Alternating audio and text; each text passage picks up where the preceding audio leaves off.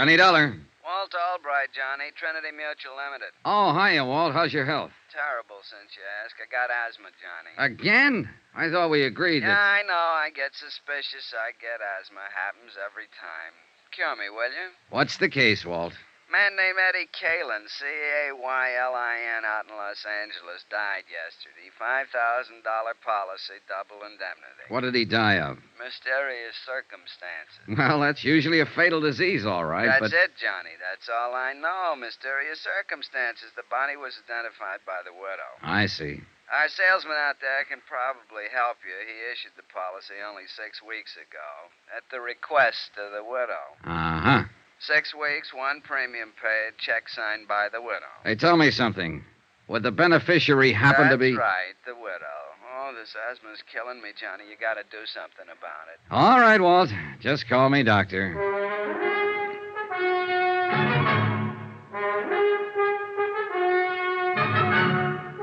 Tonight and every weekday night, Bob Bailey in the transcribed adventures of the man with the action-packed expense account, America's fabulous freelance insurance investigator. Yours truly, Johnny Dollar.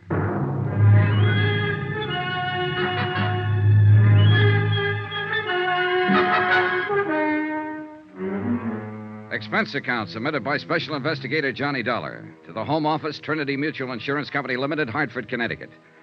The following is an accounting of expenditures during my investigation of the Kalin matter. Item 1, $198.20, airline fare and incidentals, Hartford to Los Angeles.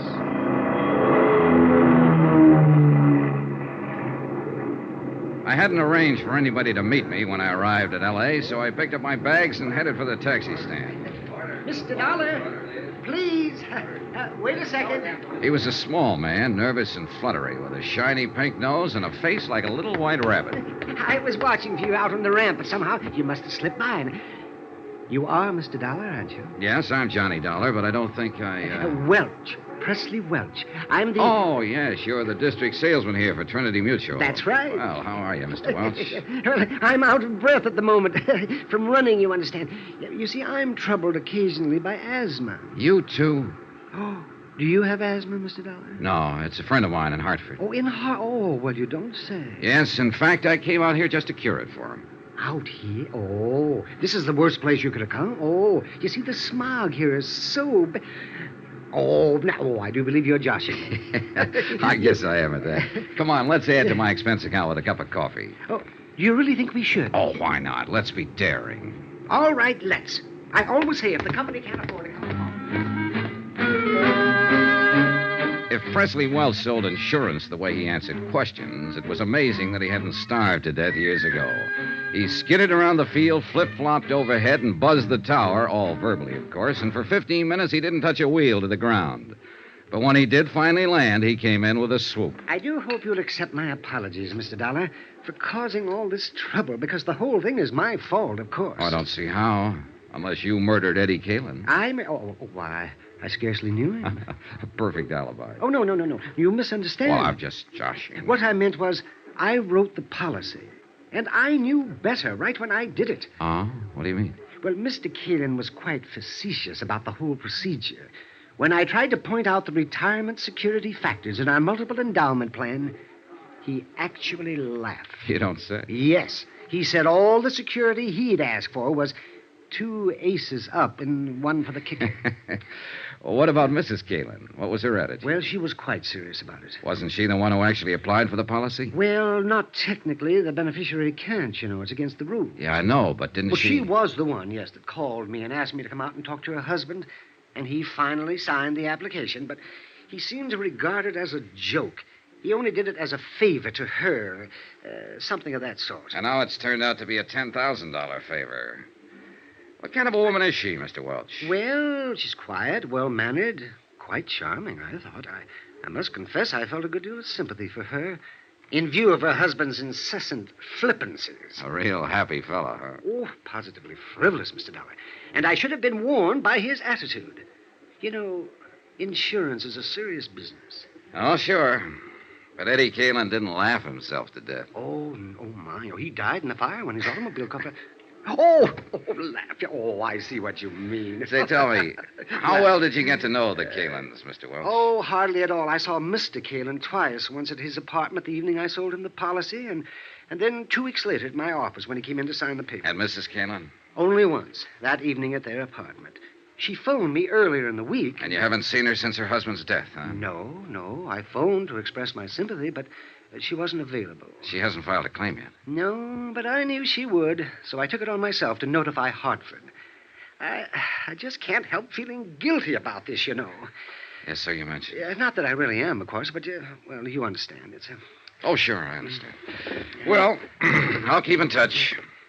Watch out for comedians, Mr. Welch. Watch out for who? Oh, comedians, watch out.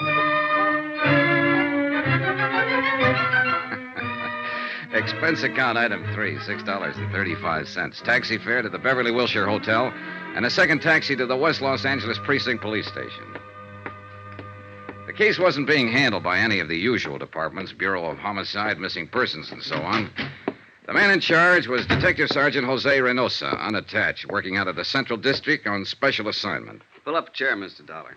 When I talked with him in his office, Reynosa told me the reason for it. Yeah, it's a funny deal, Mr. Dollar. The facts in the case could point a lot of different ways. But the way it stands right now, they just don't add up in any direction. At least not quite. Do you mind filling me in on some of those facts, Sergeant? Yeah, I'll be glad to.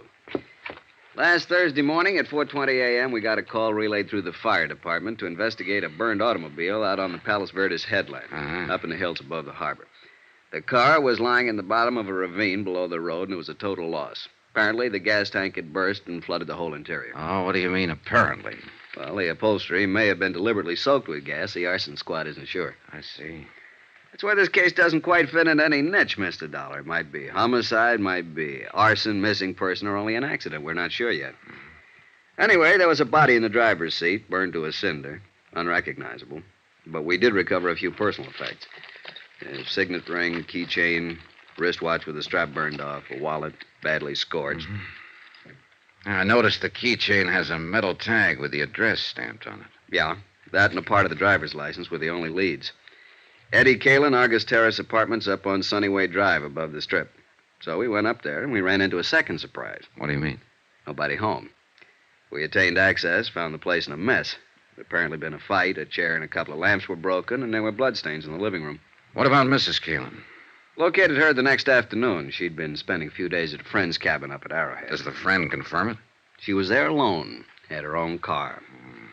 Yeah, she might have come back to town that night, but we got nothing to prove it. Or disprove it. Right.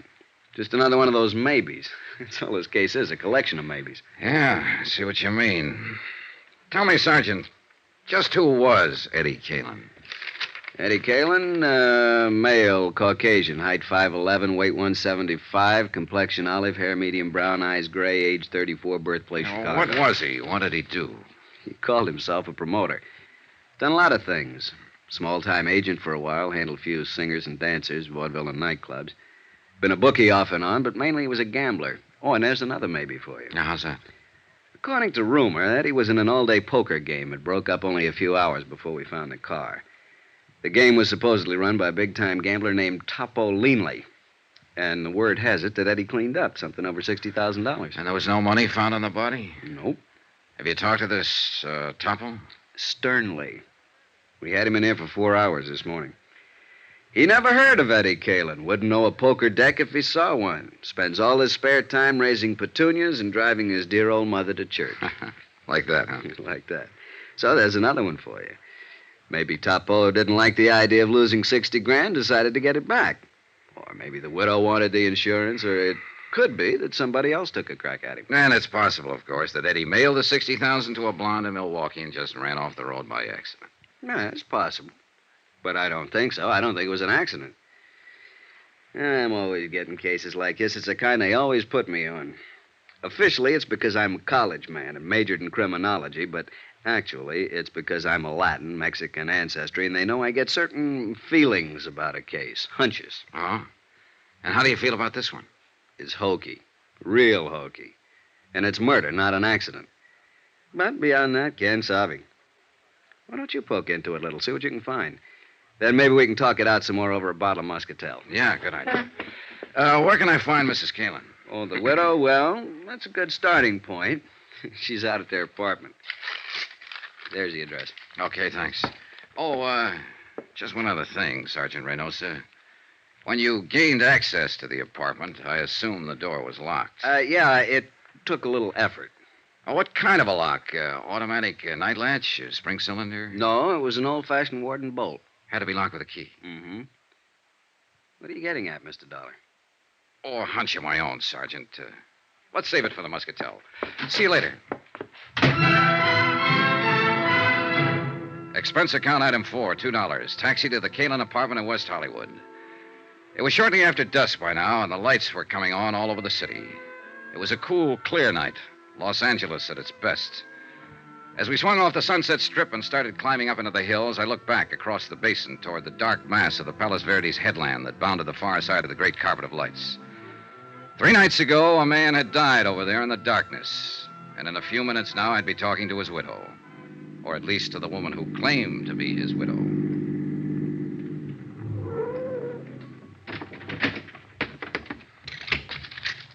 Keep the change. The Argus Terrace apartments, like most of them in that section, sprawled up the hillside above the street.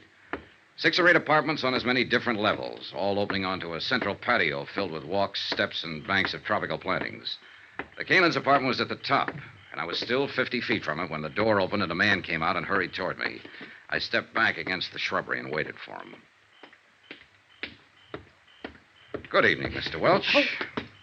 Oh, my. Oh, it's you. Your second visit to Mrs. Kalin? Second? Oh, yes. Yes, it is.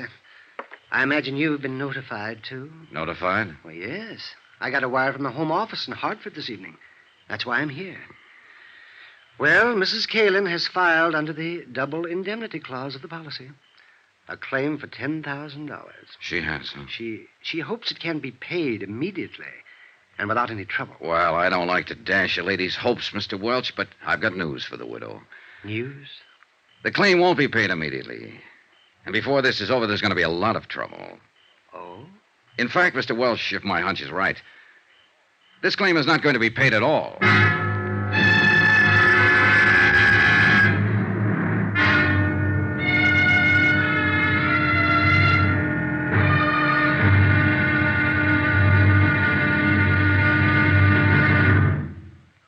Now, here's our star to tell you about tomorrow's intriguing episode of this week's story. Tomorrow, a lovely girl lies, cries, crosses her heart, and hopes to die. And a killer fires from the dark. Join us, won't you? Yours truly, Johnny Dollar.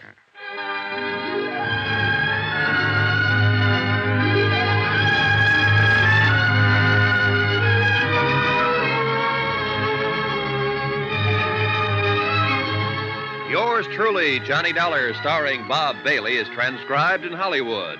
Written by Les Crutchfield, it is produced and directed by Jack Johnstone. Be sure to join us tomorrow night, same time and station, for the next exciting episode of Yours truly, Johnny Dollar. Roy Rowan speaking.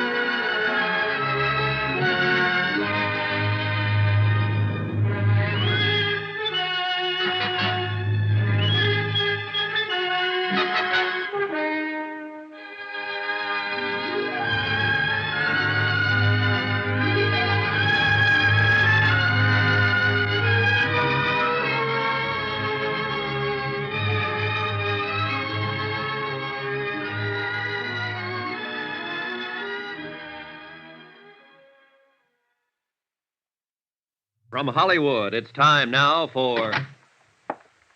Johnny Dollar, Mrs. Kalin. I think Mr. Welch told you I'd be around to see you. Oh, yes. You're the special investigator the insurance company sent out. That's right. Mind if I come in? All right, Mr. Dollar. Thanks. In through here. Your company didn't waste any time, did they? Sending you out here, I mean. No more than you did in filing your claim. I have a right to it. With Eddie gone now, I need the money. I see. Sit down. Thanks.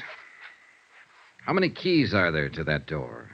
Keys? What do you mean? Your front door. How many keys do you have? Just one. Of course, Eddie had one. Why? What difference does it make? Just about enough difference to hang somebody. Cigarette, Mrs. Kalin?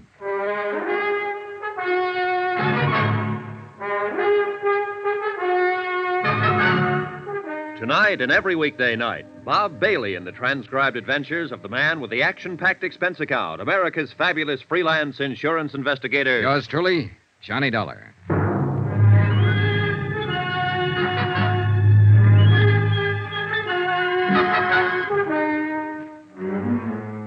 From Special Investigator Johnny Dollar, location Los Angeles, to the Home Office, Trinity Mutual Insurance Company Limited, Hartford, Connecticut. Assignment, the Kalin matter. Expense account continued. That's quite a dramatic statement, Mr. Dollar. Are you prepared to name that somebody who may get hanged? Not at the moment. Could it be that you don't have a name? That's possible, of course. That you're just fishing, so to speak? Bluffing? Now, why would I do that with you? I don't know, frankly, but you must have come here for some reason. Yes, I wanted to ask you a few questions. And you'd be smart to answer them, under the circumstances. What circumstances? The only one I know anything about is the tragic one of losing my husband only 3 days ago. You have my sympathy, Mrs. Kalin. Sergeant Renosa questioned me for hours. There's nothing more to answer. Will you go now, please? All right, if you say so. Your unwillingness to cooperate will undoubtedly prejudice your claim for the insurance. That's all you care about, isn't it? Finding some excuse for not paying off the policy. Now, wait a minute, Mrs. Kalin. I'm not crooked, and neither is the company. If a claim is legitimate, they pay it, always. I'm sick of being under suspicion, of being accused. I'm not accusing you of anything. All I'm after is some information. And if you refuse to give it... Good night, Mrs. Kalin. No, wait. Wait, Mr. Dollar. Yes? Don't go. Come back, please. I'm sorry. I've been under such a strain, on edge. Forgive me. That's all right. Forget it. I didn't mean what I said, but I've answered so many questions. And to go through all of it again, well, it seems so pointless. Yes, I understand. But I've found that people say things to me sometimes that they forget to say to the police. They're more relaxed, I guess. Don't feel they're on the spot so much. That's true. But I thought it was just me. No, you're not alone. I remembered something like that after I talked to Sergeant Renosa. He wanted to know where Eddie hung out mostly, bars and so on. I could only think of two. What are the names of the bars, Mrs. Kalin? The Eloise on Beverly Boulevard and the Brass Monkey Inn down on the Strip. What difference does it make? Eddie wasn't killed in a bar. No, but he probably met people there, talked to them. You see, it's a matter now of trying to reconstruct his life, step by step, right up to the moment he died. You'd be surprised how much bartenders see and hear. And remember. I suppose they do. All right, Mr. Dollar. I'll be glad to answer any questions you want to ask. Good. One thing, though. I wasn't expecting visitors, of course, and I wonder if I could have just 5 minutes to change and freshen up a little. Oh, well, that's unnecessary. I won't be here long. But I'd feel better, really. Do you mind? No, of course not. Go ahead. I'll be right back. Pour yourself a drink, Johnny.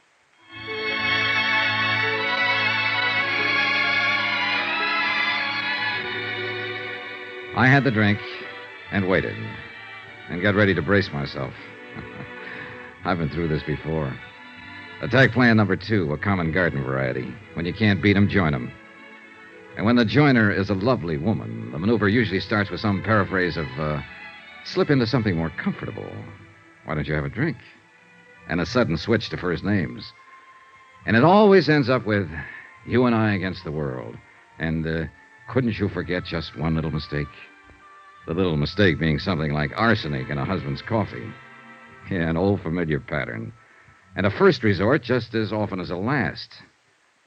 She was gone 20 minutes, not 5, but it was time well spent. A carefully casual touch with the hair. Makeup skillfully softened. Perfume. And one of those frothy nylon jobs designed for that special evening in. Bugle call, charge.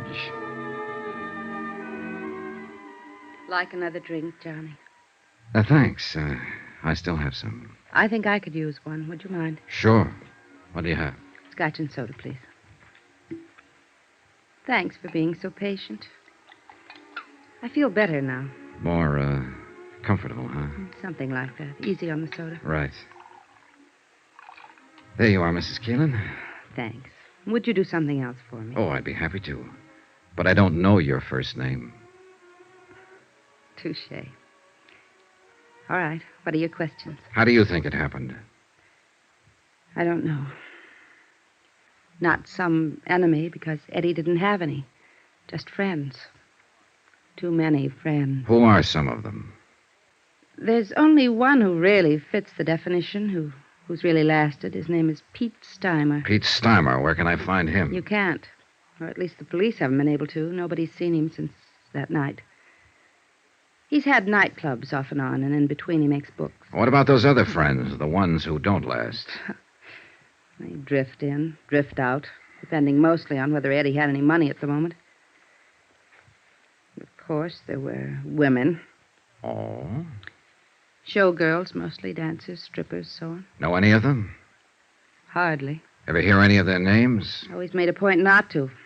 Otherwise, I'd have killed him long ago. Did you kill him, Mrs. Kalin? No. Did you love him? That's a good question.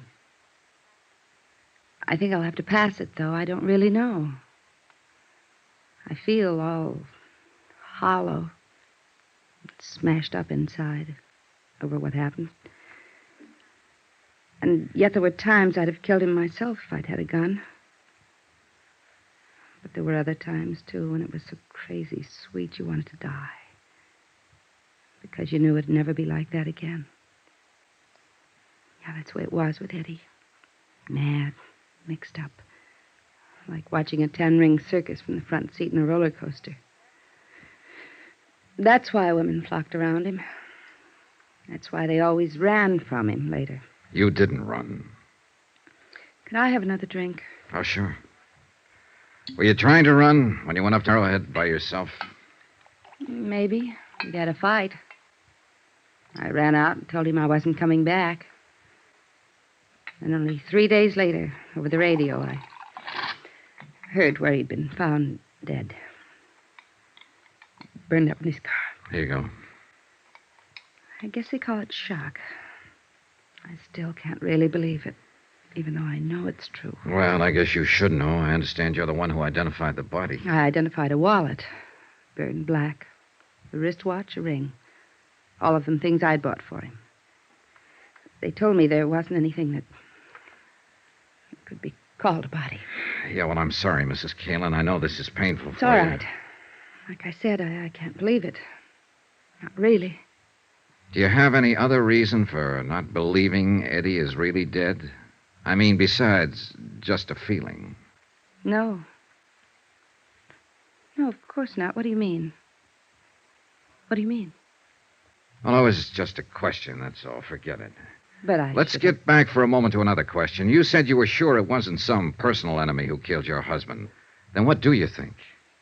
Well, the same as the police, I guess. They said Eddie won a lot of money that night from some gambler named Topo Leanley. You don't know this Topo Leanley, huh? No, but I suppose that's why Eddie was killed. The money wasn't found, so I guess it was robbery. Did you know about the money? Well, it all happened while I was up at Arrowhead. Anyway, if Eddie ever had any money, I'd be the last one to know about it. He always spent his money where it would show, where he'd get something for it. Laughs, bells, whistles, balloons going up. Not at home. Never. Yeah, I'm well, sorry. Forget I said that. I hate women who sit around drooling with self-pity. Like you said.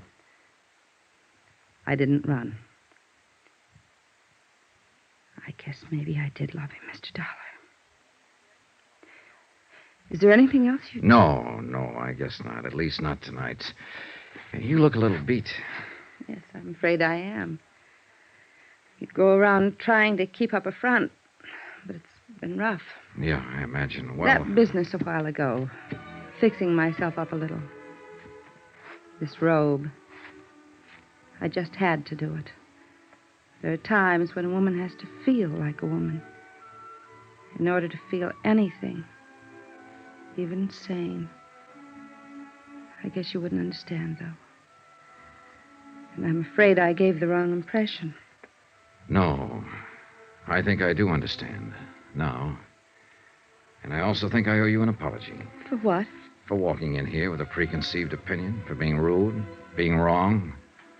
I'm sorry. Forgive me. Forgiven. Forgotten. And come back again, please. Regardless. I might, on one condition. Yes? Your first name. Would you mind? It's Lila. Thanks, Lila. Good night. Good night. I caught a flash of movement from the corner of my eye and whirled around just in time to see somebody slip off the corner of the terrace and edge into the shadows of the shrubbery. I stepped off the porch and moved toward the dark hedge of banana and scrub palm. I was watching for a sudden attack, but nothing happened. Then I heard a slight sound on the next terrace level up the slope, a rustle of bushes, an accidental scrape of a shoe on the cement walk, and I slipped along the walk. I stopped at the head of the steps and listened. Nothing. The only way out of the patio to reach the street was to come past me. I started searching. But even though I was on guard, when the attack came, it caught me off balance. All I could see was a dark shape and the glint of metal in an upraised fist. I grabbed the arm and twisted and drove my left into his stomach, and again. He rolled to his knees and raised his right hand, and again I saw the glint of metal. I jumped for him, grabbed his hand, twisted it back, and at the same time I swung my foot and kicked him in the jaw. Johnny! Johnny, are you all right? Yeah, I'm all right. Call Sergeant Renosa, will you, Lila?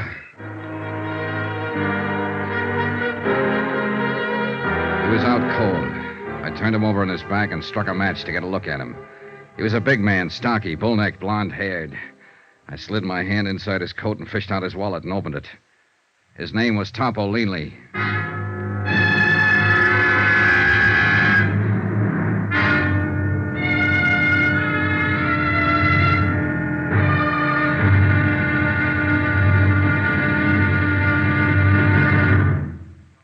Now, here's our star to tell you about tomorrow's intriguing episode of this week's story. Tomorrow, we meet a Latin doll from Santa Monica, an erudite bartender, and a terpsichorean ecdysiast.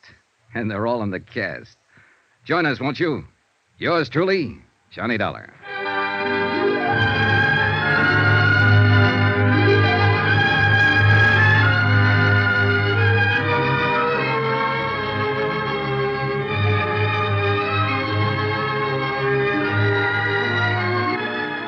Yours truly, Johnny Dollar, starring Bob Bailey, is transcribed in Hollywood. Written by Les Crutchfield, it is produced and directed by Jack Johnstone. Be sure to join us tomorrow night, same time and station, for the next exciting episode of Yours truly, Johnny Dollar. Roy Rowan speaking.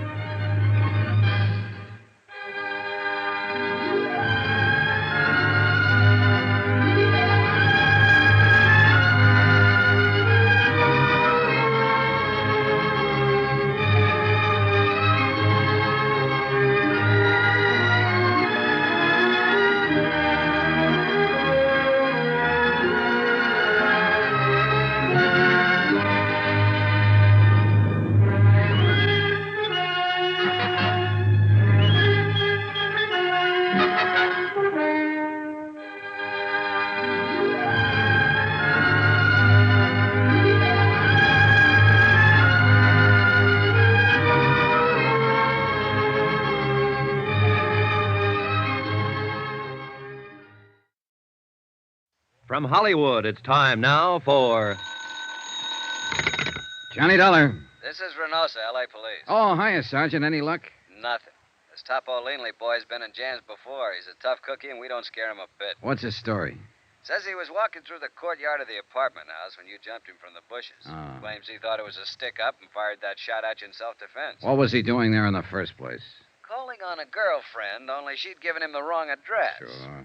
Well, we can hold him overnight for carrying a concealed weapon, but that's about all, Johnny. He'll make bail in the morning. Well, fine. Let him. Things aren't adding up, and it's got him worried. He's afraid he's being double-crossed, and he's fighting mad about it. On the loose, maybe he'll be a help to us. How?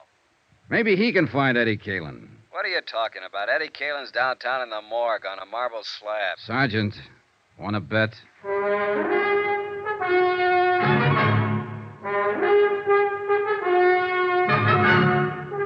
Tonight and every weekday night, Bob Bailey in the transcribed adventures of the man with the action-packed expense account, America's fabulous freelance insurance investigator. Yours truly, Johnny Dollar.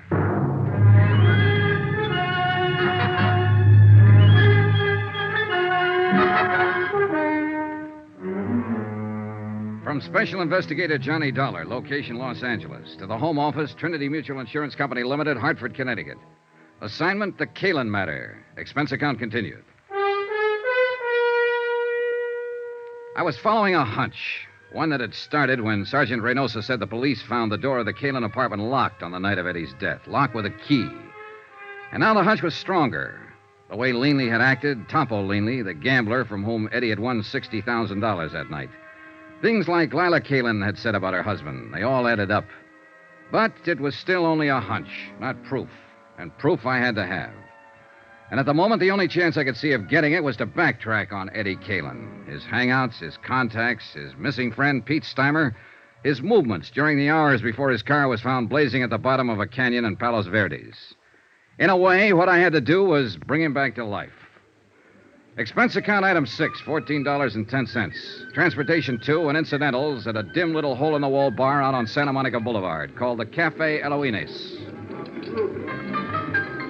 It was an out-of-the-way clip joint dedicated to the mood Caribbean, complete with palm fronds, drinks, and coconut shells, and a lovely little hostess with a beautifully developed and well-rounded Latin accent. You would like a nice table, amigo? Oh, this one's fine. But I would like a nice talk. Sit down, honey. Let's get acquainted. Well, maybe for a few minutes. My name is Pepita. Of course. What else? I'm Johnny Dollar. That's a funny name. Oh, I'm a funny guy. Will you buy me a drink? Is that the gimmick here? Gimmick? Well, what do you order? A champagne cocktail? See. For which I pay $2. It's made with 10 cents worth of sauterne. You get a $1 kickback. Isn't that the way it's played? Are you with the vice squad? No, forget it. Relax. Hey, look. I'll do better than buy you a drink. What are you doing after you're through here? No dates. When I quit work here, I go straight home, amigo. And I live with my mother. Oh, well, that's a very good arrangement. Cheaper that way for both of you. But here's $10. What I want from you is some information. About a customer who comes in here a lot, or used to anyway. Eddie Kalin. You know him? You are not the police, or you would not give me $10 just for talking. Sure, I know Eddie. What you want to know about him? When did you see him last? On Thursday, the day before he was killed. How did he act? What did he say? Anything out of the ordinary? Oh, he said he loved me madly, passionately, devotionally. And if I do not love him too, he will kill himself. Just like ordinary. He was lying, of course. But he always was such exciting to listen. Then he buy me champagne cocktail and borrow from me the money to pay for it. Quite a boy. Que hombre. He was, how you say, he was the most. Yeah. How long was he in here that night? Quien sabe? 1 hour, perhaps? By himself? No. With his amigo, with Pete. Pete Stymer, huh? Si. Have you seen Pete since then? No. I do not think nobody has seen him. What do you think's happened to him? Who knows? Maybe he is too sad for Eddie dying. So he is hide out someplace all by himself. Well, it's a theory. Did Eddie seem worried that night? No. Scared? No, not scared. Nothing special on his mind, apparently. No, just like always. Just like Eddie. You know. No, I never met him. Oh? Then why you ask this question? Oh, just a routine business matter. What about women? Women? Yeah, other girlfriends of Eddie's. And next to you, of course. Oh, next to me. With Eddie, every girl was first. Well, what about the nightclub here? Any of them come in here, work here? Oh, Eddie was too smart for that. In each one place, only one girl. That way, no trouble. Eddie was smart. Yeah, he was the most. See. What about girls in other places around town? Do you know any of them? No, I do not know any, but... But you've heard rumors. Well, there is a place which is called the Brass Monkey. Ah, yeah. They have girls there which how you say it, they take off some clothes and go jump around with the music. Strippers? Well, strippers.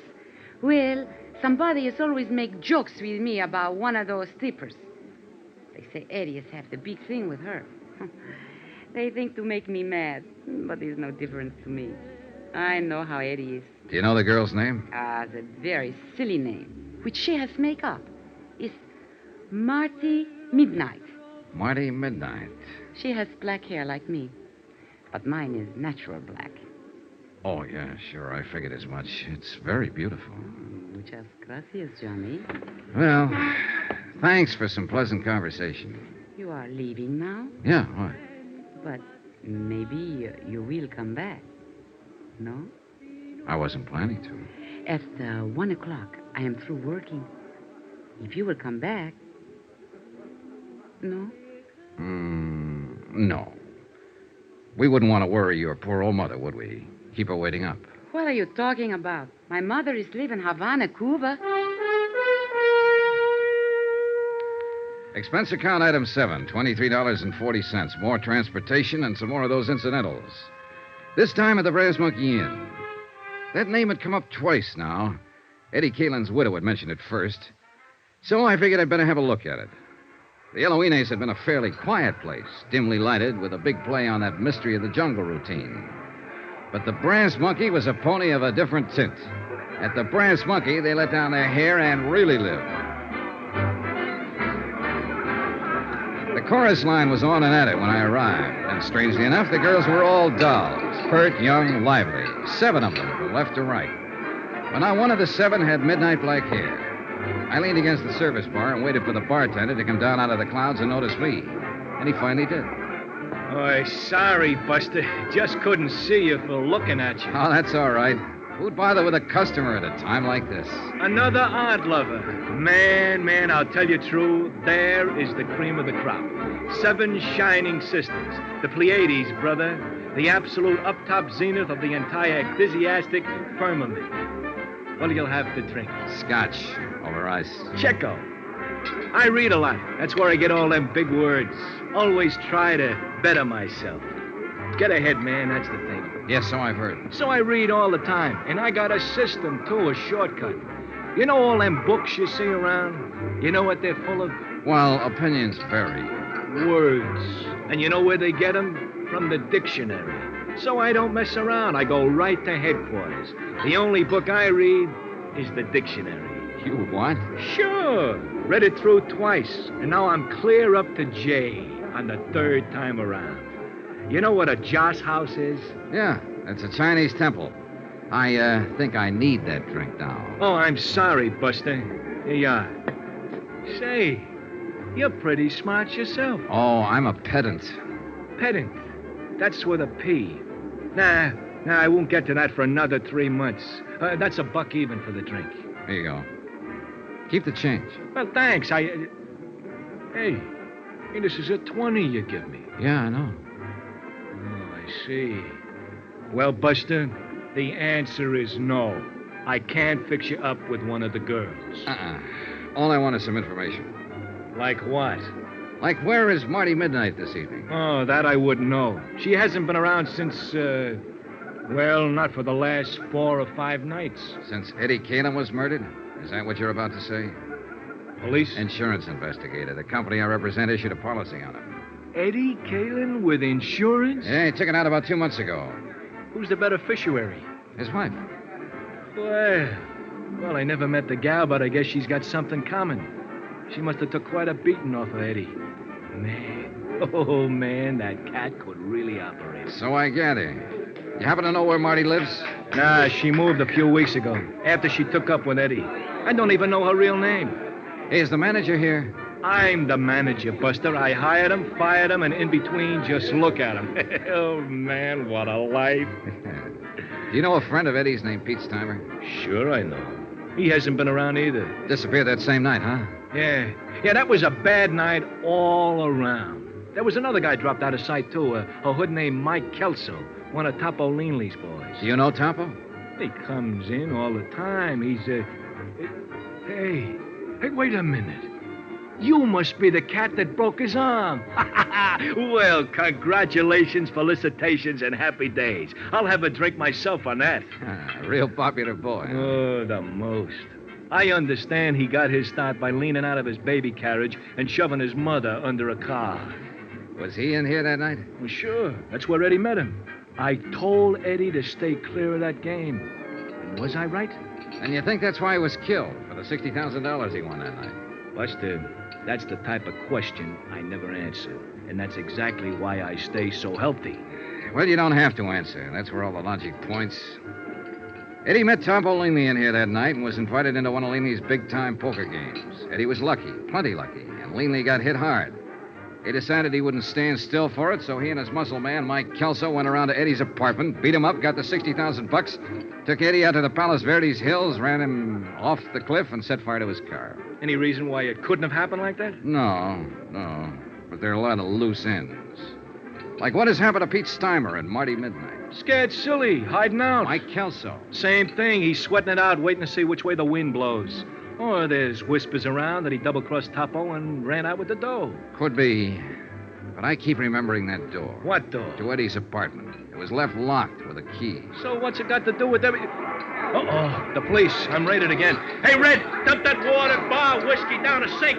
Jackie, get back there and tell the girls to cover up. Now, take it easy, you cats. Just keep your seats. Everything is copacetic. Relax. It's not a raid. That's Sergeant Renosa. He's handling the Kalin case. Buster, a cop's a cop no matter what he's handling. Now, shake it up, Red. Turn on that water in the sink and dump it all in. What the devil are you doing here, Johnny? Having a drink? What's up, Sergeant? I'm looking for a girl who's supposed to work here, named Marty Midnight. So am I. What's your reason? Suspicion of murder. What? The guy was killed in her apartment about an hour ago. The neighbors heard the shots. And it's real crazy, Johnny. It just can't be, but it is. We got a fast check on the fingerprints. You know who the guy was? Sure. It was Eddie Kalin.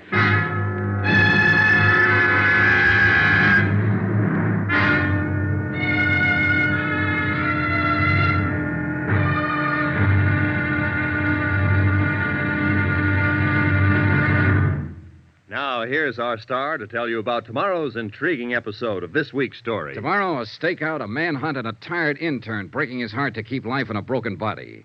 Join us, won't you? Yours truly, Johnny Dollar.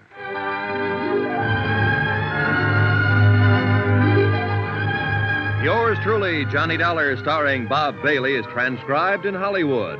Written by Les Crutchfield, it is produced and directed by Jack Johnstone. Be sure to join us tomorrow night, same time and station, for the next exciting episode of Yours truly, Johnny Dollar. Roy Rowan speaking.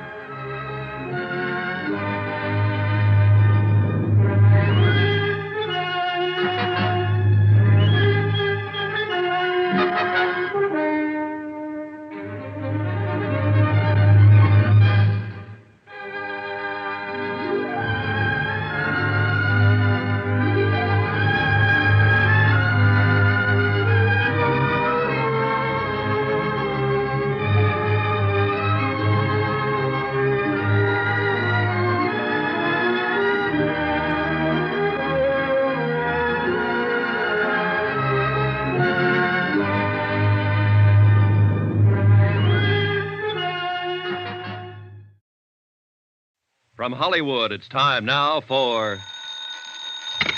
Johnny Dollar. Johnny? Well, that's strange. Is this Mrs. Kalin? Lila? Yes, someone from the police department asked me to call Sergeant Renosa at this number, but I didn't... Yeah, Reynosa was trying to reach you, but your phone didn't answer. Well, I was just letting it ring. I was trying to get some sleep. Then the officer came by. Where are you, Johnny? What's happened? We're at the apartment of a girl named Marty Midnight. Ever hear of her? No, why? Lila, you better brace yourself, honey. You've got another shock coming. Shock? What do you mean? Your husband didn't die in that burning auto? Eddie's alive? No, not now. He was shot to death an hour and a half ago here in Marty's apartment. Who did it? I don't know yet. Hang on to yourself, and I'll come by and see you as soon as I'm free here. Will you, Johnny, please? Promise.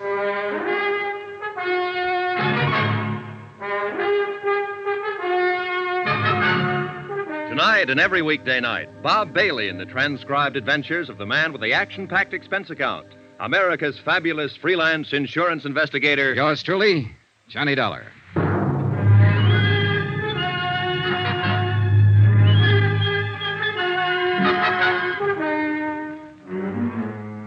from Special Investigator Johnny Dollar, location Los Angeles, to the Home Office, Trinity Mutual Insurance Company Limited, Hartford, Connecticut.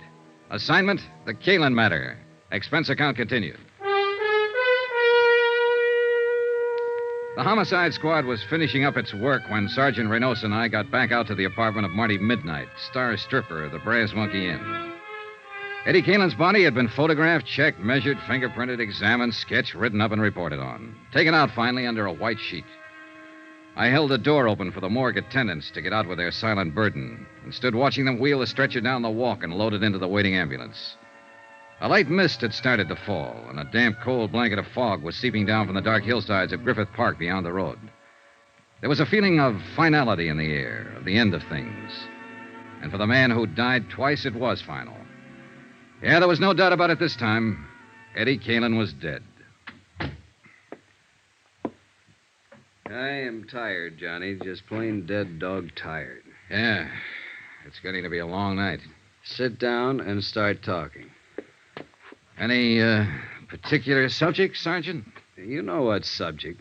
You weren't surprised when you heard Eddie Kalin had been alive all this time that it wasn't his body in the wrecked car out in Palos Verdes. How come, Johnny? Why weren't you surprised? Because I was expecting it. Why else? No, you got to do more talking than that. Well, it started with a hunch. And the hunch started when you told me you found the door of Eddie Kalin's apartment locked when you went there that night he was supposed to have died. Yeah, I know. Locked with a key. You mentioned that, but... Well, that was the important part. If it had been a door with a night lock or a spring latch that snaps when you pull it shut, it wouldn't have been anything. It still doesn't, as far as I'm concerned. All right, look. There was evidence there'd been a fight in that apartment that night.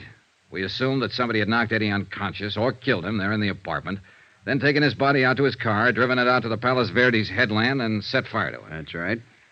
Then at the time that somebody left the apartment, the heat was on. Mm-hmm. They had a body on their hands. Maybe someone had heard the fight, called the police. They had to get out fast. Yeah, sure, but... Under those circumstances, can you imagine anybody taking the time to go through Eddie's pockets to find his door key and bothering to stop and lock the door behind them?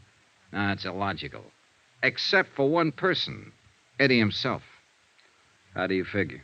With him, it would be just a matter of habit, locking the door as usual when he left home. All right, Johnny, I see your point. Then how do you call the play that night? About the way we were tagging it, up to a point. Eddie won $60,000 in that poker game with Topo Leanley. He went home, either alone or with that friend of his, Pete Stymer. So Topo had no intention of taking that kind of a loss. So he sent his trigger man, Mike Kelso, to recover the money. The fight was between Eddie and Mike. Only Mike was the one who lost, not Eddie. Then you figure Eddie put Mike Kelso's body in his car and drove it out to Palos Verdes and set fire to it? Sure, with Pete Stymer's help, probably. Well, it's possible. The body was practically destroyed. All we had for identification was the wallet, watch, keychain, and so on. They could have been planted. I think they were. It was a sudden idea, spur of the moment. But Eddie was ripe for it. There he was, with $60,000 in his pocket, but a dead man on his hands. And as far as his wife was concerned, I think the chance of shaking her and not sharing the money was just an added inducement. So he and Pete arranged for the body to be identified as his, and Eddie just disappeared. And holed up here in his girlfriend's apartment. Why not? He and Pete both. Apparently, the three of them were planning to jump the country, judging by that forged birth certificate you found in there on the breakfast table. Only it didn't work out that way. Well, Eddie's dead. Really dead now. Pete and Marty have disappeared again, and the $60,000 is missing. Find them, and you find the money. Johnny, it sounds like the same old story. Big money, big temptation, and a falling out among friends. That's the most likely. Of course, there is one other possibility. What's that? Topo Leanley. Was he out? Yeah. How come? It's a rough combination, Johnny. Good lawyer on his side and a poor case on ours. He was sprung 2 hours before the neighbors reported the shooting here, the anonymous neighbor. Well, it could be, then. But I'm still betting it was Pete Stymer or Marty Midnight. I'm not betting anything anymore. The way things stand now, it's anybody's guess.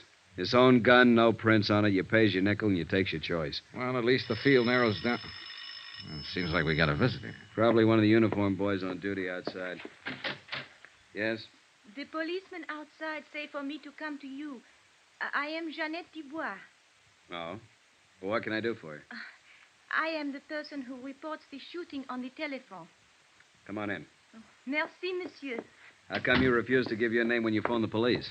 You are Captain? Sergeant Renosa. This is Johnny Dollar, Miss Dubois. Oh, he is also police? He's working with us on this.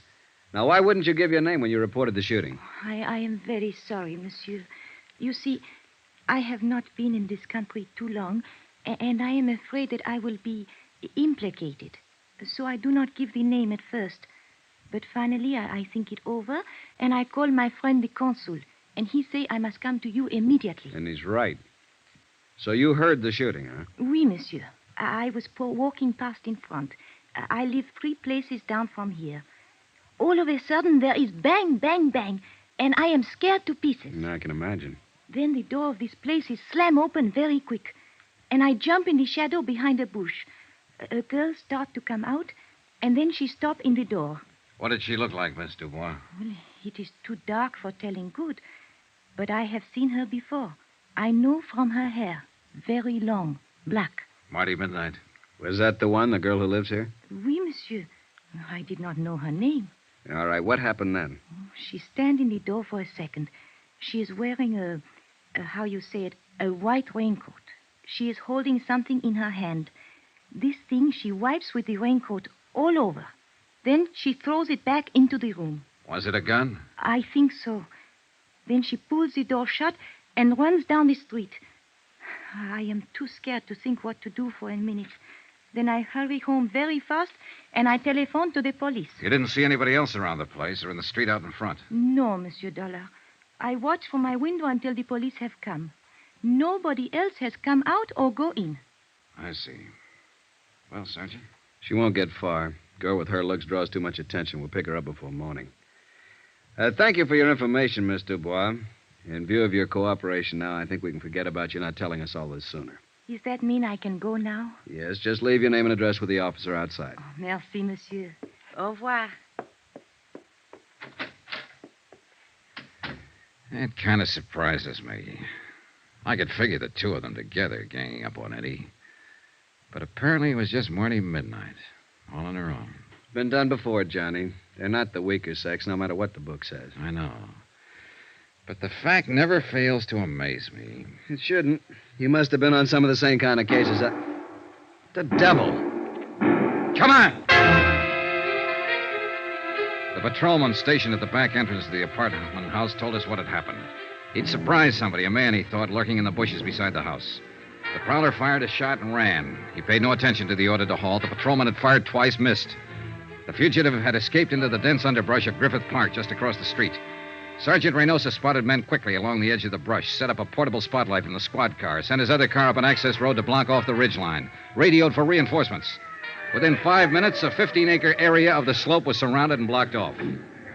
Well, what do you say, Johnny? Shall we go in after him? Yeah, looks like we'll have to. He seems to be the shy type. Call it. Who do you think? I'm putting my money on Topo Leanley. Good bet. Let's go.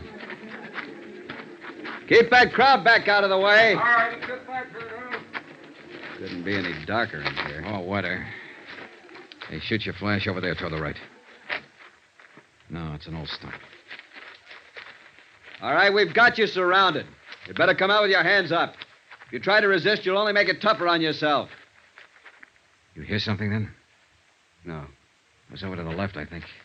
Let's take a look. Watch yourself, Johnny. He's thrown lead once already. Yeah. There. Back of that tree. Hold your flash steady. There. I see. Come out with your hands up. It's your last chance, I'm warning you. Got no choice, Johnny. He's down. Come on, Sergeant.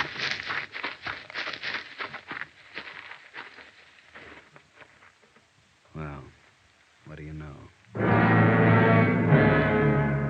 It wasn't Topo Leanley. It was Eddie Kalin's friend, Pete Stymer.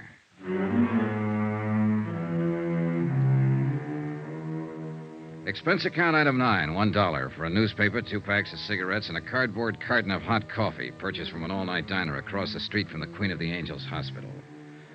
I took them up to the police emergency ward, room 612, pulled a chair up in front of the window, and sat down to wait. Pete Stymer was still unconscious. Still hadn't been able to speak a word since he dropped to the ground with Sergeant Renosa's bullet in his chest. So I waited. Outside, the cold mist was still coming down steadily. The night was pretty far gone. It was less than 3 hours before dawn. A nurse sat silently beside the bed. The only sound in the room was the hoarse, slow breathing of the wounded man.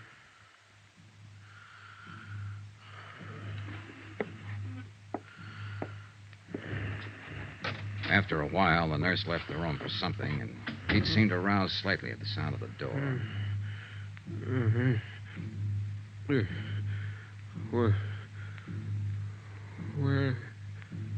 Where am I? Take it easy, Pete. Don't try to talk. Eddie. Is Eddie here? No, he's not here. He ought to be here. It's always been like this. Relax now. It's all right. Eddie always runs out and leaves somebody else to Easy now, easy. somebody else to face the music. Pete?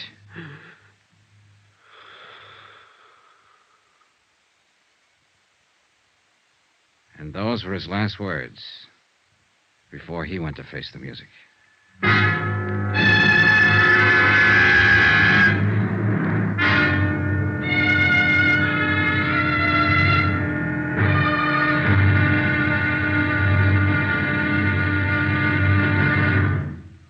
Now, here's our star to tell you about the final intriguing episode of this week's story. Tomorrow, a quarry run to earth, a strange alibi, and a shocking twist at the wind-up.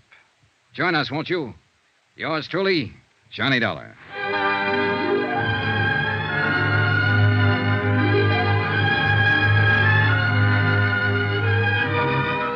Yours truly, Johnny Dollar, starring Bob Bailey, is transcribed in Hollywood. Written by Les Crutchfield, it is produced and directed by Jack Johnstone. Be sure to join us tomorrow night, same time and station, for the next exciting episode of Yours truly, Johnny Dollar. Roy Rowan speaking.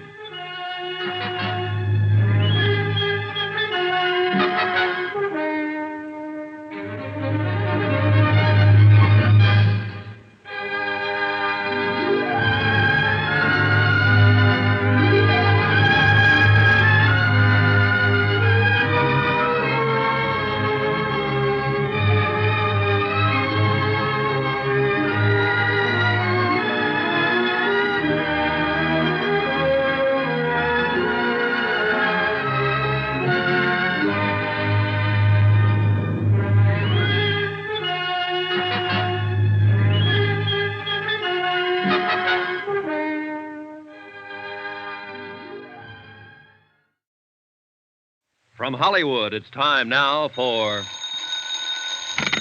Johnny Dollar. Sergeant Renosa, Johnny. Oh, I was just going to call you. Has he talked yet? Pete Stymer is dead. When? A few minutes ago. He almost regained consciousness for a few seconds, and that was all. There's no chance to question him. It's too bad. Yeah, he might have been able to clear it up for us. I think maybe it is cleared up, Johnny, or will be at least in the next hour. What do you mean? We picked up Marty Midnight When? Where? a few minutes ago at the bus depot with a ticket for San Diego in her hand. I haven't talked to her yet. They're holding her downtown headquarters. Why don't you meet me there? Fine, right away. Looks like the wind-up, Johnny. I hope so. I really hope so.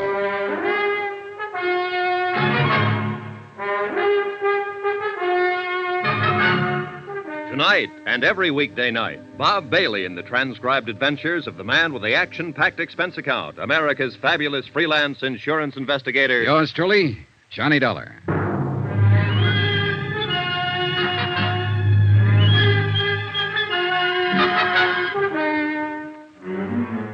From Special Investigator Johnny Dollar, location Los Angeles, to the Home Office, Trinity Mutual Insurance Company Limited, Hartford, Connecticut. Assignment, the Kalin matter.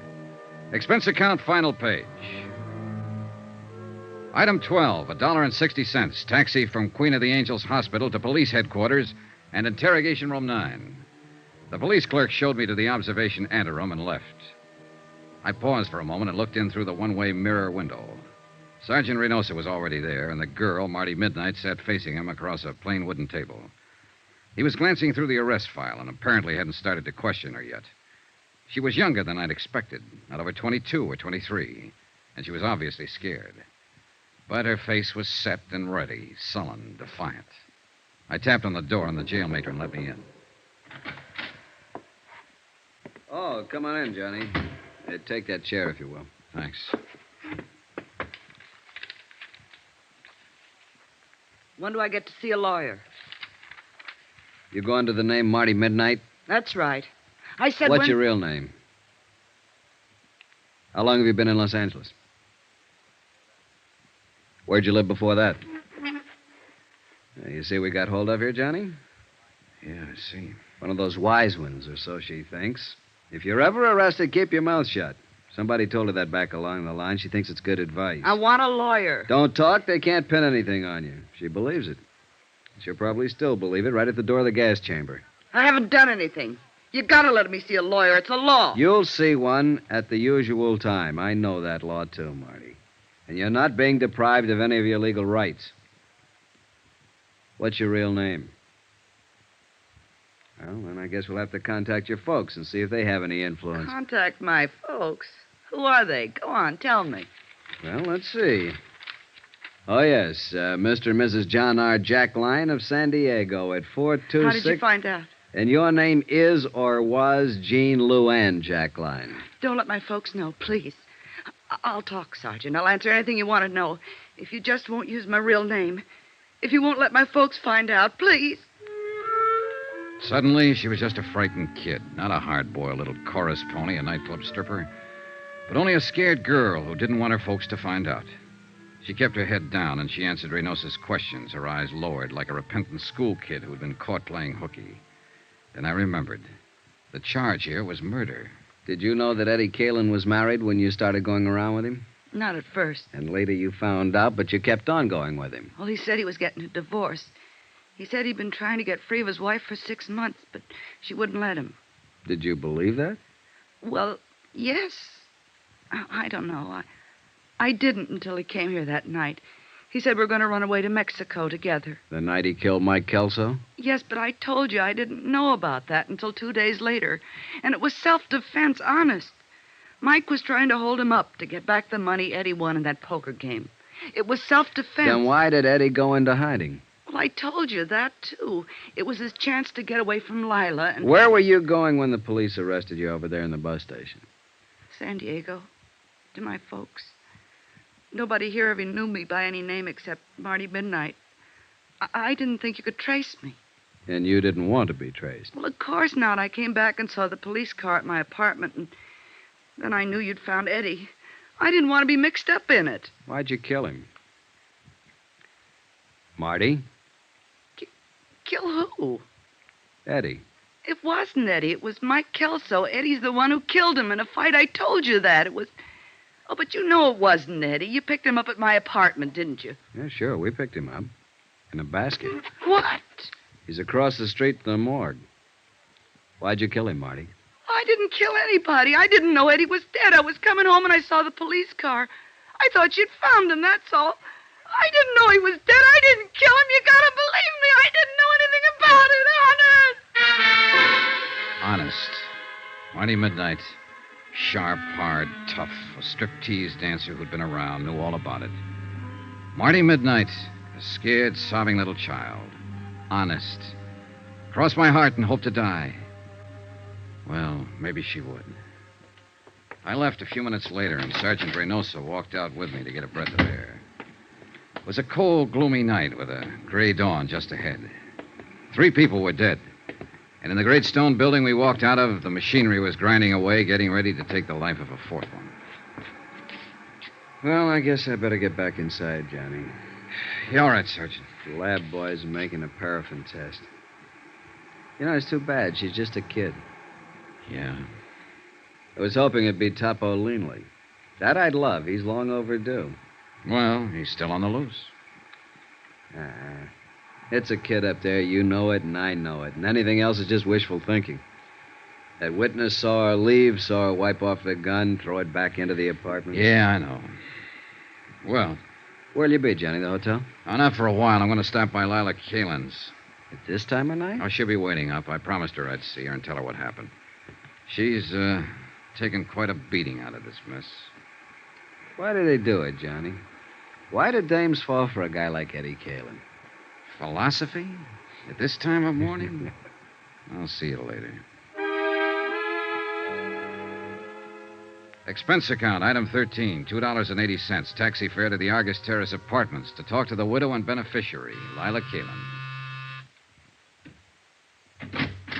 Oh, Johnny, come on in. Thanks, Lila. I've been sitting in here in front of the fireplace all night long. I'd almost given you up. Well, a lot of things happen. Man, I'm really beat. Coffee or a drink? Coffee, I guess. Black. Is it all over now, Johnny? Well, it amounts to that. They've apparently got the killer. Who? That girl he was hiding out with, Marty Midnight. She's a striptease dancer. Why?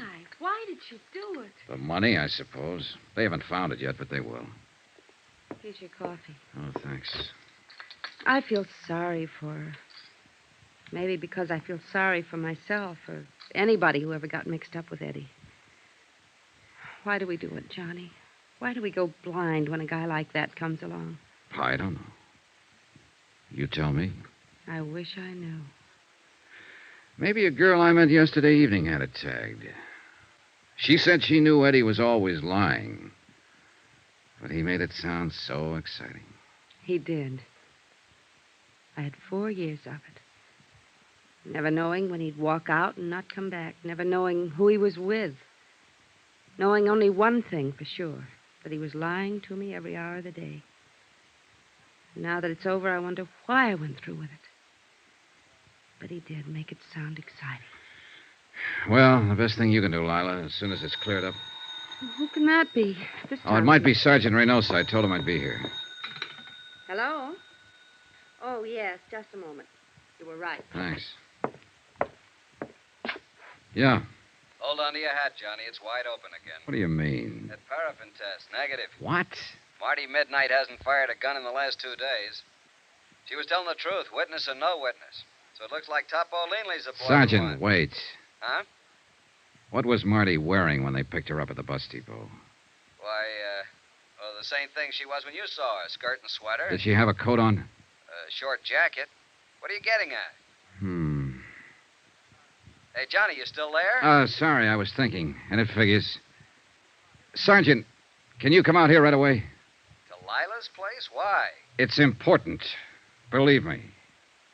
All right, Johnny, right away. What was it, Johnny? Lila with the coal black hair. It's beautiful. Well, thank you, Johnny. Pepita has black hair, too. And Marty Midnight. Eddie only liked dark-haired girls. But Marty didn't have a white raincoat. I'll bet you do, though. What? Where is it? Here in the closet? Johnny, Uh-huh. what's this all about?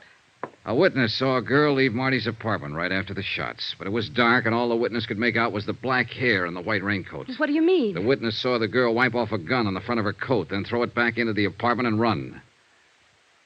There are smudges on your raincoat, Lila. It's grease off the door of the car. Supposedly, you haven't been out of this place since I talked to you yesterday evening. But it hadn't started to rain then, and the coat's damp. Why did you kill him, Lila? You're out of your mind, Johnny. It's no use, honey. Renosa's on his way out here. They'll make a paraffin test and prove you fired a gun. They'll probably dig up the taxi driver who took you out there. They'll search the place here, find the money. Was that it? The money? Was that why you killed him? No. I didn't mean to. When I went out there. Yesterday evening while I was talking to you, I suddenly wondered if it might not have been somebody else's body in that car. I knew about Marty Midnight, of course. I knew about all of them. After you'd gone, I went out there. Waited until I saw Pete Stymer leave. Finally, Marty. And I forced my way in. So? And Eddie was furious. We argued and fought. Eddie drew a gun on me. He threatened me. We struggled. So that's going to be your pitch, huh? A plea of self-defense. That's it, Johnny. Self-defense. Well, good luck. You'll need it.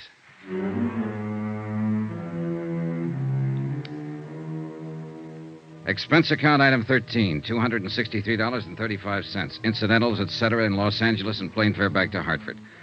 Expense account total, $596.85. End of expense account. End of report. Remarks? So the question still stands. Why do they do it? Why do girls go blind when the Eddie Kalins walk in? You might ask a stripteaser down in San Diego. But don't look for her under the name of Marty Midnight. She's Jean Luann Jackline now, a quiet kid. Lives at home with her folks. Yours truly, Johnny Dollar.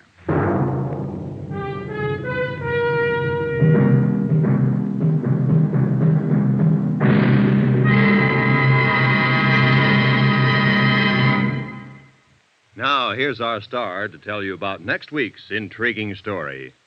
Next week, the case of a beautiful girl who refuses to see the man she loves as he really is. A killer. Join us, won't you? Yours truly, Johnny Dollar.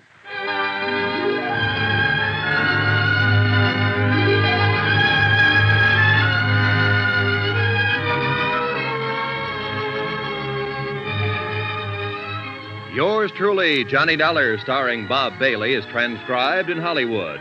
Written by Les Crutchfield, it is produced and directed by Jack Johnstone. Heard in this week's cast were Virginia Gregg, Lucille Meredith, Alma Lawton, Gloria Blondell, Howard McNear, Harry Bartell, Peter Leeds, and Byron Kane. Musical supervision by Amerigo Marino. Be sure to join us on Monday night, same time and station, for another exciting story of Yours truly, Johnny Dollar. This is Roy Rowan speaking.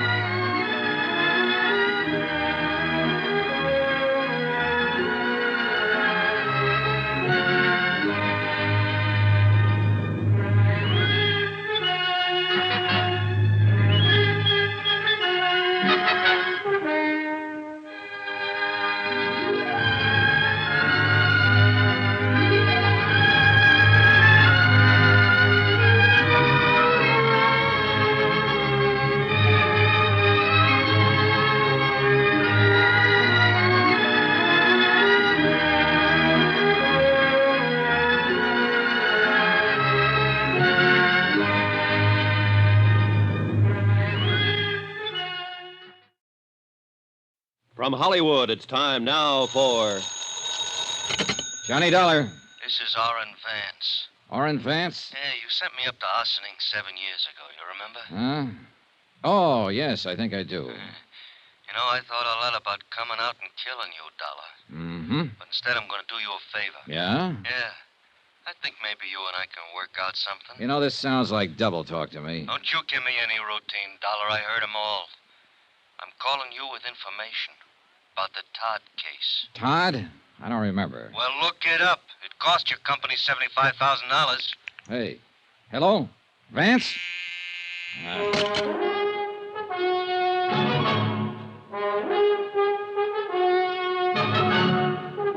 Tonight and every weekday night, Bob Bailey in the transcribed adventures of the man with the action-packed expense account, America's fabulous freelance insurance investigator. Yours truly, Johnny Dollar.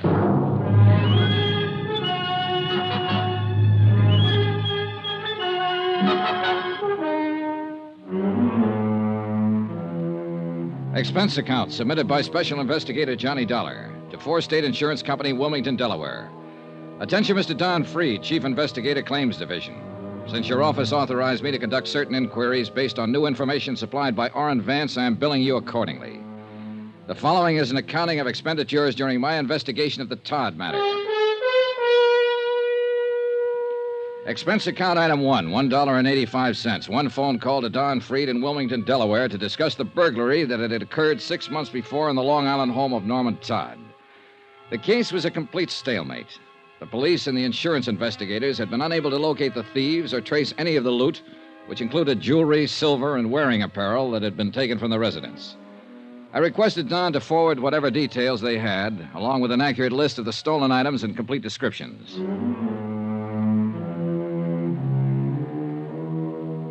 Expense account item 2, $2, cab fare. To and from the office of International Adjustment Bureau, where I refreshed my memory concerning Orrin Vance. A good look at the files, and I remembered him well. Back in 1947, he'd been involved in a well-engineered swindle of the Seaman Clothing Company. Almost got away with it. And it was my investigation and testimony that finally put him behind the bars. Hi. Huh? Vance? Yeah. Oh, hello, Dollar. You haven't changed a bit. You have. Yeah, sure I have. You took 7 years of my life away from me. Did you do what I told you to on the phone? People like you don't tell me what to do, Vance. Come on in. Oh, sure. Thanks. Nice place you got here. Yeah, I like it. Sit down. Tell me what's on your mind. Look, Dollar, don't treat me like a con, huh? Even if I am one. I'll sit down, yeah. I'll have a smoke with you. I'll talk with you. Okay. Okay, have one. Thanks. It's just that everybody's doing it. Treating me like that. Even my wife. Went over to see her the first day I got out. You know what? She wouldn't let me in the house. She gave me $40 and told me to go out and get a decent job. Work hard, she said, and in 6 months, if everything is okay and you're not in any trouble, you can come home to me and the kids. And if not, she says, I'm going to divorce you. Mm-hmm. Well, what do you want me to say? Offer me a seat. Invite me to sit down. I'm a human being, too. Sure. Thanks again. Well? Why, I thought about it a lot. You know, if you hadn't been out to get me 8 years ago, I might have had you over to dinner. Maybe we could have been friends. Yeah, maybe. Now, what's this all about, Vance? Okay. I can't get a job. I'll have to go in business for myself. I need a stake. That's why I called you. Go on. Now, did you do like I asked you to? Look up the Todd case? I called Wilmington about it. There's nothing new happening. I'm happening. That's something new. And I can help. For a price. All right, go on. But I want my name out of the picture. Could you fix that? Probably. But I'd have to talk to the police sooner or later. All I'm asking is your promise to keep my name out of it. Otherwise, it's no go. Well, tell me something about it before I make any promises, Vance. Fair enough. You got a list of the stolen items? Not yet. Won't be here until tomorrow. Now, when it gets here, you'll find it was a mink coat in that lot.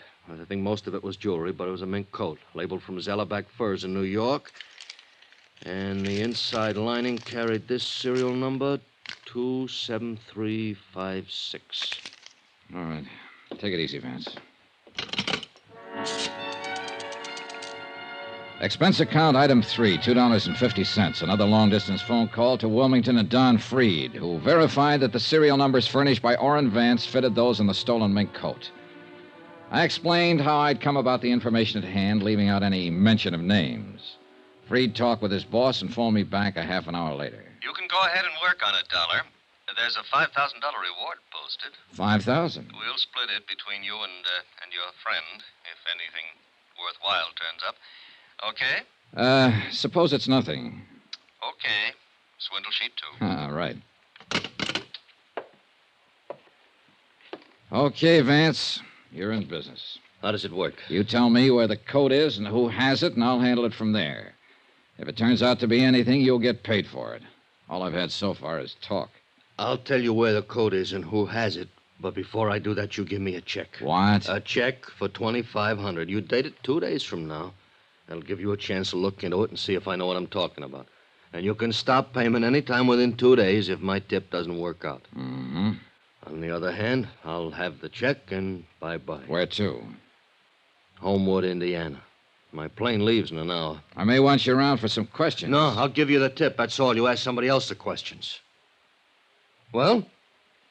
Okay. What's the matter? You afraid? Sure. Haven't you noticed? I'm a stool pigeon.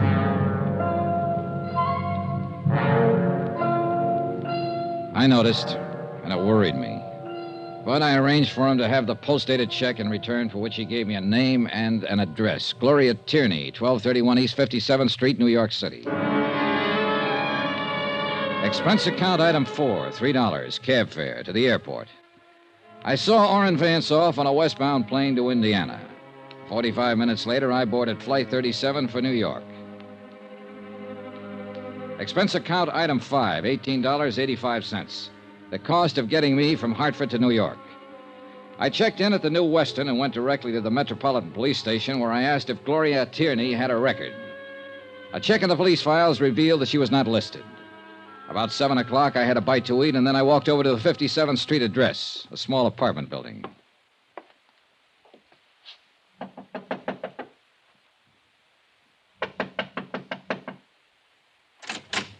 Yes? Hello. I'm looking for Gloria Tierney. Oh, you have the wrong apartments right across the hall. I was over there. No one answered. Well, she must be out. I'm the manager here. Would you like to leave your name? I'm Johnny Dollar, but I wonder if you could tell me where to find her. No, I can't, but I'll be glad to give her your name and ask her to call you. Well, that sounds fair enough. I'm at the New Weston Hotel. Oh? You're from out of town? Yes. An old friend of Gloria's? No, I'm just on business. Well, I'll tell her you came by. Good, fine. By the way, how long has Miss Tierney lived here? About a year. Why? Oh, just wondered, thank you. Johnny Dollar, New Weston Hotel? Uh-huh, that's right. Wait a minute. Here, take my card. Insurance? Sort of. The apartment house manager, it said Ethel Stromberg on the mailbox, smiled politely and closed the door. I went outside the building and took a plant across the street. I waited around for about 3 hours and saw no one go in or out of the building. I went back to my hotel. About midnight, the phone rang. Johnny Dollar. Hello, Mr. Dollar, please. I'm Mr. Dollar. You left word for me. I'm Gloria Tierney. Oh, yes, Miss Tierney. I intend to leave town, possibly in the morning, so I thought I'd better call you tonight. I hope it isn't too late. Not at all, Miss Tierney.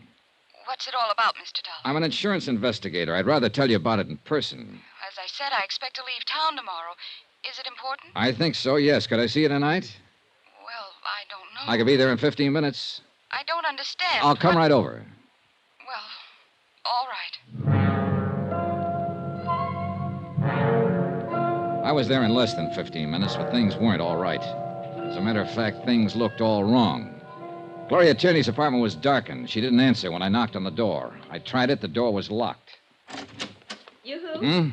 Now, look here. I don't think you have any right to bother Gloria. Oh, it's you? Hello, Mrs. Stromberg. Well, where's Gloria? I don't know. You don't know? She was waiting to meet you. Huh? Well, out here in the hallway. She came in tonight, and I gave her your message. And then she went in and called you, and then came back out and said you were coming by. Yeah, well, she's gone. Well, that's funny. Hey, tell me, did you hear anyone out here? No. Well, maybe she went down to the drugstore. Drugstore's closed. Well, yes. She'll probably show up. Yes, probably. You look worried, Mrs. Stromberg. I am. Gloria didn't seem like herself when she came in. Oh, what do you mean? Well, she was nervous and upset. I think she'd been crying. I don't know. Uh-huh. Oh, I hope she's all right. Yeah, so do I. You're sure she isn't outside waiting for you? No, I didn't see any. Well, I'll look again. Do you see her? Not a soul. Had she been drinking? No, of course not. What was she wearing, Mrs. Stromberg? Oh, she had her coat on. Her mink coat? Yes. Well, how'd you know about her mink coat? A friend of mine. I'll take a look around out here. All right. Oh, wait a minute. I'll come with you. You know, of course, she might have got... Wait a second. Look, is that Gloria? Why, yes, I think so. Something's wrong with her. Yes. The girl crossing the street in the mink coat weaved slightly from side to side. As I got close to her, I could see she was a pretty girl in her late 20s, blonde hair, dark eyes. She hardly looked up as I came up to her, just stopped and stood there, weaving slightly. Miss Tierney? Yes. Well, can I help you? I'm Johnny Dollar. Please. Oh, come on, we better go inside. Yes. What is it? He struck me. He what? He struck me. And Oh, Mr. Dollar. Here, come on. Careful now. Sure. Oh. Easy. Easy now. Thank you. Thank you very much. You okay? Yes. Look out, that car. What? That car, no! All 3 slugs had hit her, and she fell back into my arms. By the time I could reach for it and get my gun out, the black Cadillac and whoever was driving it were out of sight around the corner. And there'd been no light on the rear license plate. Oh. Easy now, easy. Mr. Dollar, those were shots. What? Mr. Dollar. Call the police, quick. But yes, right away. You know, let's see if we can... Mr. Dollar. Mr. Dollar. Don't try to talk, Gloria. Don't try to move. We'll have help here in a minute. Oh.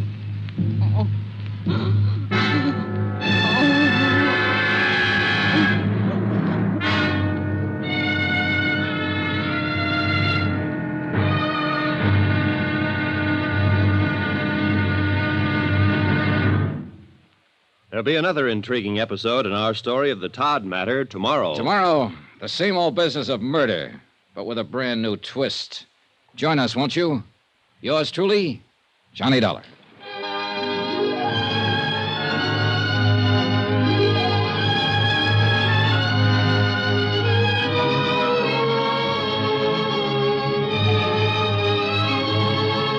Yours truly, Johnny Dollar, starring Bob Bailey, is transcribed in Hollywood. Written by John Dawson, it is produced and directed by Jack Johnstone. Be sure and join us tomorrow night, same time and station, for the next exciting episode of Yours truly, Johnny Dollar. Roy Rowan speaking.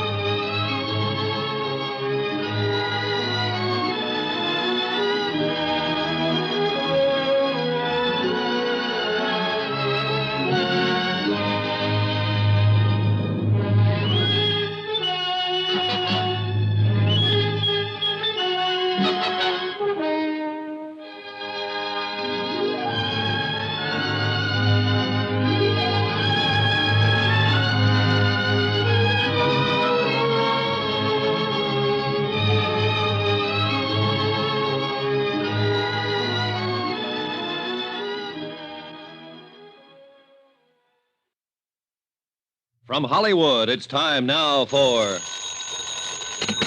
Johnny Dollar. Dan Mapes, New York Police Department, Mr. Dollar. Oh, hi. I just went over your statement to the officers who went to the scene of the shooting. Pretty rough business. Yeah. How's the girl? She hasn't regained consciousness. We've got to get on with this, Dollar. There's some questions I want to ask you. Sure. Glad to do what I can. Where can I meet you? What's the matter with right here at headquarters? Okay. Say in about an hour? Make it a half an hour. I said I want to get on with the case. Room 212, Sergeant Daniel Mapes. Okay, Sergeant. I'll be there.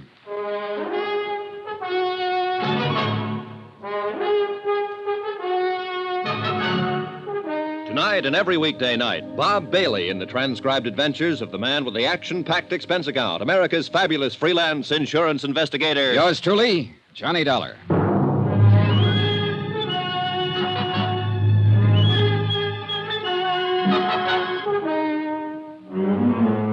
Expense account submitted by Special Investigator Johnny Dollar to Four State Insurance Company, Wilmington, Delaware. The following is an accounting of expenditures during my investigation of the Todd matter, a burglary that occurred 6 months ago, but the murder try occurred only a few hours ago.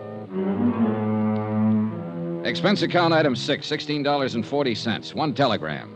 From me to Chief Investigator Don Freed, Four State Insurance. I explained events up to date and requested that Freed contact their New York office and employ counsel for me in the event the New York police chose to hold me as a material witness in the shooting of Gloria Tierney. We aren't going to hold you. Why should we? I don't know. Why should you? Sit down. Take it easy. Okay, thanks. So, you're a freelance insurance investigator. Yeah, that's right. Working for Four State out of Wilmington, huh? That's right. Okay. Suppose you give it to me. Well, you got it right in front of you there in that report. I told it to the investigating officers right after the shooting last night. Now you tell it to me. All right. I made an appointment to meet this girl. She called me about 12 o'clock midnight, and I went on over to her apartment. She wasn't around when I got there, so I waited and talked to her landlady. A few minutes later, I saw her coming across the street. I went over to meet her because she looked like she'd been hurt or something. I walked her back across the street. Somebody pulled up in a car just as we got to the curbing. Says here, Black Caddy, 1955 Coupe de Ville. Yeah, I didn't pay too much attention. What was the license number? Couldn't tell. It was blacked out. Okay, go on. There was a man in it. I didn't see his face. Didn't even notice him, really. He just started shooting. The girl was hit 3 times. I was trying to help her, and he got away. Well, what else? That's it. Okay. Tell me why you were in here yesterday afternoon checking to see if this Gloria Tierney had a record. I was about to contact her. I wanted to know if she'd ever been in trouble. Now tell me what you're working on. The Todd case. Todd? Yeah, burglary out in Long Island about 6-7 months ago. I had reason to believe the girl might be able to help me on it. Because of what? Because of her mink coat. Well, I'm glad you answered that way, Dollar. The coat's in the lab now. They're looking it over. We found it listed in our stolen property files. So far, your story is okay, but believe me, it isn't over yet. Huh? Tell me more. We know about the coat. We want to know about the girl who was wearing it. Sorry, I can't help you. We didn't have her prints on file here, but we sent them off to Washington. She's still unconscious. She's in pretty bad shape. She can't talk. You can. What's her angle? I don't know. You don't know who shot her. You didn't get the license number. You just stood there and let it happen. All you were interested in was your mink coat. Look, Is that what you're trying to tell me? I might be through trying to tell you anything, pal. Don't get smarty pants with me, Dollar. I got myself a shooting to straighten out. I'll straighten it out any way I can. What else did she have from the Todd business? You tell me. Nothing. A small diamond ring on a little finger. It's not on the stolen property list. Tell me, Dollar, did your insurance company pay off this claim? Yes, the whole thing. About $75,000. $75,000? That's right. Well, at least you got the coat back. Even if it has got 3 bullet holes in it. Maybe we'll get a line on the whole job. If she regains consciousness. Meanwhile, you can sit here and tell me about your tip. What? Who put you on to Gloria Tierney? No. I'm afraid I can't tell you that. Why not? Because I promised not to disclose any names. Oh, I can tell you this much, though. The man who told me about Gloria Tierney couldn't possibly have had anything to do with the Todd case. He was in prison when it happened. Let's have his name so I can check it. He's in Indiana now. He's got a name in Indiana. What is it? Sorry. You going to sit there and tell me he gave you a name to start with and that's all you bought? Yep. Suppose I told you I don't believe anything. And then I think I'll hold you for a while until you forget about whatever deal you made with an ex-con. Well, suppose I told you that a lawyer for my insurance company is on his way down here right now just to see that I get treated right. What's funny? You insurance guys. You know what? You give me a pain. Right here.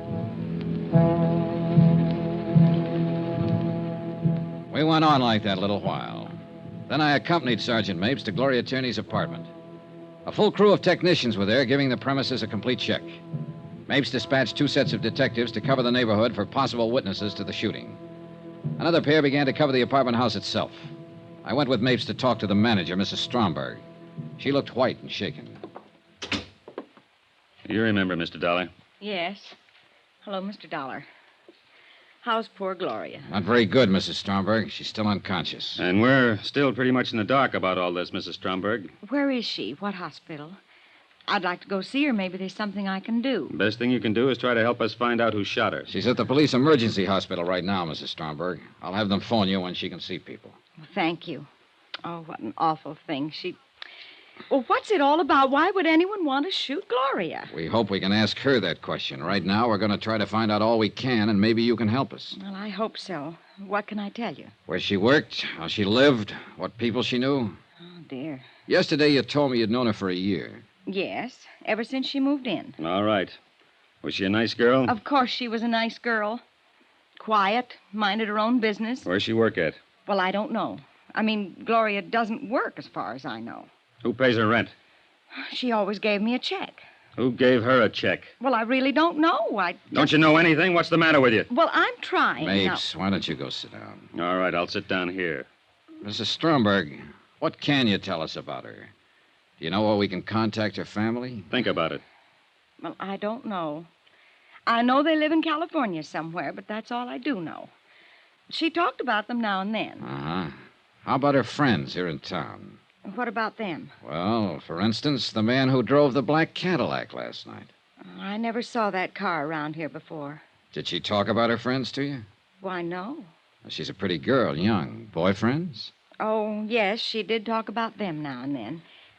Do you suppose one of them had something to do with this? Mrs. Stromberg, some guy pulled up in a black caddy last night and pumped 3 slugs into her. She acted funny before that, according to you. Run out when she was supposed to meet Dollar here.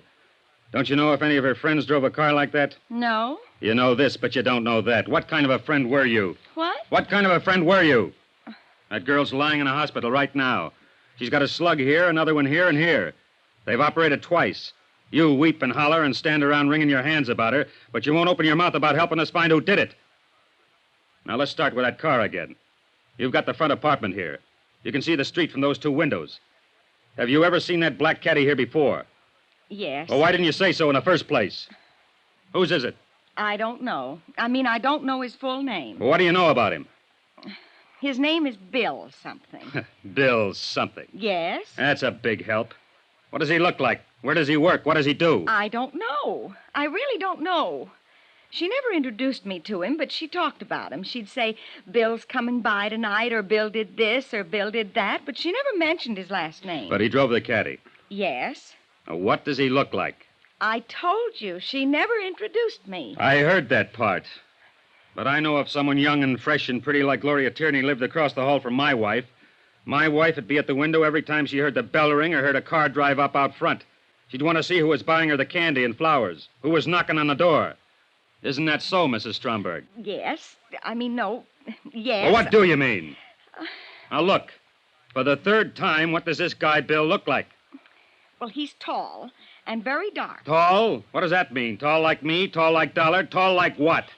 Like Mr. Dollar. How old? How'd he dress? What kind of build? Easy, Mapes. Why don't you go through that offering me to sit down part now? All right. I was wrong about you, Mapes. I admit it. Well, maybe I was kind of wrong about you, Dollar. Hardly anybody ever admits anything these days. Okay. I'm sorry I'm raising my voice, Mrs. Stromberg. But tell us about the man. All you can remember about Bill. Heavy? Light? A husky fella, and he dressed very nicely, too. What color was his hair? Dark, I think. He always wore a hat. How about his eyes? I don't know. Uh-huh. About how old would you say? Oh, 30, maybe 35. I'm not very good at ages. How often did he come here to see her? Oh, once or twice a week. Gloria's been going with him? Yes. Did she ever mention where he works or what he does? No, she never mentioned that. Do you have any idea how long she's known him? How long she's been going with him? Well, I have no idea. I just know he's been coming to see her ever since she moved in here. This, Bill. Would you say he had money, Mrs. Stromberg? Yes, I'd say so. He drove that big, expensive car and always dressed so nice. And, of course, he gave Gloria that coat. The mink coat? Yes. Oh. Do you know if he ever gave her any jewelry? I don't know. I don't think so. Gloria'd usually run across the hall and show me when he gave her something. Mostly they were small gifts, candy, and things like that, but I don't remember if he ever gave her any jewelry. Did he ever bring any friends here? I don't know. All right. Was Gloria going to marry him? Oh, she never talked about it. You sure about that? Yes, she never said, and I never asked. Why? Why not? Well, I don't know. I never asked her. I wanted to, but I never asked her. You think right away I've been a busybody watching that girl and so on. Well, yes, I watched her from time to time, and I was her friend here. But there are some things we just didn't talk about. There sure were. Well, as you ask me questions, I realize how much we didn't talk about. I can't tell you where she came from or where her family is or who Bill is or what she planned for the future.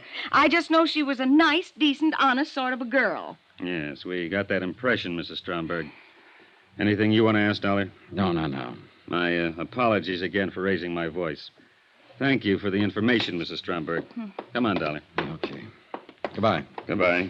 Goodbye. Well, you got it out of her. Yeah, but I don't trust her. Took too much work. Are you really as tough as you look? Sure. You're a good cop, Mapes. Thanks. I like to have somebody mention that every 5 years. Well, better get out this guy's description. Yeah. There's a hall phone right there. Uh-huh.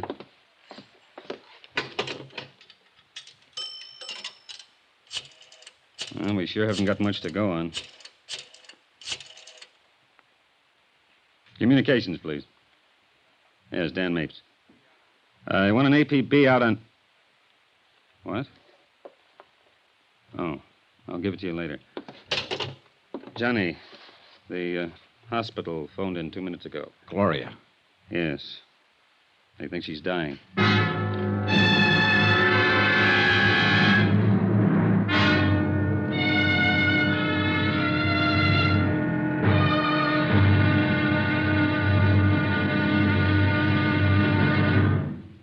There'll be another intriguing episode in our story of the Todd matter tomorrow. Tomorrow, I take some lessons from a good policeman on how to find out what has to be found out. Join us, won't you? Yours truly, Johnny Dollar.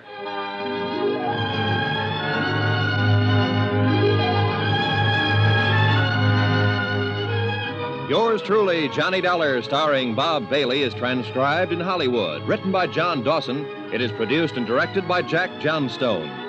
Be sure and join us tomorrow night, same time and station, for the next exciting episode of Yours truly, Johnny Dollar. Roy Rowan speaking.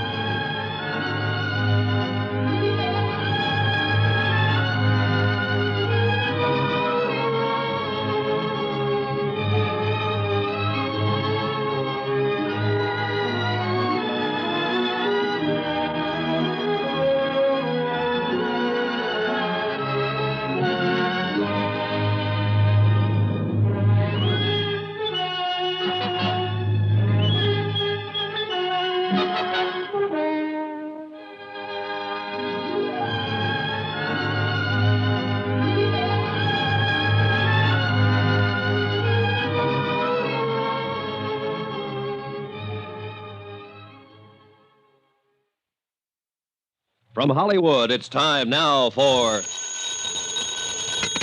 Johnny Dollar. This is Dr. Kane, Police Emergency Hospital. You left word for me to call you, Mr. Dollar? Yes, sir. I'm with Sergeant Mapes. Has there been any change in Miss Tierney's condition? No, sir. No, none. Do you think she'll make it, Doctor? It's hard to say right now. Sometimes they rally, sometimes not at all. Doctor, it's very important that we see her. I don't know whether it'll do any good, Mr. Dollar. We want to question her. Yes, I know.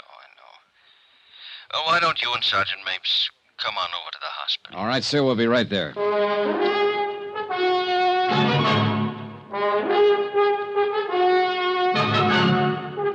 Tonight and every weekday night, Bob Bailey in the transcribed adventures of the man with the action-packed expense account, America's fabulous freelance insurance investigator. Yours truly, Johnny Dollar.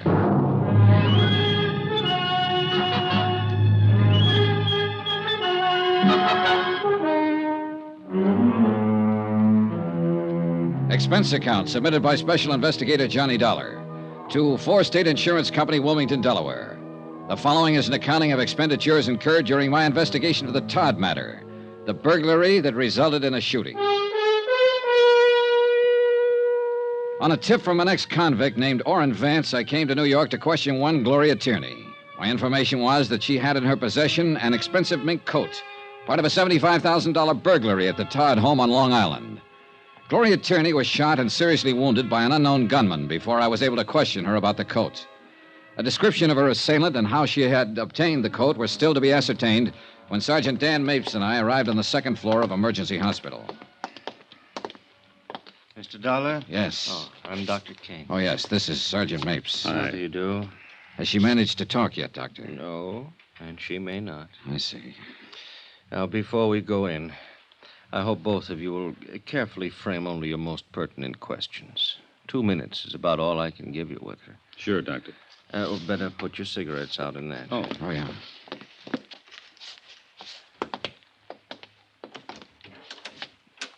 Ego facultate nihil ab apostolia sed tributa indulgentiam plenarium et remissionem omnium peccatorem tibi concedo. Father Deering wanted In his nomine word. Patris et Filii et Spiritus Sancti. Amen. All right, Father? Yes. Is she conscious? Just a minute. Yes? She can hear you, I'm sure. You want to go ahead? I suppose so. Has to be official. Are you Gloria Tierney? Is Gloria Tierney your name? Yes. Do you understand that you're seriously hurt? Do you understand that? Yes. Can you tell us how you came about these injuries, Miss Tierney? Miss Tierney. Bill. Bill. Bill shot you? Yes. Well, what is Bill's full name? Where can we find him? Bill. Where can we find him? Who is he? Doctor? Watch out. Nurse, hand me the hypo. Quick. No. This might help.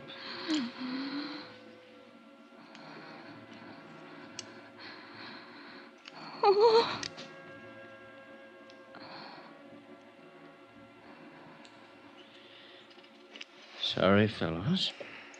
Nothing more I could do.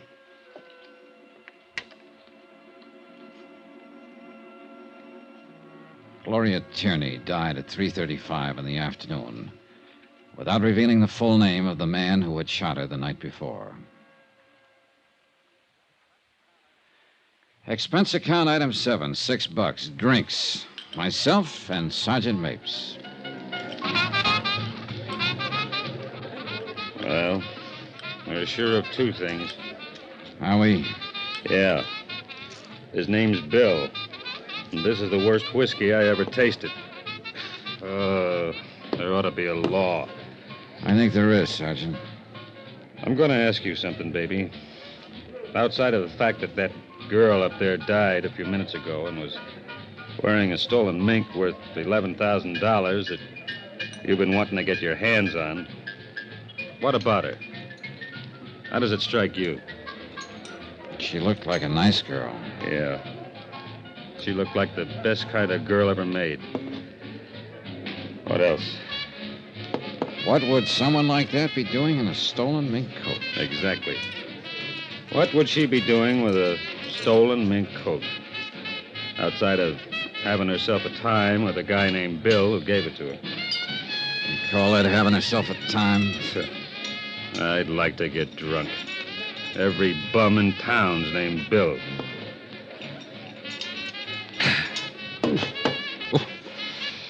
This is bad. Terrible. Worst stuff I ever drank. You can say that again, baby. Worst stuff I ever drank. Waiter. Yes, sir. Yes, sir. Bring us 2 more of the same. Only make them double. Yes, sir. Right away, sir. I'm glad to see you aren't fussy, Dolly. Not a bit.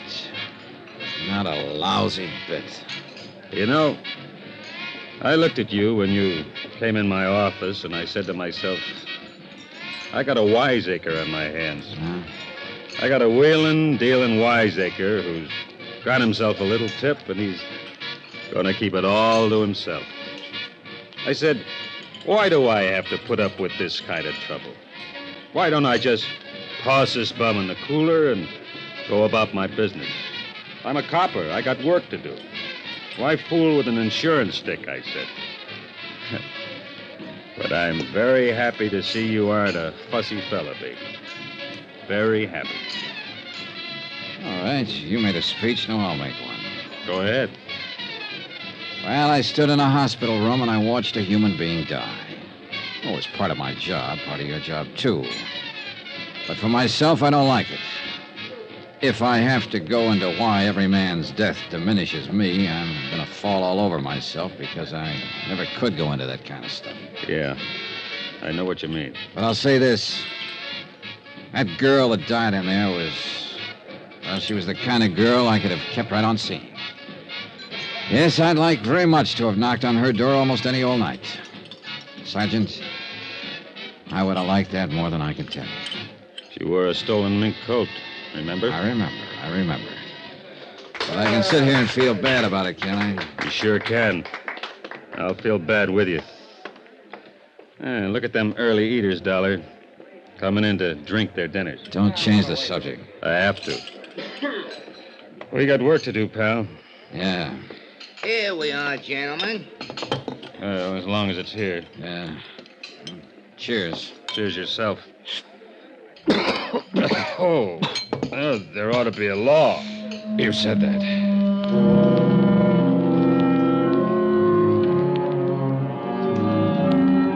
I remained with Sergeant Mapes the rest of the day as he continued his investigation of the death of Gloria Tierney and the Todd burglary.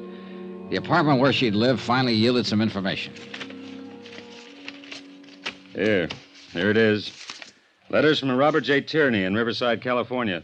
Looks like her father, maybe. Yeah. I'll have the business office down at headquarters notify him. Hey, what's this? Huh? Picture. Oh, nice-looking guy. Yeah. Love Bill. He loved her, all right. Anybody identified this yet? That Mrs. Stromberg's supposed to be here right now. What time you got?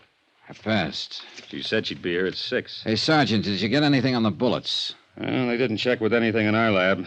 Ballistic says it was an Army Colt, old model. Pretty good for killing. And what gun isn't? Yeah, you're right. Hello? Oh, hello, Mrs. Stromberg. We've been waiting for you. Come in. Hello? Hello, Mr. Dollar. Hi. Do I have to answer any more questions? Oh, a couple, if you don't mind. I'm just all worn out. I can't get over this terrible thing happening to Gloria. Did you ever find out about her family? We're going to contact them right now. Seems they live in Riverside, California. Yes. Yes, I believe that's what she said. I want to ask you one question, Mrs. Stromberg. Take a look at this picture. Yes. Do you know him? Oh, yes, that's Bill. The man Gloria Tierney's been going out with these last few months? Yes. The man who drives the black Cadillac? Yes, the Cadillac. Oh, I wish I could tell you his full name. Did he do this terrible thing? It looks like it, Mrs. Stromberg. Oh, dear. Have you arrested him yet? We haven't found him yet. Well, I hope you do. I hope you clear this up. I left word for the office to get me here. What about her things? Hello. Her family will probably take charge as soon as they're contacted. Oh, that poor girl. That poor girl. So alone now. Yeah. Mrs. Stromberg, did Gloria Tierney ever mention to you that she'd been married? Married? Gloria? Yeah. Why, no, she never mentioned it. Was she? Married in the state of New York in 1951. Divorced in 1953. Routine check of vital statistics. What was her husband's name? Bill. Bill Powers.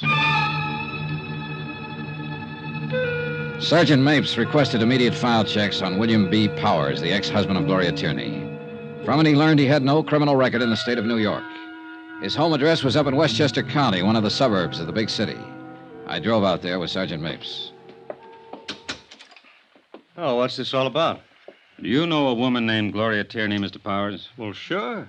We were married once. Why? She was shot to death last night, Mr. Powers. Gloria? Yeah. Are you sure? We're sure. Shot? Oh, what happened? How could a thing like that happen? That's what we're trying to find out, Mr. Powers. Can't believe it.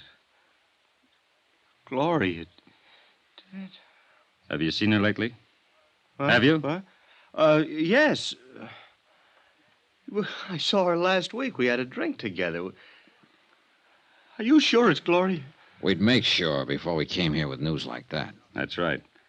Mr. Dollar here isn't a policeman. He's an insurance investigator. Miss Tierney was wearing a stolen mink coat when it happened. Stolen?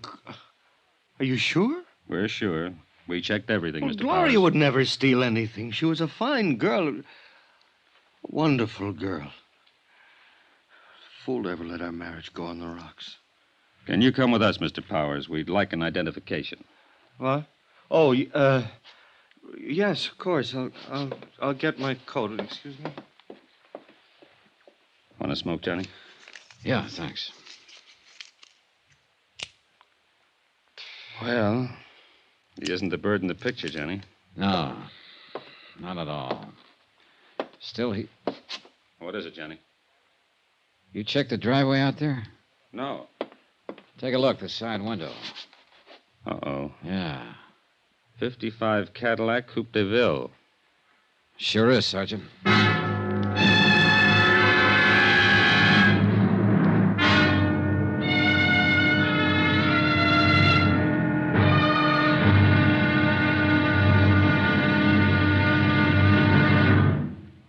There'll be another intriguing episode in our story of the Todd matter tomorrow. Tomorrow? Well, you find one killer and you find them all. And then you have to start all over again. Join us, won't you? Yours truly, Johnny Dollar.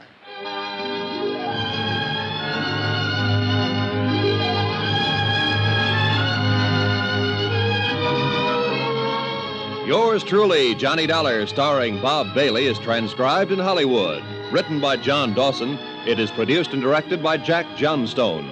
Be sure and join us tomorrow night, same time and station, for the next exciting episode of Yours truly, Johnny Dollar. Roy Rowan speaking.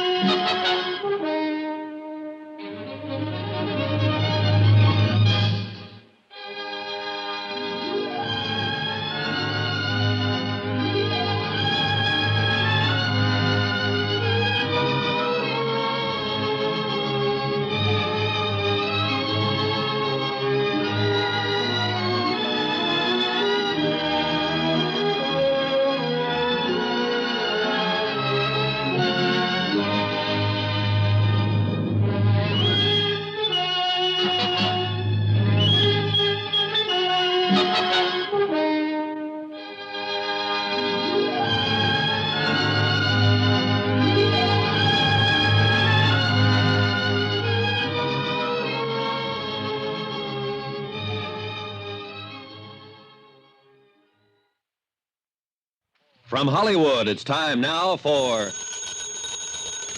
Johnny Dollar. Long-distance operator, Wilmington, Delaware is calling you. Okay. Go ahead, please.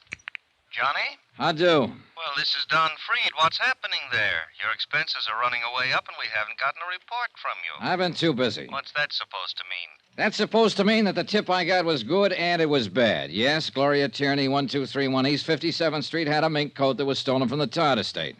No, she didn't tell me much about it because she got herself shot down on the street last night. Yes, I'm working with the police here trying to find out how she comes by the coat. But what I want... Listen, an hour ago I went out to see an ex-husband of hers. His name's Bill Powers, and he seems to be the bird we're looking for. You know what he did? He cried and blubbered all the way down to the morgue. And he's in there right now making a positive identification. I don't blame him for crying. So what's new with you, Mr. Expense Account? Boy, you're a real man-eater today, aren't you? I sure am. Bye.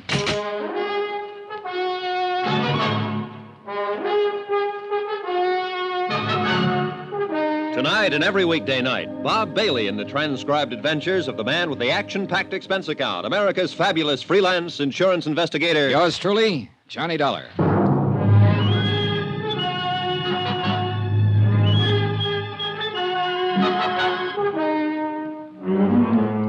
Expense account submitted by Special Investigator Johnny Dollar to 4 State Insurance Company, Wilmington, Delaware.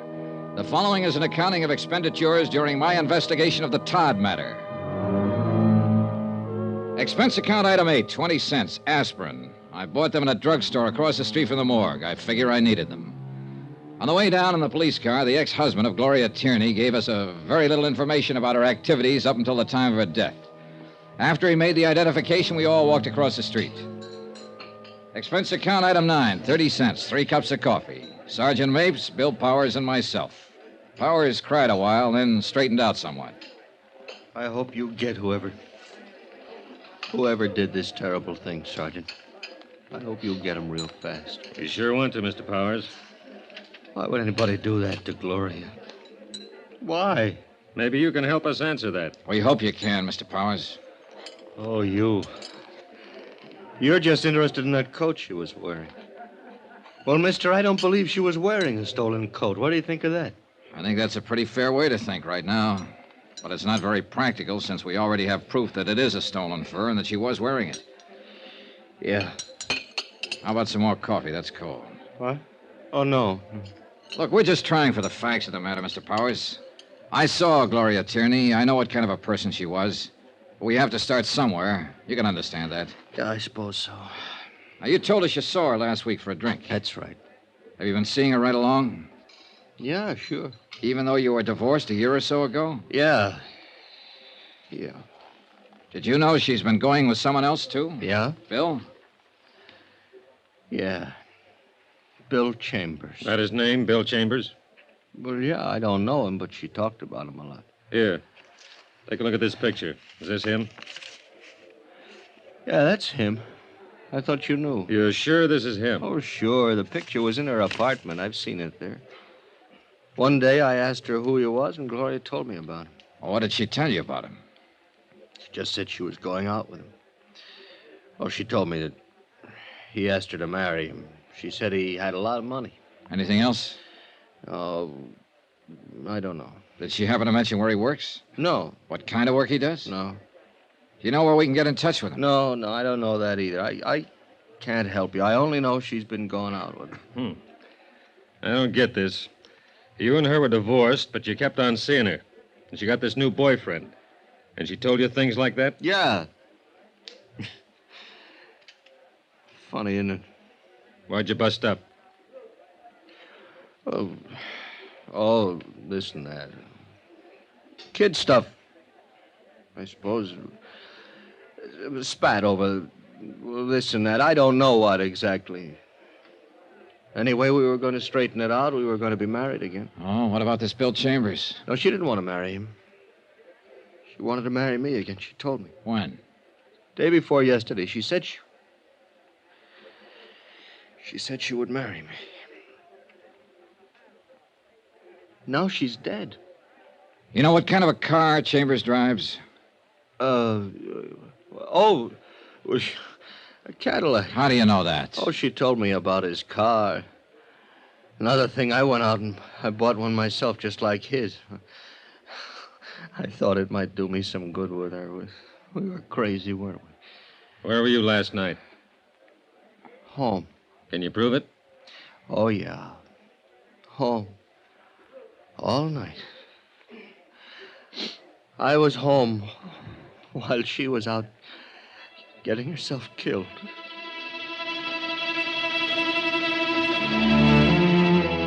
The name William Chambers was checked through the New York police files. 24 persons more or less fit the general description of the suspect. It took 2 days for Sergeant Mapes and his men to track down all the leads. Neither Mrs. Stromberg or Bill Powers could identify any of them. An all-points bulletin was issued describing the suspect in his car. Same results, nothing. On the third day, the pawn shop detail turned up 2 items that had been taken in the Todd burglary. There they are, Johnny. Uh-huh. Watch and a ring. Todd lost a watch and a ring with a lot of other stuff. Case numbers in the watch check out. The ring's engraved. Uh-huh, yeah. Where were they picked up? Shop on 3rd Street. The proprietor bought them yesterday. A man who signed the buy book used the name James Agenian. Phony? Yeah. Gave an address on Polk Street. That was phony, too. We got a good description from the proprietor. Fits Chambers right down the line. Oh, then he was still in town yesterday. Yesterday, yeah. But this stuff's been on the hot sheet for a long time. If he's had any experience at all, he knew he was taking a chance trying to unload it. Probably trying to raise money to get out of town. What I was thinking. Well, if he keeps on trying to raise money and unload all these things, I'll have all the loot back. If he keeps on trying, we'll keep on trying. Johnny, we're going to get this, baby. Sergeant Mapes. Where? Okay. He does need money. Huh? They found his car. Used car lot up in the Bronx. He sold it at 10 o'clock this morning.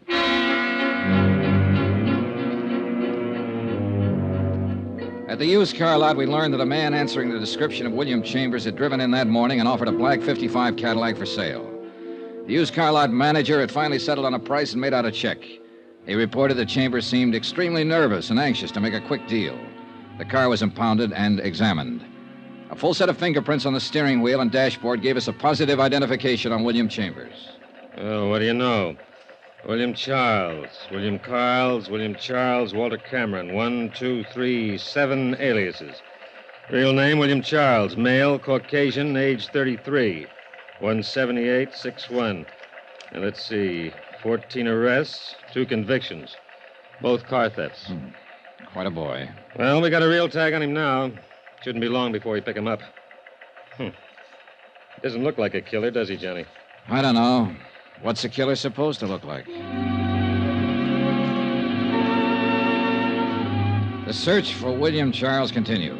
Associates and relatives listed in his criminal file were contacted and questioned. All denied knowledge of his whereabouts. In the meantime, 2 more pieces of stolen property connected with the Todd burglary were recovered by the pawn shop detail. Expense account item 10, $3, 1 telegram to 4 State Insurance in Wilmington, explaining our progress in the case and listing the recovered items. Johnny Dollar. You interested in finding Bill Charles. Who's this? My name's... Never mind. Do you want him or don't you? Sure, I want him. I'm at Shraft's Restaurant on 42nd off Broadway. Can you meet me? Yeah. 15 minutes. I'm in a gray suit, pinstripe. I'll be sitting alone. I'll watch for you. Expense account item 11, 75 cents cab fare. From my hotel to Shraft's Restaurant. A small, pretty brunette woman in nice clothes was seated at a table all alone. She looked more like a housewife on a shopping tour than someone who might be connected with a bandit and a killer. Sit down, Mr. Dollar. Okay, sure. There's a reward posted for William Charles, isn't there? For that Todd matter? That's right, $5,000. Well, I get it if I turn him over to the police. Not all of it. Half of it goes to an ex-convict who tipped me off in the first place. Half? Yes. You don't seem very anxious to get him. Oh, we're anxious. But that's the way it is. This other half of the $5,000 is spoken for. I want to get something else straight. What happens to me? What do you mean? I've known he had a part in that Todd matter for a long while. I haven't said anything. Does that make me a party to it or something? I don't know. Well, this is going to get me in trouble. If I have to spend the money for lawyers to keep out of jail, I don't want any part of it. All right. My company will cover that part. Now, where's Charles? Not so fast. I better have something in writing. Something that says your insurance company will pay me a reward and give me help if I get in trouble. I'll talk to them. I'm thinking of the future. I'm going to have one once this is over. Are you? Yes. Yes, I am. Now, how long will it take you to arrange this? Oh, about an hour. I can do it by phone, I guess. That'll be fine. Who are you? Melva Charles. His wife? Yes, that's right. $2,500. Not much for a husband. He's not much of a husband. He was once, but then he had to give away a mink coat and spend time away from me. I see. I doubt it. You people hardly ever see anything. We try. You make the arrangements. I'll meet you again in, say, 2 hours. 2 hours. I gave her a 50-second start before I left the table. When I got out on the street, I was just in time to see her climb into a cab. I was trying to hail one to follow her when a black coupe pulled up to the curbing. Come on in, baby. Hey, Mapes. Get in, the light's changing. That is Melva Charles in that cab up there. Yeah, that's who she said she was. She wants to sell you her husband for the reward, doesn't she? Yeah. What's the delay? She wants to be sure she'll be handled right, the money and all. Say, how did you get in on this? Very dirty trick, baby. Everybody my men questioned about Charles mentioned your name, where you were staying, and what interest the insurance company had in this matter. Somebody was bound to look you up, especially Mrs. Charles. So we've kept an eye on you. Now, where are we, Sergeant? Her name was Melva Thaler before she married Charles. Her old man had a pot of money back in Minnesota. But she couldn't keep out of trouble and got herself disinherited. Money's always been her problem. Isn't it everybody's problem? Not the way it is with her. You should see her record. How much you offer her? Half. The other's spoken for. $2,500. Well, Charles is no good to her now. If he sticks his head out, he'll get caught. So she might as well cash in what she can on him. Nice people, huh? Swell. Uh-oh, she's leaving the cab. Get down to the corner and park. Can you see her? She went into the apartment building. Let's go. Which apartment, Johnny? Here we go. Right. Now where? Beats me. Just a minute. Johnny! Now, what?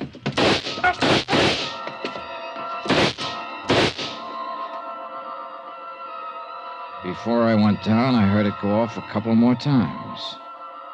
It must have been 6 inches from my head.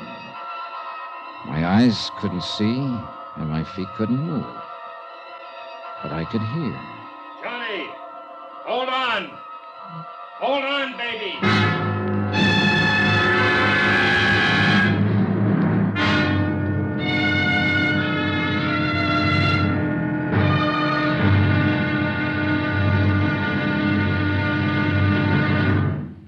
There'll be another exciting episode in our story of the Todd matter tomorrow. Tomorrow? Well, there are times when $75,000 worth of stealing isn't worth a plug nickel. Join us, won't you? Yours truly, Johnny Dollar.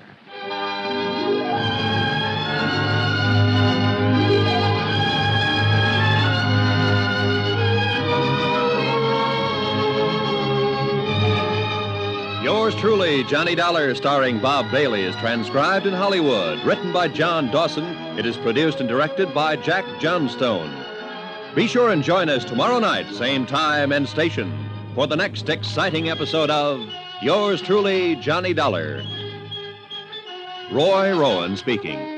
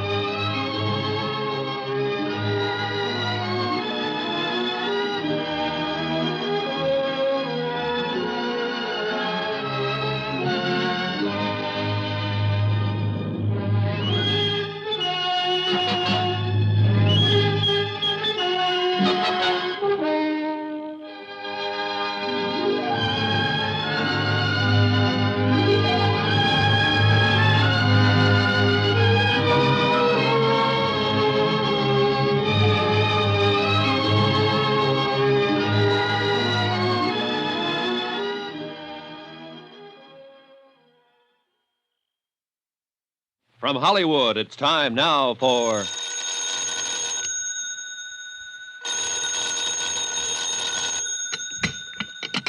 Johnny Dollar. Hi, baby. Dan Mapes. Glad they gave you a telephone in your room. Yeah, that's the only thing good about it. Well, hospitals are designed to make a man impatient. You're a pretty lucky fella at that. Let me tell you about your operation. Yeah, please do. You stopped 2 slugs. They pried one out of your neck and another one out of your rib cage. Missed your heart by a snake's whisker. I was luckier than Gloria Tierney. Yeah, yes, you were.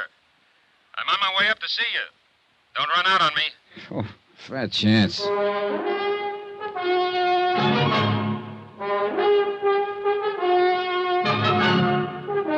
Tonight and every weekday night, Bob Bailey in the transcribed adventures of the man with the action-packed expense account, America's fabulous freelance insurance investigator. Yours truly, Johnny Dollar.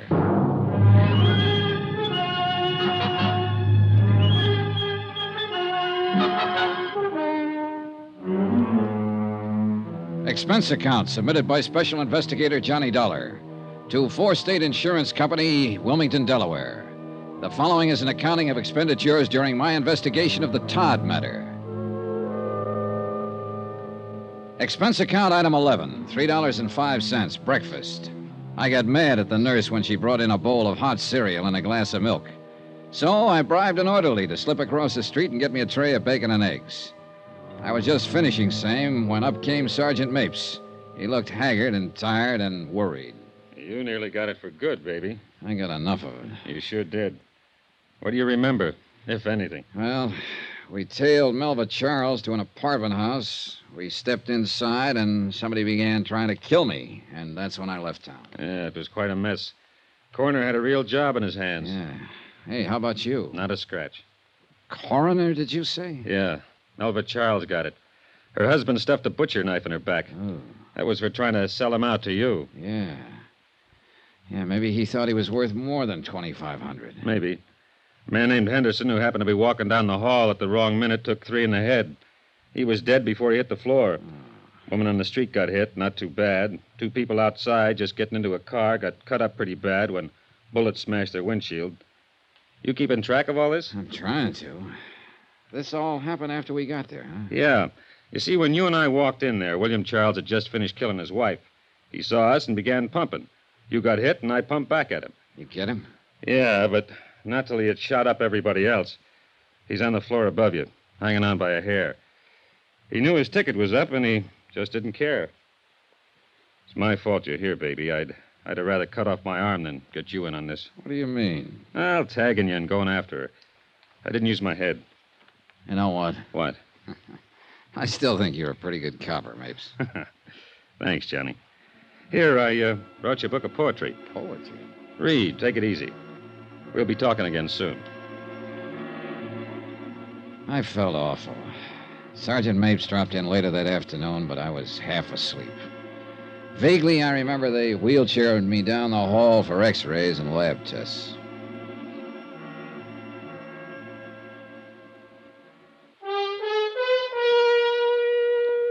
Expense account item 12, 10 cents, the morning paper. The story of the shooting was splashed all over page 1, and the solution to the Gloria Tierney killing in part. Slugs from William Charles' gun were matched with those that had killed Gloria Tierney. No mention was made of any loot from the Todd burglary being found in the Charles apartment. Between back rubs and sleeping pills, I worried about that. I didn't worry too much about the fact that William Charles, killer, gunman, burglar, was dying in the room directly above me.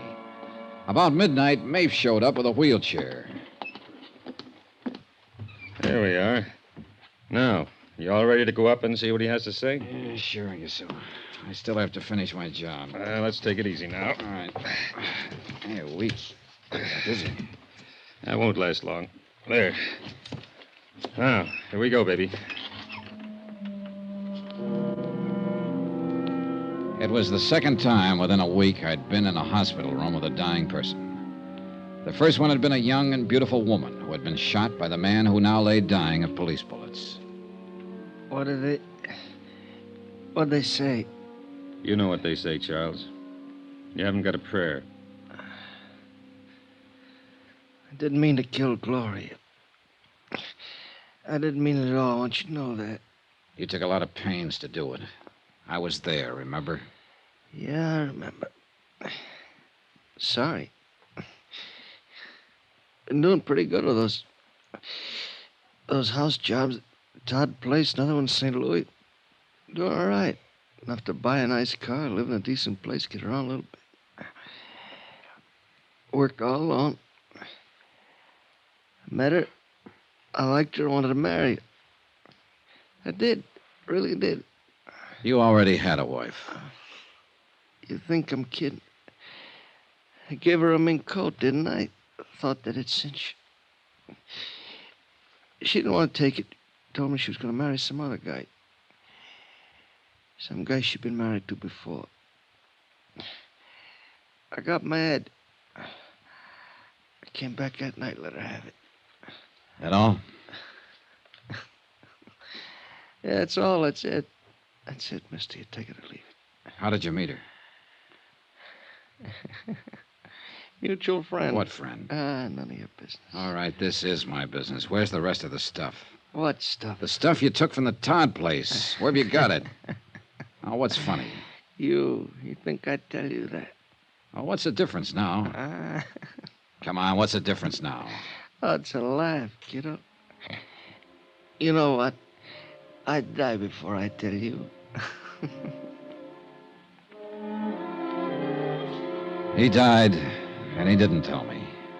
Not a word.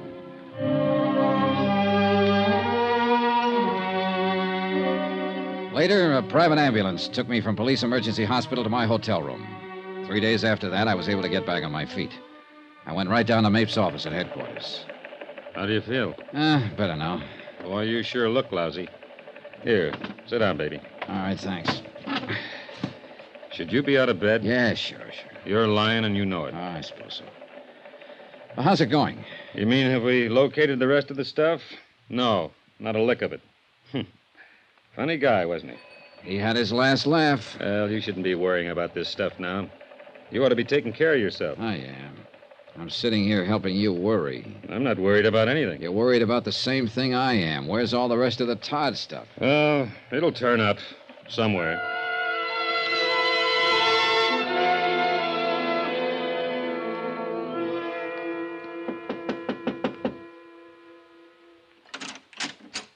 Why, Mr. Dollar.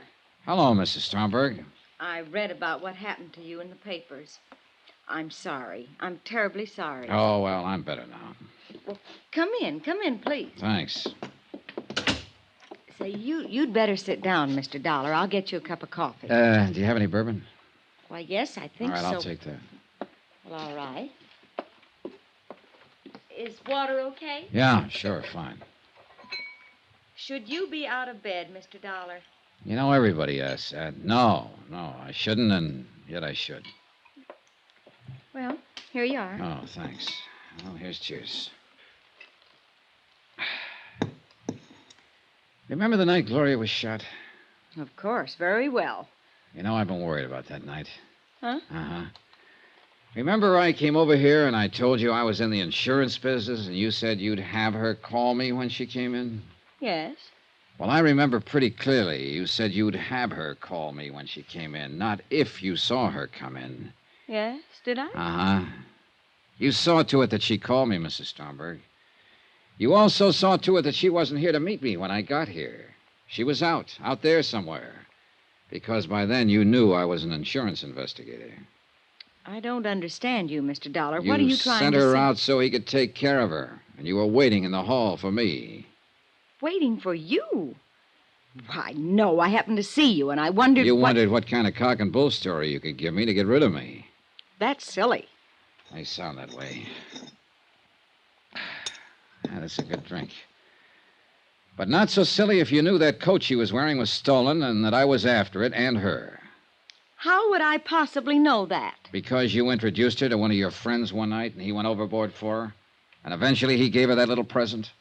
Are you saying that I had anything to do with Gloria's trouble? Yeah. Why, that's silly. Oh, here's something sillier. A small-time burglar and thief lay on a hospital bed yesterday and wouldn't tell me how he met Gloria Tierney. Oh, he was a real gallant one, this bird. He killed an innocent girl because she was wearing a mink coat and might tell me who gave it to her. Mr. Dollar. He shot up 2 or 3 people in an apartment, including me. He got shot himself. He knew he was dying. But a simple thing like telling me how he met her wouldn't come out. He wouldn't tell me that for anything. Now, where could he meet her? Was he her kind? Did he go in the same circles? Did he? Nah.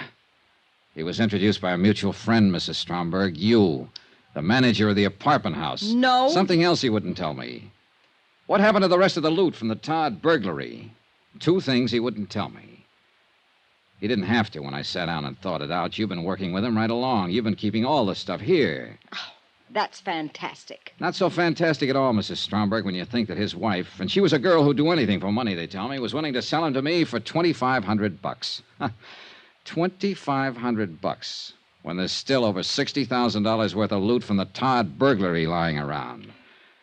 She didn't know where it was, but you do, Mrs. Stromberg. Well, if you say I do, I do. Now what? Let's go down to Sergeant Mapes. Oh, no, I'd like a good excuse to use this. Yes. Suppose you would. If I can't charm you or plead with you, can I buy you? You could have prevented her death. You practically ordered it. What is it you want? You. Behind bars. You're silly, but I'll go. For a while, it did look silly. Mapes and his men searched the apartment house from top to bottom and found no trace of the Todd loot. That is, until they found a movable cement block in the basement. Well, the Todd matter ended with a 90% recovery of the stolen items. About $70,000 in dollars and cents. In lives, Gloria Tierney, 1 innocent bystander, and William Charles. For me, let's see. Expense account item 14, $162.30. Hotel and board while in New York. Item 15, $17.40. Airfare and incidentals back to Hartford.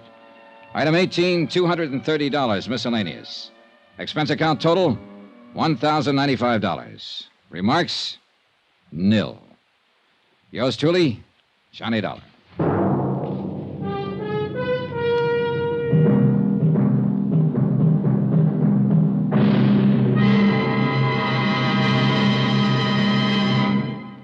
Remember, there'll be another intriguing story for you beginning next Monday night. Next week, a music lesson on a priceless Amati violin. Music and mystery and danger.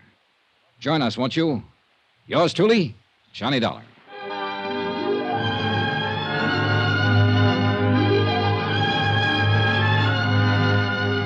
Yours truly, Johnny Dollar, starring Bob Bailey, is transcribed in Hollywood. Written by John Dawson, it is produced and directed by Jack Johnstone. Heard in this week's cast were Vivi Janis, Barbara Fuller, Shirley Mitchell, Lawrence Dobkin, Frank Gerstle, and Marvin Miller. Musical supervision by Amerigo Marino. Be sure to join us on Monday night, same time and station, for another exciting story of Yours truly, Johnny Dollar.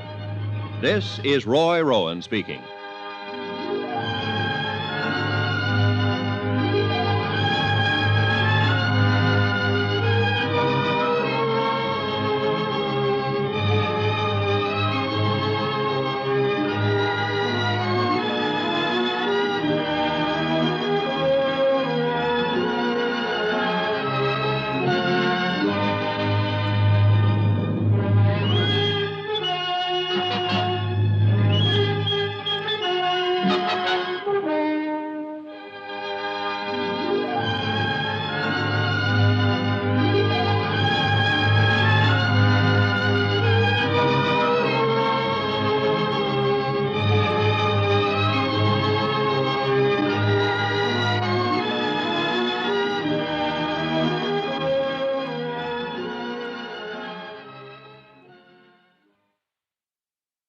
From Hollywood, it's time now for Johnny Dollar. John, this is Harry Branson of Philadelphia Mutual. Harry, what are you doing in town? I'm not. At least not in your town. But you've got a case for me. Do you know anything about violins? Oh, don't tell me. So he opened up his fiddle case and out came a submachine gun, that it? John, that technique went out with Prohibition. Now, seriously, this case contains a genuine Amati. Good. What's an Amati? One of the finest, most expensive violins ever made. This one was insured for $30,000. Was? Yes. Now, someone has to find it for us. What's more... Okay, Harry, I'm on my way.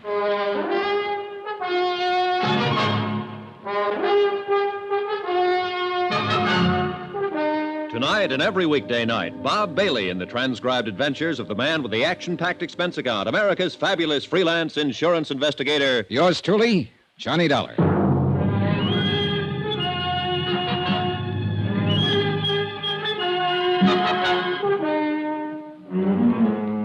Expense account submitted by Special Investigator Johnny Dollar to the Philadelphia Mutual Liability and Casualty Company.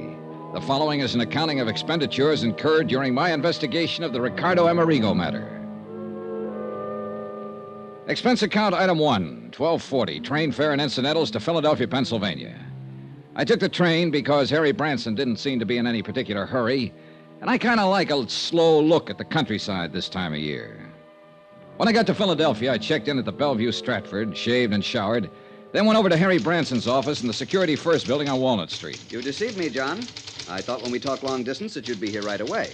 But instead of flying down, you took the Old sober-sides Branson Possibly hadn't a loss changed of a bit. valuable time, I don't Hair know. a little grayer than the last I hope time to I'd know seen him, as soon perhaps. as I hear further from But Amerigo's still the booking same agent. serious lad We'll see who what, if always anything, acted he as can though tell he us. was carrying the weight of the world on his shoulders. Now, I feel a deep personal concern over the whole matter because it was a man I put in this office myself who issued the policies, both of them. 2 policies on this fiddle you were talking about? No, John, one on the Amati violin, $30,000. Yeah. And one on Ricardo Amerigo himself for $20,000. Who is Ricky? Who?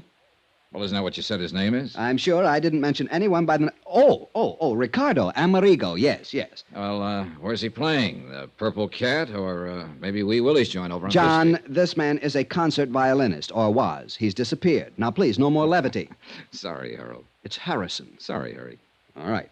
I'm quite all right. Now, I realize that you have quite a sense of humor, John, but in a matter as important as this... Yeah, sure. Now, let's have the story. Very well. A few years ago, Ricardo Amerigo was one of the world's leading concert violinists, as famous in London, Paris, Rome, as in the concert halls of this country. Uh-huh. Such virtuosity, almost unbelievable. I shall never forget one evening here in our Academy of Music. He had just finished a perfectly brilliant Wieniawski. Amazing technical performance. Yeah, well... And for an encore, he played Sarasate's Zapatiado. Even more brilliant. Harry... But the audience wouldn't let him leave the stage. Ricardo Amerigo... has disappeared. Oh, yes. And you're in a hurry to get on with the case. I'm sorry. Now, thinking of his superlative performance that night carried me away. Yes, he's dead. Disappeared. And the violin? No trace. Dead? You didn't say that before. I know. You see, there's no proof of death. No body. Disappeared. Well, don't let me shock your finer sensibilities, Harry. Murder? We have thought of that, of course. Who's we? The Port Morris police. Port Morris, New Jersey, that is. Oh. Yes, you see, since Amerigo's car went through the bridge rail, crashed right through it, and plunged into the river, stream... Trying to tie Harry down to pertinent Port facts Morris that would police help me in came my in. investigation was, futile. At least 3 times during the next half hour, he went off on glowing descriptions of violin recitals he had known. Heifetz, Hellman, Chrysler, and so on. But he did come up with 1 or 2 things I wanted. First, Amerigo and his fiddle had been driving down from Philadelphia to some spot on the South Jersey seashore. Crossing an old wooden bridge over a little stream, an inlet from the ocean, the car had smashed through the guardrail and gone to the bottom of the inlet. The car, of course, was found. Amerigo and his violin, no. Second, and just as important, the name of the beneficiary of Amerigo's policies. Item 2 on expense account, $1 even. Taxi to the Harnell building, also on Walnut Street, in the office of Peter Corbin, Amerigo's booking agent. The building was plush, but Corbin's office was about as bare as I'd ever seen. An old beat-up desk, a battered filing cabinet, and a couple of straight chairs. That was it. Come in, Dollar. Come in. Sit down. Corbin was chewing the stub of a cigar that he'd forgotten to relight for at least a couple of days. We made with the usual howdy-do's. Well, your man Branson told you exactly right, Dollar. I'm Ricardo Amerigo's sole and only beneficiary. Well, isn't that a bit unusual for a man's agent to be his heir? Or, was it because you were old personal friends? I'm going to give it to you straight. I brought Amerigo over to this country. Myself, my own sole expense. I actually gave him the build-up. I started his whole entire career. I kept him on top, all at my own expense. Well, didn't you collect a regular agent's commission on his earnings? Oh, sure. Plenty more. Why kid about it? Sure, while he was working. What's that supposed to mean? Bottle. What? Yeah, started hitting the bottle. Bad, not good. And believe me, the word gets around fast. Instead of making me money, himself, too, of course, he started costing me money. But you see, he never saved anything, even when he was earning big. You know how these artists are. Yeah, I've heard. Well, it's the same with all of them. He got in debt actually up to his ears. And nobody, no family, no relatives, nobody to pull him out. Nobody but me. Big-hearted Corbin. So you had him take out a lot of insurance and name you as beneficiary? Well, that was his idea, actually. Of course, he always did have the Amati insured. That's his violin. Oh, so I learned. Oh, you know about violins? No. Oh. Well, but the life insurance, that was his own idea. Double indemnity, all that sort of stuff. Double indemnity? Oh, yeah. But guess who had to dig up the moolah for the last couple premiums? Big-hearted Corbin. You're right. Not a bad investment, though, was it? What? Hey, Couple of wait thousand a in minute. premiums, and you stand to collect plenty. If we can find proof that he's dead, and if we can't recover I don't like the... that dollar. I don't either, Corbin. It doesn't smell good. Oh, you think me, his own agent, actually rigged something like that for one of my best friends? You think that... Listen, wise guy.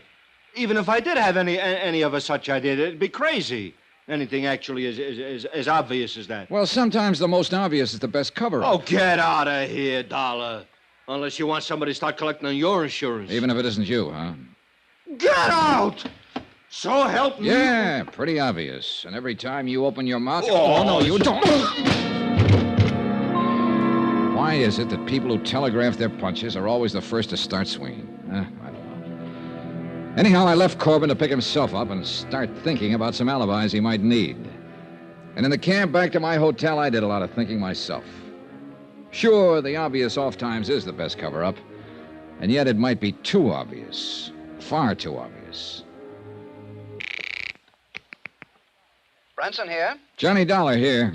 Oh, John, good. Listen, at least there'll be no double indemnity to pay in the Amerigo matter.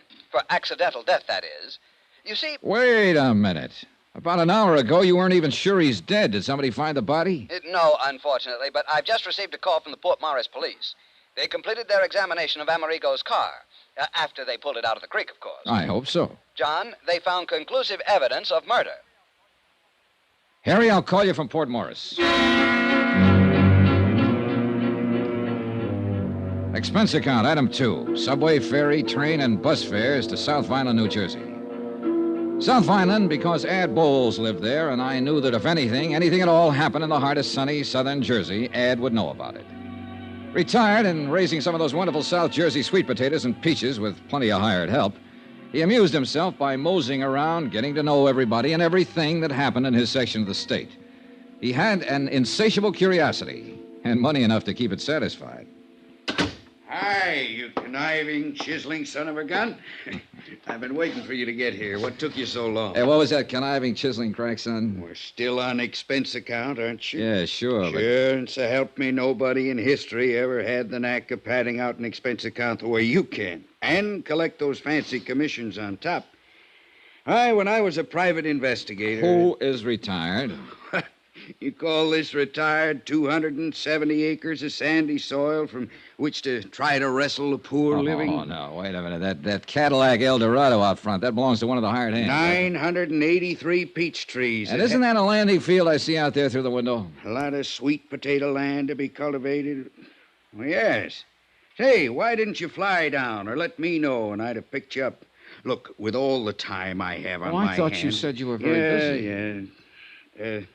How long are you going to stay? So I can figure out where we'll go or what we'll do. Ed, I'm on a case. Well, sure. Ricardo Amerigo and his priceless fiddle. Oh, no. It was easy. When I heard about him going over the bridge, I contacted Barney Peters of the Port Morris PD. From Barney, I learned all about the next of kin. His agent, that is. Pete Corbin. Right. And that boy at Philadelphia Mutual, Harry Branson. And I knew Branson wouldn't call anybody but you in on the case. So here you are. Still a private eye, aren't you, Ed? Gotta have some way of killing time. And I suppose you have the whole case solved. Yep. Well, according to Harry Branson, who heard from the Port Morris police just before I left Philly, it was murder. Oh, you point killer. I thought I'd be the one to tell you that. No, sorry. The cops knew it first. Second, I told them. Huh? Yeah, I showed them where somebody'd used a hacksaw on the steering arm of Amerigo's car when they dragged it out of the creek. Uh-huh. So that was it. Yep. And who wielded the hacksaw? Well, Pete Corbin. Who else? Why? Who else stood to benefit by Amerigo's sudden trip to the great beyond? No. It's too easy, Ed. What's more, he's the only one who had constant and complete access to Amerigo's car. Why, he not only mothered little Ricky, clothed and fed him and kept him in booze, but he paid his rent, swept out his apartment, serviced his car. No, it's too easy. And Johnny, that car was even kept locked in Pete Corbin's own garage. And Corbin had the only key. Where did you learn that? From Corbin's landlord, by phone, of course. Said he thought Corbin did that so Ricky couldn't go out driving when he was drunk. And me? I think it was the other way around. He'd only let him drive when he was drunk, huh? Instead a good chance of smashing up what would look like accidental death. So that Corbin would collect the double indemnity. It's open and shut. Any proof, Sherlock? Just get to Corbin, throw it all at him, and break him down. Maybe he'll even find the hacksaw tucked up his sleeve. Too easy. Any bets that it isn't Corbin? Yeah, I'll bet you. You name it. My commission on the case. I'll match it. Oh, and plus your expense account. Look, Ed, I want to see that car and the bridge and the creek, anything else I can find. Sure, I'll fly you down there. Then we can go on over to Atlantic City, hit some of the night spots. Your treat. You know, so we can build up the expense account enough for me to collect plenty.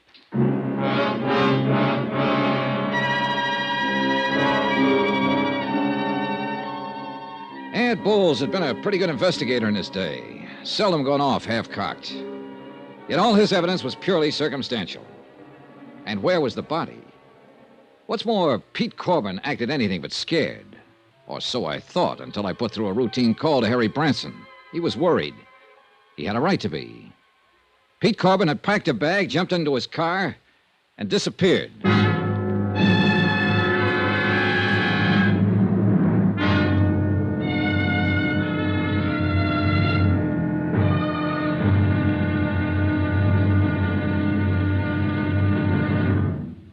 Now, here's our star to tell you about tomorrow's intriguing episode of this week's story. Tomorrow, a soggy day in a soggy South Jersey swamp.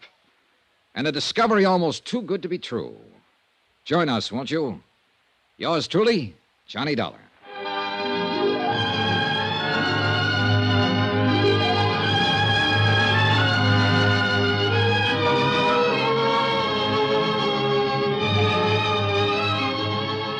Yours truly, Johnny Dollar, starring Bob Bailey, is transcribed in Hollywood.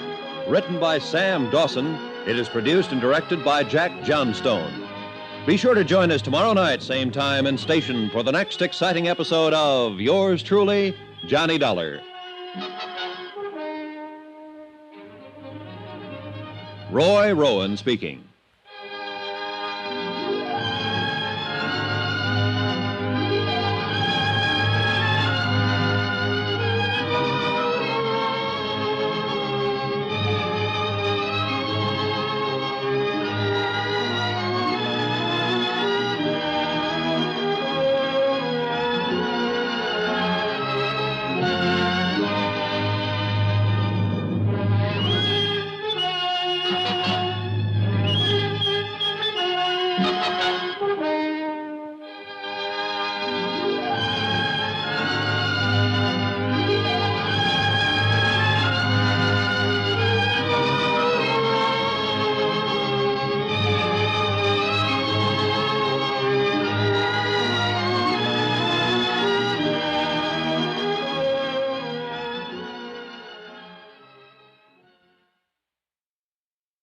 From Hollywood, it's time now for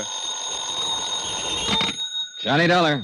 Sergeant Barney Peters, Port Morris Police. Oh, hi, Sergeant. Thought you and Adam Bowles were coming over here to look at the evidence in the murder of Ricardo Amerigo. We are. Ed's out warming up his plane. That's why I answered his phone. We got a visitor here in Port Morris. Who? The guy Ed thinks did the job. Pete Corbin, Amerigo's booking agent? That's right. In Port Morris? That's right. Well, are you holding him? I can't. No legal reason to, in spite of Ed's suspicions. Well, what's Corbin doing there? I don't know unless Ed's right about him. Huh?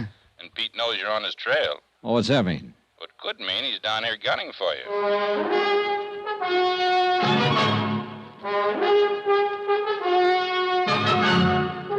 Tonight and every weekday night, Bob Bailey in the transcribed adventures of the man with the action-packed expense account, America's fabulous freelance insurance investigator. Yours truly, Johnny Dollar.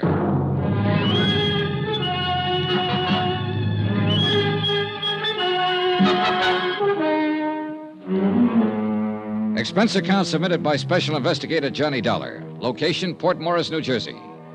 Following is an accounting of expenditures incurred during my investigation of the Ricardo Amerigo matter.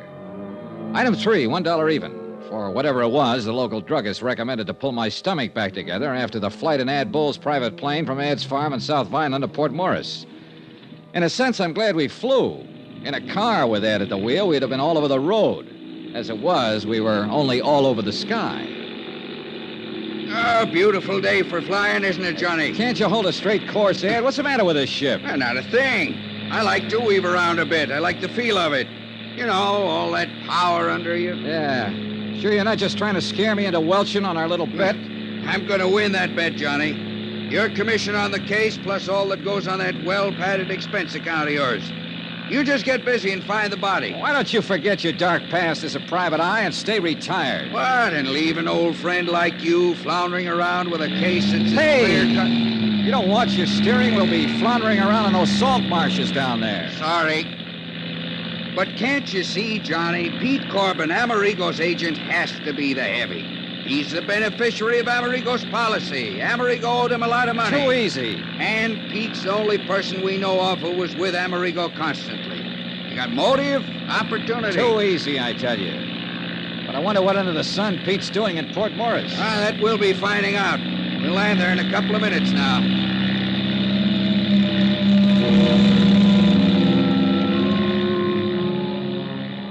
The little town of Port Morris was set on the edge of one of the wide salt marshes that border a lot of the South Jersey shore. Just a vast expanse of salt hay indented with little coves and inlets. Soggy, swampy country, ideal breeding place for the famous Jersey mosquitoes.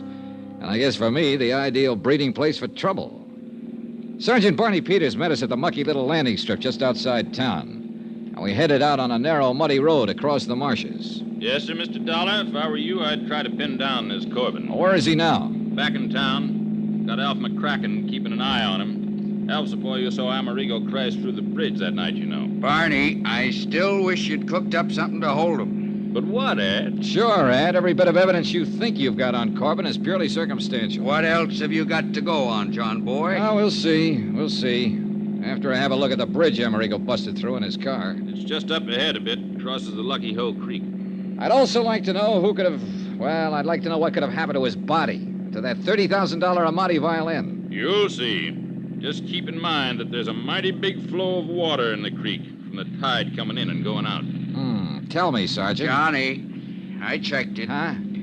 Tide had just turned, was on its way out to the ocean at the time Amerigo's car went over the bridge. Right, Barney? That's correct, Ed. Right now, though, it's probably about as low as it'll... Whoa! What's the matter? Just pulling over to let this car that's coming past us. Otherwise, one of us might sheer off into the swamp. Yeah, these roads weren't meant for two-way traffic. Darn fool's coming pretty fast for a road like this. If he isn't careful... Hey, look, Pennsylvania plates. Huh? He's right. That's Corbin's car. Corbin, huh? Swing across the road. Block him. Quick! Son of a gun. Well, now, where's Corbin, all right? Well, then swing around. Go after him. On this road? He'd slide off into the swamp so fast. By the time we go on up to the bridge and turn, he'll be halfway back to Philadelphia, blast him.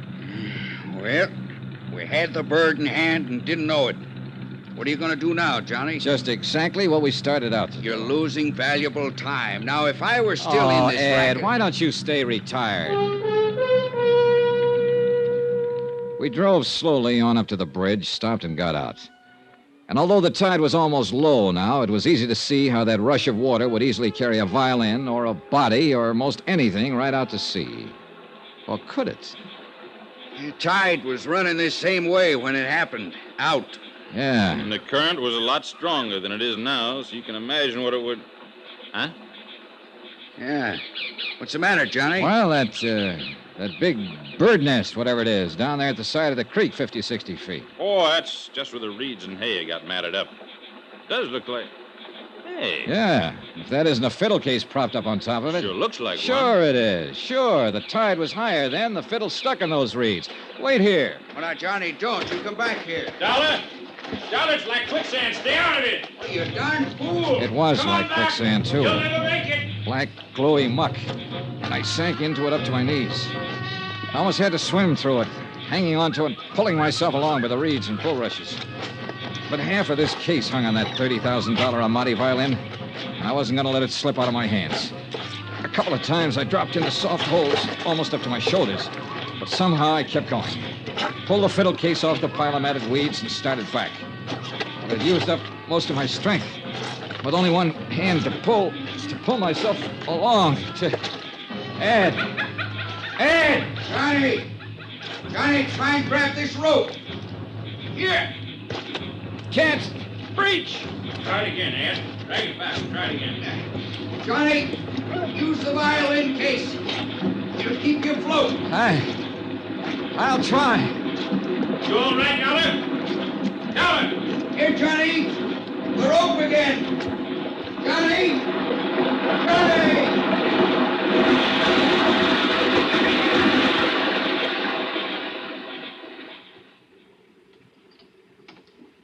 I hadn't passed out. So help me, I hadn't. Not entirely, that is. Or I'd never have been able to grab the line that Ad Bowles threw to me. Needless to say, I took a lot of kidding from Ad and Barney Peters on the drive back to Port Morris, especially since I didn't really know what had happened until I came to in the back seat of the car, clutching the fiddle case. Jerk. If you'd held onto the rope with the death grip you have on that violin case, we'd have got you out of that muck before you swallowed half the salt water in that inlet. Yeah, sure. I'll say this for you, Mr. Dollar. You don't give up easy. The fiddle. The $30,000 Amati. At least I had half of this miserable case in hand in my hands. There'd be no insurance collection on that violin. And then I saw it. Well, what's the matter, Johnny? You passed out again? No, Ed. You should have cleaned me up before you piled me into this car. What? Look. Oh, what is it? Piece of shirt. Ricardo Amerigo's shirt. What's that? Yeah, look. Monogram on the pocket, R.A. And what looks like bloodstains. Hey, you're right. Where'd you get that? I must have picked it up when I picked up the fiddle. Well, at least it proves that Amerigo went down with his car. No doubt of it. What I didn't tell him was that the piece of cloth from Ricardo Amerigo's shirt was fastened to the violin case. Deliberately put there. But by whom? By Pete Corbin, Johnny. That's your man. Are you listening? Yeah, I'm listening. Beneficiary, confidant, caretaker of both Ricky Amerigo and his car. Who else could have sawed through the steering bar that made the car run off the bridge? And a guy who was smart enough to have it happen in this godforsaken salt Now, marsh. just a minute, Ed. Okay, Barney, in the heart of sunny southern Jersey, where he expected nobody'd find car or body or even the fiddle until long after the insurance claim was met. Thanks to a tide that'd carry everything out to sea. For indeed, my friend, if your deputy, Alf McCracken, hadn't actually seen Amerigo's car slip through the bridge rail... Oh, wait a minute. Yeah.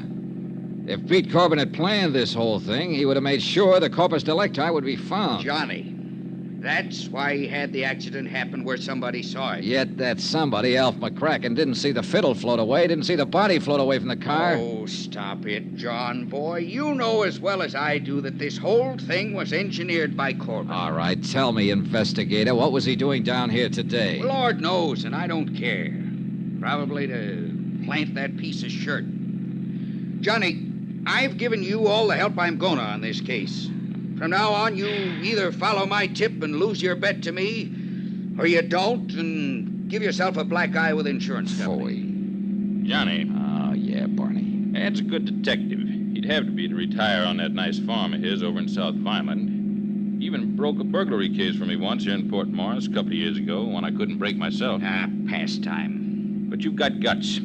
I like you for it. Thanks a lot. And to me, the Pete Corbin theory looks Well, too easy. Oh, not you, Barney. That's what I've been trying to preach to that stubborn egghead sitting beside you. I'll lend you a suit of clean clothes, and you can chase this thing down in the way you want to, without the dubious help of somebody who's just trying to win a bet from you. Traitor. And if I were you, I'd hunt up a few other people who knew Ricky Amerigo besides his press agent, Pete Corbin. You are a mind reader. Gentlemen, I have only one thing to say. And, Johnny, it's addressed to you. When you finally find that Pete Corbin done it, you know where to send the check to me.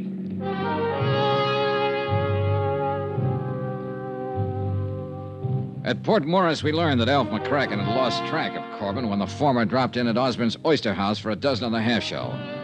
Hadn't even seen him take off in his car, much less leave in a hurry after spotting us on the road to Lucky Hole Creek. I took advantage of Barney's offer, borrowed a suit of his clothes, and accepted a ride from him to the crossroads of Woodbine where I could get a bus back to Philadelphia. Sure, half my job was done. I'd recovered the $30,000 Amati violin, but I could still hear the oh-so-pleasant voice of Ad Bowles, ex-investigator, not so retired. You know where to send the check to me, Johnny boy.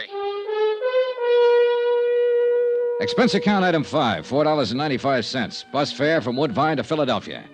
And believe me, it's a long bus ride. As soon as I got to my hotel and changed into my own clothes, I called Harry Branson at the insurance company. Mr. Branson here? This is Mr. Dollar, Mr. Branson. Yes, Mr. John. Yeah, I'm back at my hotel, music lover. And I've just won the $30,000 Amati. What? Yeah, I got the fiddle for you. Well, thank heaven you recovered it. What of Ricardo Amerigo? Later. Do you want the Amati? I'll be right over.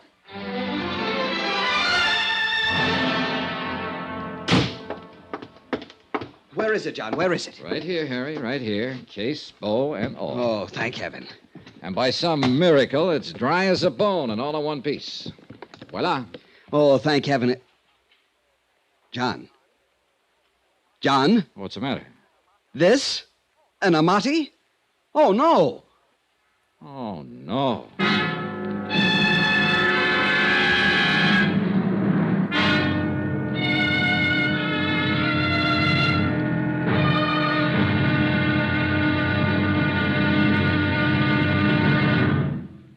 Now, here's our star to tell you about tomorrow's intriguing episode of this week's story. Tomorrow, the results of a poker game. And believe me, there are times when the cards can be really stacked against you. Join us, won't you? Yours truly, Johnny Dollar.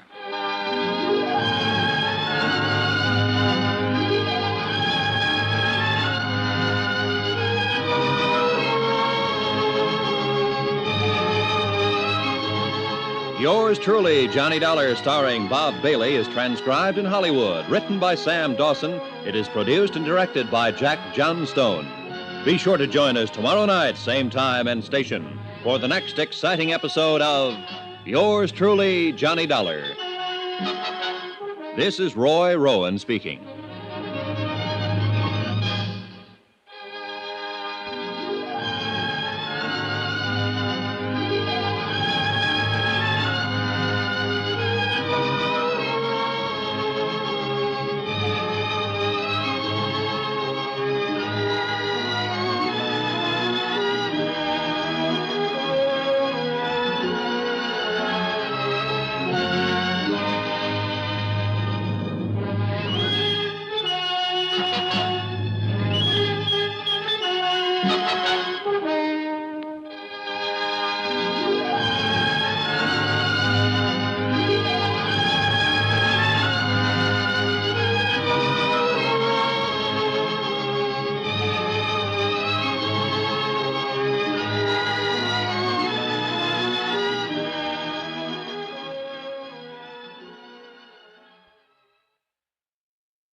From Hollywood, it's time now for Johnny Dollar. Yeah, Pete Corbin, Dollar. I found your message when I got in, but I don't know why I'm returning your call after that lacing I took from you. Well, at least you haven't run out on us. Why should I? How would you like to explain what you were doing in Port Morris, New Jersey yesterday afternoon at the scene of the so-called accidental death of your client, Ricardo Amerigo? Oh, yeah, I thought that was you I saw in that car down there. It sure was. Are you in your office? Yeah, that's right. I thought you wanted Well, stay to know... there. I do want to know. That and a lot of other things. I'll see you in about an hour after I've made another call. Okay, I'll be here.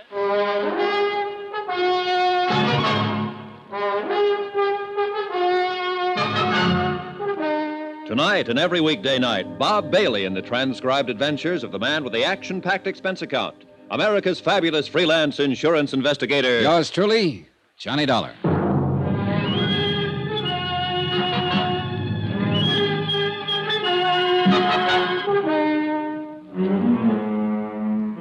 Expense account submitted by Special Investigator Johnny Dollar. Location, Philadelphia, Pennsylvania. To the Philadelphia Mutual Liability and Casualty Company. Following is an accounting of further expenses during my investigation of the Ricardo Amerigo matter. Expense account item 6, $33.75. Dry cleaning and new shirts, socks, and so on, including one pair of shoes to replace the ones I lost in the South Jersey swamp while rescuing what I'd thought was a priceless Amati violin in a muddy tidewater inlet called Lucky Hoe Creek. But when I showed it to Harry Branson at Philadelphia Mutual, well, at least he promised to have an expert look it over and pass final judgment. That's the reason for item 7, 85 cents. Taxi to Harry's office in the Security First building. Oh, come in, John, come in. Hi, Harry. Well, what have you found out? Nothing yet, but I should hear from the violin man any minute. John, I do hope I was wrong. Sit down. Thanks. Harry, I could have committed mayhem when you told me that fiddle I picked up in the swamp isn't the Amati. To think you nearly drowned retrieving it. Oh, brother, that's putting it mildly. But I'm sure Foresto will know. Foresto? Foresto's Nigliario, however he pronounces it, the violin man. He really an expert? Well, he's the one who okayed the $30,000 policy on Amerigo's violin. Let's just hope this one's it. Did you learn anything in Port Morris? Only confirm what you'd already learned from Sergeant Peters down there. That someone had sawed through some steering connection on Amerigo's car before it crashed through the bridge. Yeah. Still no sign of the body? Nope. Oh, a man named Adam Bowles called. Oh, he's an old friend. Used to be a private detective and just can't get it out of his system. Oh. Well, he called me, you know. I know. And I must confess, John, that I'm inclined to agree with him. That Peter Corbin, Amerigo's agent, did it? Agent and beneficiary, John. And apparently the one person who knew Amerigo well enough. I said it to Ad Bowles until I was blue in the face, Harry, and I say it again. Too easy. But who else? I don't know. That's what I came back here to find out. All the evidence. Circumstantial evidence. The kind of man that'd be a fool to let pile up against him if he really was guilty. Even so. Harry, let me do it my own way, huh? What if this Corbin tries to skip out? Then will be the time to... Excuse me. Yes. Mr. Cherniero to see you, sir. Cherniero. I knew that was it. Send him in. Man is here, John. Foresto? Yes, sure. Oh, well. Come in, Foresto. Meet Mr. Dollar. Yes. How do you do, Mr. Dollar? You brought the fiddle? Yeah. Right here on the desk. Well? Thank you. I'll open up the case. Well, is it? Mr. Bronson, Mr. Dollar, I'm sure. Well, Mr. Cherniero? Cherniero. Look, you've only got to look now that I've cleaned away some of the mud and the salt from the swamp where it was found. We're lucky it did not do any real damage to change the appearance. But nobody could tell the way you gave it to me. Well, how about now that you've cleaned it up? Yes. You see here. The shape of the F holes, the curve to the belly. Yeah? The beautiful shape, the signs of age, and above all, here, you see, the label. Label? Through the F hole, you can see it. There, Niccolo Amati. Then it is Amerigo's. See. You're sure, Mr. Cherniero? The label says. And Foresto says. Well, look, I talked with a fiddle player in the orchestra at my hotel last night. He told me there are literally thousands of imitations of every important violin ever made. Shape, size, label, and all. Now, listen, Foresto. Yeah. Tell me the truth. Do you really consider yourself an expert? Well, I'm selling violins in my store. Violins, harmonicas, ocarinas, victrolas. How good are the violins you sell? Oh, good ones. Some as high as $65.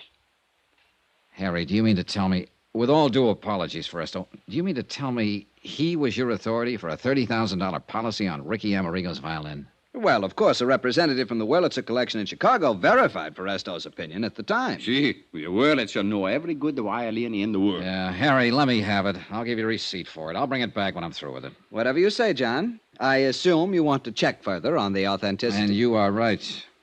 John. Yeah. To put it bluntly, you've still not accomplished very much insofar as Amerigo himself is concerned. With this fiddle under my arm, I think maybe I will. See you later.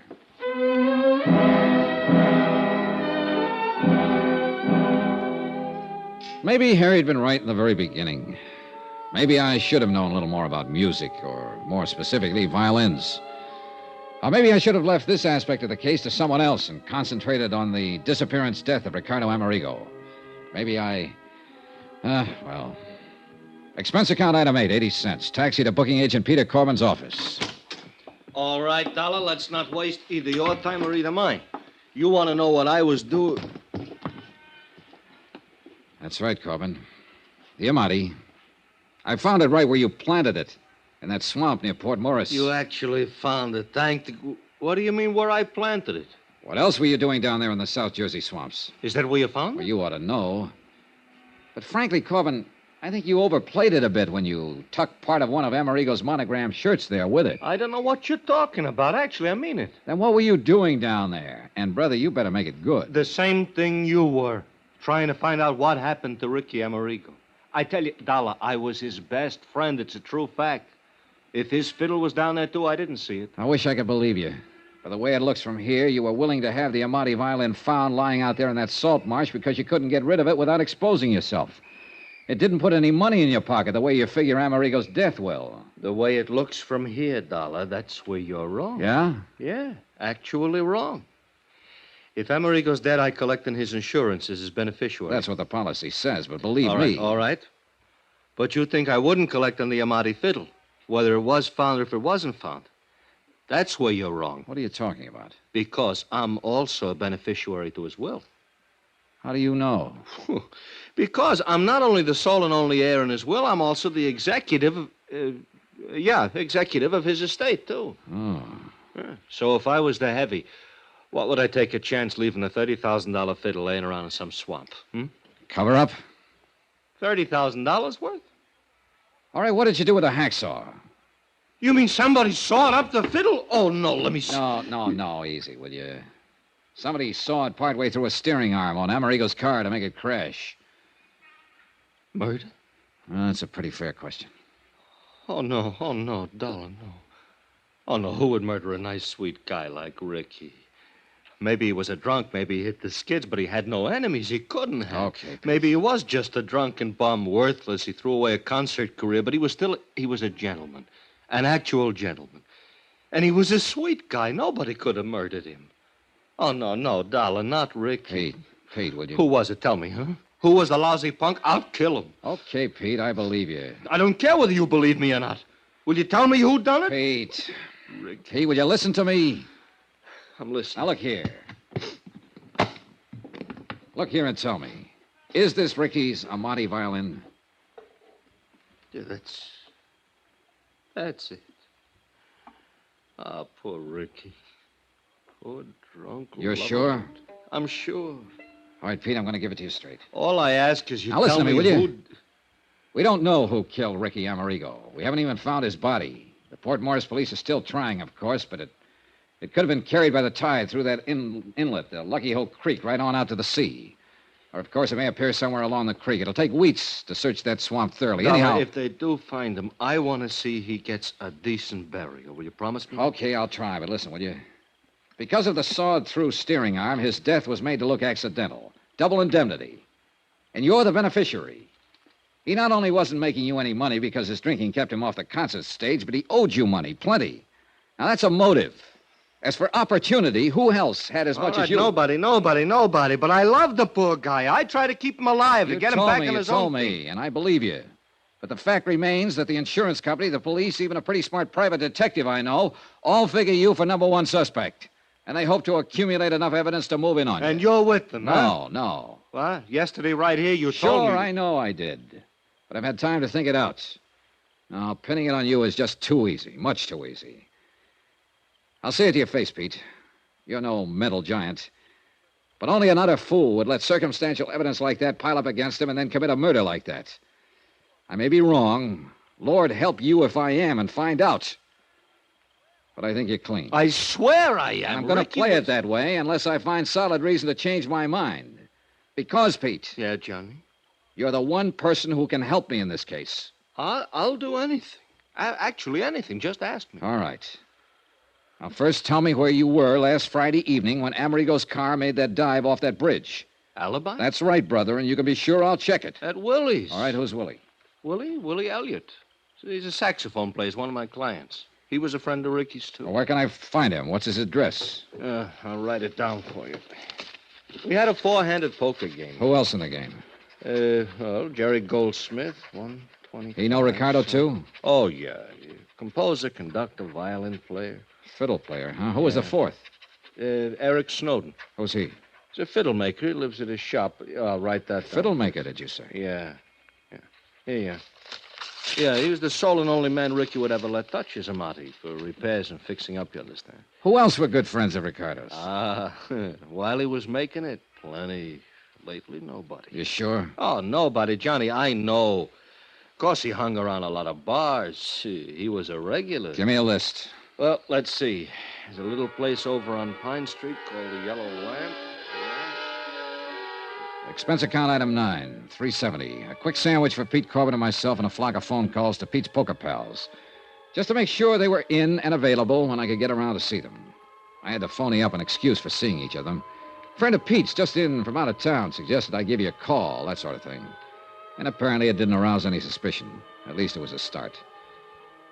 And for the first time, call it a hunch or whatever you like, I felt I was going to get somewhere in this case. As it turns out, I was. Believe me.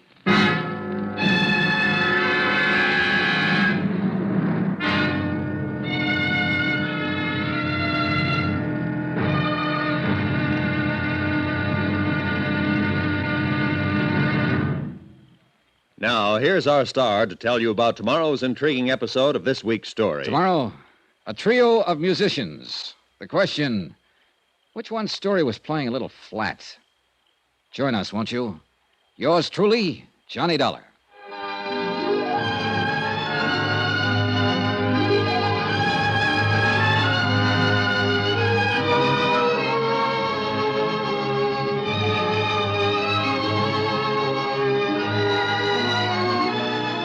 Yours truly, Johnny Dollar, starring Bob Bailey, is transcribed in Hollywood. Written by Sam Dawson, it is produced and directed by Jack Johnstone.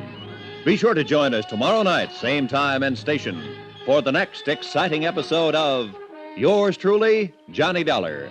Roy Rowan speaking.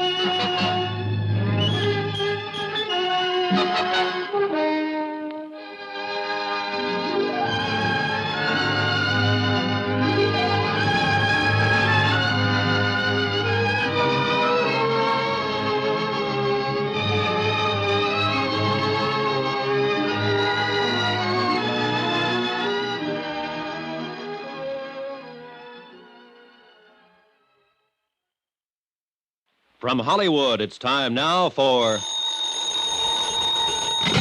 Johnny Dollar. You are investigate. Hello? What'd you say? Who is this? You are investigate Ricardo Amerigo. Yeah, that's right. I'm investigating the Ricardo Amerigo matter. Who are you? Hello? Hey, listen, do you have some information, a tip on the case? Who are you? Hello? Hello. Hey, what is this, a gag? Yeah. Or is it supposed to be some kind of a cockeyed threat, a warning for me to get off the case? Believe me, this is no gag. Hello? Hello?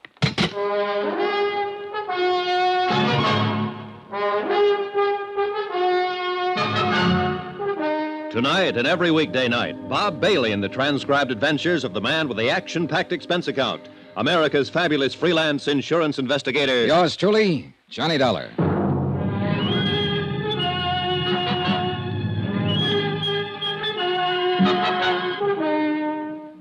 Expense account submitted by Special Investigator Johnny Dollar. Location, Philadelphia, Pennsylvania. to the Philadelphia Mutual Liability and Casualty Company. Following is an accounting of further expenses incurred during my investigation of the Ricardo Amerigo matter. Expense account item 10, $21 even, for drinks, for me alone. And believe it or not, I'm cold sober. But the least I could do was buy one at each of the bars on the list Pete Corbin gave me. A list of all the places Ricardo Amerigo used to hang out before his disappearance in a South Jersey swamp. In spite of all the circumstantial evidence pointing his way, I still wasn't convinced Corbin had engineered an accident to kill Amerigo. Pete had also given me a list of Amerigo's closest personal friends, 3 of them. I told them I'd see them later. Meanwhile, I hoped to learn something helpful from the places where he apparently spent most of his time during his last few months on this earth. But the result can pretty much be summed up by the last bar on the list, the Hangover Club. There you are. Cost you 80 cents. Here, keep the change. Oh, thanks. Yeah, it's just like I tell you, mister. You come in here, buy a few drinks, sit and drink them, leave. Well, didn't he ever talk to anybody? Not even me. Just sit there and get plastered until one of his friends would come in and drag him away. Who? Did you know any of them? Oh, sure. Willie Elliott, saxophone player at the Crystal Room. Oh. Who else? Jerry somebody, fiddle player. Jerry Goldsmith. Yeah, they're on my list. Huh? Anybody else? No. Oh, yeah, wait, sure. His agent, Pete Corbin. Yeah, that's... Hey, if you knew that, why'd you ask me? I've heard the same thing exactly 20 times so far today. Yeah, well, I'll say this for him. They must have loved Amerigo. They might have fought and argued with him when they caught him in here, but it was all for one thing, to try and straighten him out. But, mister, he was too far in. Yeah. Yeah, shame for a talent like him, concert violinist, to hit the skids the way he'd done, but nobody couldn't seem to help him. The story had been exactly the same in every bar on the list.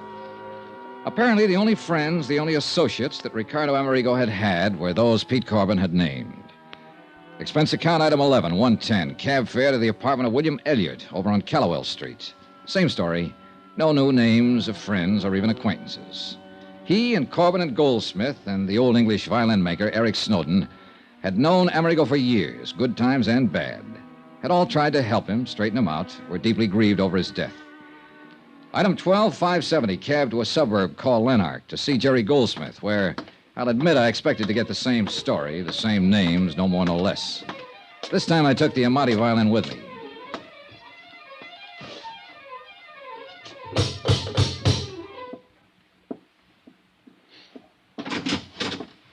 Hi. Who are you? I'm Johnny Dollar. Oh, yes, you called. Come in. Friend of Pete Corbin's, you said. Sit down. Mr. Goldsmith, I'll get right to the point. I'm an insurance investigator, and I came That in... violin case. That looks like Ricardo's. It is. And the Amati? Yes. Oh, thank God. I found it down in a South Jersey swamp where Amerigo's car plunged off the bridge. It had been lying there, hidden by the marche for several days. Is it all right? May I see it? Well, one reason I brought it along was so you could substantiate identification. I make no bones about it, Mr. Dollar. I coveted this violin like nothing else in the world. I've played many fine instruments, Strads, Guarnieri, even this, my Stymer. I see. But Ricardo's Amati, there was something between that violin and myself that could exist for no one else. Not even Ricardo Amerigo when he was at his greatest. And when he started his terrible downfall. You, wanted it even more, huh? Yes, more than anything else in the world. Enough to kill for it? Mr. Dollar, I should kill you for even thinking such a thing. I loved Ricardo. Okay, sorry. The fact remains somebody sawed through a steering arm on his car. I still can't believe that. No one could have killed Ricardo, no one. Only 3 others beside myself even knew Ricardo these past few years. Corbin, Elliott, and Eric Snowden. Pity him, feed him, clothe him, try to fight him away from the liquor that had ruined his brilliant career, yes. Even hate him at times for what he'd done to his life, but murder... I'm sorry. May I? Sure. It, is the Amati. Yes, I know it as well as I know my own. May I play it? Sure.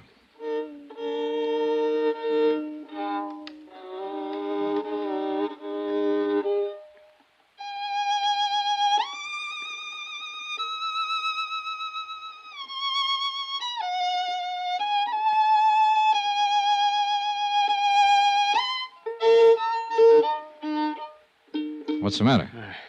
I don't know.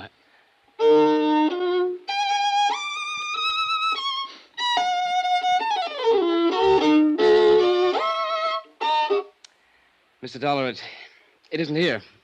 The tone, the brilliance, the response, it isn't here. Something's wrong. You're sure this is the Amati? Oh, of course I'm sure, but something's wrong. Something's happened to it. It isn't the same. Well, you think the dampness of the swamp might have done... No, you can see. It's all right, but it isn't.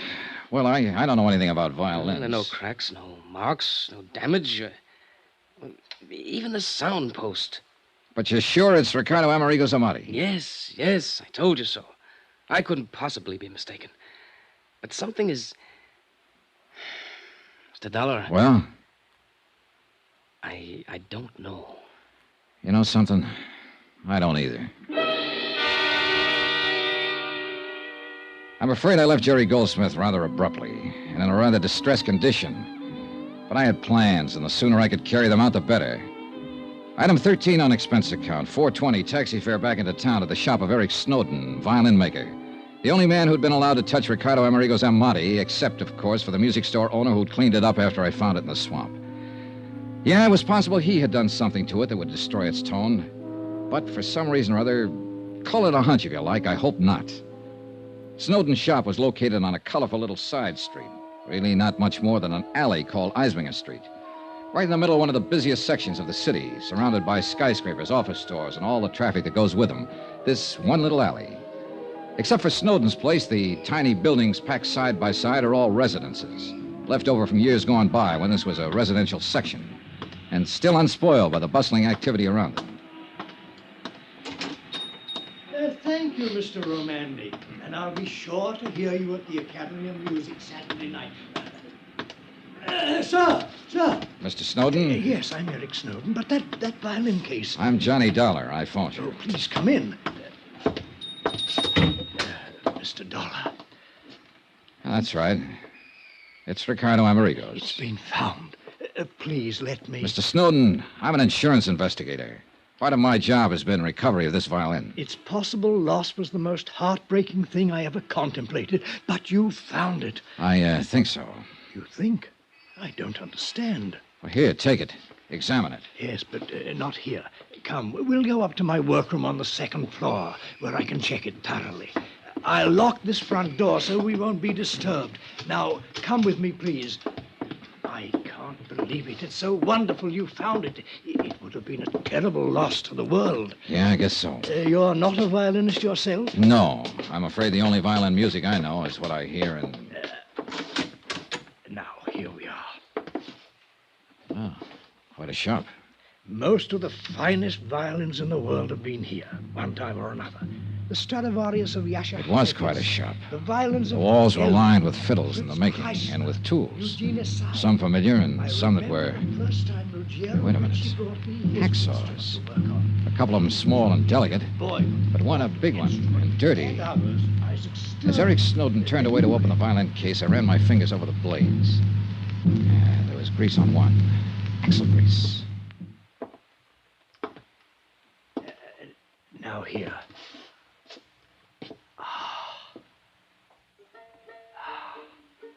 Well, Mr. Snowden? Yes, Mr. Dollar. This is Ricardo Amerigo's violin. You're certain of that?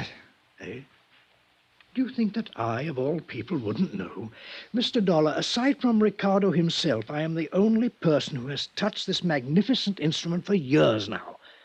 I must confess I resent your least question of my judgment. All right, I'll be honest with you. I don't pretend to know much about violins, so I had somebody play it a while ago. Sacrilege. All right, be that as it may. It didn't sound to him or even to me like a $30,000 violin. And whom did you permit to lay hands on this priceless instrument? A friend. Should be horsewhipped.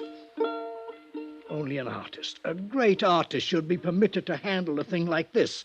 But I suppose you understand that, Mr. Dollar. I don't suppose you... Well, go on. Mr. Dollar, someone has tampered with this. Oh? Of course it doesn't sound right. Did this friend of yours presume to be a violin maker, too? What do you mean? The sound post, the placement of the bridge. Of course it doesn't sound right. Now, why does somebody have to... Do you want to answer that? No, let them wait. This is more important. No wonder you or your friend or anyone else question the validity of this instrument. Hey, whoever that is down there, he really wants you. Look here, a simple adjustment here and here. Oh, bother. Go ahead, I'll wait. All right, I shall be right back. It was a quick suspicion when I spotted the hacksaw on the wall, and I couldn't forget the warning over the phone. While Snowden waited on his customer, I poked around the shop some more, looking for goodness knows what. And I found exactly nothing. No doubt Snowden was telling the truth. Until I started to sit down to wait for him, and as I pulled over a stool, I knocked open the door of a cabinet next to his workbench. I started to close it again, and then I saw it. Hanging there on a hook was a violin. I grabbed it out of the cabinet and held it under the light beside the one in Amerigo's case. I held them up together.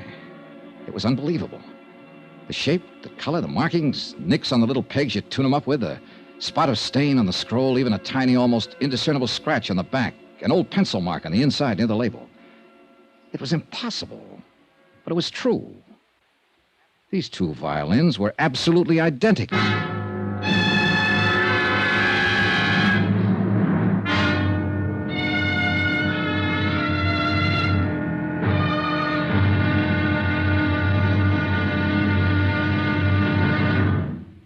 Now, here's our star to tell you about tomorrow's final intriguing episode of this week's story. Tomorrow, well, it's a wind-up. But believe me, a wind-up with a real twist. Join us, won't you? Yours truly, Johnny Dollar.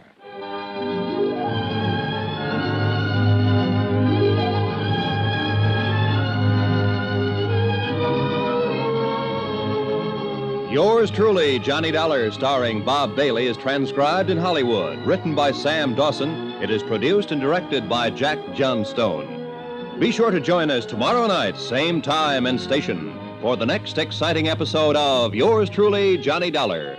Roy Rowan speaking.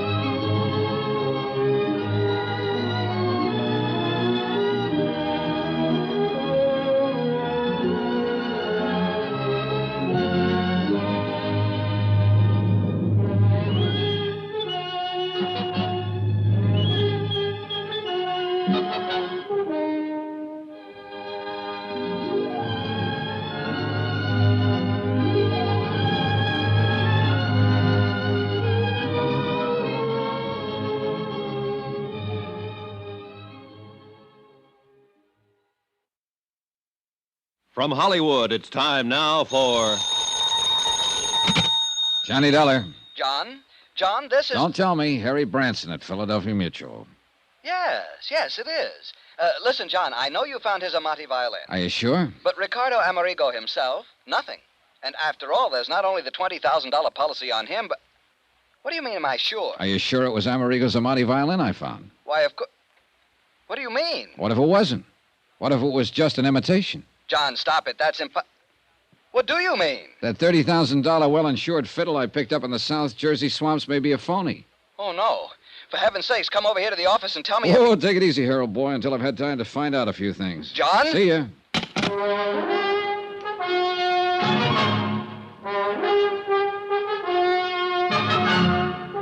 Tonight and every weekday night, Bob Bailey in the transcribed adventures of the man with the action-packed expense account, America's fabulous freelance insurance investigator. Yours truly, Johnny Dollar.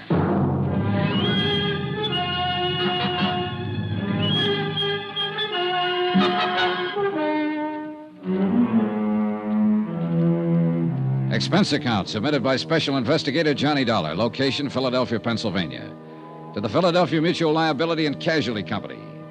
Following is a final accounting of expenditures incurred during my investigation of the Ricardo Amerigo matter. When Ricardo Amerigo's car was hauled out of a swamp somewhere near Port Morris, New Jersey, there was no sign of his body.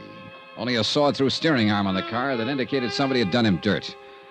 However, I did find the fiddle, the $30,000 Amati that had helped him become one of the world's top concert violinists. Anyhow, with a fiddle under my arm, I ended up at the shop of violin maker Eric Snowden for final confirmation that it was the genuine Amati that I'd found.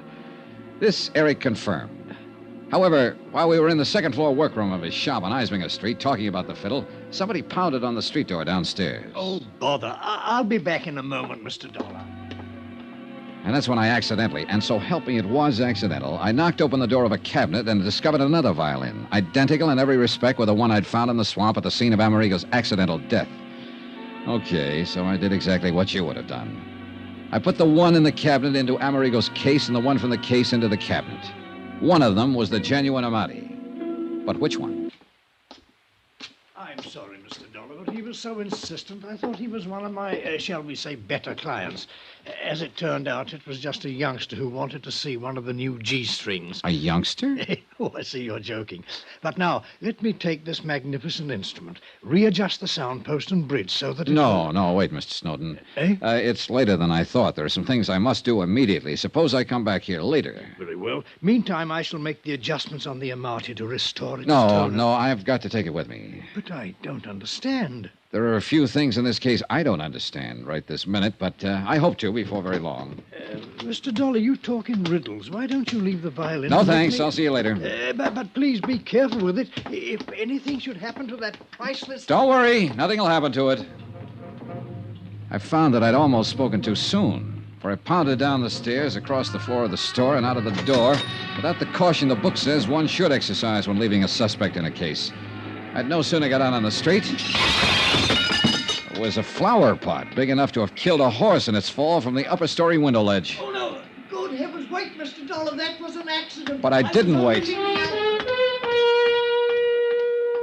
Expense account item 14, 10 cents. Phone call to Harry Branson at the insurance company to have the police put a man on Eric Snowden's shop immediately to make sure he wouldn't try to skip. Item 15, $7.50 for a cab to the house of fiddle-playing Jerry Goldsmith out in Lanark. Mr. Dollar. Hello, Goldsmith. I didn't expect it. But you left in rather a hurry earlier. Sorry, I had to keep a date. Hey, look, Jerry, when I was here before... You still have the violin? Yes, when I was here earlier and you played it, you didn't seem to think it was really Ricardo Amerigo's Amati. No, I didn't say that. At least at least it didn't sound like it when you played it. Yes, Mr. Dollar, that's right. Oh, now, think a minute. You were a bit upset, excited, whatever you want to call it, when I brought it to you. Yes, that's true. Nevertheless... And I think you were also afraid I might have suspected you of Amerigo's murder when you admitted his violin was the one thing you wanted more than anything else in life. Except, of course, to have Ricardo straighten out. Become himself again. Become the artist again. Deserve to have this... Oh, I don't know. Whatever I say seems to make it sound like a... I don't know. All right, now, look, Jerry, calm down, will you? I'm not trying to pin a murder rap on you. Calm down and do something for me, will you? Well, yes, of course. What? Here. Have you had something done to it to restore the tone it used to have? It hasn't been touched by anyone else since I laid my hands on it. But I want you to play it again. Yes, of course I will. But didn't you say that some old fool with a music store cleaned it up? Jerry, it hasn't been touched by anyone else since I laid my hands on it. Now play it. All right. Go ahead, Jerry.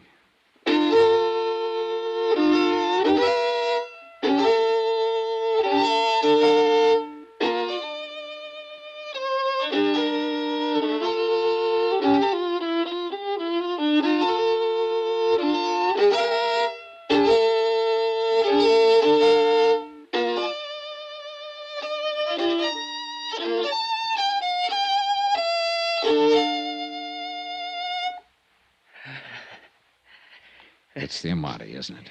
Yes. Yes, it's the Amati. A beautiful, wonderful...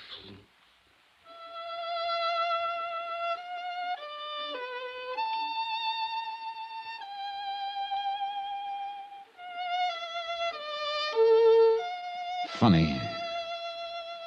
I never realized what a violin could. Can you hear me, Jerry? Yes. Yes. And to think it's taken something like this to lead me to a killer.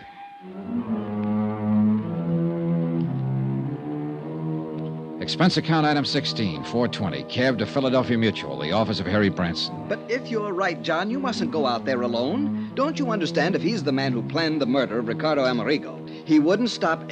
Yes, I had the police put a man out there to cover his shop. But, John, I still think it's... Expense account item 17, $1.60. The buck was a tip for going through a couple of red lights. Back to the shop of the violin maker, Eric Snowden. Mr. Dollar. Hi, Mr. Snowden.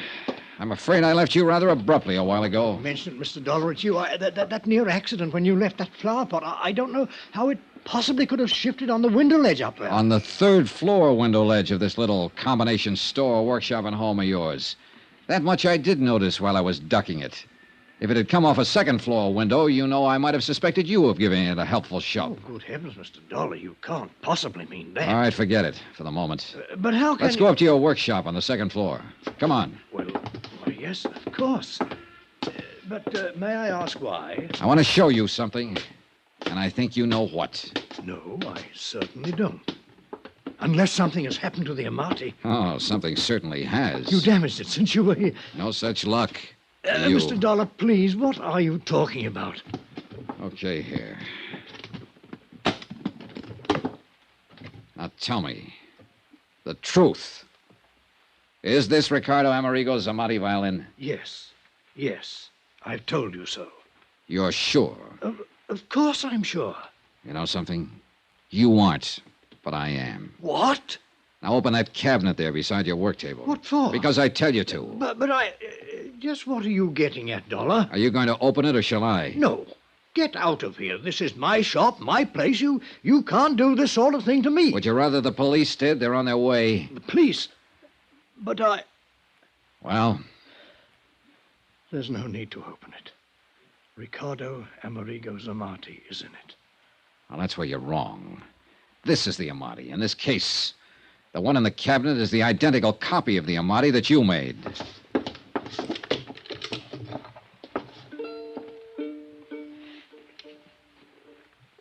Yes, Mr. Dollar. Why, Snowden? Because the loss of this priceless instrument would have been unthinkable. $30,000 insurance on it. Oh, money doesn't buy a violin like this. It must be played by an artist, by many artists, like the artist Ricardo was. So when Ricardo disappeared... Or was murdered? When Ricardo disappeared, I had to make sure that the Amati would still... I didn't murder him. Isn't this the hacksaw that cut the steering rod on his car? Well, Snowden, isn't it? Yes. No, I mean... And mean... because of it and your crazy plan to keep the real Amati, you and you alone are going to take the rap for Amerigo's murder. No, please. Ricky. No use, Eric. That's right, Mr. Dollar. I'm Ricardo Amerigo. You're what? The dirty, drunken has-been that started all this. Sawed through the steering rod on my car, wrecked it in the swamp, left some of my clothing there. That phony fiddle was my idea. Not to collect the insurance on it, not that alone. But to make sure it could come back again. Be played again by somebody that deserved to play it. The way perhaps one time I deserved to play it. But, Ricardo... A man disappears, murder, or whatever. There's a fuss about it for a while, and it's over. But this, no, this must live. This violin, it will now. And the world will be the better for it. But you, and this apparent murder... The insurance was my last hope of paying back Pete Corbin, my agent, and the others who tried so hard to straighten me out. Pay back some of the money and the heartbreak they spent on me. Or let your insurance company pay them back, because I never could. I couldn't even leave my hiding place here in Eric's house, because I knew that sooner or later he'd pity me enough to give me more of the drink that's been all I've been living for. Eric, God bless him, Eric knew, of course, but only he. Be kind to him, if you can. Ricky. That's all, Mr. Dollar. Oh, unless... Will you buy me a drink before you call in the police?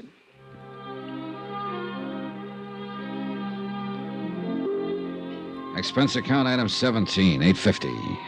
One bottle of the best I could buy. before I called in the police. Item 18, hotel in Philadelphia, miscellaneous fare back to Hartford. Total expense account, $182.65. Remarks? No insurance payment necessary on either the Amati or the man. And I guess he really was a man. More than he knew. What the courts will do about him and about Eric Snowden, well, the courts will do. And I'm glad I have to have no part in it. You know, it's funny. Somehow I think I have a little better appreciation for music now than... Oh, well. Yours truly, Johnny Dollar.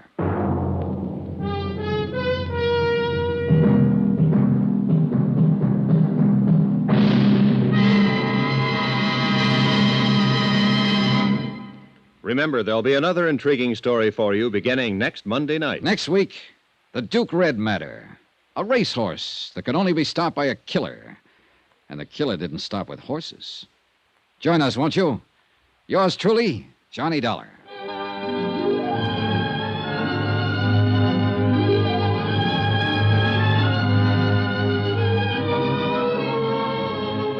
Yours truly, Johnny Dollar, starring Bob Bailey, is transcribed in Hollywood.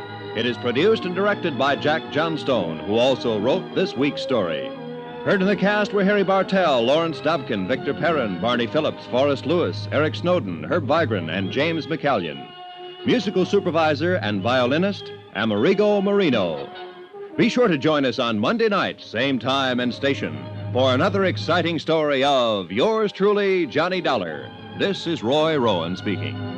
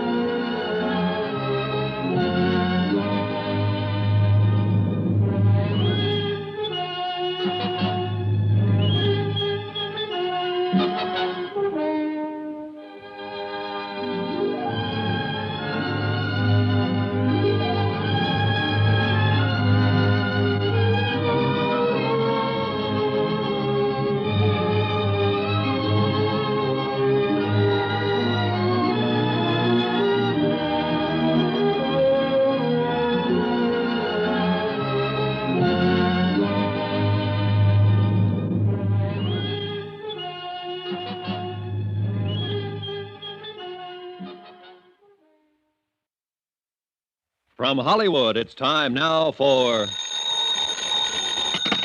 Johnny Dollar. Niles Pearson, Johnny, at Universal Adjustment Bureau. Oh, how are you, Niles? Worried at the moment. Can you help me out? I don't know. What's on your mind? $65,000 worth of horse flesh. Ever hear of Duke Red? Yeah, I think so. The Futurity last year? That's the horse. Johnny, Columbia Indemnity is going to have to settle a claim on him. Why? Duke Red was seriously injured and had to be destroyed. Did you say 65,000? Yeah. No wonder you're worried, Niles.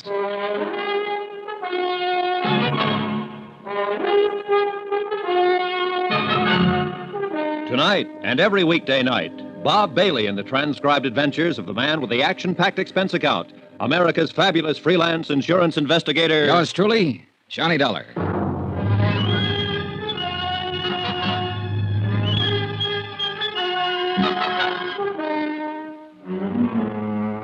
Expense account submitted by Special Investigator Johnny Dollar to the Universal Adjustment Bureau, Universal Building, Hartford, Connecticut.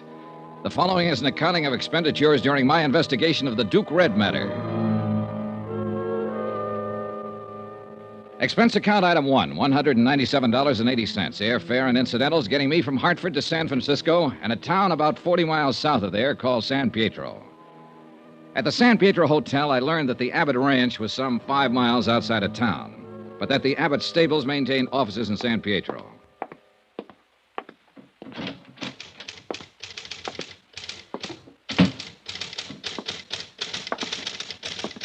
Hello. Hello. I'd like to get in touch with Mr. Abbott. My name's Johnny Dollar. Oh, Mr. Abbott's never here. He's mostly out at the ranch. You'll have to see him there. Oh.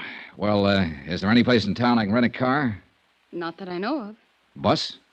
Afraid not. What's your business with Mr. Abbott? Insurance. I'm here to adjust a claim of his. Oh, yes, Duke Red. Could I see Mr. Abbott's business manager? Mr. Monroe.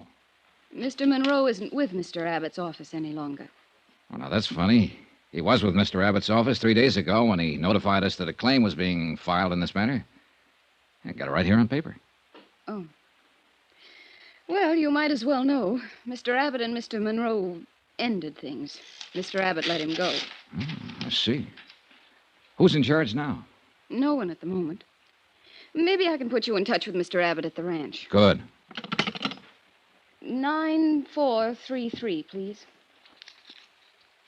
Smoke? No, thanks. Hello, Cully? This is Judy at the office. Is Mr. Abbott there? When do you expect him? Thanks. Out for the day, Mr. Dollar. I'm not doing very well, am I? I wish I could be more helpful. Well, maybe you can. This man, Monroe, if you could tell me where I can get in touch with him, I'd appreciate it. Didn't you understand? He doesn't work for Mr. Abbott any longer. Yeah, I know, but he did notify us about the claim. Evidently, he's aware of the circumstances in the matter, and that's what I'm here to talk about. I see. Well? Mr. Monroe isn't in San Pietro any longer. He moved out of town on Tuesday. But where? He didn't leave a forwarding address, Mr. Dollar. Where's the laundry going to send their bills? How about the finance company? He just left, and that's it. You want to know something? I don't get it. She dropped her eyes, mumbled something about having work to do, and we left it at that. I put it in the back of my mind and asked someone else about this Mr. Monroe. Then I got busy solving one of my immediate problems. Expense account item 2, $50. Deposit on a 1940 Terraplane station wagon I managed to rent from a man who ran a filling station. Our deal was $10 a day plus gas. Item 3, $5.08, a tank full of gas. The Terraplane bucked a little, but it got me outside of town about 4 miles to the office of a tall, lanky man who never took his hat off. Dr. James Gorey, veterinarian. All the way from Hartford, Connecticut, huh? Yes, that's right. And having sunshine like this back there now, I'll bet you. You're here about the Duke, huh? Duke Red, yes. The people who wrote the policy want me to look into the matter. Hope there's nothing wrong. Is there? No, matter of procedure, Doctor. Mr. Abbott's filed a claim for $65,000 indemnity, the loss of his racehorse. Mr. Monroe, who handled these matters for Mr. Abbott, is no longer around. Oh, yes. I understood they quarreled. Yeah. Mr. Abbott isn't around at the moment either, so I came to you. I don't believe I understand this. If Ben Abbott's bought that much insurance, he's sure got a right to file a claim for damages. Well, it's just good business to get the facts, Dr. Gorey, that's all. Quite a bit of money involved here. Yes. Red was worth lots more than that, though. Oh? That horse would have won over $500,000, in my opinion. Full racing terminal. Yeah, well, it's too bad about all this. I understand from Mr. Monroe's correspondence that you treated the animal, Doctor. Yes. I take care of most of Ben's stock when they're here, when he's not on the road racing. Uh-huh. I'd like to know exactly how the accident happened, Doctor. There was something about a piece of machinery? A tractor with the blades up. Huh? Duke Red stumbled back into it hard. Cut through his right hamstring all the way to the bone. I see. Do you make out a report in a case like this? In any case, Mr. Dollar, an animal is just like a human. This one more valuable than most, I guess. Any of them liable to get sick or hurt sometime. Here's the report. Thanks. They're pretty careful out there with all those animals. Naturally, they constitute a considerable investment on Ben Abbott's part. Yeah, sure. Oh. Most of the tendons cut, huh? Yes. Them as wasn't severed were ruptured. Mm-hmm. Uh-oh. What? Well, there's a notation about the carcass. Cremated on the premises? Yeah? Well, let's see. The accident happened Sunday night, cremated same night. Why so fast, Doctor? Ben Abbott wanted it that way. Can't blame him, I guess. Maybe not. But it'll make my job a little more complicated. Unless some x-rays were taken of the injury. There was no need for me to go into x-rays. Paralysis had already set in by the time I got there. Yeah, but that doesn't help me much, does it? What do you mean? No carcass, no proof of the extent of injury to the animal. Lord, man, the animal was in a bad way. It was a mortal injury. How was he destroyed? Shotgun. Could he have lived? I mean, long enough for me to... You don't understand, Mr. Dollar. It'd have been wrong not to destroy him with injuries like that. Mr. Abbott called you in right after the accident happened, did he? Yes, I got out there maybe 15 minutes later. Ben was alone with the horse. The minute I laid eyes on that animal, I knew he was finished, that he'd have to be destroyed. You advised Mr. Abbott that the horse had to be destroyed? I didn't have to. He knew it. He knows horse flesh as good as any vet alive. Well, did you consider calling in someone else? What? Another doctor for consultation. I tell you, man, there was no use in going into anything like that. Did Mr. Abbott ask you to call in another vet? No, he did not. Who else was there? Nobody. No stable hand? No member of Mr. Abbott's family? No. Well, who saw the accident? Mr. Abbott. Who else? I don't know, Mr. Dollar. Like I said, just Ben was there when I got there. I haven't any proof that the animal was injured. You just read my report? I've got $65,000 to worry about, Dr. Gorey. I'll need more than just a report. Young man, I've been in business here over 30 years. I've done business with Ben Abbott over 20 years. You come here asking me if I called in another vet, if I did this, if I did that. There isn't a man around here who won't take my word. Why don't you? Part of my job, Dr. Gorey. Huh? I can't take anybody's word for anything. Mr. Dollar, I'd be obliged if you'd get out of here.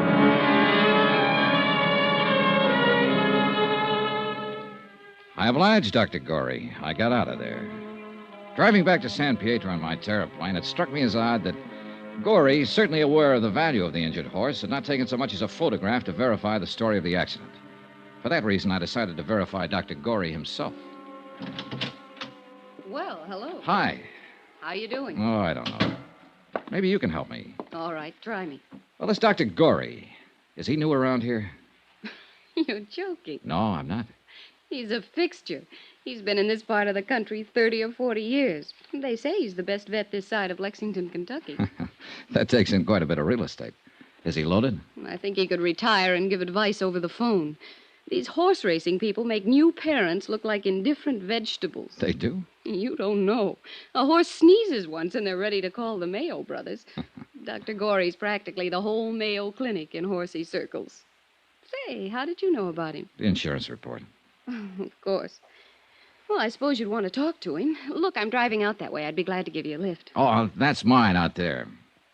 That? Yeah, rented it from a filling station man down the street. Oh. Well, you just drive right on past the filling station for about 3 miles, and you'll see Dr. Gorey's place. Oh, thanks, but I've already been there. Huh? Yeah, just left him.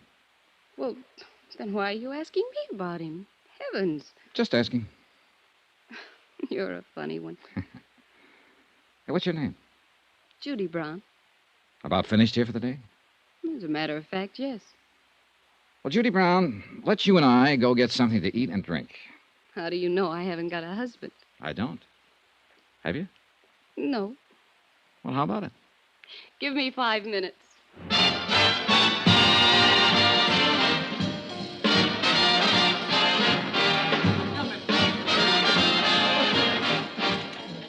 Judy, I'm going to get right to the point. How long have you worked for Mr. Abbott? A year and a half. Why? You're from San Pietro? No, San Francisco. I answered an ad. I wanted to get out in the country for a while, away from the city life. Mm-hmm. All right. What happened between Monroe and Abbott? They had a quarrel. A loud quarrel. Mr. Abbott's very good with a quarrel. Oh, is he? Yes. You know, even I've wondered about that. What? Mr. Monroe quarreling with Mr. Abbott and then just leaving all of a sudden. Probably went to San Francisco. I don't know where else he... Oh. What's the matter, Judy? That looks like Mr. Monroe now. Monroe? Yes, end of the bar. I thought he was away. It's him, all right. Well, I'd like to talk to him. Well, you'll have to hurry. Looks like he's getting ready to leave. Yeah. Excuse me. Sure. Hey, just a minute. You calling me? Yes. Mr. Monroe? Yes? Johnny Dollar, Universal Adjustment Bureau. I'm in town about the claim on Duke Red. But I heard you'd left town. I had.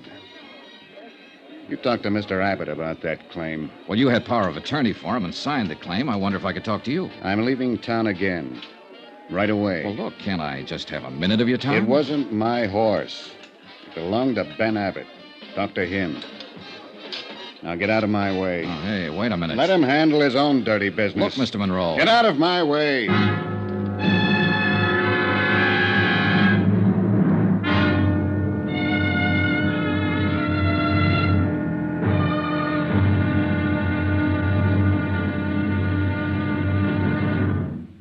Now, here's our star to tell you about tomorrow's intriguing episode of this week's story. Tomorrow, there's proof that things are just about as wrong in this case and as dangerous as they can get.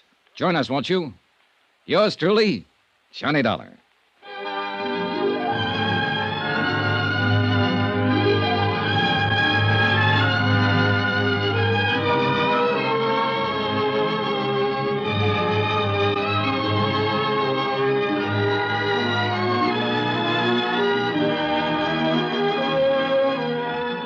Yours truly, Johnny Dollar, starring Bob Bailey, is transcribed in Hollywood. Written by John Dawson, it is produced and directed by Jack Johnstone. Be sure to join us tomorrow night, same time and station, for the next exciting episode of Yours truly, Johnny Dollar.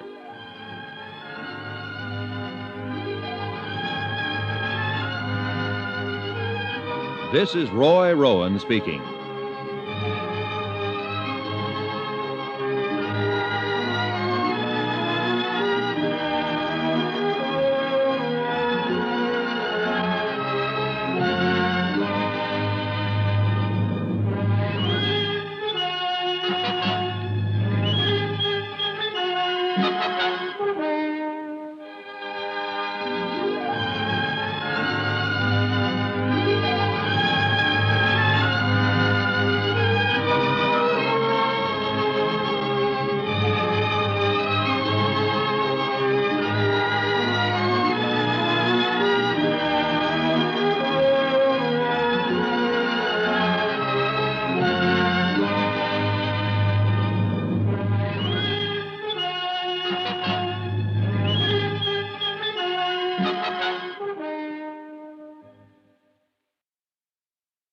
From Hollywood, it's time now for Johnny Dollar. Ready with your call to Mr. Pearson in Hartford, Connecticut. Oh, thanks, operator. Hold on, please. Go ahead. Hello? Hello, Johnny? Yeah, I got your wire. Hold up payment on the Abbott claim? that's right. Anything wrong? I haven't talked to Abbott yet. The people I have talked to are all wrong. The veterinarian who handled a horse, a secretary in Abbott's office, and an office manager he fired. There's something cockeyed around here. Any ideas? Not yet. Okay. We'll hold up the claim on your say-so, and if there was anything wrong about that horse's death, you better find out about it. No.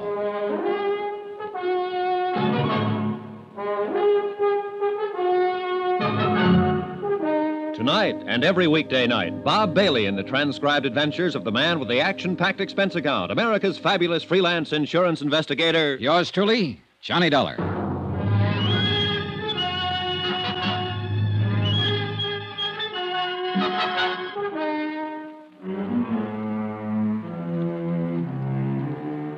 Expense account submitted by Special Investigator Johnny Dollar to the Universal Adjustment Bureau, Universal Building, Hartford, Connecticut. The following is an accounting of expenditures during my investigation of the Duke Red matter in San Pietro, California. Expense account item 3, 48 cents, postage. I sent a registered letter containing a copy of Dr. Gorey's injury report on the racehorse Duke Red to a veterinarian service in Cleveland, asking them to verify the extent of injuries to the animal. Item 4, 25 cents, toll call to the Abbott's ranch outside of San Pietro. Whoever answered the phone told me that Mr. Abbott was busy somewhere in the grounds. I didn't bother to leave my name. Instead, I drove right on out. The Abbott breeding farm was complete with white fences, rolling green hills, bluegrass, and a stately old colonial residence set at the end of a long roadway among towering trees. From the porch of the house, I was able to see the stables and a trainer working with a horse out on the ranch track.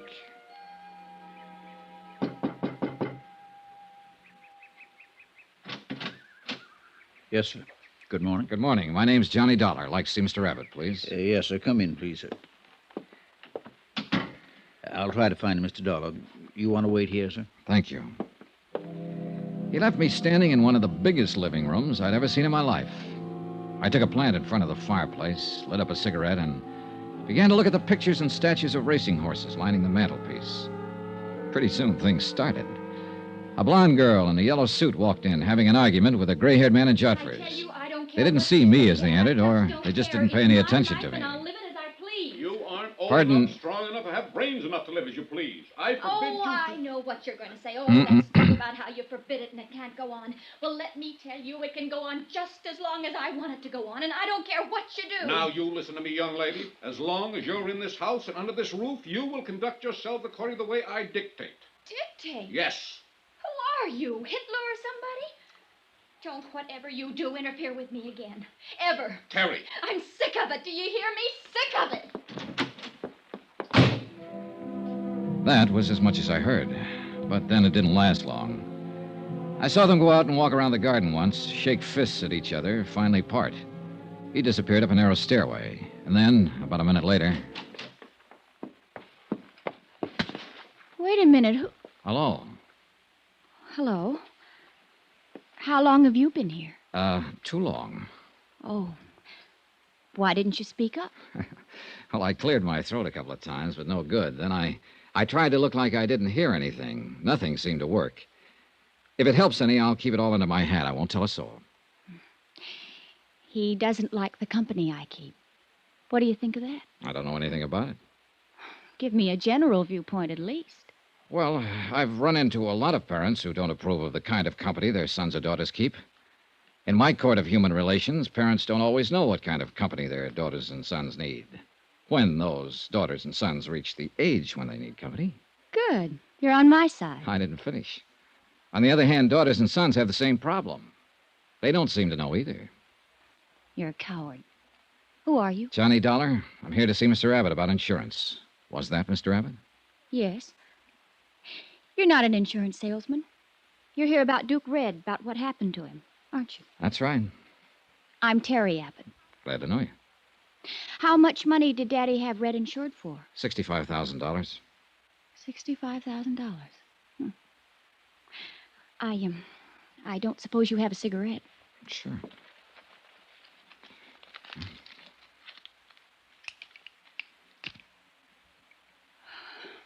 Thank you. Has the claim been paid yet? No, not yet. If Red had made the tracks this year, he would have doubled that. Tripled it, probably. There's not enough money in the world to replace that horse. He was a great running horse. I've heard that before. Dr. Gorey mentioned it. Look, I'm sorry all this happened. Dad shouldn't have shot Red. We understand he was injured beyond hope. That's a lie. That's a what? Dad shouldn't have shot him. He just shouldn't have done it. Red was the only horse in the whole stable's worth anything. The only thing around here worth anything. Wasn't the horse injured? Injured? Oh, that's what you'll hear. They'll all tell you that.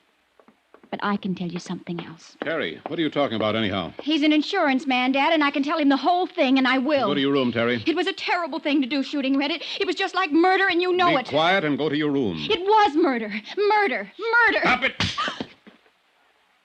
Now go to your room. Thank you for the cigarette, Mr. Dollar.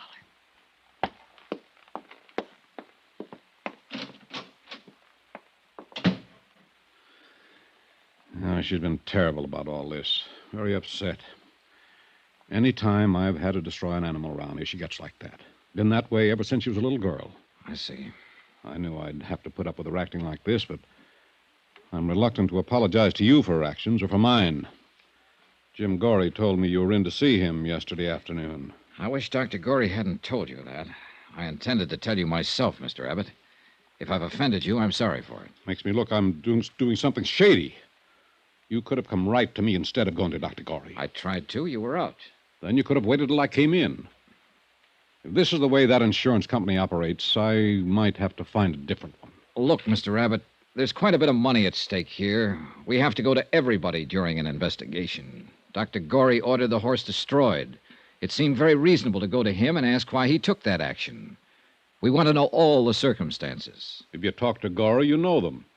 Why are you bothering me? What do you want? I want all the information you can give me about the accident. The time, date, people who saw it, exactly what happened, where it happened. Do you always handle a case this way? It's the way I'm handling this one. I don't like it very much, sneaking around behind my back. No matter what you think of me or my methods, Mr. Abbott, I'm the man assigned to handle this claim.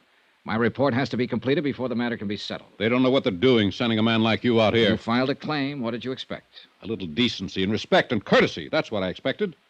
That fool Monroe filed a claim. I understand he had power of attorney as your office manager to do that. Well, he did it too soon. I would have waited until things calmed down around here a bit. What do you mean? Well, you saw how my daughter acts. Losing a fine racing animal like Red can have a bad moral effect on the entire ranch. That's what I mean. Monroe didn't use his head. So you fired him? Well, that's one of the reasons, yes. Another reason is I don't like him. Never did like him. But what business is that of yours? Are you here to accuse me of something? Mr. Abbott, we'll pay off your claim when we're satisfied the circumstances were proper. We're not satisfied now. Let's discuss those circumstances. I'm not afraid of you, Dollar, or your insurance company. I don't like you snooping around my office in town, talking to my friends about me, talking to my daughter about me. No man would. If I don't get my information from you, Mr. Abbott, I'll get it somewhere else. That'll drag this whole matter out. What I've seen of you so far and what information I do have isn't exactly in your favor. I don't like that kind of talk. You don't seem to like anything about this. Now, how about it? Do we keep this up or do we get down to business? The trainer was bringing Red back from his afternoon exercise. Outside the stall, Red got scared. A mouse or something.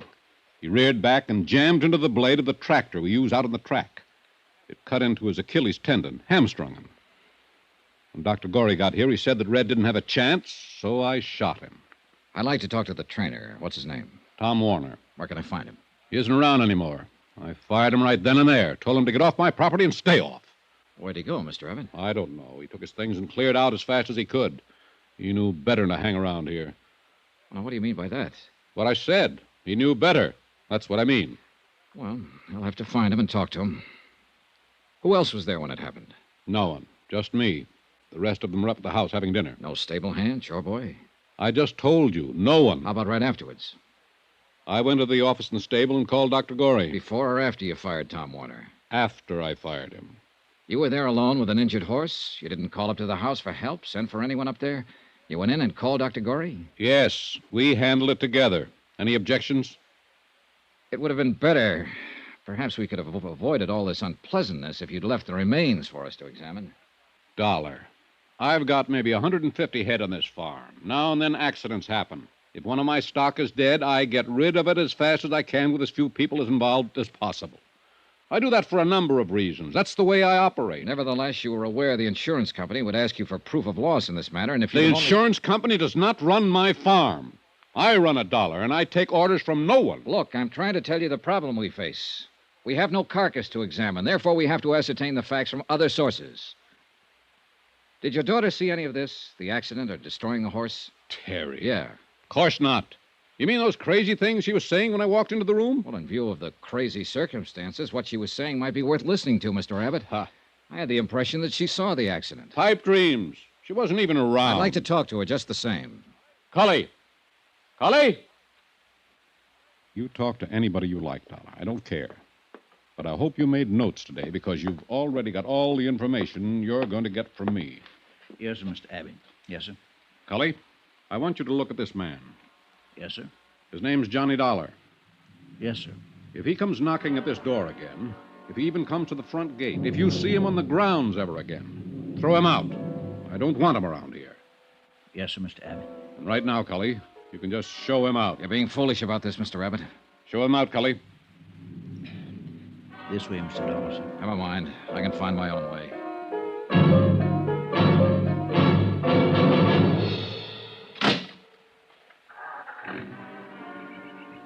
Mr. Dollar, sir. Mr. Dollar. Huh? Just a minute, sir, if you please, sir. Sorry about that in there, sir. I don't believe Mr. Abbott really meant it. Sounded that way to me, Cully. I know how it sounds. He's just, well, not himself. You understand, sir. Not quite, no. Losing the horse and all. Sounds to me more like he's losing his mind. Does it, sir? Huh? Do you think Mr. Abbott's losing his mind? Do you? Yes, sir. Yes, sir, sometimes I do.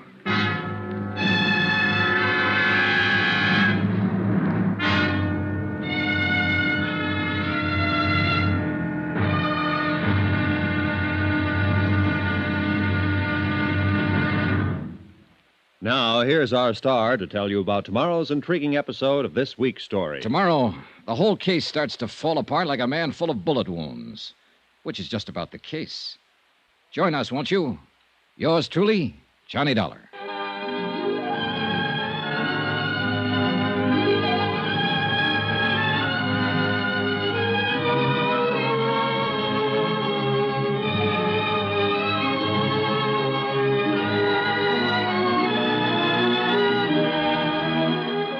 Yours truly, Johnny Dollar, starring Bob Bailey, is transcribed in Hollywood. Written by John Dawson, it is produced and directed by Jack Johnstone. Be sure to join us tomorrow night, same time and station, for the next exciting episode of Yours truly, Johnny Dollar. Roy Rowan speaking.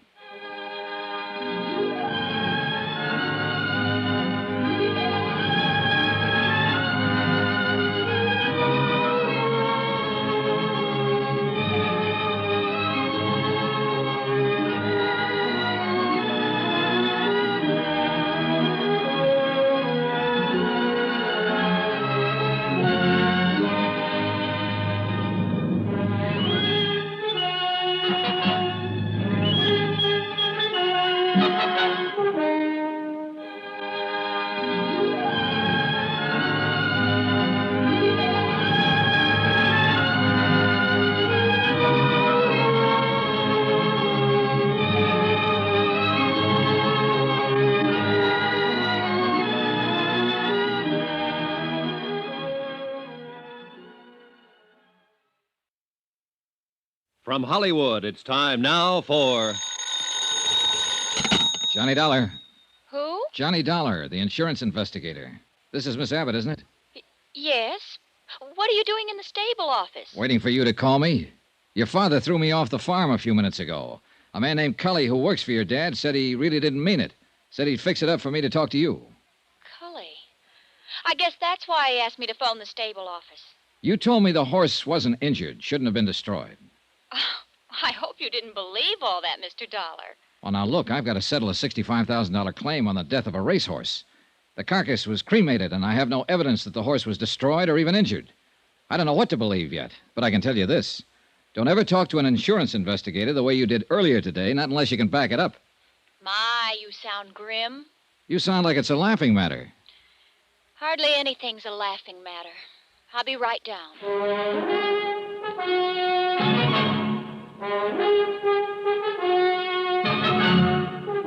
Tonight and every weekday night, Bob Bailey in the transcribed adventures of the man with the action-packed expense account, America's fabulous freelance insurance investigator. Yours truly, Johnny Dollar.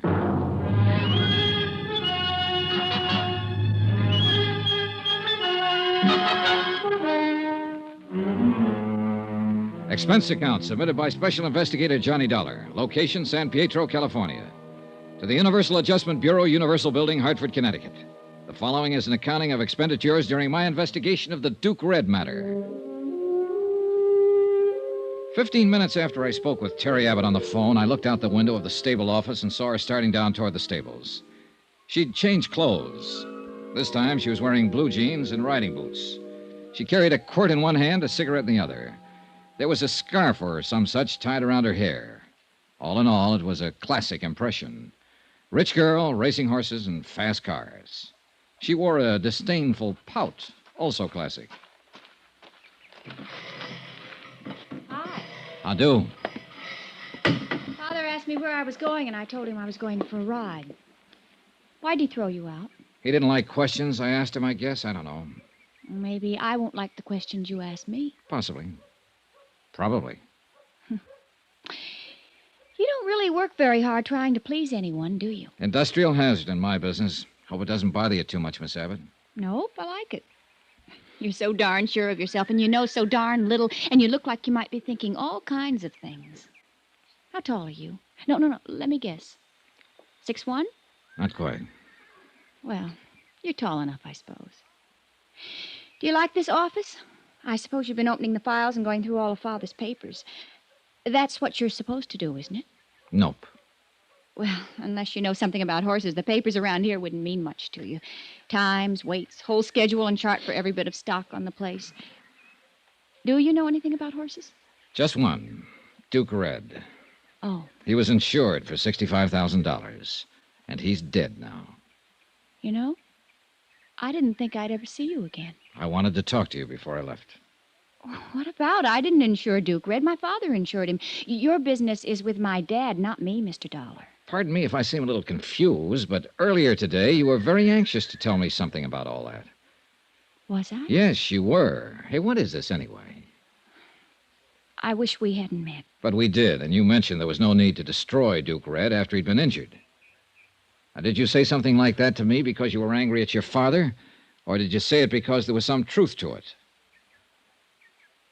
Well, now, what's that supposed to mean? Do you just stand around and pout when people ask you questions? Did you mean that horse wasn't injured, or that he was injured, but that he could have been saved? Well, did you have any reason at all for saying the things you did? I've been very upset lately. All of us around here have been very upset. Yeah, I'm getting that way myself. Duke Red was the best horse we've had around these stables in 5 years. His father was a real champion, Earl Red, and maybe you've heard of him.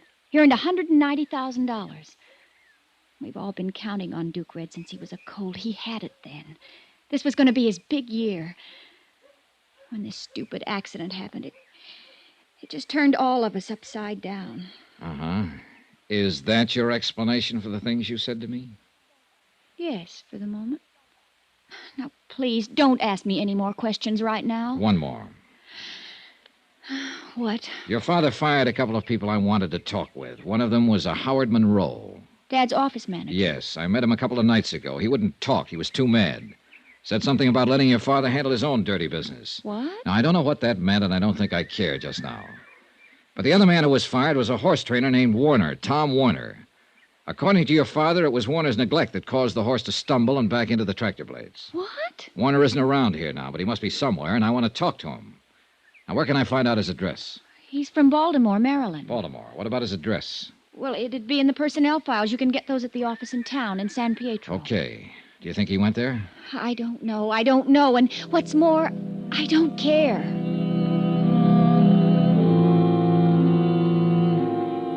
The Abbotts, father and daughter, were turning out to be a real peachy pair to deal with. I left them in their racing farm and drove back into San Pietro and the offices where I obtained the Baltimore address on Thomas Warner. Expense account item 4, $1.05, one telegram. To Hartford and the office of Niles Pearson, requesting a complete record of Benjamin Abbott's financial status. Item 5, $1.60, another telegram. To Thomas Warner, horse trainer, requesting him to contact me as soon as possible at the San Pietro Hotel. Meanwhile, I did what I could to establish Abbott's local credit standing. I started with the bank. Dollar? That's right. What's it about? I'm an insurance investigator. I'm working for Universal Adjustment Bureau. We have a claim in on a property of Benjamin Abbott. Duke Red? That's right, $65,000. Wow. Yeah. That's quite a load. What can the bank do for you? Tell me about Abbott's credit situation, for one thing. Oh. He does bank here, I presume. Yeah, for years. My name's Dale Orion. We better go in my office. Sure. Grab a chair, Dollar. Thanks.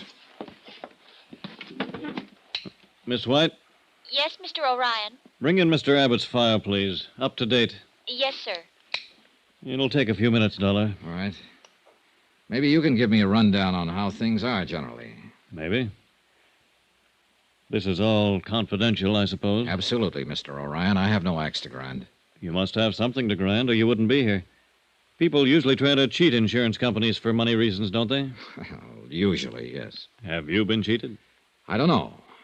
I don't know if there's any reason for us to be cheated. Look, maybe it'll put your mind at ease if I just tell you that a man with a $65 claim has his financial situation checked as a matter of course. You're a careful bunch of cut-ups, aren't you? Well, business being the way it is, yeah.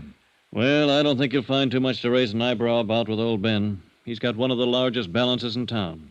Roughly, it'd be in the $100,000 area. Yeah, racing horses is quite a business. and he knows what he's doing. I doubt very much if he'd try to bamboozle you people out of a tiny little 65,000. Well, That's small change to Ben Abbott. That ranch, the stock, his investment there must come to well over $1 million. He meets a weekly payroll in the $10,000 class. Terry must run him a couple of thousand a month or so. you mean his daughter? Yeah. You met her? Yeah. Well, when Terry wants a new car, she just parks the old one she's been driving and takes a plane to San Francisco and buys a new one. She might even feel like having a vacation and fly over to Honolulu. She's very expensive that way. If what you say is true, she must be. No doubt about it. Well, she'll probably be marrying somebody one of these days as soon as she can find a guy who can stand the freight charges. I figure it'll be one of that Los Angeles oil gang or somebody from Texas. Oil's her best bet, don't you think? Well, that is, if she wants to stay in her social circle. It isn't very wide, naturally. Naturally. Oh, yes? Mr. O'Ryan. Oh, come in. Mr. Abbott's folder. Oh, thanks. Well, here it is. See for yourself. Yeah. There's a lot to it. You want to take that office over there and look this over, Mr. Dollar? Mr. Dollar. Yeah, I think I'd better.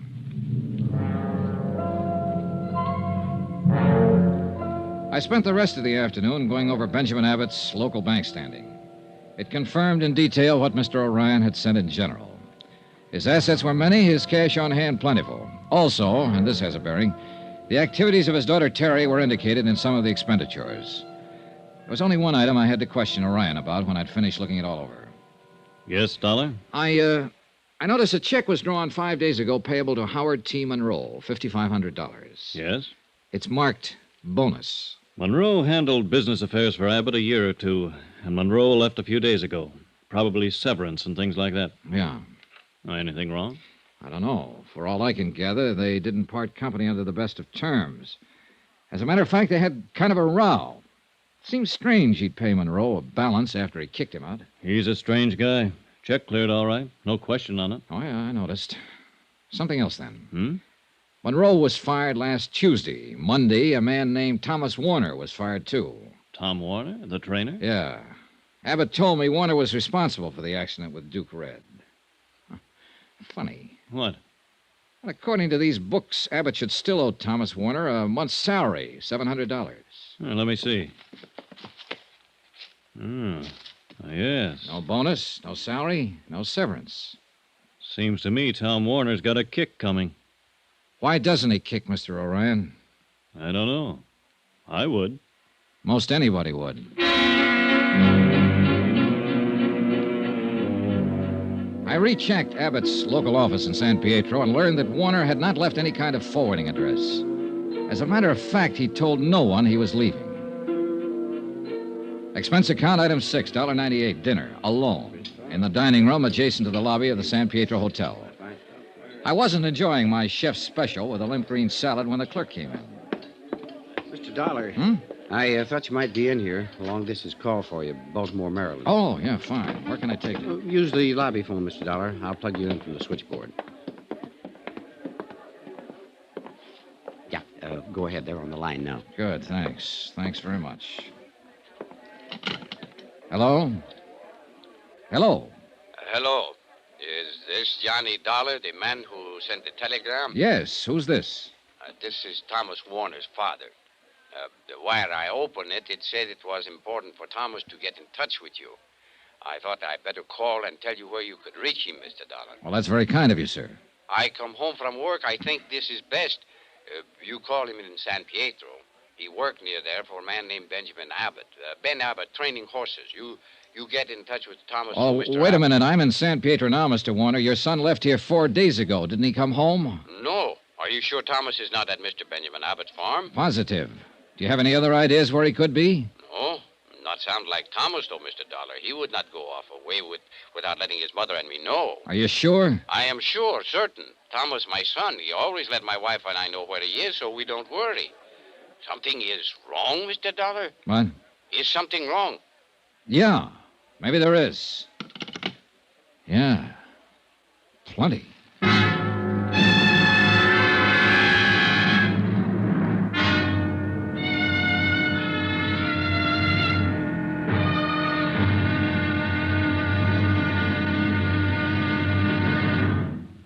Now, here's our star to tell you about tomorrow's intriguing episode of this week's story. Tomorrow?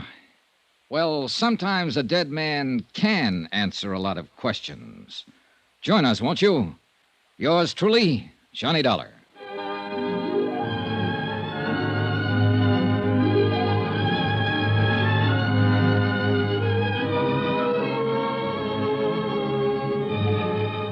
Yours truly, Johnny Dollar, starring Bob Bailey, is transcribed in Hollywood. Written by John Dawson, it is produced and directed by Jack Johnstone.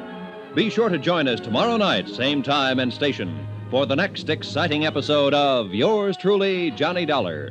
Roy Rowan speaking.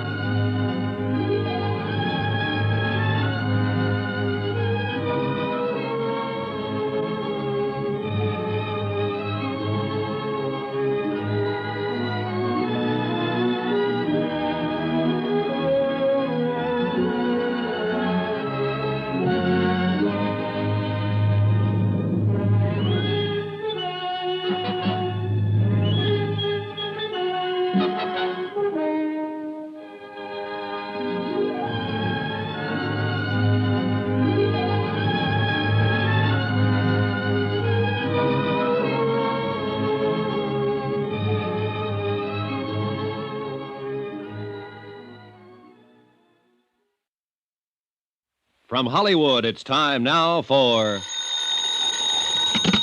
Johnny Dollar. You placed a call to the Universal Adjustment Bureau in Hartford, Connecticut? Yes, I did. We have Mr. Pearson on the line now. Go ahead, please. Thank you. Hello? Johnny? Niles. Ben Abbott's rating with Dun & Bradstreet is very good. He doesn't need any money. I still haven't determined if there was really an accident. Oh, and no one seems to know what happened to Thomas Warner. Who's that? The trainer who was supposed to be with the horse when Abbott destroyed it. One his father called me from Baltimore. He doesn't know where he is either. Is that so? Something just occurred to me, Niles. What? Abbott's claim was filed over a week ago, yet he hasn't threatened to sue us or go to the insurance commission. I know. And that's usually pretty standard procedure with a man like Abbott. It is, if he has a just claim.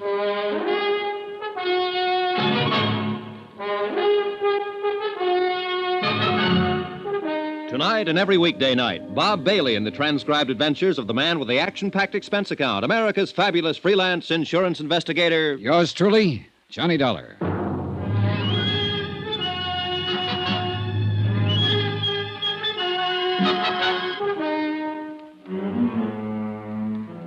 Expense account submitted by Special Investigator Johnny Dollar. Location, San Pietro, California.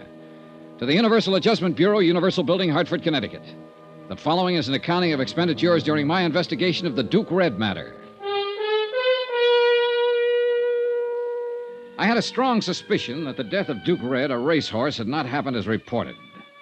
The one man who could possibly answer my questions was missing. He had left the Abbott Ranch in San Pietro without collecting a month's back pay and without telling anybody about his forwarding address.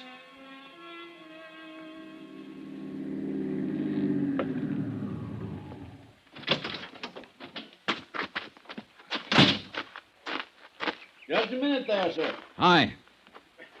Mr. Dollar. Hello, Kelly. Mr. Dollar, you can make this pretty hard for me. Mr. Abbott told me I shouldn't let you on the ground. Well, now, you didn't strike me as the kind of fellow who took that order too seriously. What do you want, sir? I want Thomas Warner, wherever he is. Well, he isn't here. I know that, Kelly. I want to find out where he is. Probably went home. I talked to his father in Baltimore. His father hasn't heard from him. Oh. Wouldn't you like to know where he is? Men come and go, Mr. Dollar. You're friends with them for a little while, and you never hear from them again. I reckon that's the way we have to look at it. Now, maybe you better go now, Mr. Dollar. Suppose he didn't want to go without saying goodbye. Suppose he didn't have a choice. What do you mean? I mean, a man doesn't pass up a month's pay just to make a fancy exit. We can't talk here, sir. Where did Thomas Warner stay? He had a room off the stables, his own place. How about there? All right, Mr. Dollar. You wait for me, sir. I walked on down to the stables again and found the little apartment Thomas Warner had used for living quarters. The door was locked, and I waited outside, looking over the workout tracks and the acres of rolling green turf that made Abbott Farms. A little while, Cully appeared. I shouldn't be doing this, Mr. Dollar. Mr. Abbott would skin me alive if he knew I was having any truck with you after that big row you had with him yesterday. Well, I'm not about to tell, Mr. Abbott, Cully. I appreciate your help. This is where Mr. Warner stayed all the time he worked for Mr. Abbott. Uh-huh. You can see for yourself. It's all cleaned out, not a stitch left. Yeah. Did you happen to see Warner leave here that night? Right after the accident, he was gone. Mr. Abbott came up to the house about 9 o'clock. He told us all that Duke Red had been hurt, he had to shoot him, and that he had taken care of the rest. You mean destroying the carcass? Yes, sir. That's a pretty big job for one man. Well, I believe Dr. Gorey helped him with it, sir. He was with Mr. Abbott. Oh. Then Mr. Abbott told us that Mr. Warner was to blame for the accident and that Mr. Warner wasn't with us anymore. I wonder if any of the others saw him actually leave the premises. Well, now, we talked about that amongst ourselves. Nobody saw him go, Mr. Dollar. We thought it was kind of funny. Tom was a friendly, quiet sort of man, but he had a lot of friends here. Mm-hmm. It kind of disappointed us all, I guess. Did he have many things in this room? Clothes, mostly. He was a light traveler, Mr. Dollar. Horse training was just one thing. He worked on ships and in mining camps and lumber mills, I know that much, and he read a lot. Always seemed to be studying, finding himself. Did he have a temper? No, sir. No, sir. That's one thing Mr. Tom didn't have. Good horse trainer can't afford to have a temper. Even Mr. Abbott he could handle. All except that night, I guess. Mr. Abbott got powerful mad, I'm sure. Mr. Abbott is not an easy man to work for. How long have you been with him, Cully? 23 years, sir. We were together in Maryland before he moved the stables to California. His bad temper hasn't bothered you? Mr. Abbott was different than he is now. I mean, when Miss Abbott was alive. But then when she died and raising Miss Terry, he hasn't had it so easy. I mean, easy with himself. You know what I'm trying to say. Yeah, I think so. I worry about Mr. Abbott, Mr. Dollar. He don't seem to run himself well sometimes. You know what I mean. Yeah. Maybe Duke Red being gone now will help. Mr. Abbott counted on that animal a lot. Counting on a racehorse is not just being anxious overnight or for a week, but being anxious for years, from the time they're colts to when they first step out. Now he don't have that worry at all. Maybe it'll do him some good. What about his other horses? Them? Well, none of them like Duke Red. Not the same at all. They'll race and make money, but nothing like Duke Red. Yeah. Mr. Warner said he was a fine horse. Tell me, what kind of a car did Mr. Warner drive? Well, he didn't have a car, Mr. Dollar.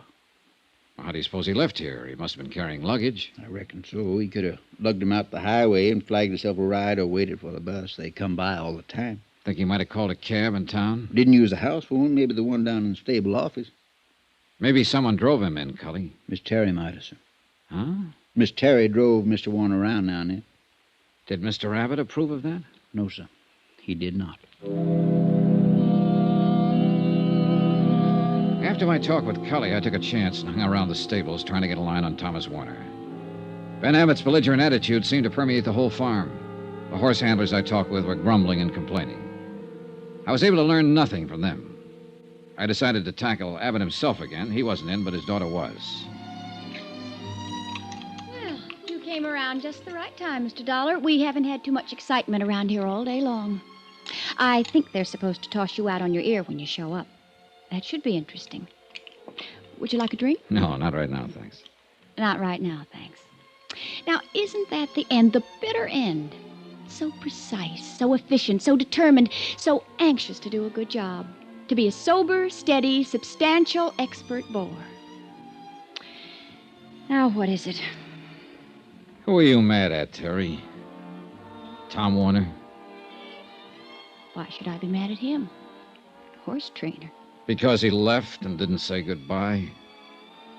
Maybe. You know, when I first came in this house 2 days ago, you were arguing with your father. I couldn't help overhearing it. Was that about Tom Warner? Yes. Dad said he wasn't good enough for me. I'm all right now. Something else that day. That business you were telling me about before. It'll have to be looked into. Why, for heaven's sake? Because you intimated that your father and Dr. Gorey might be lying about the whole thing. Do you realize that if there's any truth to it, your father'd be liable for criminal charges? I know. I was just trying to put Dad in a bad light with you. It was just for good old-fashioned first-class spite.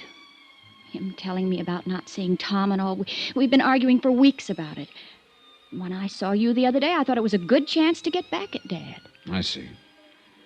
Tell me about the trouble over Warner. Why tell you? Well, let's say I'm an interested party. I like you, Terry.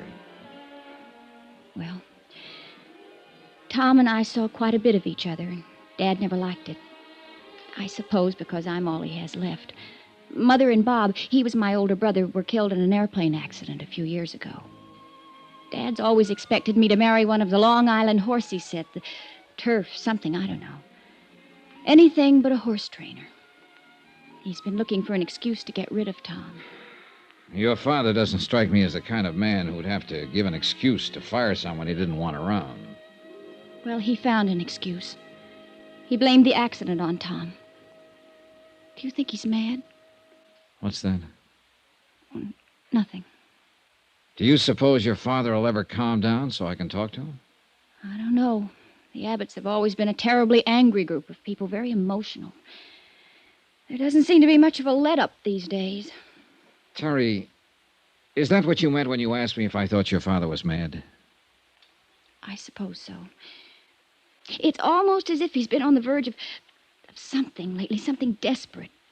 His moods frighten me sometimes. They didn't used to. I don't easily frighten. But looking back, 2 years ago, Daddy bought a new car. We were out driving one day right after he bought it, and something went wrong. The gear shifter, some little thing. Well, Daddy was so angry, he just backed the car up and smashed it into a cement wall and left it. That was when he first frightened me. The first time that I can remember. Have you been frightened much? Since then? Oh, yes, many times. That's why Tom was so nice to have around. He never became angry. Never did things like that. Like the men I know. Tom sat quietly, and he let me sit beside him, reading, talking. I'm not that kind, really, of course, but I liked it with Tom. I liked it very much. You asked me about him, Johnny. Well, I'll tell you. If he'd come to say goodbye to me, there would have been no goodbye. I would have gone away with him anywhere. I was in love with him from the first day he came to work here. I still am. I always will be. Well, that's all there is to tell. Did he know this, Terry? Yes. And he knew I meant it.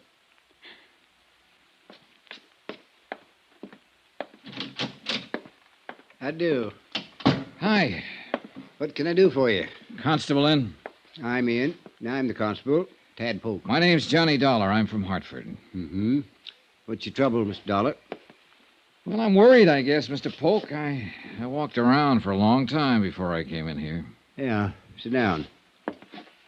Yeah, hardly anybody drops in this time of night, unless they're drunk. How about you? Nope. No, didn't think so.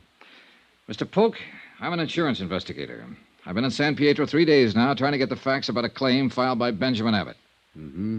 I suppose about his horse, Duke Red. That's right, Mr. Polk. I can't seem to locate a man named Warner, Thomas Warner. Worked as a trainer for Abbott up until the day of the accident. Go ahead, sir.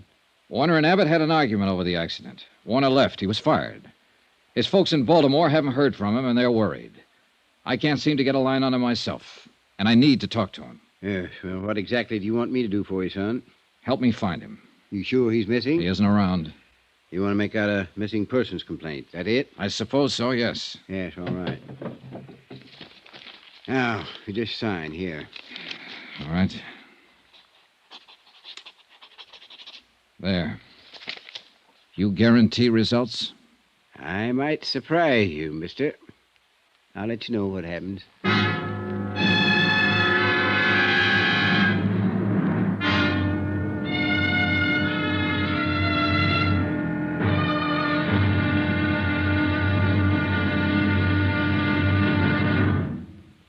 Now, here's our star to tell you about the final intriguing episode of this week's story. Tomorrow, well, it all hinges on a decent man who knows he's loved and never said goodbye.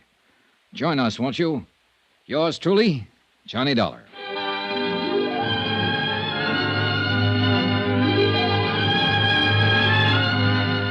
Yours truly, Johnny Dollar, starring Bob Bailey, is transcribed in Hollywood. Written by John Dawson, it is produced and directed by Jack Johnstone. Be sure to join us tomorrow night, same time and station, for the next exciting episode of Yours truly, Johnny Dollar. Roy Rowan speaking.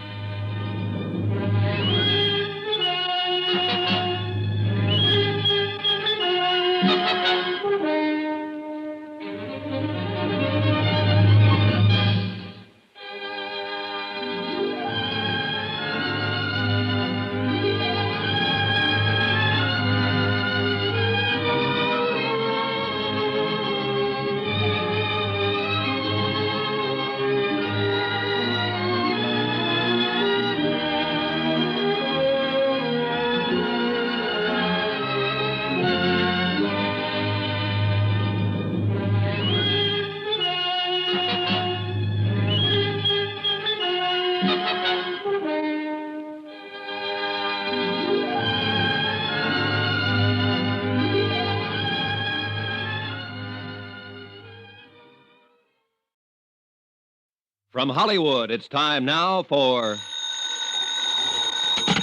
Johnny Dollar. This is Dr. Gorey.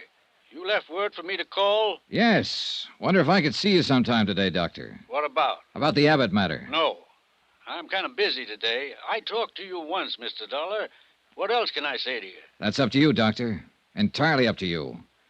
I can tell you this. I have reason not to believe what you said before. Now, look here, young man. I have reason to believe that Duke Red wasn't destroyed exactly the way it was reported. I'm not going to listen to any tall tales about a horse. Then maybe you'll listen to one about a man. What? Thomas Warner, Duke Red's trainer, is missing. I've turned the matter over to the police. Oh. Yeah. How about it, Dr. Gorey? Do we talk? All right, Mr. Dollar.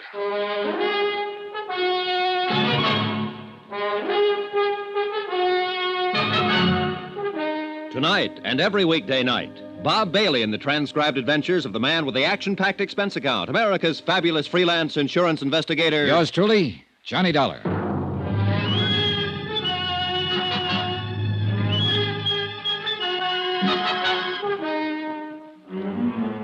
Expense account submitted by Special Investigator Johnny Dollar. Location, San Pietro, California. To the Universal Adjustment Bureau, Universal Building, Hartford, Connecticut. The following is an accounting of expenditures during my investigation of the Duke Red matter. Expense account item 8, 90 cents. Breakfast for me and coffee for Constable Tad Polk, San Pietro Police Department. Yes, sir. I'm glad we could get together this morning, Miss Dollar. You know, I thought a long time about you reporting Tom Warner missing. Well, maybe I'm worried for nothing. But I do know I don't like the circumstances of his disappearance. You using me, Mr. Dollar? What? You know I got a police force of 4 men. We can't conduct any sizable investigation into a disappearance. Just aren't equipped for it. I thought it might be something like that. I don't want to be spending civic money to satisfy some doubts in the mind of your organization. It's not my province, Mr. Dollar. Look, the man's missing. Nobody knows where he is. He didn't leave a trace. He did leave a month's pay behind him. He left after an argument with Abbott. Nobody saw him leave that farm, Constable. No one knows where he is now. Now, just hold on to your britches, boy. I didn't say I wouldn't do anything about it. Huh? I'm going out and have a talk with Ben Abbott, Mr. Dollar. I've known him for a long time. Think maybe I can find out something about this. We'll see what happens there first, then make some plans. That sounds fair enough, Constable. Where can I get in touch with you in case I have to? I'm going over to see Dr. Gorey this morning. After that, I'll be at my hotel. Fine. Dollar? Yeah? You think something might have happened to Tom Warner? Yeah, Constable. I sure do. Expense account item 9, $2.50. One long-distance phone call to Hartford. I explained the matter of Tom Warner and requested Niles Pearson to have a man in Baltimore start checking with Warner's parents there in the event some lead as to his whereabouts might turn up there. After that, I drove out to see Dr. Gorey, veterinarian. You know, you have a way of not being very nice on the telephone. What is it now, Mr. Dollar? I just talked to my home office in Hartford, Dr. Gorey. They aren't very happy with the way this case has been going. They're too bad about them in Hartford. How does it affect me? Well, they're just about at the point where they might close it and call me back home. All this fuss, and they're going to pay the claim? No, not at all. I don't mean they're going to pay at all. What? They can do one of two things. They can appeal to the Insurance Commission for a judgment, They'd have a point. No reliable or cooperative witnesses saw the accident to the horse or the circumstances of it. What's more, there's no carcass. For all we know, the horse may be down in Mexico. Now, look or here. They can institute proceedings against Abbott, charge him with attempt to defraud. That's ridiculous. Why would a man worth almost $1 million worry about an insurance policy? Well, of course, it's ridiculous to you and me, Doctor. But then legally, it's not ridiculous at all. I can pretty well put some things together.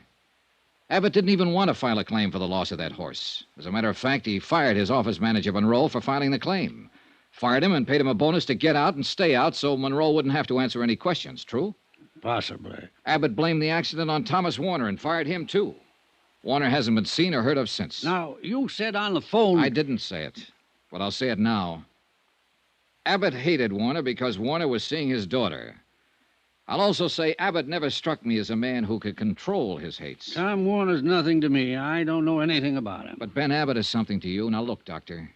I spent some time checking you out because you're one of the parties who can help settle this thing. You've been in practice around here for a good long time. People seem to think a lot of you. I hate to see a nice guy like you get the book. I think I can stop that if you cooperate. Now, look here. Forget I'm an insurance investigator. I'm just a guy giving you some information. When I said my company's ready to turn the matter over to the insurance commission or file charges, it means that Abbott will have to sue for settlement. And that's just what we'd want him to do. In court, he'd have to produce Thomas Warner and prove his story of the accident. I don't think he can produce Thomas Warner. With what we have so far, Abbott would lose the suit, and the insurance company wouldn't fool around then. There's no outfit tougher than an insurance company when somebody's trying to cheat them, whether it's inadvertent or not. You'd have to be in court, too, Doctor. Oh. Do you see what I mean? Yes. Well, how about it? Can you give me the real story now? I've been Ben Abbott's friend for 20 years. And he asked you to lie for him. That's understandable to me. In a court, though, it's perjury. What did it do to him? That's up to the company. I'll have to hear your part of it first. Duke Red was dead when I got out there that night. Ben had shot him. Duke Red hadn't had any accident. Ben made me promise to tell you that he had. Ben had just shot him. Shot him? But why? Duke Red wasn't the horse Ben counted on or thought he was. He had good conformation, but he just wouldn't run. Couldn't run, I think. Ben got mad about that and shot him. And Tom Warner saw it happen, is that it? Yeah. Ben told me Warner saw him shoot the horse. He gave Warner some money and told him to go away. I don't know.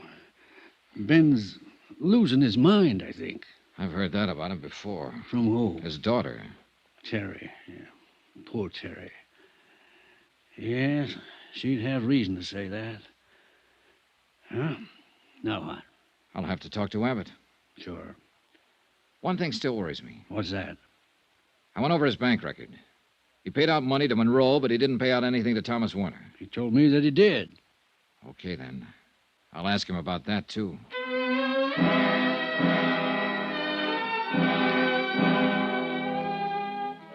Expense account item 10, 35 cents. I lost it in a payphone trying to get in touch with Ben Abbott. No one answered, so I drove on out to the farm. The short winter day was over when I got there. Darkness had already come over the fields. Darkness and loneliness. Hey! Hey in there, open up! Open up! Open up, somebody! Open up!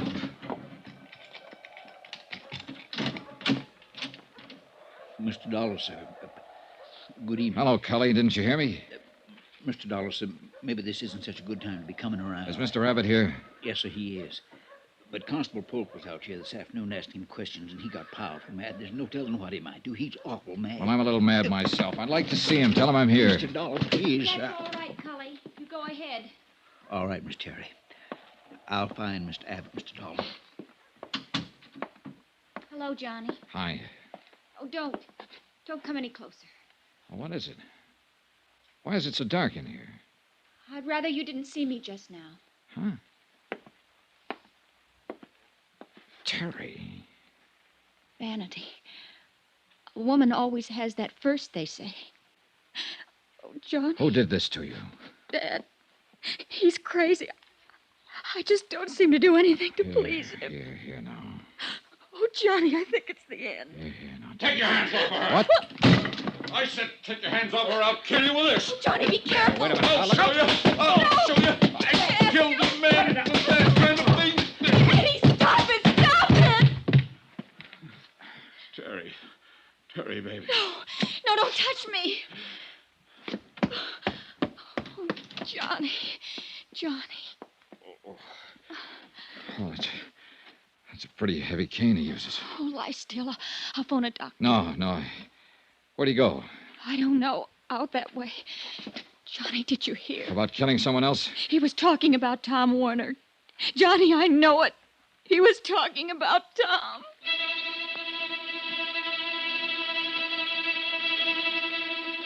I placed a call to Constable Polk's office, told him what happened. He said he'd start right away. After that, I took a look around the grounds. All the cars were still in the garages. Then I heard some sort of disturbance down by the stables. Dollar! Don't come any closer. I've got a shotgun this time. I have a gun, too, Mr. Abbott. Go away from here. Get in your car and go away from here. The police will be here in a few minutes. Look, this won't do you any good. Abbott, did you hear me? It'll be better for you if you're in the house ready to make a statement for them when they come. I know that Dr. Corey lied for you, Abbott. I know that you killed that horse deliberately. Abbott! I told you to get away from here. You said you'd kill someone. You were talking about Tom Warner, weren't you? You killed him because of Terry. Last warning. Go away. I won't go away. But you'd better throw that gun away and come on out here. I'm not afraid of you, the whole bunch of you. You're just being foolish, Abbott.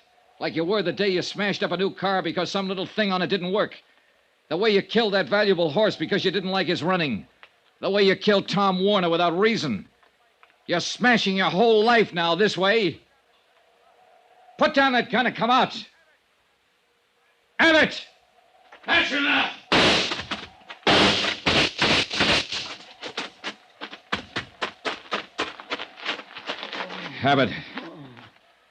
Abbott. Oh, you didn't have to do it this way, Abbott. Lie still. Warner's body. Under this floor. All his things with it. You know about Duke Red. I know. Don't try to talk. Warner tried to stop me from killing him. He said I was crazy, Dollar. Easy. I'm not crazy. Am I, Dollar? Don't move. Am I?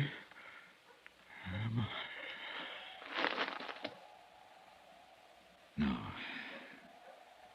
You're not crazy. Not anymore.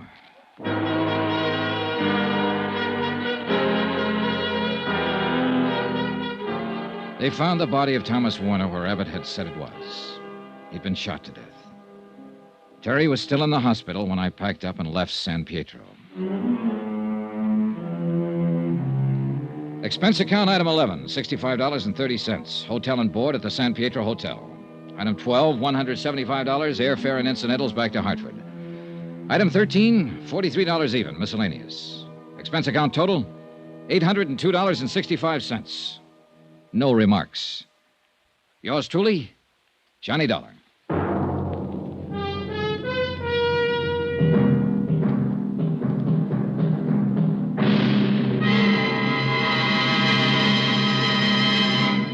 Remember, there'll be another intriguing story for you beginning next Monday night. Next week, the Flight 6 matter. A story involving a girl so beautiful that men were willing to kill for her. Join us, won't you? Yours truly, Johnny Dollar. Yours truly, Johnny Dollar, starring Bob Bailey, is transcribed in Hollywood. Written by John Dawson, it is produced and directed by Jack Johnstone. Heard in this week's cast were Barbara Fuller, Barbara Eiler, Herb Butterfield, John Stevenson, Parley Bear, Will Wright, Robert Bruce, and Forrest Lewis. Musical supervision by Amerigo Marino. Be sure to join us on Monday night, same time and station, for another exciting story of yours truly, Johnny Dollar. Roy Rowan speaking.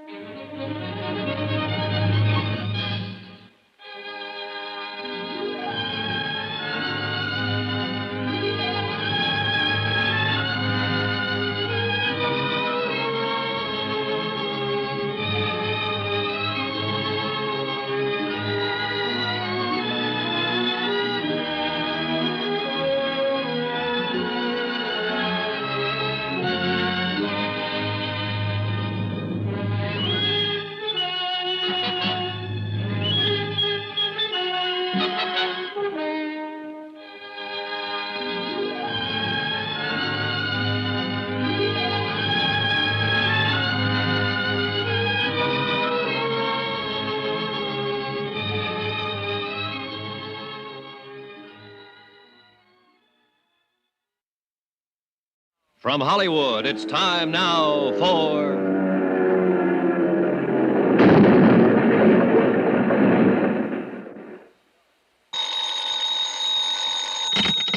Johnny Dollar. Pete Codley, Johnny. Guaranteed transport. Oh, hiya, Pete. Seen the papers? No, I just got up. Why? What's happened? Air crash, for one thing. Air crash? Where? Mexico. Flight 6, Aztec Caribbean line, Mexico City to Havana. Crashed in the mountains 10 minutes after takeoff. 7 passengers and a crew of 3. Survivors? The way it sounds, none. Oh, tough. How do you come into it, Pete? We underwrite a company that handles flight insurance down there. 3 of the passengers bought policies at the airport. We're stuck for $75,000. This is a nice time of the year in Mexico, Johnny. What do you want me to do? Find out why it crashed? No, I know why it crashed. Somebody meant for it to. What do you mean? That plane blew up in midair. I'll get you a reservation.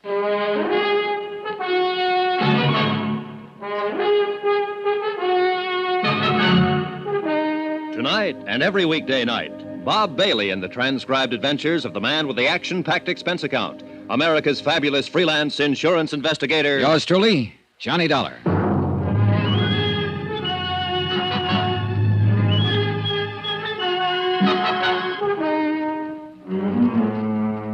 Expense account submitted by Special Investigator Johnny Dollar to the Home Office Guaranteed Transport Insurance Company, Hartford, Connecticut. The following is an accounting of expenditures during my investigation of the Flight 6 matter. Item 1, $173.20, airline fare and incidentals, Hartford, Connecticut to Mexico City.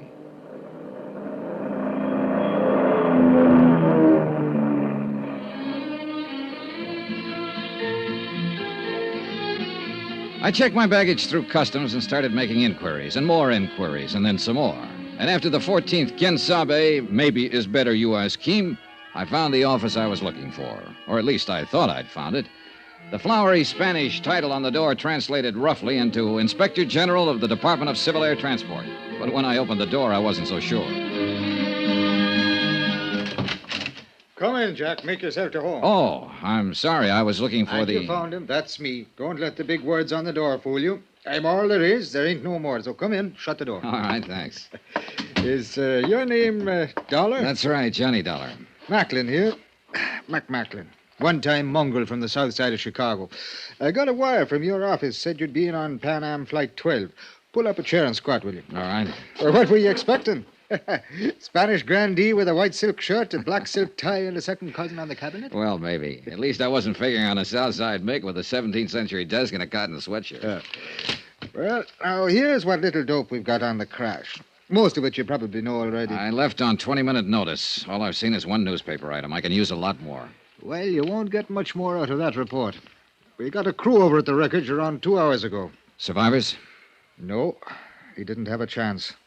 That crate is scattered over 10 acres of mountainside.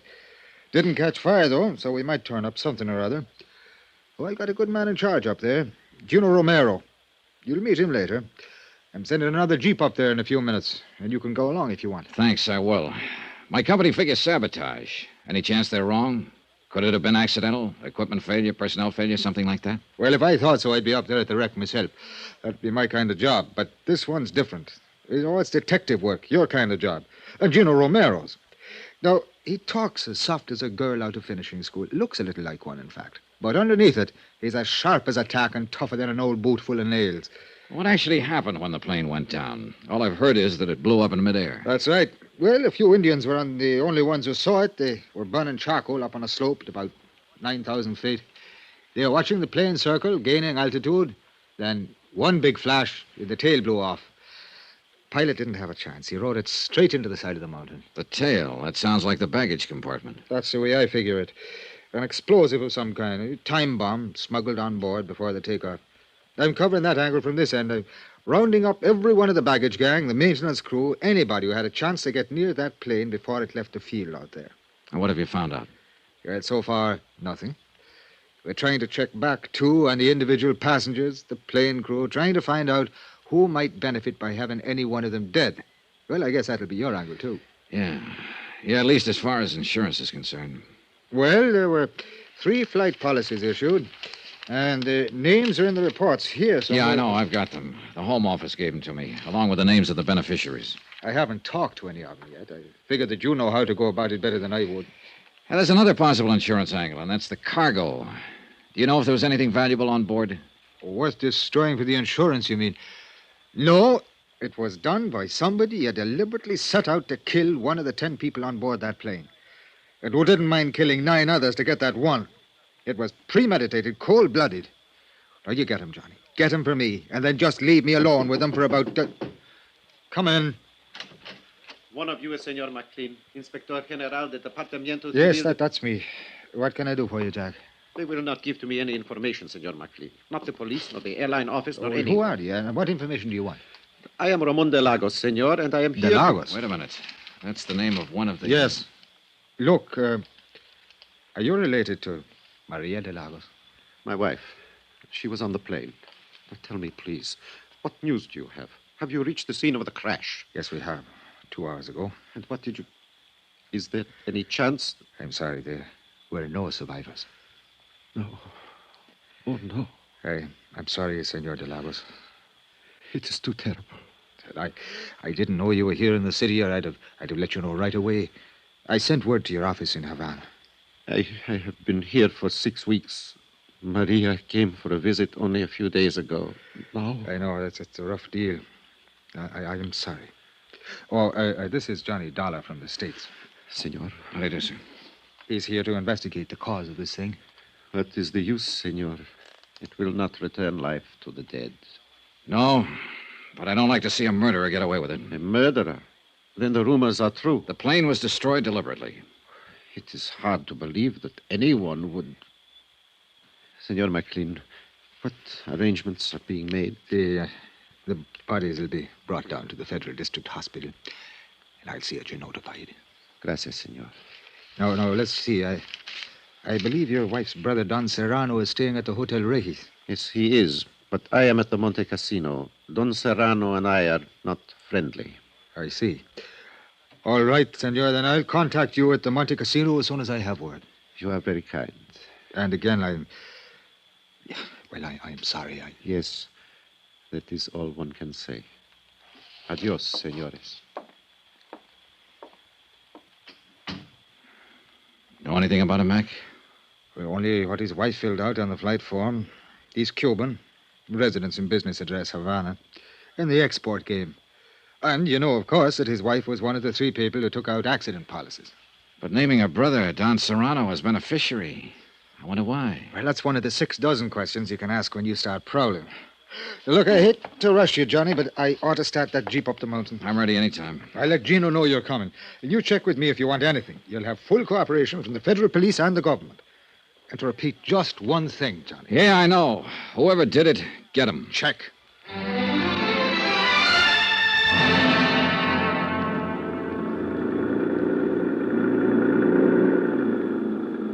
The Jeep driver was a young Mexican boy who'd been brought up in the best and wildest chauffeuring traditions of the capital.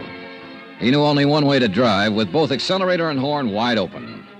Since most of the other drivers were playing the same game, it was a sheer miracle that we ever got through the narrow streets of the city and finally reached the open valley. Maybe the colored postcard pasted on the dashboard, a picture of the Virgin of Guadalupe, had something to do with it. We finally left the last cart road and bumped along a narrow woodcutter's trail, cleared and widened enough now so that we could drive into the crash area and miss the 1.5-mile walk the first rescue party had been forced to take. For some reason, only a small part of the wreckage had caught fire and burned, and the rest was strewn piecemeal along a great raw gash through the trees and brush. Men in uniforms of the Mexican Army searched through the tragic debris, lifting, sorting, and collecting. And nearby, a silent group of Indians were watching, with the age-old sadness in their eyes. You are Senor Dollar, no? Yes. Gino Romero, senor. Oh, glad to know you, Gino. It's a terrible thing, no? Yeah. Any ideas yet? Not of importance, but it's certain nowadays. It was caused by one explosion which has occurred in the baggage compartimento. Véngase. Come on. We have found many pieces which can be identified, can be known which part of the plane they are in before the crash. I see. Toward the front, these pieces are more large, but in the back, near the tail, they are very little. Here, you look. These are pieces of the baggage, muy pequeño, very tiny. Oh, yeah. The crash itself wouldn't have done this. It had to be an explosion. Seguro. Look, it's burnt a little, each one of these pieces, but these more big ones from the seats of the plane, they are not burnt. Here, you smell these ones. Yeah, I see what you mean. Either dynamite or nitroglycerin. Was dynamite. We have found little tiny pieces of red paper from the wrappings on the sticks. Was dynamite. Any idea how much? How big a charge? One of the soldados, Pascual, who have used much explosive, is think maybe 30 or 40 pounds. Light enough to be put on board in a piece of luggage. It's going to be tough, Gino. Plenty tough to. They're bringing out the bodies. The Indians set up a low, wailing dirge. And one of them tapped softly on a native drum. A wordless terror before the ancient mystery, death. One by one, the bodies passed us, borne by the silent soldiers. Madre de Dios, may they find peace. Then, for the first time, I noticed the girl, standing alone some distance away, watching without expression as the stretchers passed her. She was young, blonde, and beautiful. Not conventionally so, but beautiful as a young animal is beautiful. And she looked very much out of place. You are observing the señorita, no? What's she doing up here? ¿Quién sabe? She's strange, that one. Always she's look for danger. She's what you say, the daredevil. But it's like she's always have the charm. Death has never find her. So perhaps she has come here to look on his face. Do you know who she is? Pues sí. She's American. Her name is Marvel Terrence. Marvel Terrence? You have heard of her, senor? I'd heard of her, all right. And I'd wondered what kind of a girl would have a first name like Marvel. And now I knew, partly at least. And I planned to find out a whole lot more. 3 of the people who died on that plane had taken out flight policies.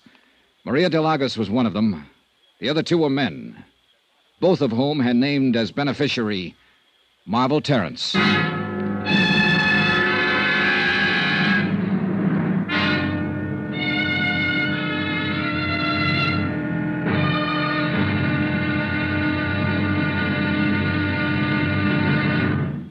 Now, here's our star to tell you about tomorrow's intriguing episode of this week's story. Tomorrow, a fighting girl and a lucky break. And then murder cancels the score. Join us, won't you? Yours truly, Johnny Dollar.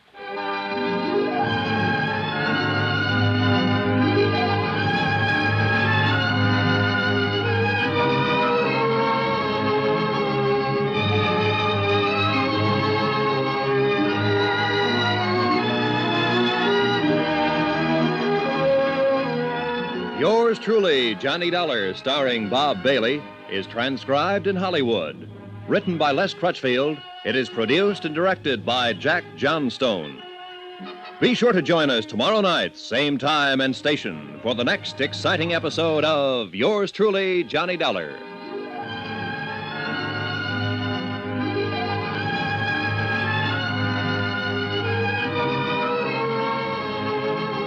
This is Roy Rowan speaking.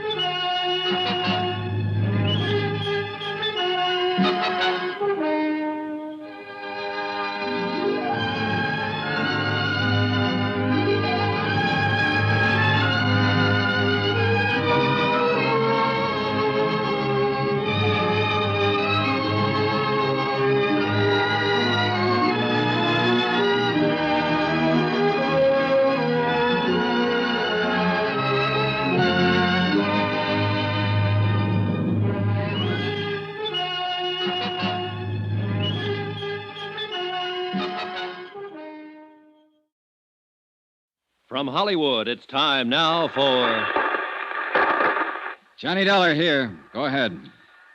Macklin, Johnny. Is Gino around? Yeah, he's over across the slope at the moment. They're getting the bodies out of what's left of the plane. Well, how does it look? Anything new? Nothing we hadn't already guessed. It was an explosion, all right. Dynamite in the baggage compartment. Probably put on board in a piece of luggage. Well, that figures. I've run into something down here in the city along those same lines. What do you mean? The ground crew remembers one of the baggage handlers acting strange before Flight 6 took off last night. A man named Ramirez. What do you mean, strange? They say he had one suitcase that he wouldn't let any of the other handlers touch. Put it on the plane himself just before takeoff. Hey, you know anything about tigers, Mac? Tigers? I'm about to tangle with one.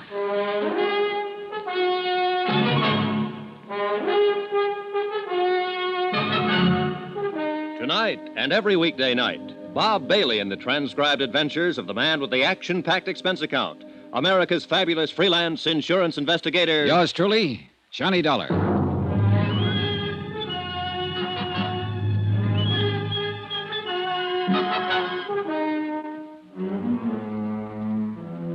From Special Investigator Johnny Dollar, location Mexico City, to the Home Office Guaranteed Transport Insurance Company, Hartford, Connecticut. Assignment, the Flight 6 matter. Expense account continued. I was taking Gino Romero's word for it that the girl was a tiger. His word and my own instincts. At first glance, she seemed soft, shy, and lovely. Then you sensed a wildness about her, a kind of suppressed violence that brought you up short and made you stop and reappraise her. She leaned against a tree, watching the bodies of the plane crash victims being carried down the slope and placed in the Army Jeep, with no sign of emotion on her face. Cool, detached. She had no reason to be here, and I wondered why she was. The only way I knew of finding out was to ask her. Yes, what is it?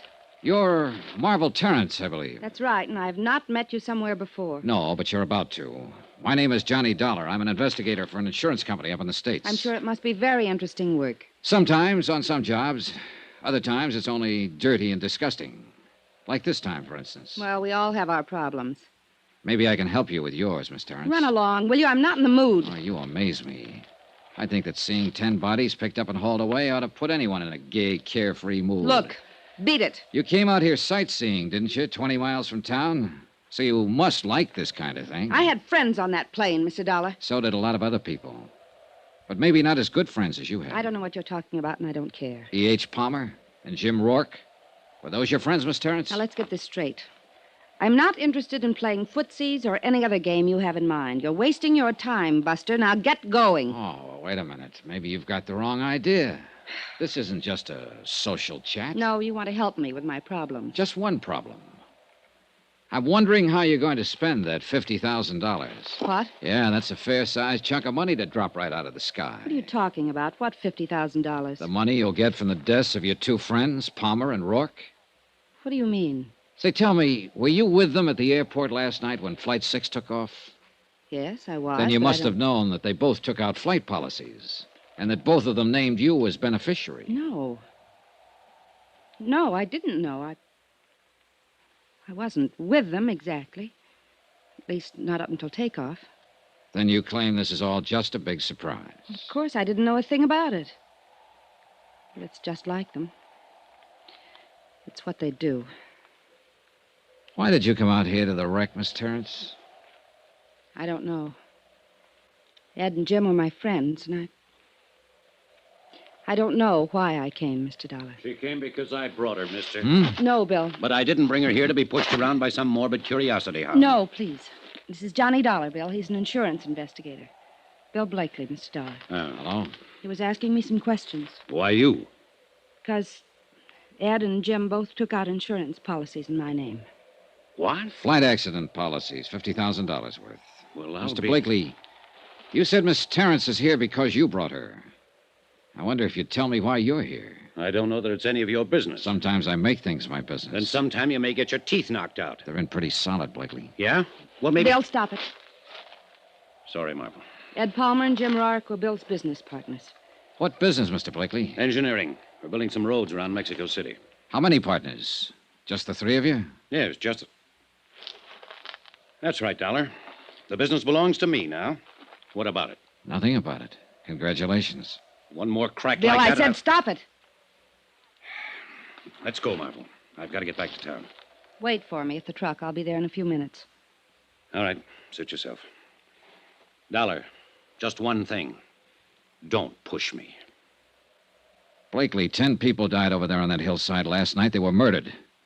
I intend to find out who did it. And if it takes pushing to find out, then I'll push. See you around. Yeah. You probably will. This thing hit Bill pretty hard, Mr. Dollar. You have to make allowances. How long have you known him? A couple of months. And Palmer and Rourke? The same. It's nothing serious, nothing romantic, if that's what you're thinking. It was all just for fun. Was that all it was on their side? Oh, men always claim to be serious. But that's only part of the game. What else do you do, Miss Terrence? Beside play the game. That's all.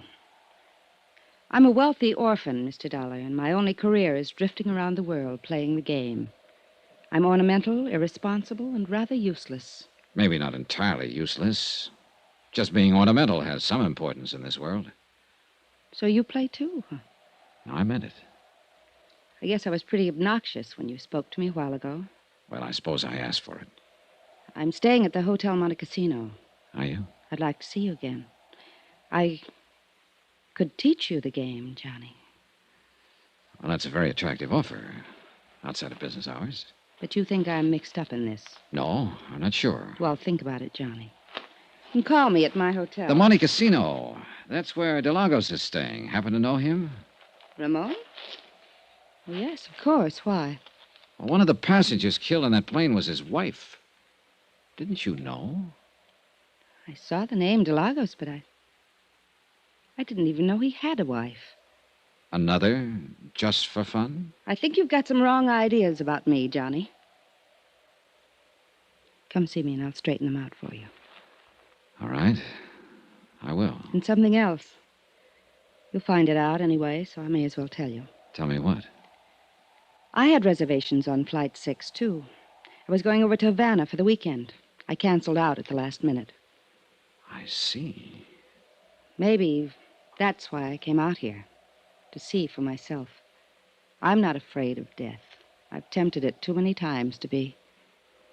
But it does fascinate me. I stood there watching and thinking. Could have been me being carried down that slope. Except for luck. Why did you cancel out at the last minute? I was talked out of making the trip. By whom? Bill Blakely. I watched her swing down the slope, lithe, erect, and lovely. A strange girl, with an air of aloneness about her. An air that I felt would be with her even in the crowd. Strange, but also compelling. Exciting. She might be involved, or she might not. I didn't know. But I was sure of one thing. In either case, I was going to see her again.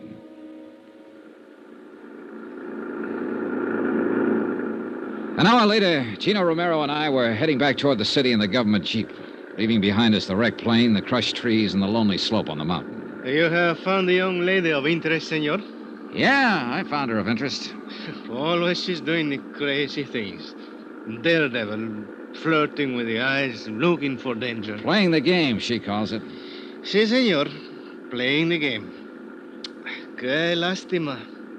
It is too sad that 10 persons are not be playing the game now anymore. Oh, it's all right, Gino. I'm not that much under her spell. ¿Qué dice? If she's guilty in any way, I'll pin it on her just as quick as the next one. Oh, but I did It's not all right, mean that... forget it. No, I do not think she's guilty. It is not the thing she would do, and she does not need the money. She's very rich. Do you know that? Everybody says so. Well, that's what I mean. It's worth checking into. Es posible, but I still do not think she would do such a thing. It is too terrible. And she's too beautiful.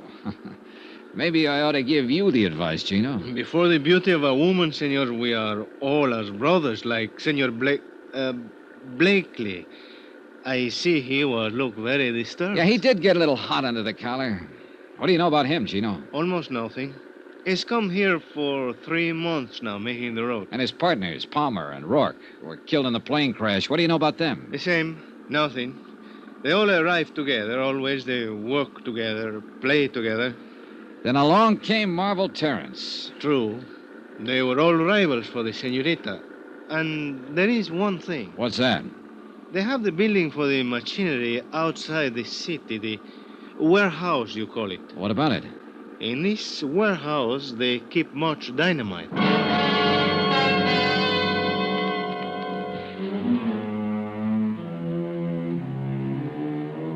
Gino dropped me at my hotel, the Del Prado, on Avenida Juarez. I changed clothes, cleaned up, sent some telegrams to the States. And about that time, Mac Macklin phoned up from downstairs and asked me to join him in the bar. Expense account item 3, $16.40. Drinks and dinner with the chief inspector of the Federal Department of Civil Air Transport. And then some more drinks. I've been here 7 years, Johnny. I like it. I feel at home here. I like the people and their way of life. But it'd still be good to see old Shy again. The snow piling up along the loop, and the wind ripping in off the lake. The crazy little joints along Baker Street. When were you there last, Mac? 1932. Oh, then you're about due. Well, why don't you take a couple of weeks and fly up there? No. Too much water under the bridge, Johnny. Too many little wars here and there in the world since 32. And too often McMacklin was flying in them. On one side or the other. Oh, what of it? Well, you know, Uncle Sam frowns on that kind of thing, Johnny, so we've got a sort of an understanding. I stay the heck away, and he forgets about me. I see. I've got no complaints, actually. I'm doing all right here, but sometimes I sure do get homesick for the old town. Of course, it's probably changed so much that Oh, yeah, yes. Con permiso de telephone, Senor Macklin. Oh, thanks. I plug it in. Hello, yeah? What? All right. Well, have you told the federal police? Yeah, I'll be here for a while. Adios. Well, we just lost our best angle, Johnny. What do you mean?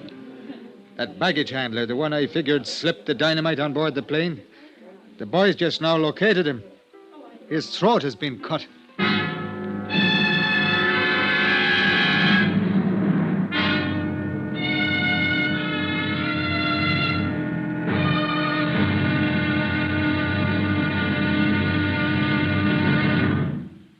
Now, here's our star to tell you about tomorrow's intriguing episode of this week's story. Tomorrow, a bereaved relative lies. A frustrated lover comes up fighting. And a lovely lady in the case just vanishes. Join us, won't you? Yours truly, Johnny Dollar.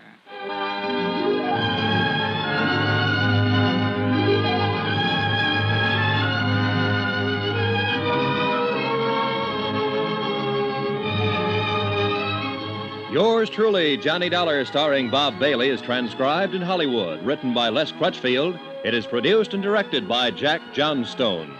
Be sure to join us tomorrow night, same time and station, for the next exciting episode of Yours truly, Johnny Dollar. Roy Rowan speaking.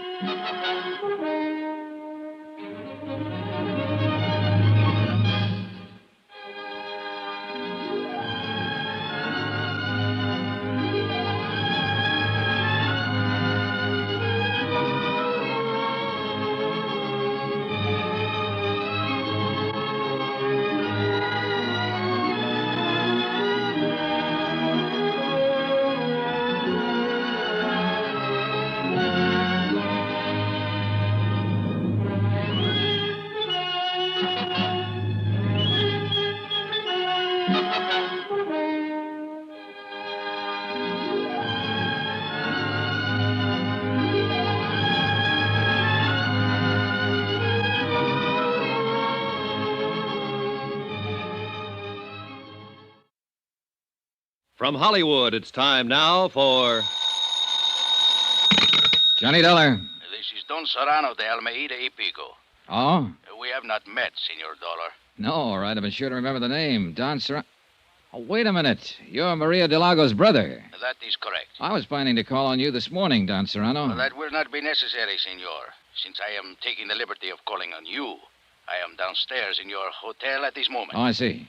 I believe I may be able to cast some light on the unfortunate tragedy which overtook my poor sister and the other passengers of that ill-fated airplane. Do you know something that hasn't come out? Rather a great deal, senor.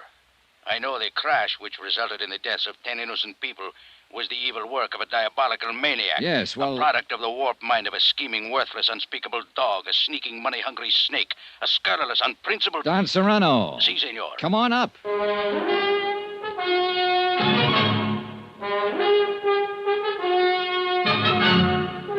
Tonight and every weekday night, Bob Bailey in the transcribed adventures of the man with the action-packed expense account, America's fabulous freelance insurance investigator. Yours truly, Johnny Dollar.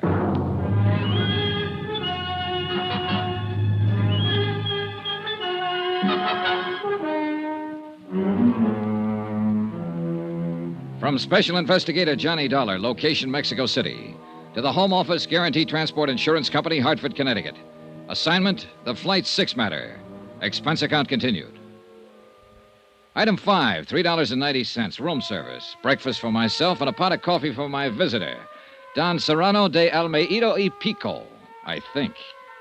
He was a thin, straight man with a small goatee and the face of a hawk. Stiff, formal, unbending. A classy grande type from an old school long out of business. And a man of much suppressed violence and hate. Once upon a time, senor, there existed a gentleman's code for the settlement of such matters as this. The duello, as it was called. But we are living now in lesser and more decadent times. A man is no longer permitted to kill his enemies. He must suffer interference by the police, the Civil Air Transport Department, the government. And even special investigators from the States, huh? Is that what you mean? I was not speaking personally, Senor Dollar. You are as much a victim of the times as I am. Well, it doesn't seem to be irritating me as much. More coffee, Don Serrano? Gracias, no. Perhaps it is because you have not lost your dearly beloved sister, senor. Oh, maybe. In that, at least, you have my sympathy. But let's get to the point.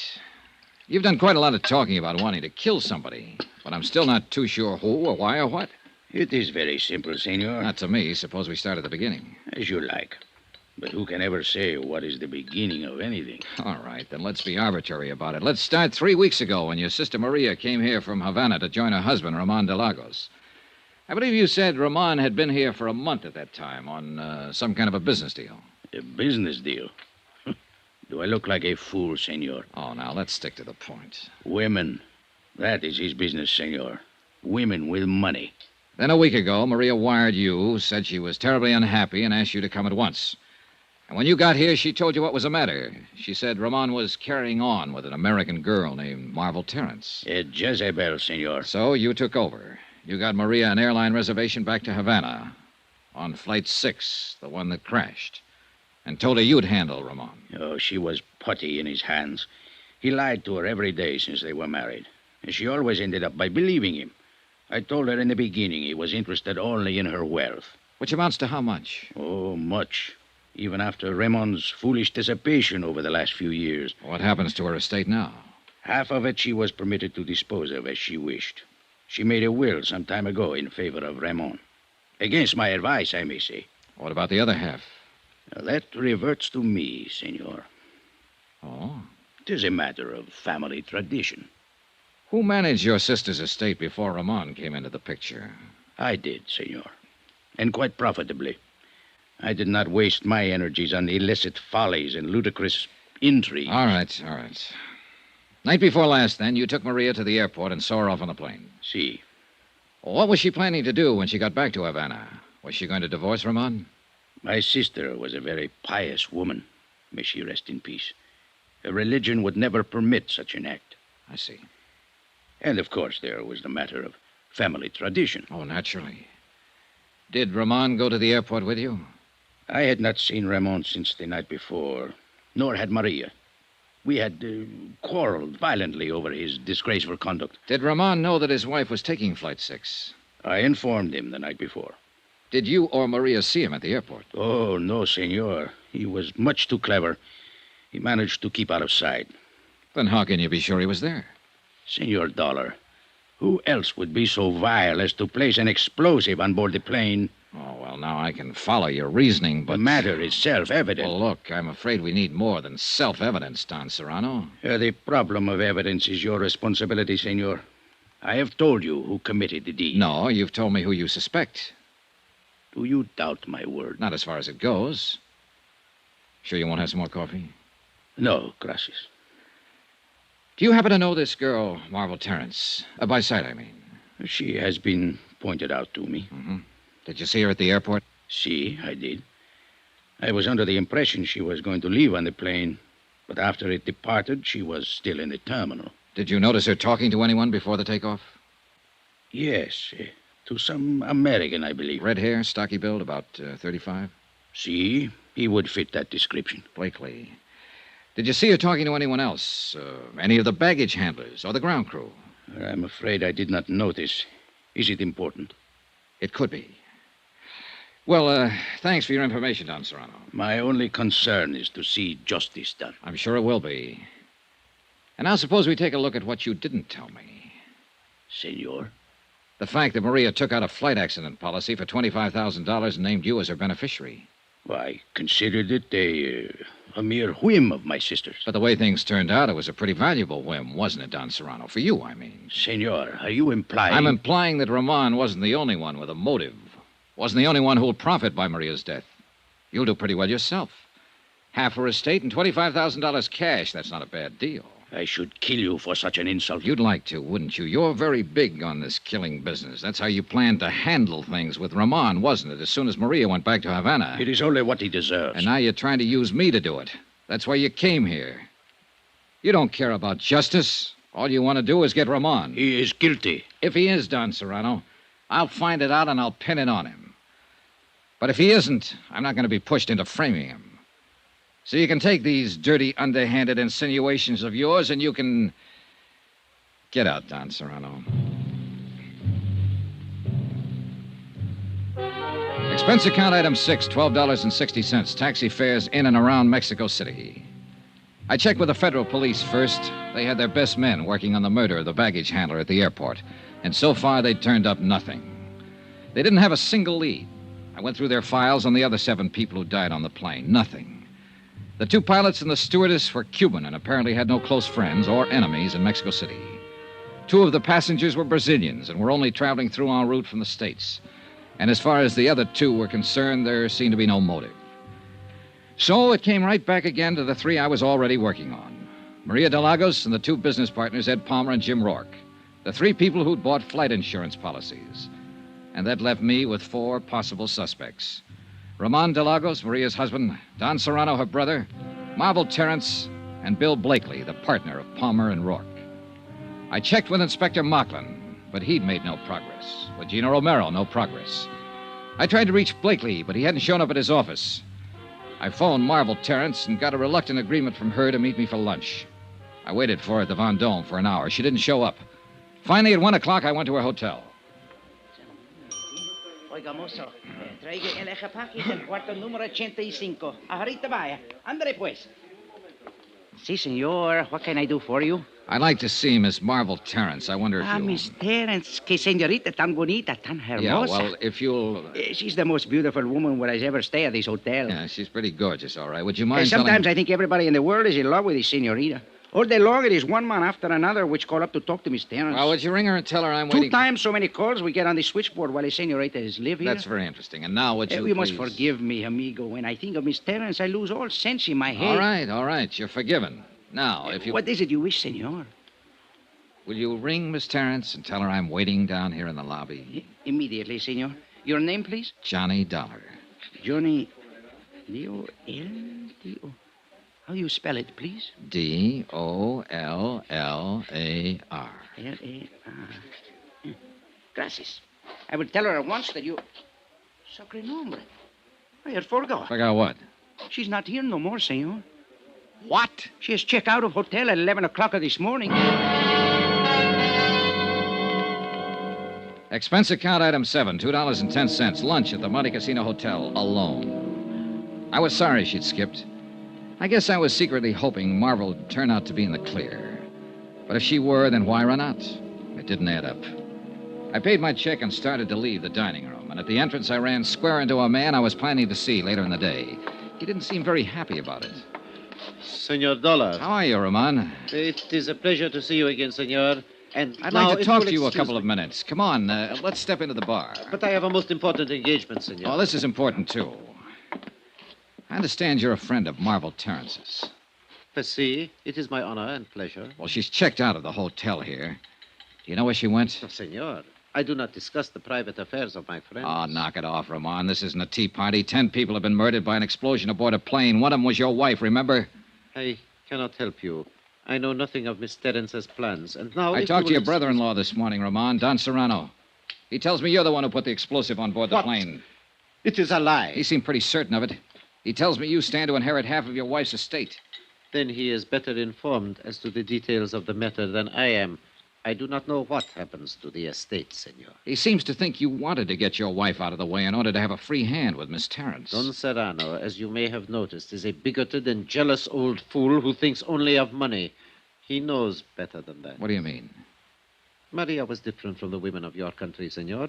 She understood such matters as my friendship with Miss Terrence. And accepted them? Except such times as Don Serrano goaded her into being foolish, yes. It is a difference of the Latin temperament, senor. I see. Then there was no trouble between you and Maria? None of importance. The trouble was Don Serrano. He has hated me from the day of our marriage, because from that moment on, he no longer had any control over Maria's fortune. If you wish to discuss this further, senor, I will be happy to do so later, but I must leave now. Con su permiso. I watched him hurry out of the hotel. I had no real reason to stop him and no authority to. On sudden impulse, I crossed the lobby to the public phones, called the Hotel Regis, and asked for Don Serrano de Almeida y Pico. Don Serrano had checked out. No forwarding address. I called the Del Prado and asked for Bill Blakely. Mr. Blakely had checked out. No forwarding address. I left the phone booth and hurried back to the desk. The clerk was very sorry. Ramon de Lagos had checked out earlier in the day. No forwarding address.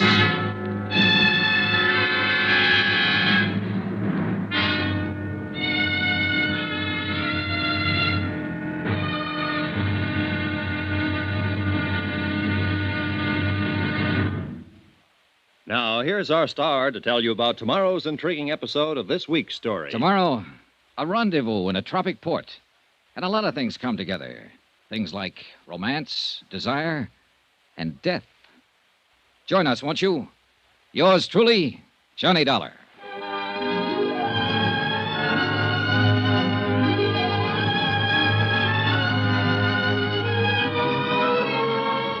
Yours truly, Johnny Dollar, starring Bob Bailey, is transcribed in Hollywood. Written by Les Crutchfield, it is produced and directed by Jack Johnstone. Be sure to join us tomorrow night, same time and station, for the next exciting episode of Yours truly, Johnny Dollar. Roy Rowan speaking.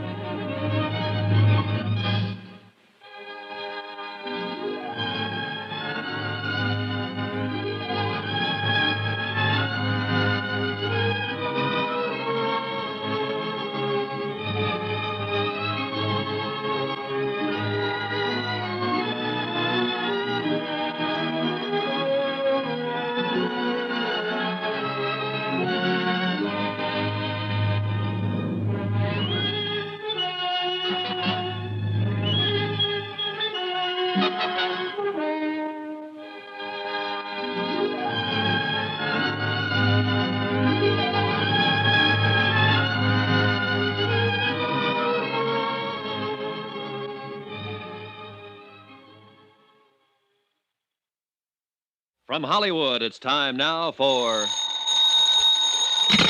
Johnny Dollar. Inspector Mucklin's office. Gino Romero. Oh, Gino. What did you find out? Did you locate any of them? Beneficiaries of the crash of Flight 6? Si, senor.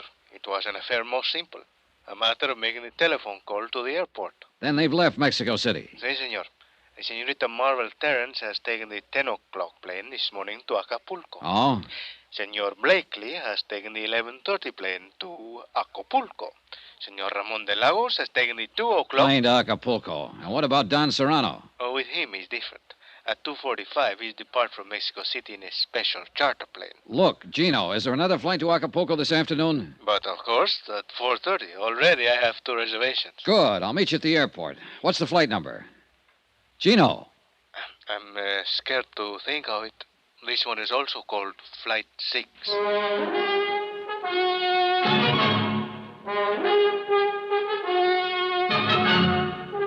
Tonight and every weekday night, Bob Bailey in the transcribed adventures of the man with the action-packed expense account, America's fabulous freelance insurance investigator. Yours truly, Johnny Dollar.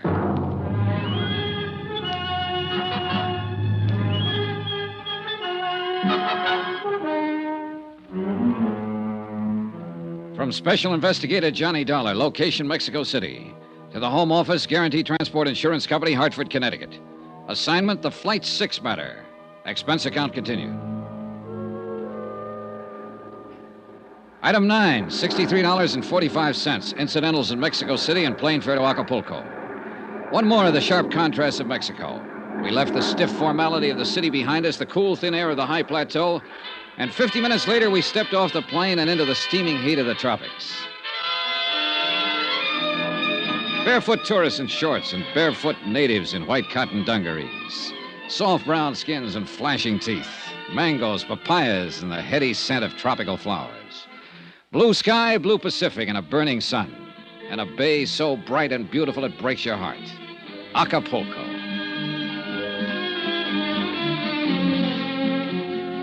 Gino Romero of the Department of Civil Air Transport knew his way around. So I waited for him while he checked his contacts, airport police, custom agents, limousine drivers. And in a few minutes, he'd made his rounds and rejoined me in front of the terminal. It is an affair most simple, senor. A merely matter of ask the question and listen to the answer. What did you find out, Gino? Senorita Miss Stearns is stay at the Hotel Los Flamingos. So? Senor Blakely is also stay there. Ramon de Lagos is go to the Hotel Caleta. And Don Serrano is stay at the Club de Pesca. So you see? Yeah, I see. All right, Gino, let's get going. And where we are going is to the... We'll put up at the Los Flamingos. That is what I'm expect. Oh, she's very beautiful, senor. True, but there are even better reasons for staying there. ¿Qué dice? Well, in some way, and I'm not yet sure how, I think this whole thing centers right around Marble Terrace. You think it's possible she's guilty of the crash of the Flight 6 to collect the insurance? Maybe. Or she might have been used. Or maybe... Oh, I don't know, Gino. But it's about time we found out.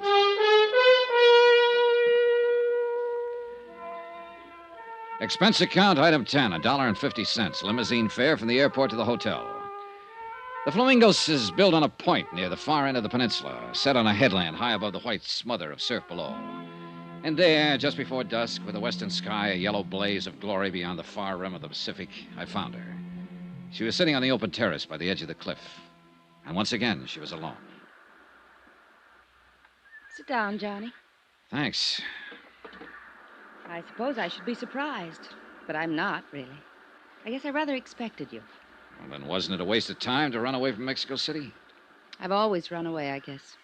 And most of the time, I imagine you've been followed. Or maybe I wanted to face you here, where it's so beautiful. Where perhaps you'd be able to understand me a little better. Is that what you want, Marble? To be understood? Doesn't every woman? I thought it was more often the man. And usually it's his wife who doesn't understand him, isn't it? I see this isn't going to be just a social chat. Oh, I doubt if it could ever be just a social chat. Not with you. You've got too much impact for that. A compliment? That's a fact. There's no place else in the world with sunsets like the ones here. Every evening. It's like there's another land way off there in the west. It's a strange, bright, golden land. And it keeps calling, coaxing. Only in a little while, it'll disappear. And everything will be dark off there in the west. Maybe you do understand me, Johnny. Maybe that's why I'm half afraid of you. Another reason I ran, maybe. I can be a fool, easy. Sort of hereditary defect, you might say. Oh, it's a common affliction. Rarely fatal. Rarely doesn't help. Once is enough. You know something? When I die, I want to be buried up there in the middle of a sunset. It'd be kind of lonely, wouldn't it? I think I've always been lonely. Do you know I haven't a single living relative in the world, not one. I was 14 when my parents were killed in an auto accident. I stayed in a boarding school, and the bank handled the estate. When I was 21, they turned it over to me. And since then, I guess that's not what you want to know, though, is it? Not exactly. Want to tell me about it, Marvel? No. As a matter of fact, I don't. I don't even want to think about it. It would be better if you would. For whom? For me? I doubt it. I feel dirty, Johnny. Telling wouldn't change that. It might. Anything I'd tell you would be only suspicion, not fact. What in? Unless, of course, you're expecting a confession. Do you have one to make? No. But you know who caused Flight 6 to blow up and why, don't you? No. I can make a guess, that's all. Like to tell me that guess? You'll find out soon enough, Johnny, and I'd rather it didn't come from me. 11 people have died, Marvel. I know. 10 on the plane that crashed, and the baggage handler who was murdered later, and You whoever... don't have to remind me of it. I couldn't forget it if I wanted to. I told you how I felt, now drop it, Johnny. All right. I didn't know. That's all I can claim. I just didn't know. What do you mean? Nothing. Look. It's dark out there now. And sunset's gone. There's always another one. I wonder. Have you ever met Don Serrano, brother-in-law of Ramon de Lagos? No, but he was pointed out to me. Did you see him at the airport the night Flight 6 was blown up? I don't remember. I don't think so. Did you see Ramon? No. Did he know you'd canceled your reservation that night? He didn't even know I had one. Have Ramon and Bill Blakely ever met? Yes, they met. And detested each other on sight. Well, that's understandable in view of the circumstances. Oh, I guess, but why are people like they are? Did you arrange for Blakely to follow you here? I didn't tell anybody I was coming. And he was a good guesser. So was Ramon and Don Serrano. I know. They're all here. Why? They don't even know me. They don't want to know me. Not in any real way, but they're here. Oh, yeah, they're here. And I think you ought to tell me what you know, Marvel. Tomorrow, maybe. Not tonight. Let me have just one night, Johnny. All right. Take me to dinner. Dance with me. Laugh with me. Give me just one evening. Will you, Johnny? Sure. And thank my lucky star for the chance. You're sweet. I'm saying it now. Without any strings. No matter how things work out. I'll still mean it. You're a sweet guy, Johnny. Give me time to change.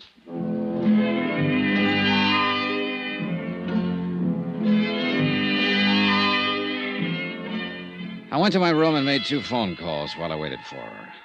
The operator at the Club de Pesca informed me that Don Serrano was not in. The clerk at the Hotel Caleta said the same thing about Ramon de Lagos. I didn't leave my name with either of them. Bill Blakely was staying in room 23, a few doors on down the terrace, so I decided to go have a talk with him before I went out to dinner with Marvel Terrence. But as it happened, I didn't have to go to that much trouble. Yeah, who is it? Blakely, I'd like to talk to you. Come on in. Do you always cover your visitors with a gun? Only when I spot them listening outside my door. I don't know I what saw you're- your shadow against the shutter there. You've been standing outside for the last 5 minutes, Blakely. You listened to me make a couple of phone calls. Did you learn anything you wanted to know? Dollar, suppose you were suspected of sabotaging an airliner and killing 10 people. Wouldn't you want to know what kind of a case was being built up against you? What makes you think you're under suspicion, Blakely? I know I am. Ed Palmer and Jim Rourke were my partners. When they died on that plane, I became sole owner of the firm. There's the motive. I've got a warehouse full of dynamite in Mexico City. There's the method. I can go even farther than that. What do you mean? You mentioned one motive. Why didn't you mention the other one? What other one? Marvel Terrence. That crash not only eliminated a pair of business partners, it wiped out a couple of rivals. Just one thing wrong with that, Dollar. Marvel had a reservation on that plane herself. She only decided at the last minute not to go. I wouldn't have been gaining much if I'd killed her along with my rivals, as you call them. Uh-huh. Maybe that's why you cornered her at the airport and argued her out of going. Yes, I did talk her out of the trip. But not because I'd planted an explosive on board. How do you feel about her, Blakely? I'd give my left arm. It wouldn't do any good. I'm just not the guy. I never have been and never will be. Maybe you are. She says she's having dinner with you tonight. That's right. She is. How do you feel about her, Dollar? I don't know.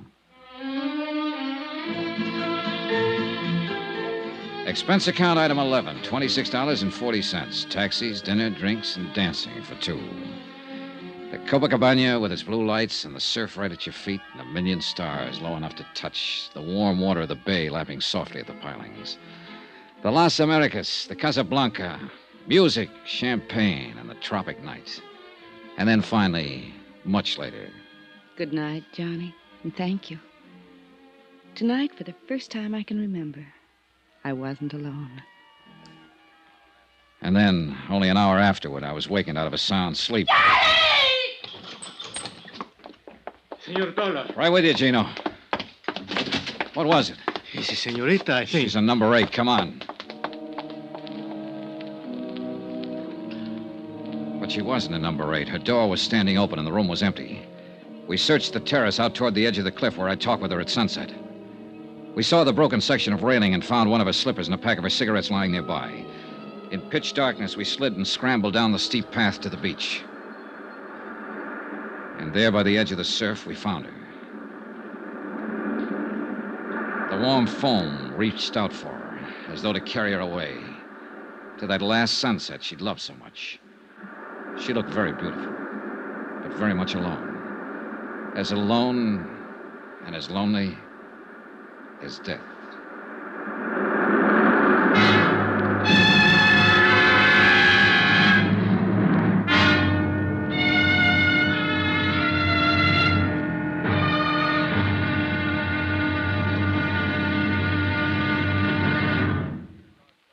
Now, here's our star to tell you about the final intriguing episode of this week's story.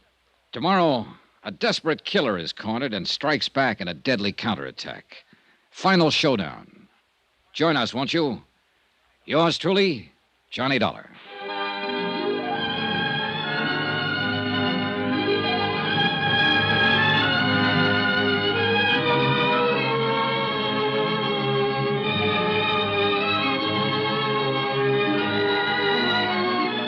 Yours truly, Johnny Dollar, starring Bob Bailey, is transcribed in Hollywood. Written by Les Crutchfield, it is produced and directed by Jack Johnstone. Be sure to join us tomorrow night, same time and station, for the next exciting episode of Yours truly, Johnny Dollar. Roy Rowan speaking.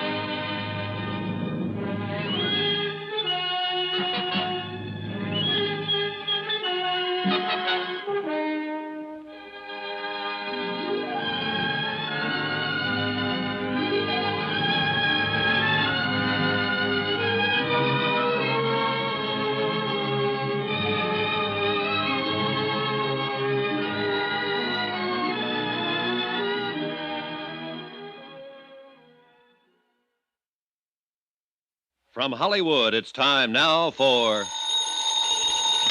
Johnny Dollar. Here is your call to Mexico City, senor. Oh, thanks. Hello? Macklin, Department of Civil Air Transport. Hi, Mac.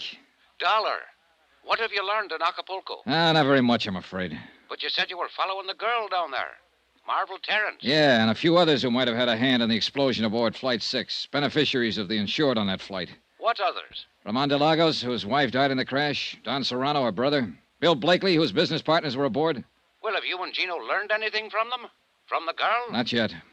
But you said she might know who caused that explosion aboard the plane. Right, and she promised to talk. Well? Your little helper, Gino, and I just pulled her body out of the surf down below the hotel here. Johnny? Murder? Yeah.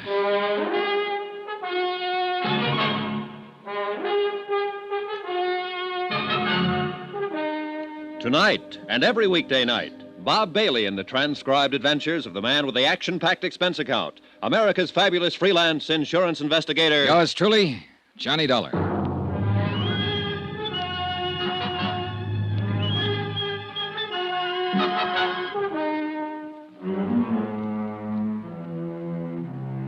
From Special Investigator Johnny Dollar, location Acapulco, Mexico.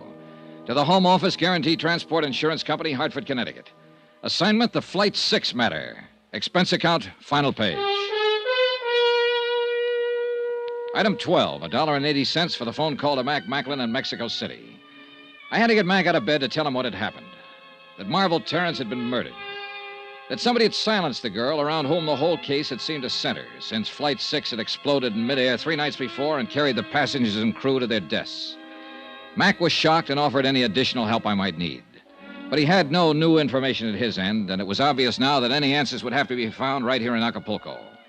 As I hung up the phone, Gino Romero came rushing in from the hotel terrace. Senor Dollar. What is it, Gino? A prowler is out on the hotel grounds. The police cars go to block off the road at the bottom of the slope. Good, come on. The stairs are over this way, senor. Right with you. A little light wouldn't hurt anything down here. It's no time. This way, into the brush, is a footpath. All right, lead the way. Over there is only 100 feet to a cliff. The other side is the road for the hotel. Here is the only place anybody can go. It's down this slope. Yeah, but there are plenty of places to hide. Si, senor, but it's a matter... Oh, wait. Huh? Listen. We could hear someone moving through the jungle growth a few yards away, moving swiftly but cautiously. Then a sudden silence. Whoever it was had also stopped and was listening for Gino and me. We waited for the fugitive to move again, straining our ears, trying to tag the location. Seconds passed. Then a slight rustle ahead of us. Gino nudged me, and we slipped quietly toward the sound.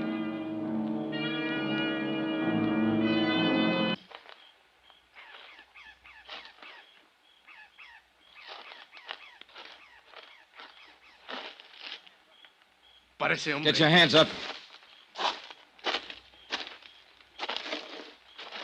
Well. Buenas noches, Senor Dollar. You seem to be quite a night owl, Don Serrano. Not ordinarily, Senor.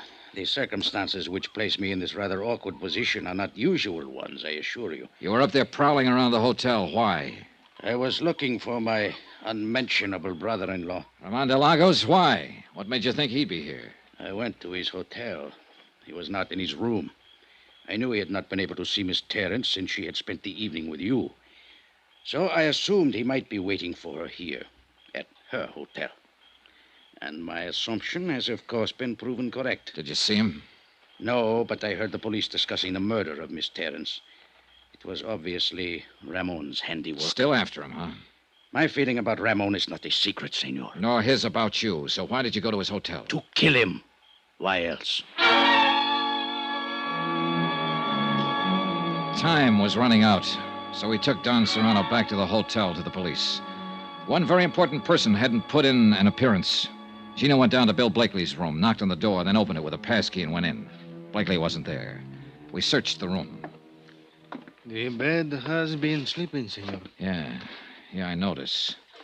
But for how long, that's the question. It's possible he was wake up when the senorita screams before she is killed. He might have been. He must have dressed. His pajamas are there on the floor. I wonder. Quién sabe if it was a quarrel of lovers, the jealousy. He did not like it when the senorita was go with you tonight. I don't think it's that simple, Gino. Let's get this bag open, have a look inside.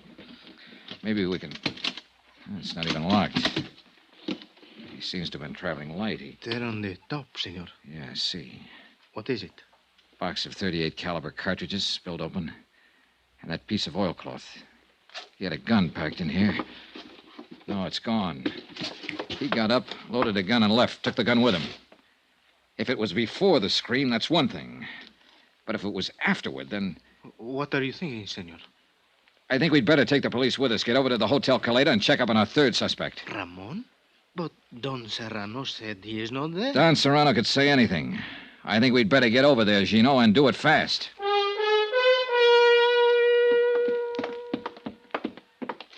The clerk said room 34. That's the second door down. See. Let's go.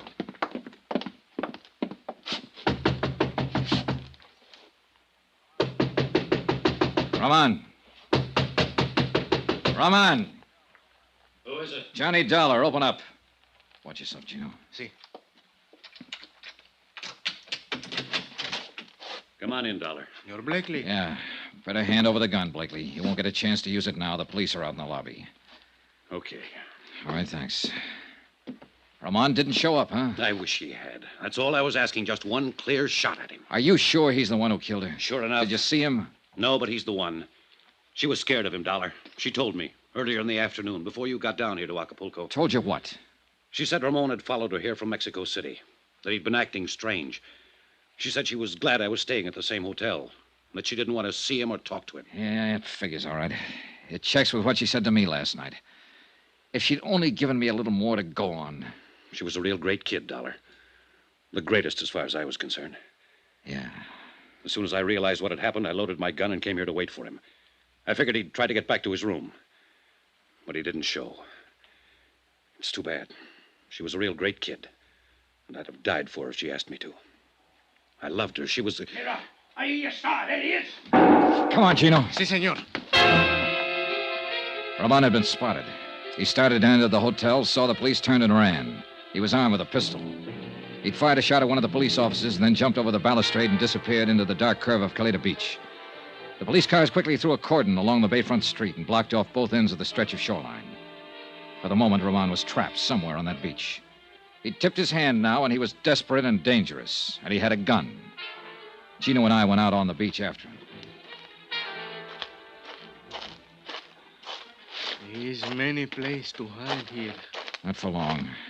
They'll have some more police here within a few minutes. Come on. It's maybe better we wait, senor. I do not think Ramon is planned to be taken alive. I can still see that girl, Gino, lying at the foot of the cliff. Si, senor. I remember. Espérate. What is it? There by the water is... No, I am wrong, senor. It's only a boat pulled up on the sand. Yeah, it's a paddle boat. Well, I think it's better maybe we separate, senor. I look in the pavilion, the cabañas. You stay close by the water. In this way, we'll have him between us. good idea, Gino. But you've got the rough end of it. Take care of yourself. Si, senor. Well...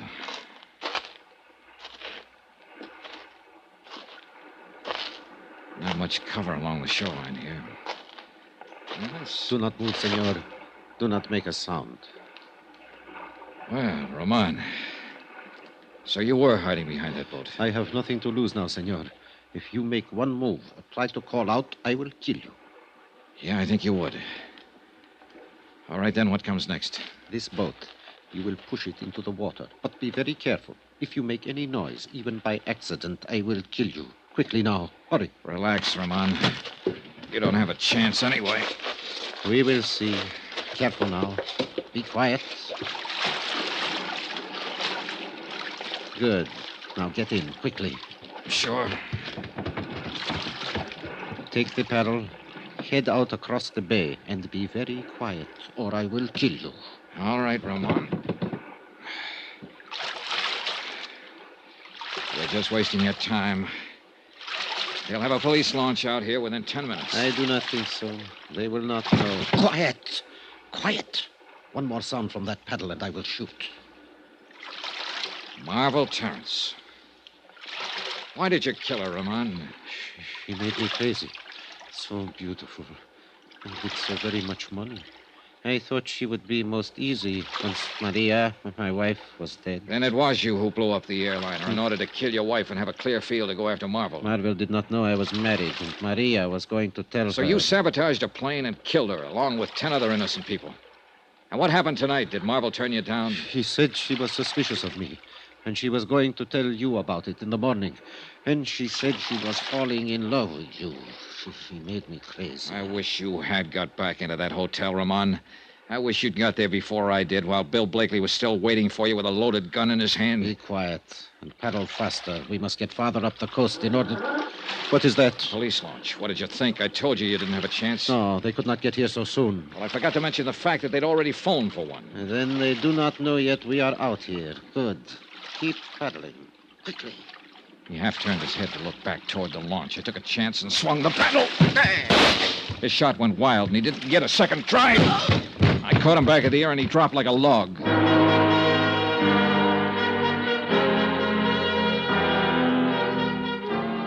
The police located our boat a few minutes later and hauled him over the gunwale and into the launch. And that should have been the end of it. But none of us realized Ramon's insane desperation. He'd only been pretending unconsciousness. On board the launch, he snatched a gun from one of the officers and tried to take over the boat. He didn't have a chance. He took a full volley of shots from 3 police pistols square in the chest.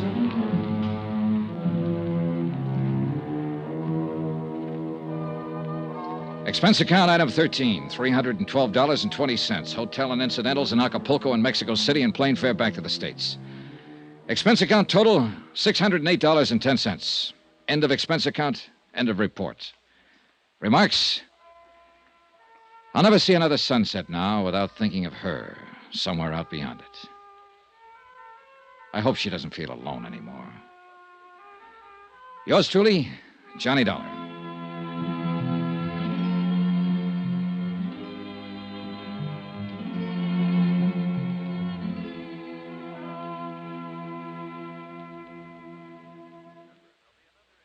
Remember, there'll be another intriguing story for you beginning next Monday night. Next week, a dead girl comes to life in a case that's packed with lies.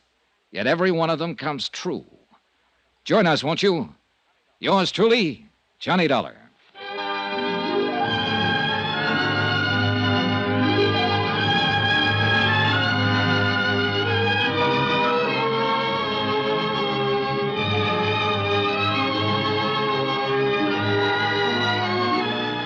Yours truly, Johnny Dollar, starring Bob Bailey, is transcribed in Hollywood. Written by Les Crutchfield, it is produced and directed by Jack Johnstone.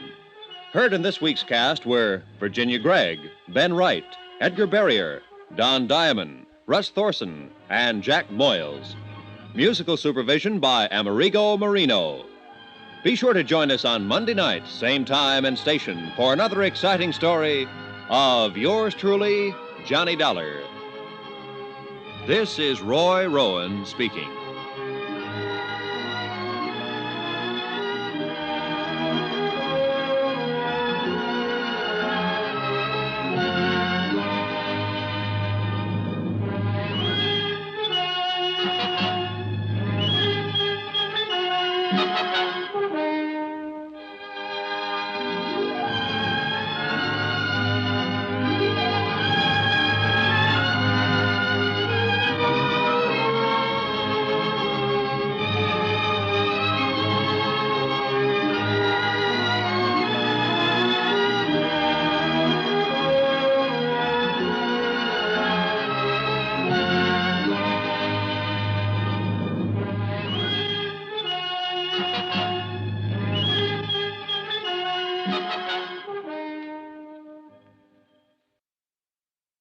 From Hollywood, it's time now for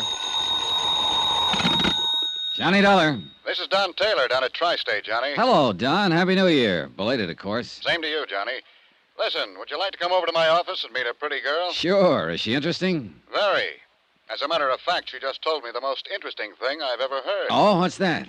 She just told me that she was dead.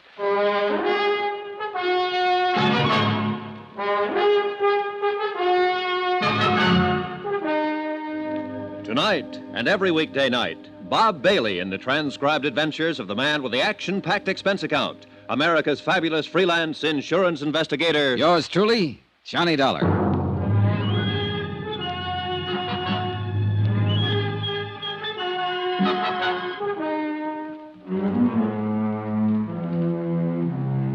Expense account submitted by Special Investigator Johnny Dollar to Tri-State Insurance Underwriters, International Building, Hartford, Connecticut.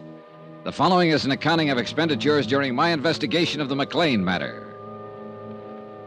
Expense account item 1, $1. Cab fare to the International Building in Don Taylor's office. He was sitting behind his desk when I walked in, talking to a tall, dark-haired girl in her late 20s who was standing casually looking out the window at the street below. She was pretty, she was quiet, and she was well-dressed. Hello, Johnny. Thanks for coming right over. I'd like to have you meet Mrs. McLean. How do you do? Hello. Sit down, Johnny. Make yourself comfortable. Take my desk. Where are you going? I'm going to let Mrs. McLean talk to you alone. She has a most unusual story. Yeah, something about being dead, isn't that what you said? Yes, something about being dead. Mrs. McLean, Mr. Dollar will be handling this matter for Tri-State. I wish you'd tell him exactly what you've just told me. Ring the buzzer when you're through, Johnny. Oh, sure. Would you like to sit down? He thinks I'm crazy. That's what he thinks.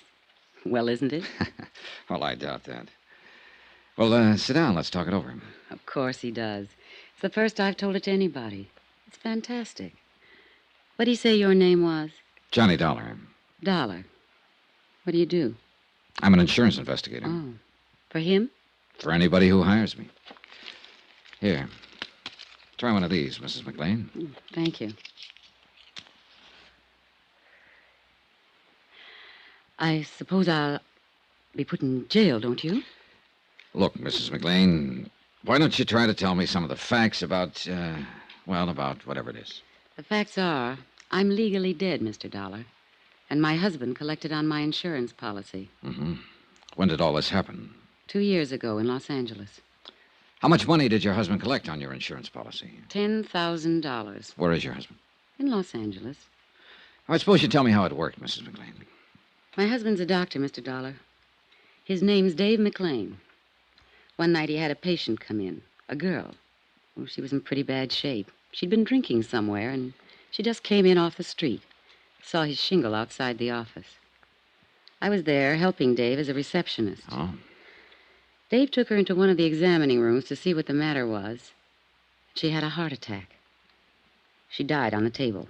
Well, there was nothing he could do for her. Nothing anybody could do for her. Mm-hmm. She died on the table, and then what? Well, Dave came out and told me what had happened.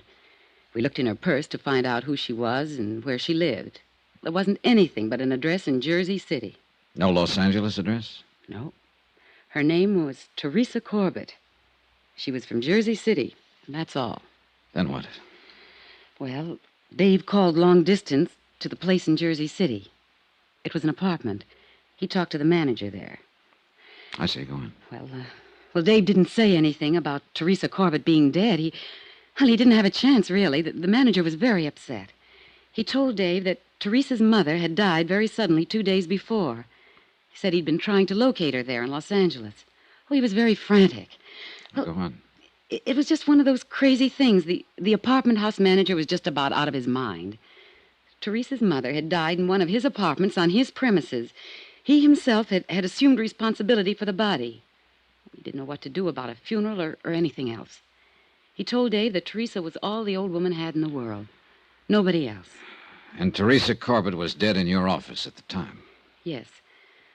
Well, Dave hung up. I didn't know what he was thinking at first, and then he said to me, "We're in luck." I asked him what he meant by that, and he said that the girl who had died in our office didn't have anyone in the world, and no one would know the difference.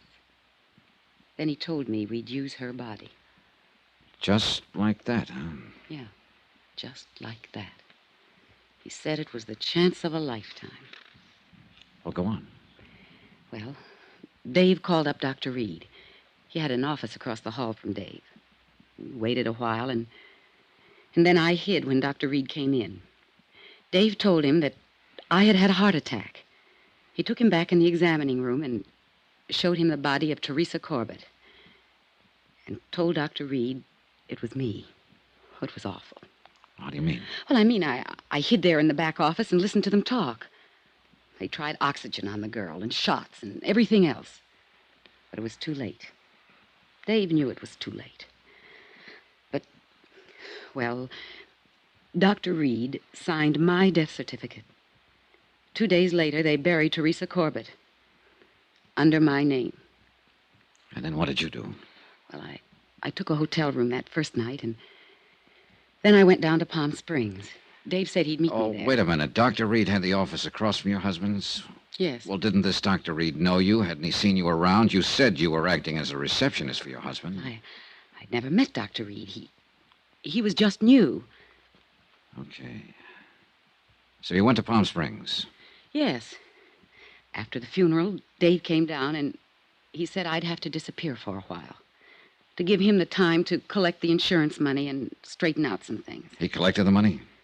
Yes, he did. All of it. Then what happened? I came to New York to live. Dave was going to close his practice in Los Angeles and come to New York, and we'd be together again.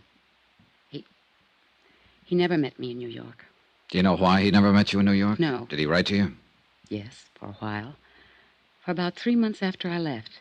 He wrote me once or twice a week and said that he'd be in New York any day.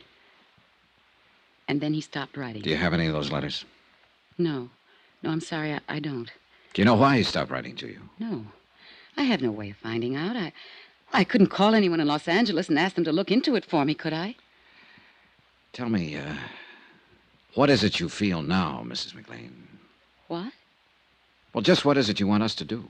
Well, I don't know. What do you do in a case like this? I've never had a case like this. Why did you come to us? Well, I've had this thing on my mind almost 2 years. It was wrong to begin with. It's wrong now.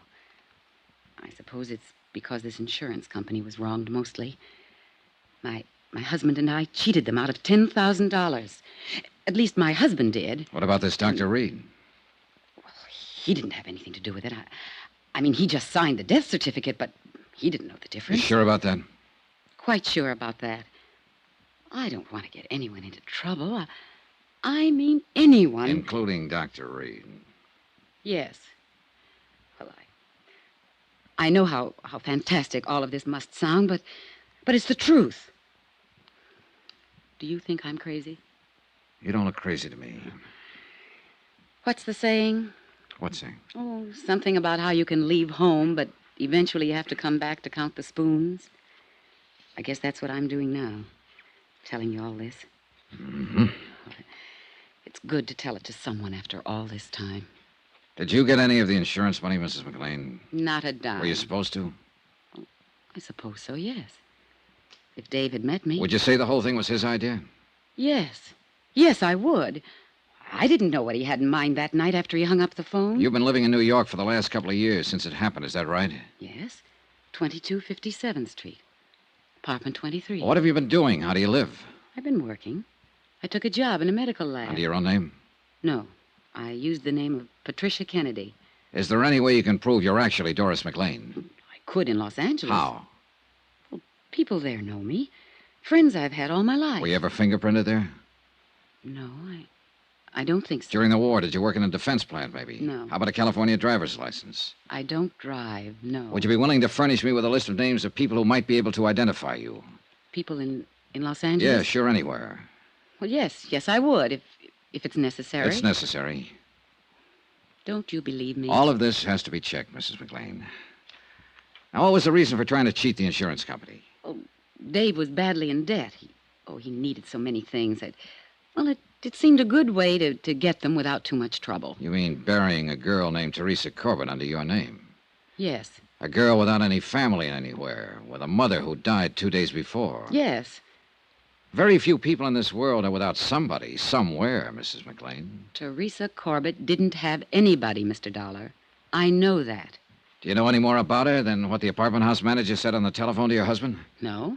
Do you remember the name of the apartment house manager in Jersey City? No. The address? No. Is there anything else you'd like to tell me about all this? Well, I can't think of anything. No. Before I ask Mr. Taylor to come back in here, I want to ask you again, why did you come to the insurance company? What? Why did you come here to Hartford to the insurance company? You asked me that once, and I told you. The insurance company were the people that were wrong. Now, look, obviously, you've been living and working in New York and getting along. No one knows anything about this. There was no need for anyone to know anything about it. No need for us to know about it. Now, you'll pardon me, but you don't seem like the type of person who wakes up one morning with a big pain in the conscience. Not at all. Now, you sat here and told me about your husband, how your husband thought of the idea, how your husband hung up the phone, how your husband called in a Dr. Reed to sign a death certificate, how your husband handled every detail, all of it. Not you, Mrs. McLean, your husband. He's the one you want us to get, isn't he?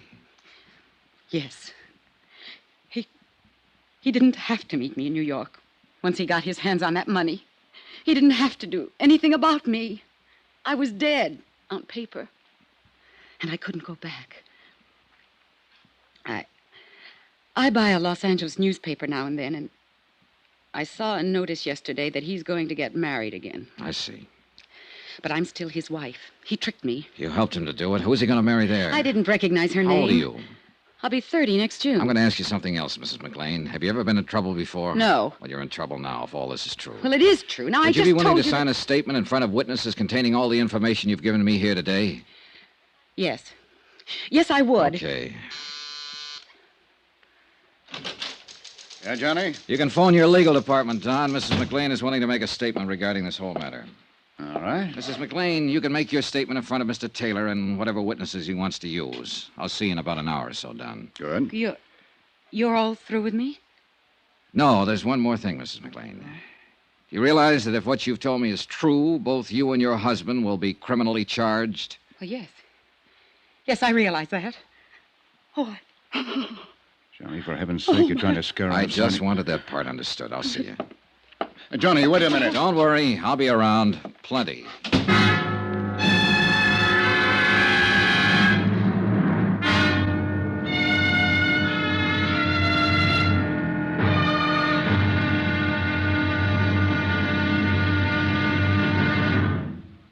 Now, here's our star to tell you about tomorrow's intriguing episode of this week's story. Tomorrow, some well-thought-out lies, well, believe it or not, they come true.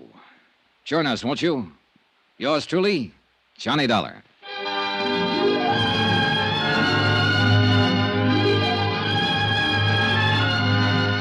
Yours truly, Johnny Dollar, starring Bob Bailey, is transcribed in Hollywood. Written by John Dawson, it is produced and directed by Jack Johnstone. Be sure to join us tomorrow night, same time and station, for the next exciting episode of Yours truly, Johnny Dollar. Roy Rowan speaking.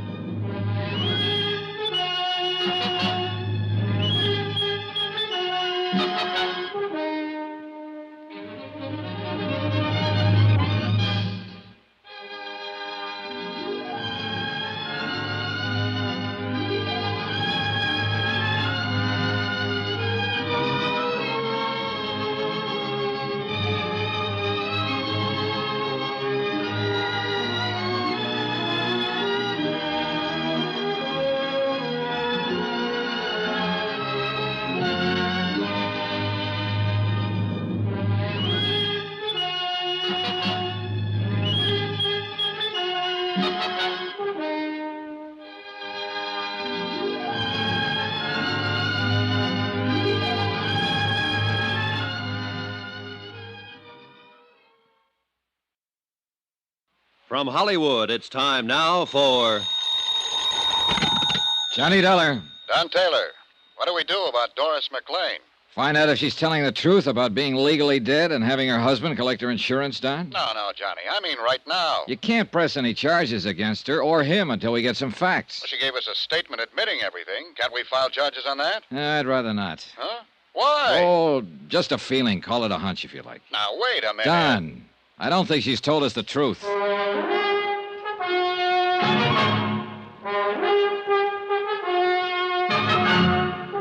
Tonight and every weekday night, Bob Bailey in the transcribed adventures of the man with the action-packed expense account, America's fabulous freelance insurance investigator. Yours truly, Johnny Dollar.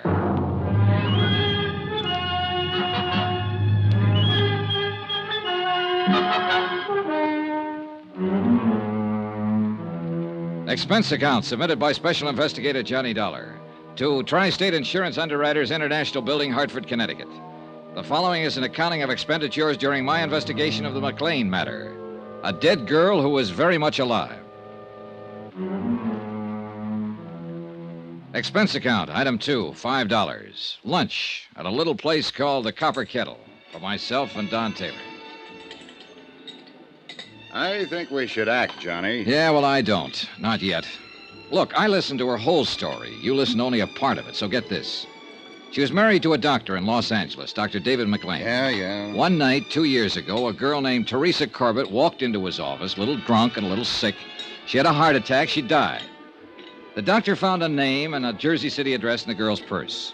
He called up the New Jersey address, and an apartment house manager told him the girl's mother, her only living relative, died 2 days before. Dr. McLean hangs up and tells his wife he'll bury the other girl under her name and collect the insurance. No sense in going into all this, Johnny. Now, wait a minute. Doris McLean agreed to this. Her husband calls in another doctor and has the death certified. Doris McLean goes to New York. Her husband collects the insurance. But didn't meet her in New York, as he said he would. 2 years ago this happened, Don. Today she comes in and says, I'm tired of waiting for him. We cheated you. Do something to us. She also said she'd read a notice that her husband's going to marry some other girl. Makes sense to me. Yeah, well, not to me, Don. At least not all of it. Why? Why not? What are you looking for? The holes, and there are plenty of them, Don. Look, for one reason, she told it the same way both times. For the second reason, if all this happened on the spur of the moment in Los Angeles, that is, the girl came into the doctor's office off the street and died suddenly, why would the doctor bother to call New Jersey? Why wouldn't he call the Los Angeles police, for instance? Because he had the insurance thing in mind? Well, what do you think? Now, look, Johnny, I think you're pushing too hard in here. I'm trying to tell you what we're up against. All we have to do is verify her story. Yeah, well, there's something cockeyed in the way it comes out. According to Mrs. McLean's statement, the doctor thought of the insurance trick as he went along. That is, after he called Jersey City and found out the dead girl in his office had no one else in the world because her mother had died a couple of days before. After he saw he had a good chance. Yeah? He wouldn't have known he had a chance to pull the trick if he'd done what he was supposed to do and called the Los Angeles police. Yes, but... Now, that's important. And look, here's another thing. Mrs. McLean says she was acting as a receptionist in his office when this strange girl came in. Now, I don't know about you, but every receptionist I've ever seen in a doctor's office will ask you your name and address before you see the doctor. Mrs. McLean didn't do that at all. But... They'll get your name and address unless they already know it. Where's Mrs. McLean now? Over at the New Hartford Hotel. I asked Sam Benson to keep an eye on her until we file charges and take her into custody. Well, you can call him off. Now, look here, Johnny. Every word she has told us will have to be verified before we can take any action like that. Every word. I don't know whether I want you to handle this or not. It's okay with me. Either way, Don. Now, wait, Johnny. You want some more coffee? No, thanks. Let's not argue anymore. Okay, let's not. Mrs. McLean admitted she helped her husband cheat us out of $10,000. We've got that on paper. Look here. I made a check on the policy. We issued a straight life policy endorsed Mary McLean in Los Angeles, April 23rd, 1945. According to our records, Mrs. McLean passed away February 1st, 1954. Yeah. Claim was filed by the beneficiary, husband, David Earl McLean, M.D., February 4th, and paid off on the 10th. $10,000, full claim. Here you are. Uh-huh. That's a photostat of the death certificate attached. Yeah. Cause... coronary thrombosis. Now look at that signature. Dr. Willis Reed. That's the same doctor she said her husband called in. I know. What else? Business about her living and working in New York in a medical lab. This is the name of the place. Mm-hmm. She said she'd used the name of Patricia Kennedy. Well, I put in a call to their personnel manager. I described Mrs. McLean to him, and he said that sounded like her. Checked out. She'd been with him almost 2 years. Yeah, that's about it. Well, I called the airport, and they'll get me out to Los Angeles by tomorrow morning. Thought it'd take a few hours in New York to check some other things out. Sure. That looks pretty definite to me, especially with her statement and all the things she said. So what have you got to worry about, Johnny? All the things she didn't say. Expense account item 3, $38.14. Transportation, Hartford, Connecticut to New York, New York. I checked my bag at Idlewild and took the limousine in as far as the Waldorf. Expense account item 4, $3, cab fare and tip. Number 22, 57th Street. Doris McLean's residence, where she'd lived as Patricia Kennedy, apartment 23. I talked to the manager. This is her apartment, Mr. Dollar. I see. How long has she lived here? Moved in, 2 years ago next month, March 1954. Good tenant? Very quiet. Ever talk to her? Not much.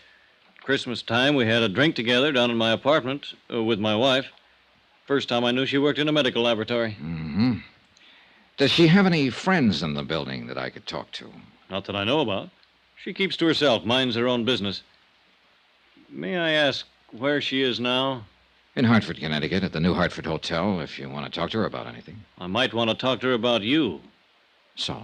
You knock on my door and say you're an insurance investigator and you want to look at her apartment. I saw your credentials and all that, but I don't know about you now. She asked me to investigate a matter. This is part of the investigation. Well, if you feel any better, why don't you telephone her long distance, tell her I'm here. I'll pay the charges. Oh, that's okay. Do you mind if I look around? I'll have to stay with you, Mr. Dollar.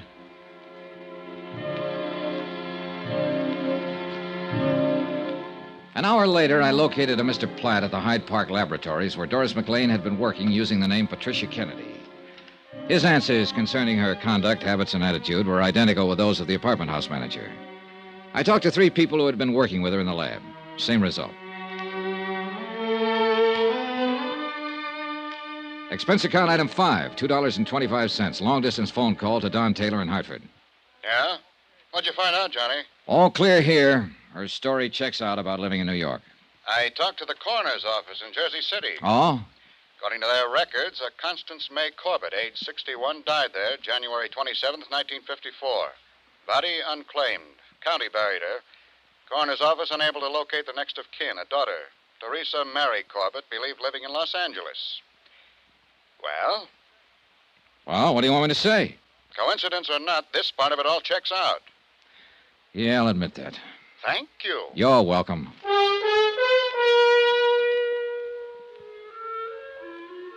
Expense account item 6, $113.65. Transportation, New York to Los Angeles. We landed at International Airport in a heavy fog at 8:35 in the morning. By 9:35, I was in my room at the Statler Hotel sleeping. At 4 o'clock in the afternoon, I got up and showered and shaved and had something to eat. There was a special delivery airmail folder for me at the desk from Don Taylor. It contained a flash picture of Doris McLean, a sample of her fingerprints and handwriting, along with the names and addresses of several people in Los Angeles Mrs. McLean thought might be able to identify her. Expense account item 7, $50. Deposit on a rented car to get around Los Angeles. The first 3 addresses furnished by Mrs. McLean were blanks. No one home or whoever had been there had moved a long time ago. It was beginning to get dark by the time I got to the 4th one, an address on Berendo Street in Hollywood.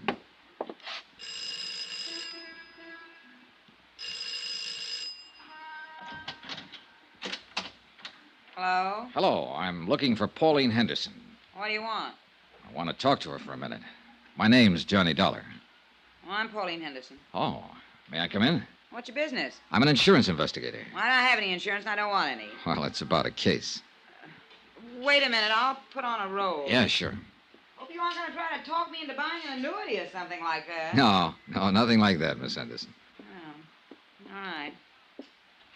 Johnny Dollar, huh? Yeah, that's right. Insurance investigator, did you say? Yes. Come in. I thought maybe you could help me. Well, I'll try. I'm in something of a hurry. Only take a minute, Miss Henderson. I'd like to have you look at this.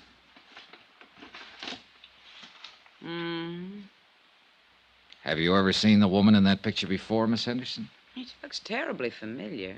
Is the light all right? Yeah, I can see it. My lord, yes, I know her. Who is she? Well, that was Doris McLean. You're positive? Yeah, she was married to Dave McLean. He's a doctor here in Los Angeles. She died a year or so ago, very suddenly. Yes, so I understand. How well did you know Mrs. McLean, Miss Henderson? Oh, we were friends. I mean, we worked together in a medical lab here before she married Dave. How long did you know her? 5 or 6 years. What is all this? Just wanted to make sure this was Mrs. McLean. Pictures of her, all right. Yes.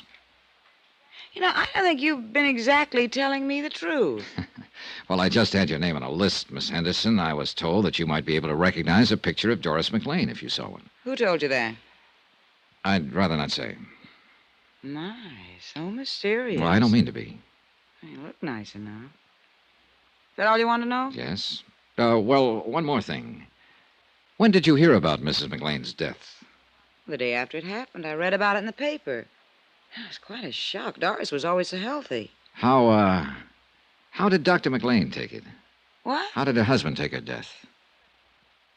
Looking at a picture and saying yes or no is one thing. I wish you'd tell me what this is all about. Let's say I wanted to make sure this was Doris McLean, and I wanted to make sure she died 2 years ago. If I'm any authority, you can be sure of it. How about the other part? Dave McLean? Yeah. Well, he got over it, I suppose. Don't you know? Well, I haven't seen him since the funeral. What's your name again? Johnny Dollar. Where do you live? Hartford, Connecticut. I'm at the Statler Hotel here right now. Why? It just occurred to me. If you wanted someone to look at the picture and identify it, you'd go to Dave McLean and ask him. After all, he was married to her. You'd go to him.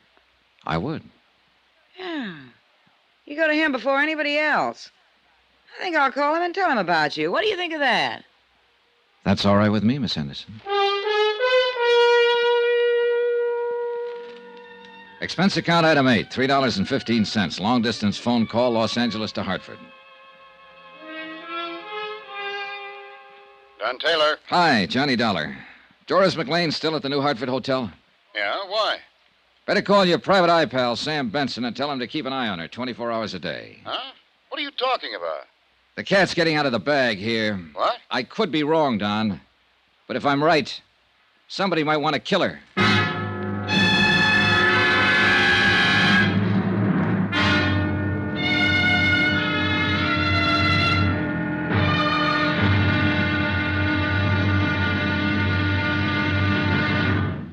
Now, here's our star to tell you about tomorrow's intriguing episode of this week's story. Tomorrow, a bit of information about a girl who had a date to die. That's right. Join us, won't you? Yours truly, Johnny Dollar.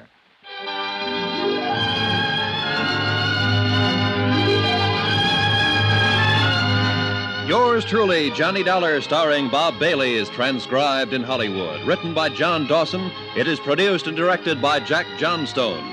Be sure to join us tomorrow night, same time and station, for the next exciting episode of Yours truly, Johnny Dollar. Roy Rowan speaking.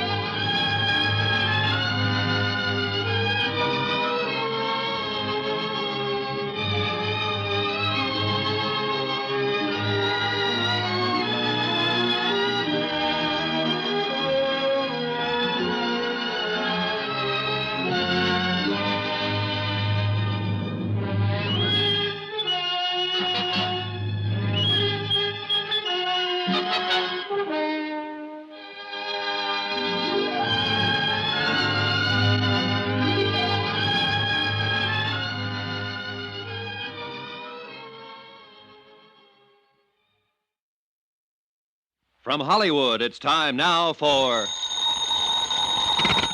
Johnny Dollar. This is the desk, Mr. Dollar. Your number's ringing now. Good.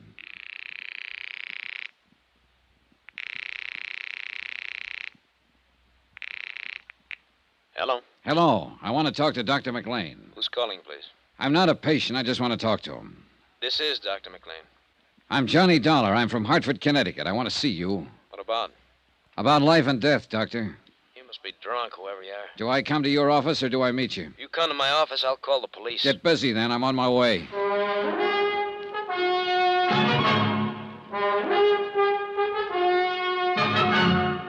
Tonight and every weekday night, Bob Bailey in the transcribed adventures of the man with the action-packed expense account, America's fabulous freelance insurance investigator. Yours truly, Johnny Dollar.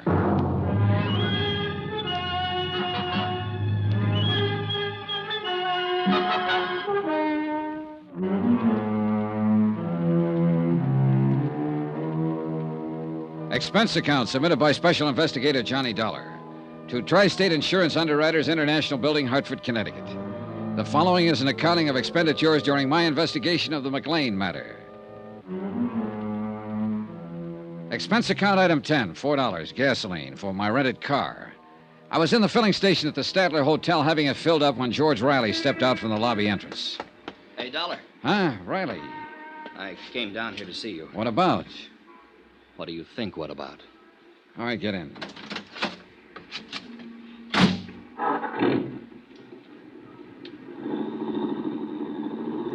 I got to thinking after you left me today about my girl, Terry.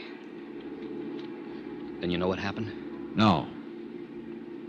The police came to see me. They told me practically the same thing you did. They said they were getting up a court order to exhume the body. Her body, they don't know for sure yet. They'll have a job making the identification. My girl, Dollar. Yeah, you mentioned that. We both know it'll be her, don't we? Sure we do. They have to go through with all this legal stuff, huh? This has to be right. That has to be right before they can do anything. That's right. Yeah. Hey, where you driving? Around the block. Dollar, you know what I'd like to do? I'd like to get my hands on the bird or put it down on the ground that way with somebody else's name. He was a doctor, wasn't he? That's what it looks like. Doctor who? You'll find out soon enough. Let me ask you something. How would you feel if you got the kind of news I got today, huh? You'd feel pretty lousy. Well, I feel pretty lousy. I was going to marry Teresa Corbett a couple of years ago. I built her a nice house on a hill, and she disappeared. Just walked out. Yesterday, you come in and you say she didn't walk out. She walked into a doctor's office one night and had a heart attack. You say this doctor gave her another name, his wife's name. He buried her and collected some insurance. And that's how she disappeared. Now, what about me? Huh? They came around to see me after she disappeared. They came around a lot asking questions. And now they think they found her. You and me know they found her, don't we? Yeah, I guess we do. I spent 2 years waiting to find her, and now she's dead. Why is she dead? I can't answer that yet. But this doctor, he can't answer it, can he? He took her and buried her under another name. Just took her like she was some sort of clay doll, something used and something no one wanted anymore. He took her and buried her, and that was supposed to be that. Now, what's his name? Riley, you better go home for a while. Yeah, sure. I'll phone you later. Dollar. She wasn't any clay doll. She wasn't something you'd give a phony name to and put in the ground. She was what I loved and wanted and needed. Did she walk into his office and die with her heart trouble, or did it happen another way? I don't know. You got ideas? I don't know. Dollar, you gonna find out? Yes. If you don't find out, I will.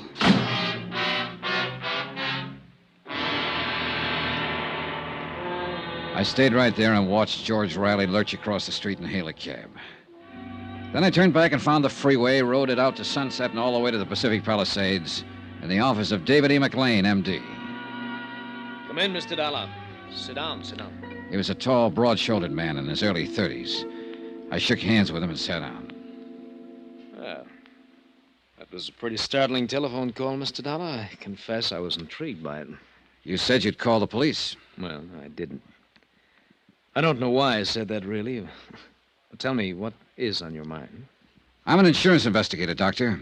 Or didn't a woman named Pauline Henderson call you and tell you I was in town? Pauline Henderson? Pauline Henderson.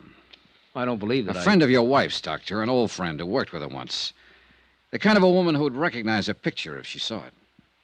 I don't believe I remember her. Then she didn't call you and tell you I was in town. Well, that's all right, too. She said she might do that, though. Don't you want to know why, Doctor? Well, I suppose so. Yes. Why? Because I went over to see this Pauline Henderson the night I got in. She was one on a list of names of people who might know your wife on sight. Oh? She got kind of upset about my going there and asking her questions. I don't blame her. I'm a stranger to her. She finally said she'd tell you about it. I said, go ahead and tell you. And so? You just don't have any questions about anything, do you? I'm completely baffled by this whole thing. What's your point? Don't you really know why I'm here, Dr. McLean? I haven't the least idea, but I can tell you we're wasting a lot of time. This is a nice office, Doctor. How long have you been here? A year or so. Why? Starting out, it costs quite a bit of money for equipment like this. Rental in a building like this, doesn't it? I don't think that's any concern of yours, Mr. Dollar. I do wish that you'd say what you have to say or do what you have to do and get it over with. I don't know whether you're so anxious at that. Try me. I've been pretty patient with you. You come here and talk about a lot of vague things that I have no connection with at all. You make a strange phone call. You appear as though you're trying to intimidate me. You mention an old friend of my wife's. Pauline Henderson. Yes. What has she got to do with it? Nothing, really, except possibly as a witness. Oh? Witness to what? To an identification. She said she might call you. She was worried about an investigation I'm handling. What investigation is that? I understand you once treated a patient named Teresa Corbett. Teresa Corbett? Last treatment 2 years ago, February 1954. I had offices over in Hollywood in 1954. Are you quite sure that you have the right doctor? I am. Well, I don't remember a patient by that name. What did I treat her for? A heart condition. Oh? Well, we'll soon find out. Corbett, eh? Teresa Corbett. When was this now? February 1954. Well, I don't have anyone by that name in my files, Mr. Dollar, but it must be important if you came all the way to Hartford to ask about it. It's pretty important. Well, she might have come in for some little thing, and in that case, I wouldn't necessarily have a history on her. I understand she came to see you quite a few times. Could it have been another Dr. McLean? It was you. Well, that's funny. Oh, now, wait a minute. 2 years ago. My wife was my receptionist then. She wasn't too good at keeping records. Do you suppose I could talk to her and ask her? My wife is dead, Mr. Dollar. Oh. Sorry I can't be of more help. I thought every doctor kept a record of all his patients if they just came in with a nosebleed. Well, now you see that you're wrong. Now that we've gone through all this, let's get down to business. What do you mean by that? I'll come right out and say it, Doctor. You should have kept a file on Teresa Corbett. You should have kept that one above all things. The fact that you don't have one is going to make me believe a lot of things I haven't really believed up until now. What things? What are you talking about? I'm talking to you about your wife, who isn't dead at all. What? 4 days ago, she came to me in Hartford, Connecticut. She said that Teresa Corbett died in your office one night and that you identified the body as your wife's. And what's more, you collected $10,000 worth of life insurance on her. Here's a picture of the woman who gave me that statement. Is this your wife? Well? All right, I'll tell you. It is your wife, Doris McLean. And she's still very much alive. And the story she told me in Hartford is pretty much the truth. I've never seen the woman in that picture in my life. I ran into one person here in Los Angeles who recognized her right away. I've got a list of 8 more people who'd probably recognize her. I can go to every one of them and get their statements to that effect, but I don't think I need to. I've got a pretty long statement from Doris McLean herself. It tells the whole story. Would you like to read it? No. Then maybe you'd like to make a statement yourself. I have nothing to say, Mr. Dollar. I didn't think you would, Doctor.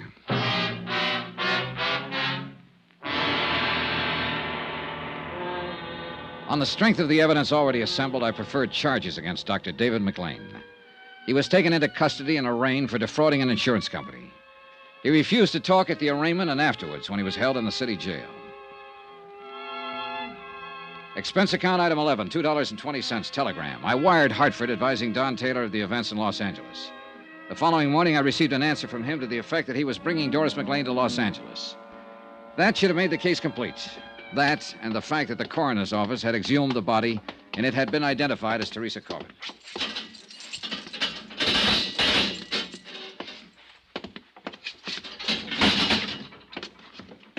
Well. Hello, McLean. What now? Oh, I thought we could talk. We can't, so that's that. We have your wife's statement, how the whole thing worked. The coroner's man identified the body of Teresa Corbett. So? Your wife will be here tomorrow sometime. Her testimony will cinch it. Will it? You know it will. I want a statement from you. Look, we aren't in a courtroom now, McLean, but we will be. It'll be a tough case from top to bottom, but we'll get you, and we'll get you good. A statement from you right now might save you some trouble, save you 2 years in your sentence. Oh, you're here to give me a break. No, I'm here because my job says I'm supposed to be here. I wouldn't want to save you anything, brother. The longer they send you up, the better I'm going to like it. But I'm not going to push too hard for a statement from you. I'm just giving you the chance to have your say-so right now and suggest that you go into court with a guilty plea. It's up to you. You know something? You'll never get me into a courtroom. Expense account item 12, 10 cents, one morning newspaper, which carried a complete story of the McLean case as well as the information that Dr. McLean had denied all charges and was freed on bail. That, along with his remark about not appearing in court, worried me. An hour later, I was out in the Palisades looking for his San Vincent home address. It happened to be a 2-story building, but I didn't get up to his apartment soon enough. Hold it! Stop!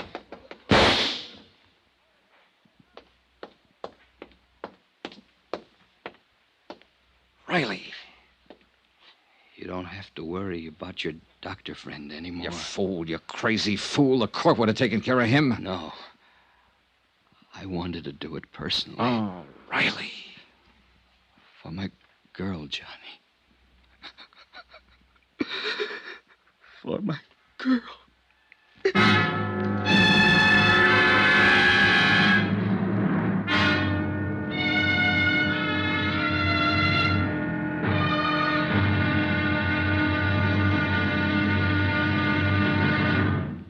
Now, here's our star to tell you about the final intriguing episode of this week's story. Tomorrow, a brand new, a rather startling statement from Mrs. McLean, without lies.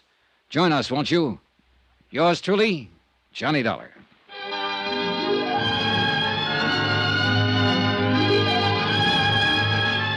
Yours truly, Johnny Dollar, starring Bob Bailey, is transcribed in Hollywood. Written by John Dawson, it is produced and directed by Jack Johnstone. Be sure to join us tomorrow night, same time and station, for the next exciting episode of Yours truly, Johnny Dollar. Roy Rowan speaking.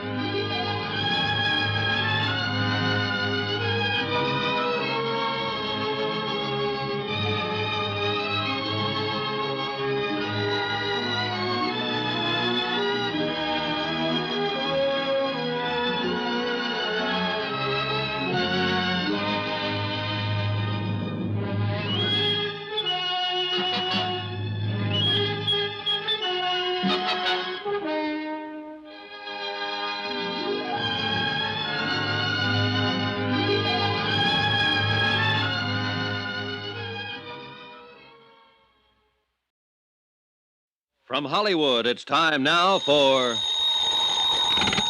Johnny Dollar. Johnny Don Taylor. Are you here in L.A.? With Mrs. McLean. Why didn't you meet my plane? Dr. McLean's been shot. What? Teresa Corbett's boyfriend, a guy named Riley, pumped 3 slugs in him this afternoon.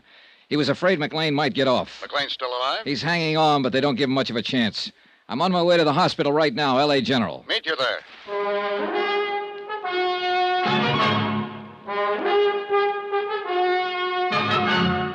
Tonight and every weekday night, Bob Bailey in the transcribed adventures of the man with the action-packed expense account, America's fabulous freelance insurance investigator. Yours truly, Johnny Dollar.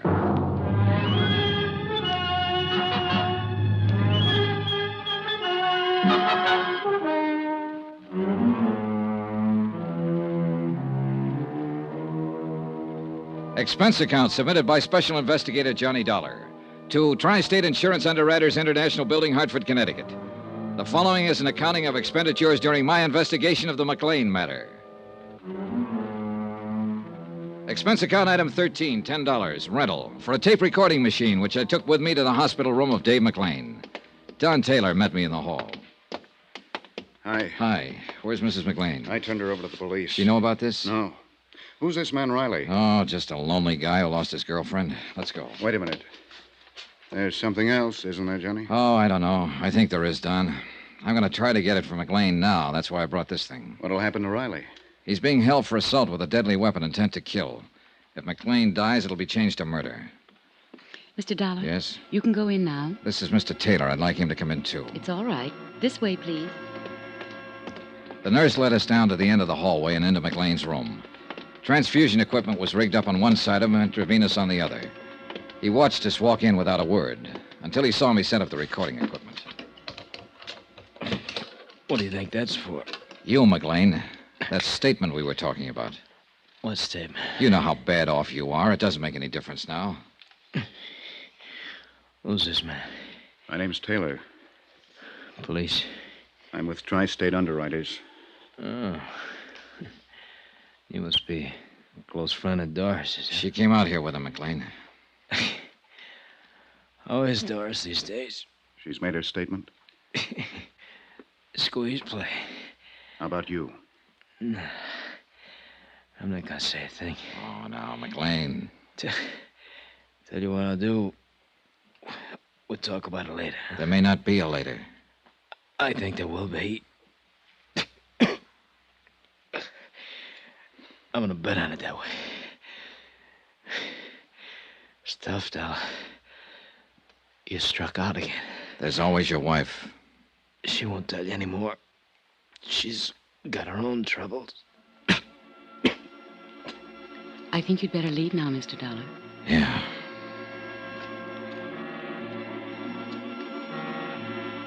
McLean's chances for recovery were 1 in 10. That isn't very good odds. But as he said, he was going to bet on himself. And he won. 3 days later, he took a turn for the better. Within a week, he was walking around the hospital. The trial date was set for him to answer charges of defrauding an insurance company. Mrs. McLean was named co-defendant. All set. When do you take off, Don? About 5 minutes. Good night for flying. Yeah. Now, what's the matter, Johnny? Oh, I don't know. This whole case, the people in it, I just don't know. You ought to be satisfied. You've certainly done your job. McLean's are going to stand trial, and there's no doubt they'll be convicted. You testify in court, and that's about it. I know. Don. Yeah? There's more to it. What? I know there is. There has to be. McLean's slick enough not to open his mouth. He hasn't admitted anything. His wife's done all the talking. Sure, that's true, but what she said was enough for us. Was it? Well, wasn't it? Not for me, Don. Johnny, what is it? Riley, I suppose, and that poor girl, Teresa Corbett. A couple of little people who walked into it. Riley's suffering worse than the McLeans, than they'll suffer. He lost somebody he loved. She died naturally. He would have lost her sooner or later. The McLeans had nothing to do with that. Didn't they? No. Well, I've been thinking about it. Just go in and testify in court and come home and try to forget about it, will you? Maybe you're right. Flight 913, Chicago, New York, and Well, Boston, now boarding. See you in a few days, Johnny. Okay. Bye. One thing, Don. Yeah? Suppose Teresa Corbett had been my girl. So long, kid.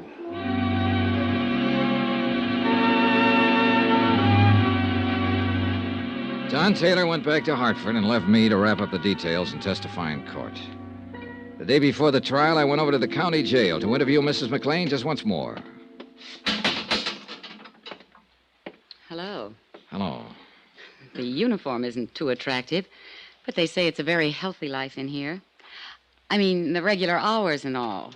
I suppose I should try to get used to it. Yeah.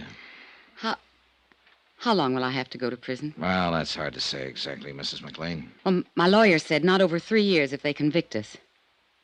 3 years isn't too long. No. Sit down. Where's my husband? Where's Dave? He was transferred to the county jail today. Is he all right? Seems to be getting along fine. I haven't seen him, you know. You'll see him in court. Oh, I wish it were all over. So do I. But it isn't, is it? Practically. Not at all. Well, what do you mean? So far, we have enough evidence to prove conspiracy against you and your husband, and we'll prosecute to the limit on that. There'll be some other charges against him, the business with the body and so on. Let's not go into that now. But there's something else here I want to get straightened out. This is your statement. Yes. Let me read you this. A girl, whom we later found out to be Teresa Corbett, walked into the office on the night of February 1st, 1954, and complained of feeling ill. She had been drinking. My husband took her into the examining room where she died a few minutes later of a heart condition. Those are your own words on this sworn statement, Mrs. McLean. Yes. Let me go on. I had never seen or heard of Teresa Corbett until that night. I was with my husband when he placed a call to her residence in Jersey City. He spoke with a man there who managed an apartment house and so on. Mrs. McLean, that call was never made. I was in the room when Dave made it. The phone company has no record of it, no bill for it. I mentioned this to you because we are going to mention it at the trial tomorrow. You have my statement. Are you trying to make a liar out of me? The fact remains that call wasn't made. Were you in the examining room when Teresa Corbett died? No, I was in the front office. Isn't it a fact that she was a patient of your husband's before that night? No. I found out, I'll tell you. Teresa Corbett was one of your husband's patients. Why, She came here to live in Los Angeles because of a heart condition she had. He was the doctor she went to see. She just didn't walk in that night and drop dead. If that's true, I didn't know it. That night, you said you were acting as a receptionist in your husband's office. When Teresa Corbett walked in, she must have given you her name when she asked to see the doctor. Well, she didn't. Frankly, I thought she was just a little drunk. She'd been drinking. I could smell it. And you just took her right on back to your husband without asking a name, where she lived, anything about her? Yes. Now, look, Mrs. McLean, a lot of things you've told me and put into this statement are true. They've all been checked and rechecked. That's my job. But some of them just don't make sense. What are you trying to do? You wouldn't have known anything about it if I hadn't come to the insurance company. Maybe that's so. Maybe it would have just gotten by. But you did come to us. And whether you knew it or not, we have to know everything now.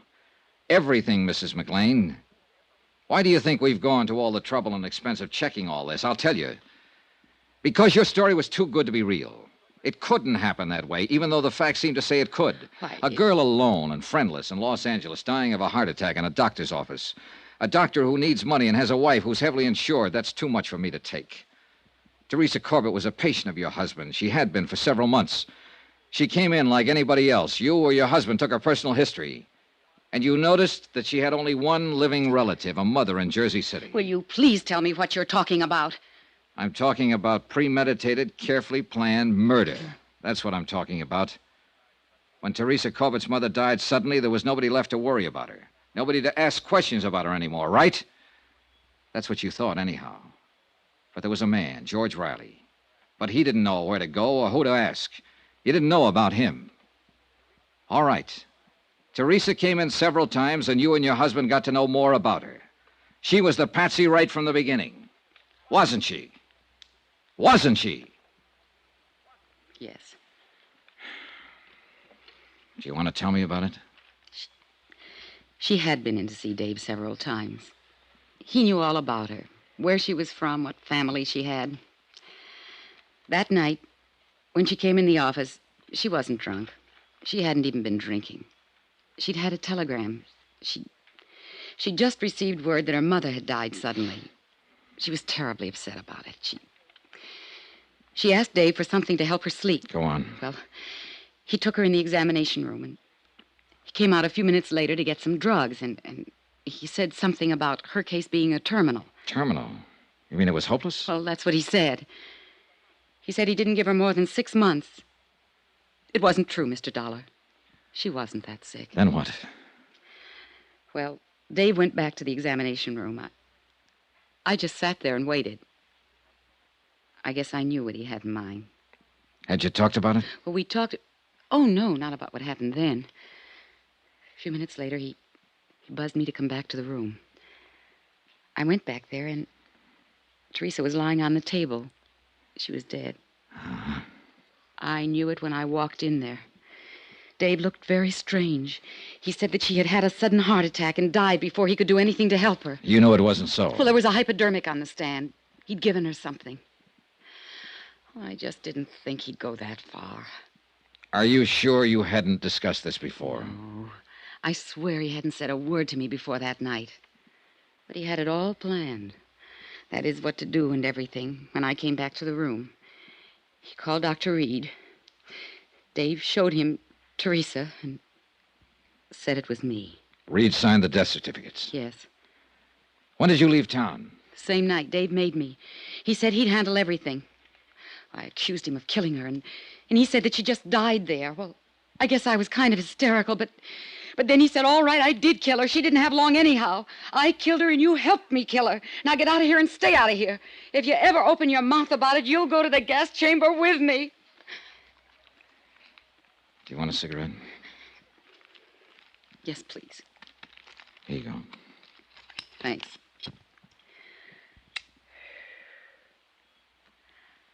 I told you that story. I mean about the phone call and all. To get back at him. I never thought that I'd tell you this part, too. Oh, I'm glad I did. I'm glad it's all over.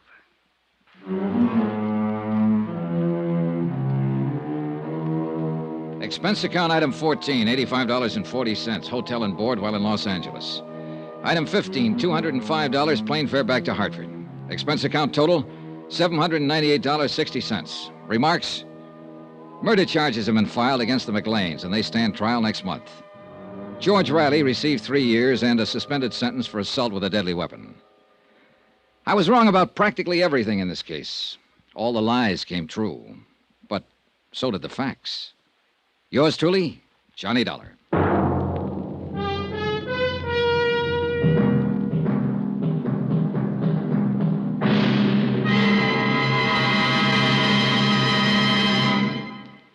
Remember, there'll be another intriguing story for you beginning next Monday night. Next week, cui bono. That's Latin for who benefits. And believe me, it isn't the killer in the case. Join us, won't you? Yours truly, Johnny Dollar.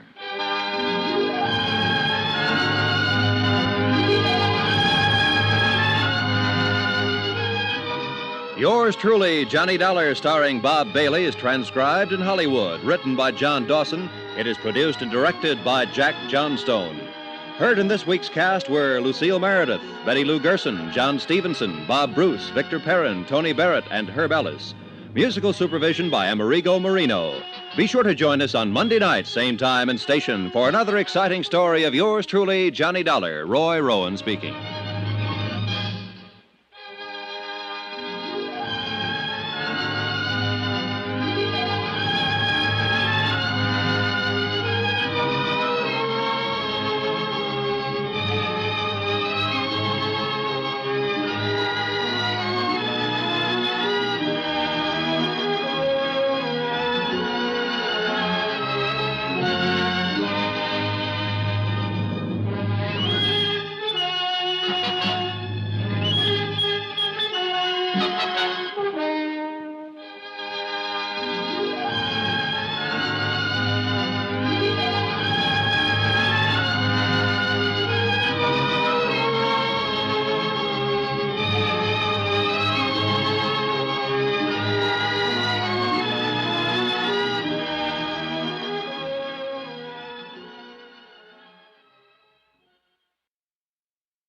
From Hollywood, it's time now for...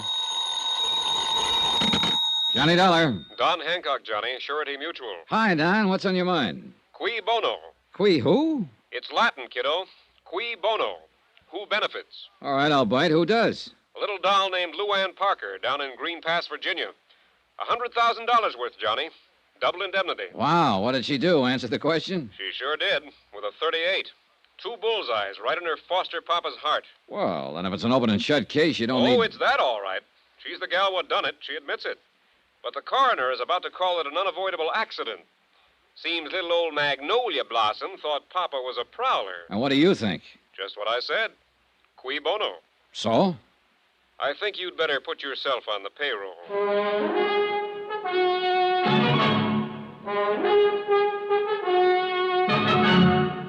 Tonight and every weekday night, Bob Bailey in the transcribed adventures of the man with the action-packed expense account, America's fabulous freelance insurance investigator. Yours truly, Johnny Dollar.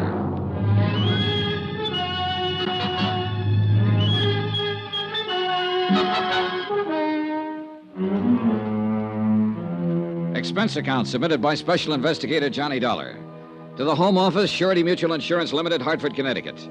The following is an accounting of expenditures during my investigation of the Qui Bono matter. Item 1, $78.45. Transportation and incidentals, Hartford to Green Pass, which was a village of some 12,000 people, hidden among quiet wooded hills, and located, as I discovered on arrival, some 3 miles from the railroad station.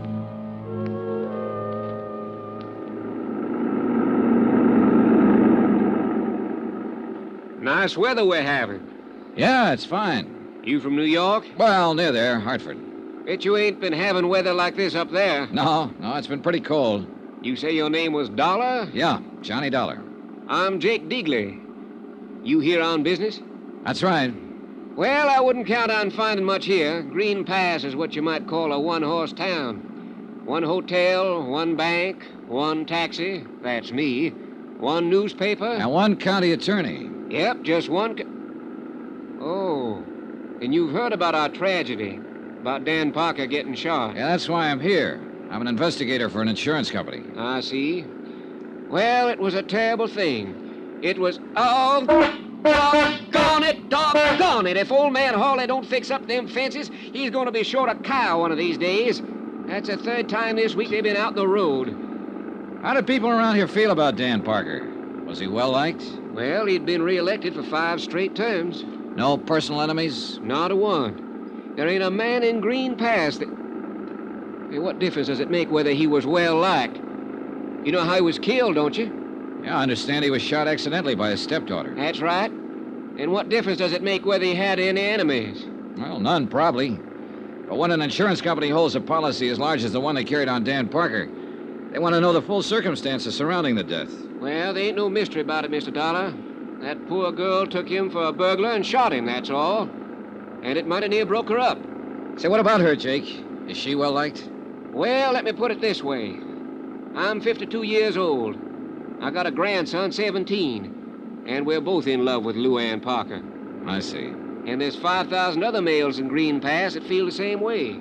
She get along all right with her stepfather? They worshipped each other. She was all Dan had since Mrs. Parker died 9 years ago. They was thicker than thieves, them two. Rode horseback together, went fishing, took trips together. Well, then it's understandable that she'd be pretty broken up. It was terrible for her.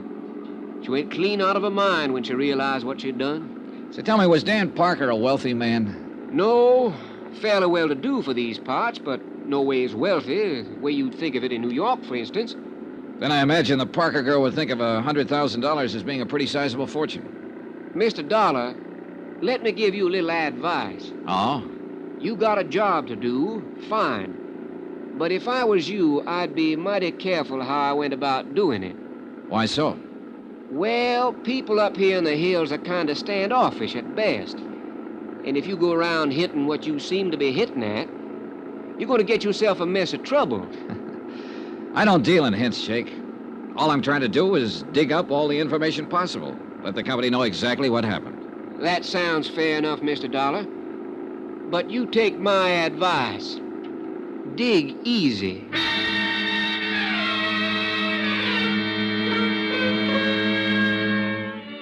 Jake Digley's one-man taxi service dropped me off at the town's one-man hotel. I signed in, left my bags, and did a quick resume of the case which Don Hancock had given me in New York. I tried pumping the hotel proprietor, but when he found out who I was, he frosted up like a mid-julep on a sultry day. But he did tell me I could find the sheriff across the square at the town's one pool room. It turned out to be a one-man place, too. And at the moment, Sheriff Jim Peterson was the one man.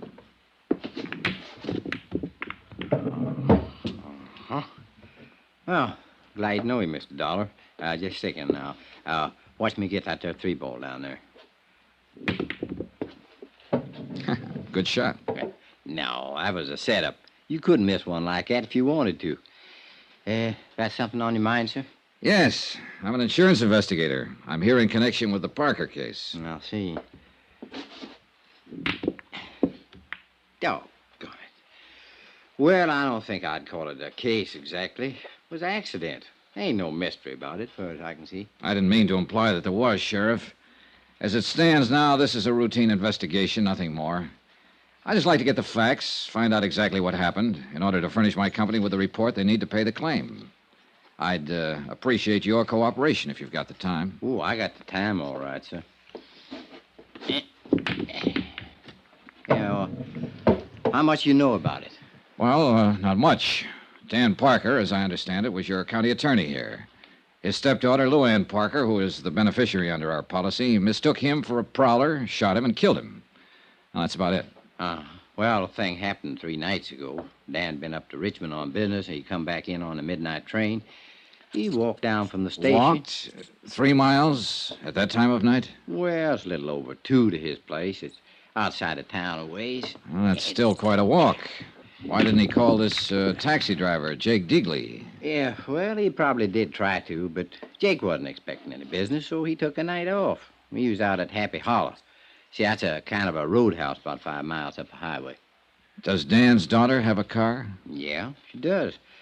But I figure he didn't want to bother her at that time of night. See, he wasn't due in till the next afternoon. But it appears like he finished up his business and decided to come on back at night without letting Lou Ann know or anybody else. Now, let me see here.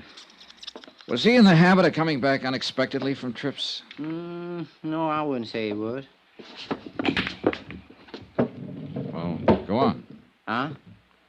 Oh, well, Dan didn't take many trips. And when he did, he most always made arrangements with Jake or Lou Ann to meet him at the station. I see. So, anyway, walked home that night, and he took a shortcut through the lane and come on in the back way across the terrace. And right there was his fatal act. Oh, what do you mean?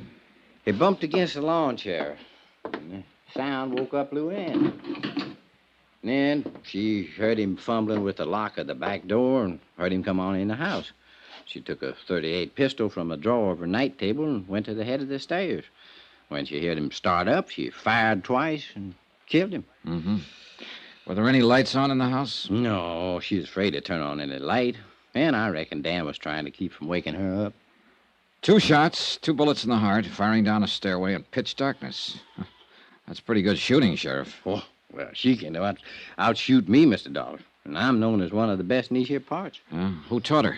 Well, Dan taught her himself. He figured a girl ought to be able to protect herself. So tell me something, Sheriff. Did she have any reason to think it might be a prowler? Have you had any trouble of that kind around town?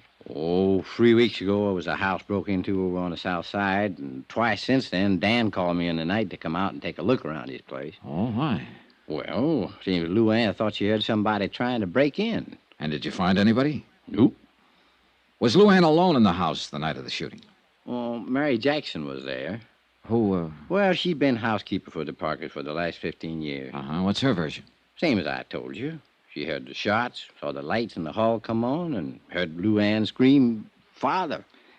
How did the girl and her father get along? Well, couldn't have been any closer. She pretty broke up about it. You talked to her yet, Miss Dollar? No, not yet. No, I didn't think so. What's that supposed to mean? Well, I mean, if you had, you wouldn't be asking a lot of these questions. Or at least you wouldn't be asking them in the way that you are.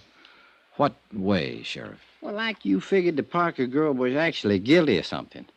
Well, she did pull the trigger, didn't she? And with sufficient reason. She was nervous. She'd heard prowlers around before, or at least thought she did, which adds up to the same thing.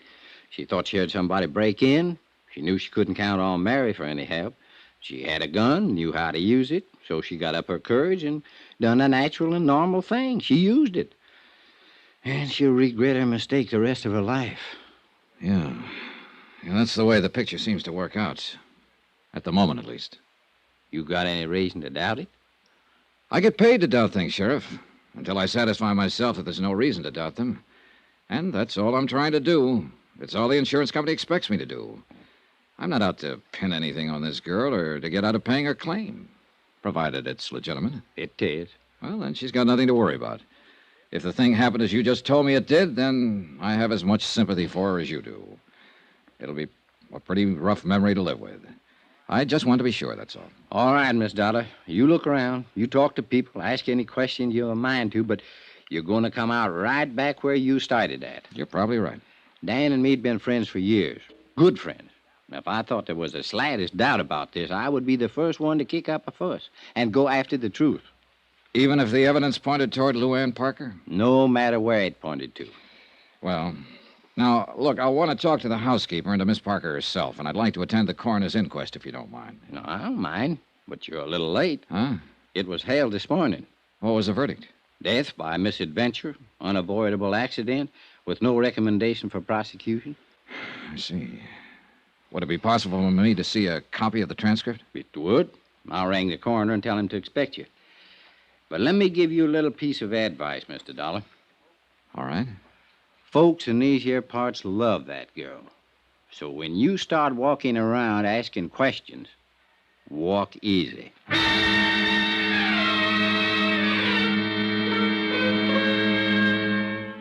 I went over the coroner's report and found nothing. Luann had been called as a witness and appeared to have answered all questions in a frank and a straightforward manner. I checked her school record. She was regarded as an unusually bright girl and had stood at the head of her class all through high school. She'd been elected cheerleader in her junior year, won the lead in the class play, had been chosen queen of the senior prom. She was the town's darling. They worshipped her. And I could see that casting any aspersions on her would be like an attack on the crown jewels. I began to feel like a peeping Tom, like a louse, like I was wrong. And yet, cui bono? Who benefits? 2 bullets in a man's heart and a $100,000 payoff. I had to be sure.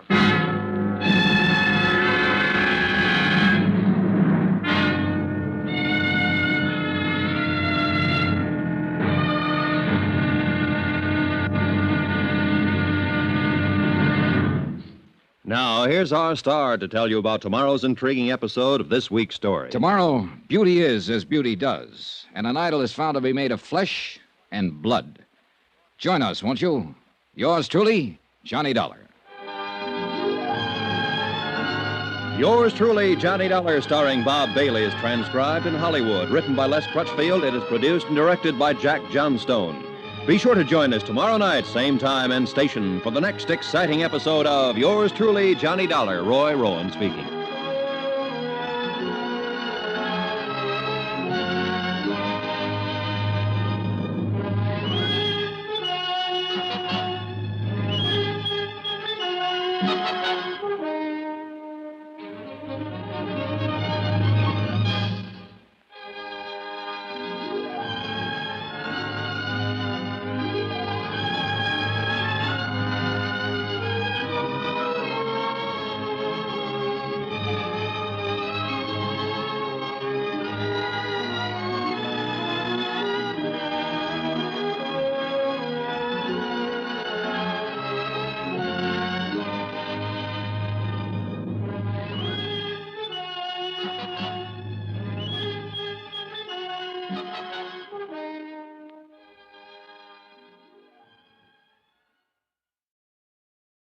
From Hollywood, it's time now for Johnny Dollar. Tom Bates, Mr. Dollar. Tom. I'm acting county attorney since Dan Parker's death. Oh, yes. I was looking for you earlier. So Sheriff Peterson said. What was it you wanted to see me about? Didn't Peterson tell you why I'm in town? Yes, of course. You're an insurance investigator. You're here in connection with Parker's accident. Accident, did you say? I thought the sheriff straightened you out on that. He tried his best. Well, I'm afraid I can't tell you any more. Mr. Bates, are you in your office at the moment? Yes, I am. Stay there, then. I'll be right over.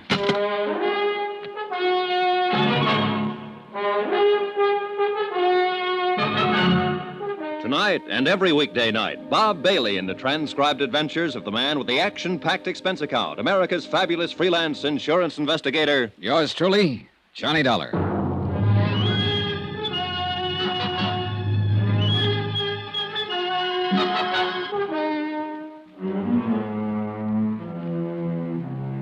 From Special Investigator Johnny Dollar, location Green Pass, Virginia, to the Home Office, Surety Mutual Insurance Limited, Hartford, Connecticut.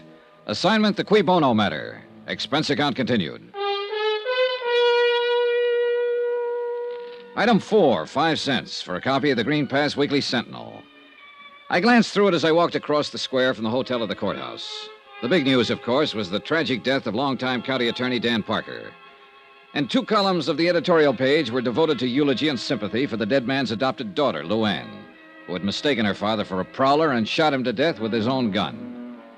But neither the editorial nor the front page mentioned the fact that Luann, because of her mistake, stood to collect $100,000 worth of insurance. Come in.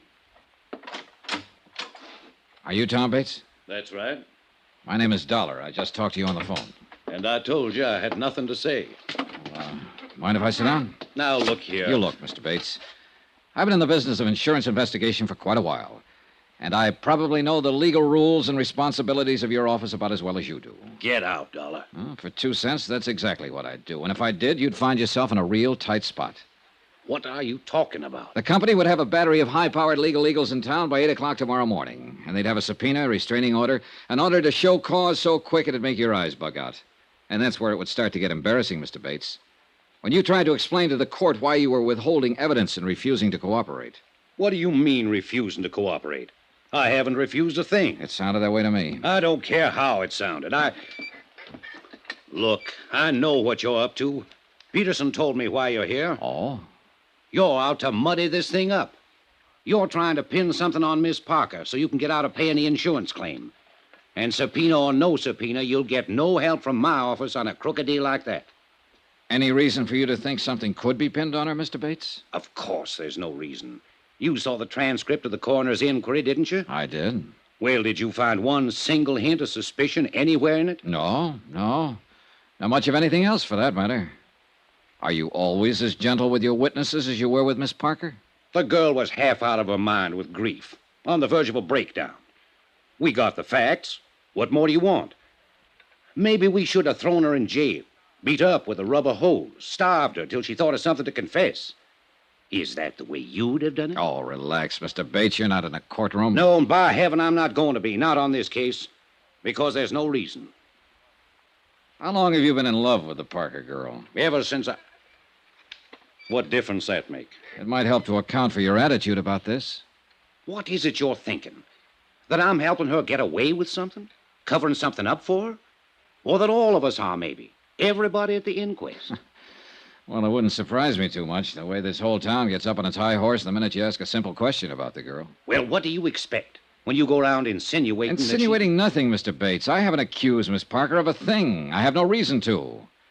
And regardless of what you think or Sheriff Peterson thinks, I didn't come here to frame her, to pin something on her.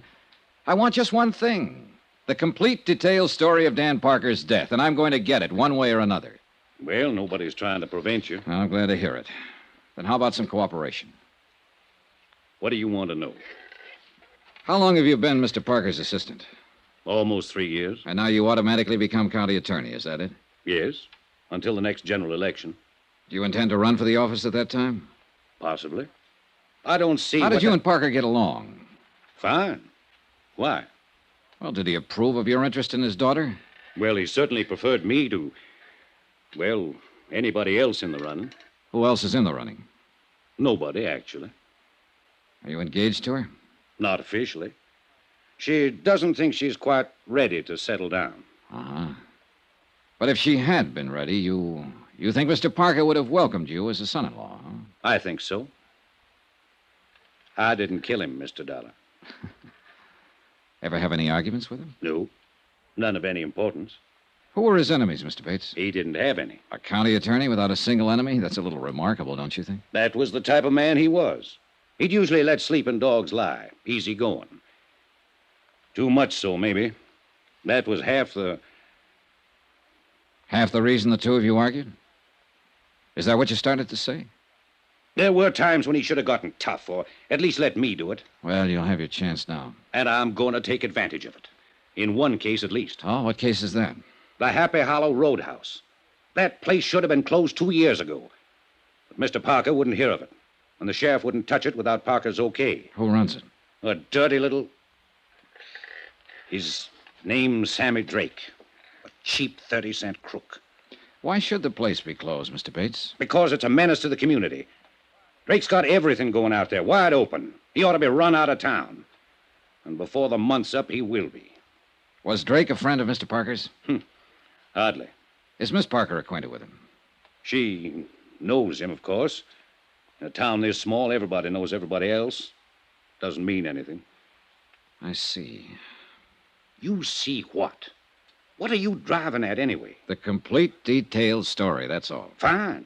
But what bearing does this stuff have on the story? Oh, none, probably. The sheriff tells me Miss Parker is a dead shot with a pistol. Do you know if that's true? Absolutely. She can outshoot me any day of the week, along with most of the other men in the county. That's one of the ironies of the thing. It was her own father who taught her to shoot. Was she given a paraffin test the night of the accident to determine whether she'd fired a gun? Of course not. In the first place, we're not set up for it.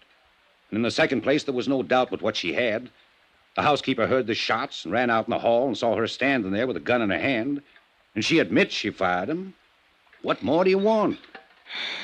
I guess that ought to satisfy any reasonable person. Well, thanks a lot for your cooperation, Mr. Bates. You're welcome. And I'll frankly admit I don't have the slightest idea what line of thought it is you're trying to follow. It's the same one I've been following ever since I left Hartford. Do you know the Latin phrase, cui bono? Sure. Means who benefits. It was an old principle of Roman law. And it's still a good one. Who benefits here? Well, Luann Parker, of course, to the tune of $100,000. But maybe she's not the only one. There are different ways of benefiting, you know. It still comes back to the same thing. She's the one who mistook her father for a prowler that night. She's the one who pulled the trigger and fired the shots that killed him. Apparently so. But it's possible that somebody might have used her, Mr. Bates.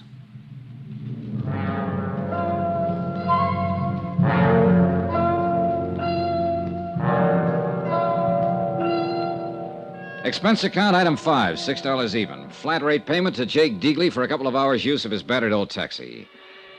I stopped at the telephone office and I talked with the supervisor. I talked with the editor of the local paper and with a waitress who'd gone to school with Luann Parker, with a boy in a service station who'd dated her in high school. And all of their remarks fit the same picture. A sweet, fresh, all-American girl with an adored father who'd showered her with gifts and attention. And now her own personal tragedy was the town's public one, and they all wept for her. Not a fact out of line. So finally I decided I'd filled in the background enough for the moment, and it was high time I met the little princess face to face.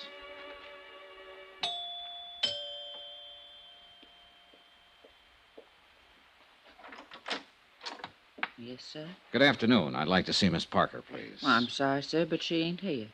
Oh? She's been staying in with Dr. Praley and his wife. Seems like she just couldn't face this place after what happened here. Are you the housekeeper, Mary Jackson? That's right, sir. Well, I'd like to talk to you too, Mary, if you don't mind. What about, sir? Just a routine question or two. I'm with the insurance company that carries the policy on Mr. Parker's life. Well, I don't think I ought to go around talking Well, it's quite all about... right.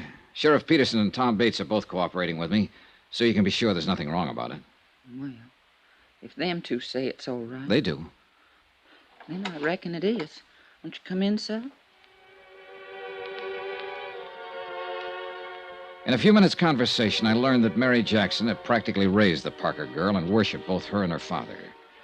She showed me the terrace where Dan Parker had bumped into the chair and wakened both his daughter and Mary, the back door where he'd entered the house that night, and then finally the main stairway where the shooting had taken place. When I heard the shots, all I could think was, oh, my poor baby, and I come running out in the hall. Your room is the third door there, is that right? Yes, sir. Well, just then Miss Luann turned on the lights, that switch right there beside you, and I saw her standing here at the top of the stairs with a gun in her hand. Then we both looked, saw it was Mr. Parker. We run down there. Miss Luann tore off his tie and pulled his shirt open, but he'd already passed on. Yeah, it must have been a terrible thing for both of you. Yes, sir, it was. Mr. Parker seems to have been a very generous man, especially with his daughter. Oh, he always gave her anything she wanted. Bought her another new car just last month. Yeah, I saw it in the driveway. Well, this is a very attractive house. Must be worth $25,000, $30,000. Mr. Parker bought it just 2 years ago. He thought with Miss Luann growing up, she ought to have a better place to live. What's your salary here, Mary? $95 a month, sir. And my keep, of course. I wonder how he did it. Sir? Well, Dan Parker made $5,000 a year as county attorney. There's less than $600 in his bank account. The manager said it's never been much higher. And yet, this house, new cars, those clothes of Miss Parker's that you showed me, a $50,000 life insurance policy. How about that, Mary? I don't know nothing about it, sir. And still, with all this, they were always quarreling. How'd you find that out? Why, Mary? What did they quarrel about? Well, it's only been the last 6 months, and it wasn't her fault. It wasn't like her. It was that Sammy that put those ideas in her head. Sammy Drake, the fellow who owns the Happy Hollow? And she was a restless one with nothing to do, and he took advantage of it. Filled her head full of crazy notions. I know it was him. What crazy notions, Mary? Oh, going off to New York, getting on the stage, or dancing in some nightclub. It's the only thing Mr. Parker ever refused her. But he sure put his foot down on that. He said the only way she'd do it'd be over his dead body. Oh, sir. Thanks, Mary. You've been a lot of help.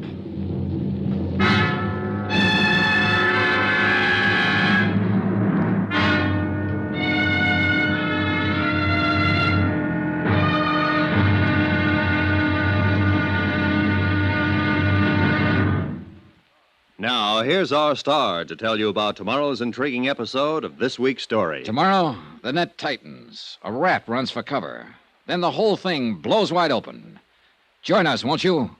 Yours truly, Johnny Dollar.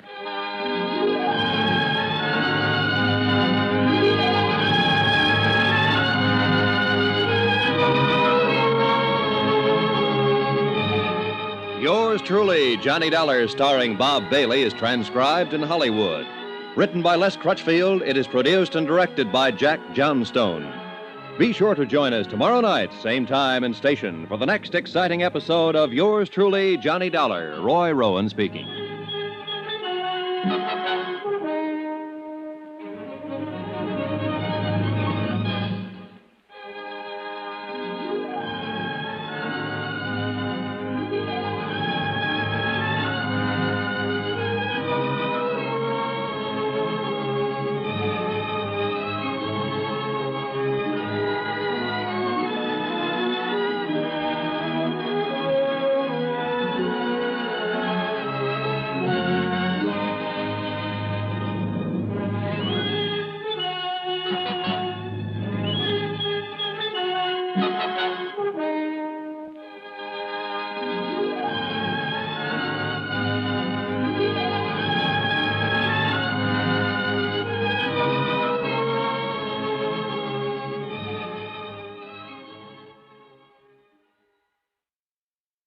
From Hollywood, it's time now for Johnny Dollar. This is Tom Bates. Oh, how are you? Dr. Praley just called me, Mr. Dollar. He says you've been threatening him. Oh, I wouldn't call it a threat, Mr. Bates. I simply told him that if he won't let me question Miss Parker, then I'll have to get a court order to do it anyway. Well, as acting county attorney here, I think I could block that order, Mr. Dollar. Maybe, but I doubt if it would be a very smart move. Now, you look here. She's in no shape to answer questions. She's under doctor's care. It's been 5 days now since the shooting. She's still very upset, nervous. She might say things that could be misconstrued, that she didn't mean. Oh, what things? How would I know? I just thought you might. Since you've already questioned her once, right after she killed her father. Wasn't she upset then? Did she say anything you misconstrued? I'm warning you, Dollar. And I'm warning you. I'm going to talk to that girl one way or another.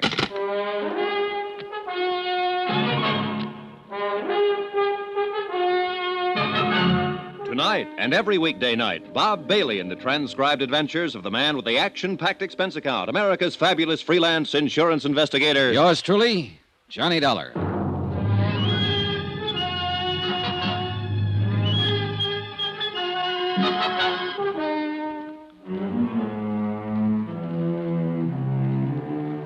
From Special Investigator Johnny Dollar, location Green Pass, Virginia, to the Home Office, Surety Mutual Insurance Limited, Hartford, Connecticut. Assignment, the Cui Bono matter. Cui Bono, Latin for who benefits. Item 8, $1. Transportation out to Sammy Drake's Happy Hollow Roadhouse on the highway north of town. On the way there, I thought over what I'd learned so far, and I realized it wasn't much.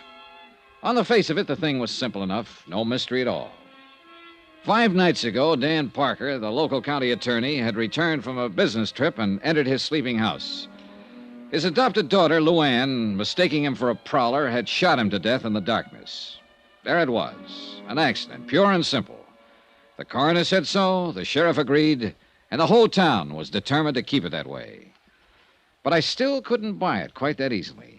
Not when there was a $100,000 life insurance policy payable to Luann Parker, the girl who'd pulled the trigger. Maybe I'd find some answers at the roadhouse.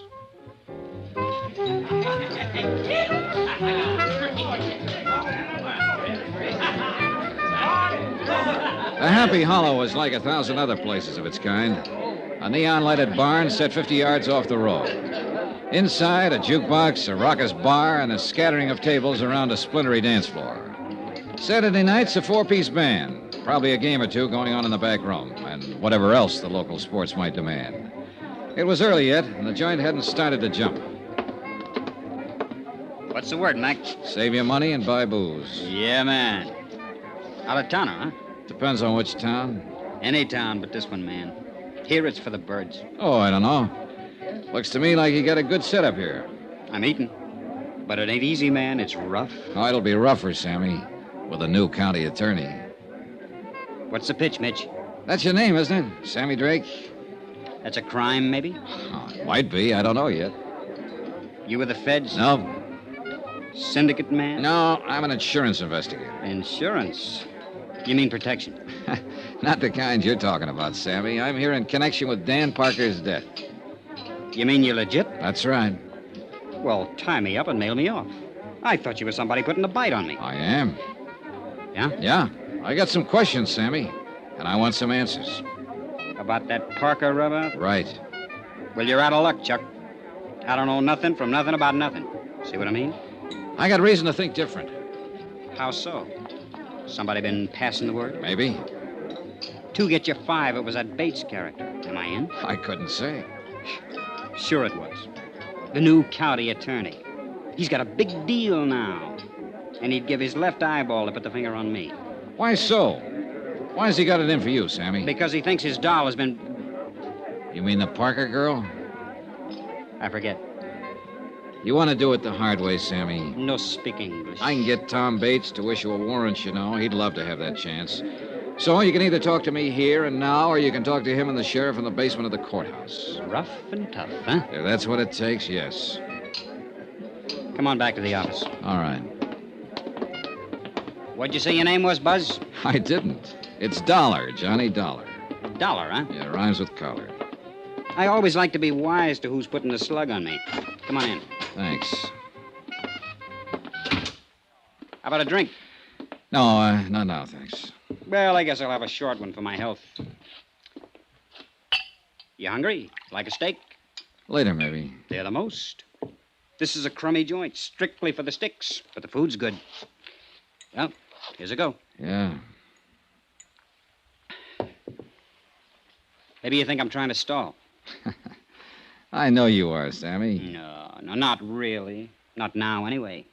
Because when I stop and think about it, I can't see where I got anything to worry about. You see what I mean? You haven't, unless you had something to do with Dan Parker's death. Now, let's relax, Max. The way I get the word, nobody had anything to do with it except that doll. Could be. Could be nothing. Did she blast him or didn't she? Apparently she did.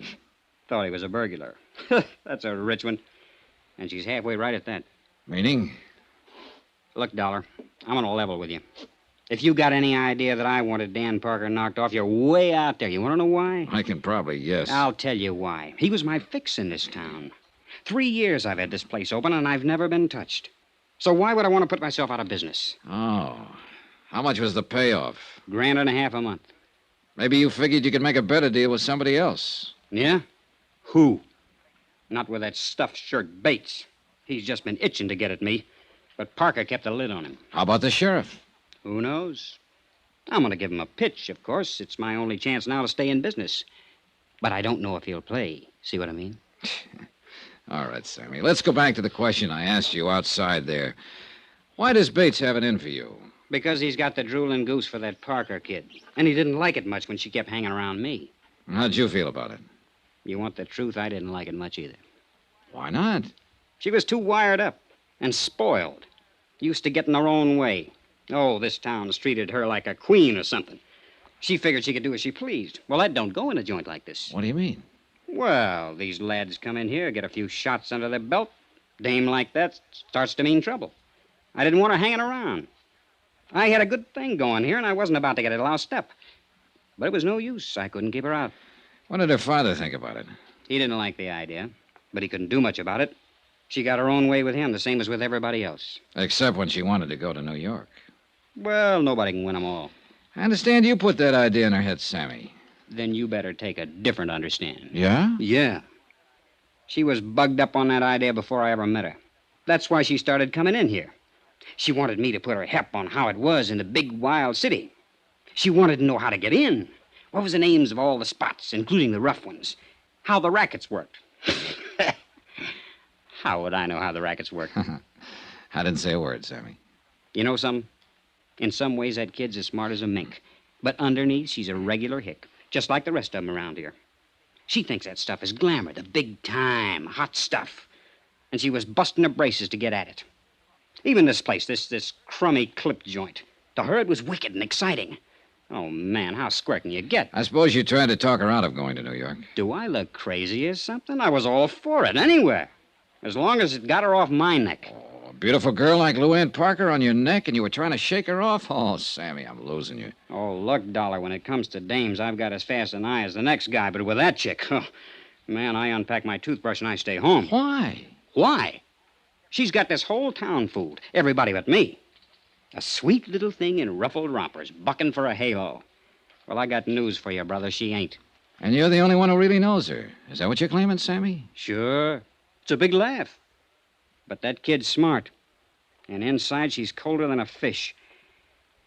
I'm a fairly tough baby, Dollar, but I'll tell you something straight. I'm scared of that girl. Expense account item 9, $6.90. Steak and incidentals at the Happy Hollow Roadhouse. And Sammy Drake was right. The steak was good. Item 10, $1.75. Transportation out to the Green Pass Railroad Depot, 3 miles east of town. I tried to see that night station agent earlier in the day, but he was sleeping then. But it was nearly midnight now, and I figured he'd be on duty. He was. Good evening, sir. Hold it, son. Got a message coming here. Yes, sirree. Old number 8's going to be right on time. I'm glad to hear it. I want to... Hold it, son. Got to answer it, you know. Mighty important business getting these here trains through. Yes, I imagine it is. Hold it! Yes, sir. Right on time. Be here in about 2 minutes now. Well, son, what's on your mind? I wondered if you were on duty the night Dan Parker got back in from Richmond. The night he was killed. Oh, yes, indeedy. You must be that fella Sheriff Jim Peterson was telling me about. That fella from the insurance company. Yes, that's right. Well, then I guess it's all right to talk to you. Leastwise, that's what Jim said. Nice of him. It's a mighty terrible thing. A downright tragedy for that poor motherless girl. Making a mistake like that, shooting her own father. Yeah, rough deal. Did you notice Mr. Parker when he got off the train that night? Why, of course I did. I always notice anybody getting off. It's part of my job, son. Yeah, well, It was right about this same time of night. He come in on number 8, the same one that's due in now. Did you talk with him? Of course I talked with him. I know Dan Parker since we was both pups. he said, "Hi, Willie." I said, "Fine." And he said, "How's the family?" And I said, "Fine." And he said, "Well, we talked. We had to talk more, too, but there's some fellow with him." Oh, well, I didn't know that. I reckon it was just some passenger he'd struck up the time of day with. Dan was all... There. You hear that, son? She's a-coming across the Briar Creek Bridge right now, right on time, Well, too. look, what happened to this stranger? Did he and Dan Parker leave the station together? Oh, no. No, they just talked while the engine was taking on water. The fella got back on the train before it pulled out. He's just going through. Did you hear what they were talking about? No, can't say that it did, son. Most likely didn't amount to nothing, though. No, I suppose not. By golly, I did hear one thing. Oh, what? Just when the train was starting up, the fella leaned out and yelled, "Thanks a lot, I'll be seeing you." Dan just grinned, waved back, and went on down the platform to the telephone booth. You don't know what he meant by that remark. Oh, nothing, more than likely. Just one of them things you say, you know. But that's life for you, because he won't be seeing him after all. See, she's coming around the bend there, son. I gotta get the mail sack out. You got any more questions, you're gonna have to ask him on a run. The mail's got to get through. I wouldn't think of stopping it. Hey, look, you said Dan Parker made a call from that telephone booth over there. You know who he talked to? Nobody, son. What do you mean? Why, he come back and said he had a busy signal. I guess he'd have to walk home. And that's what he done. That was his mistake. That was one of them anyway. Well, you got any more questions? I reckon they'll have to wait. I haven't got any more. How's that, son? I said thanks a lot. What for? Well, there you got me. I don't know.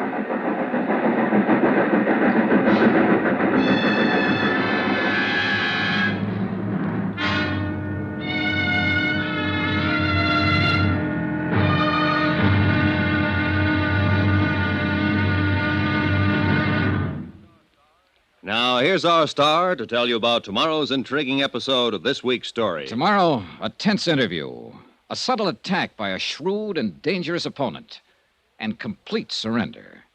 Join us, won't you? Yours truly, Johnny Dollar.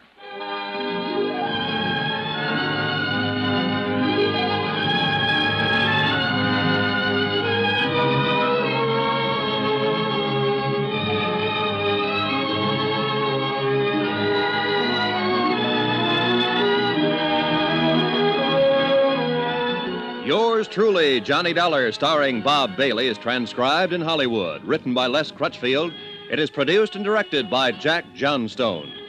Be sure to join us tomorrow night, same time and station, for the next exciting episode of Yours truly, Johnny Dollar. Roy Rowan speaking.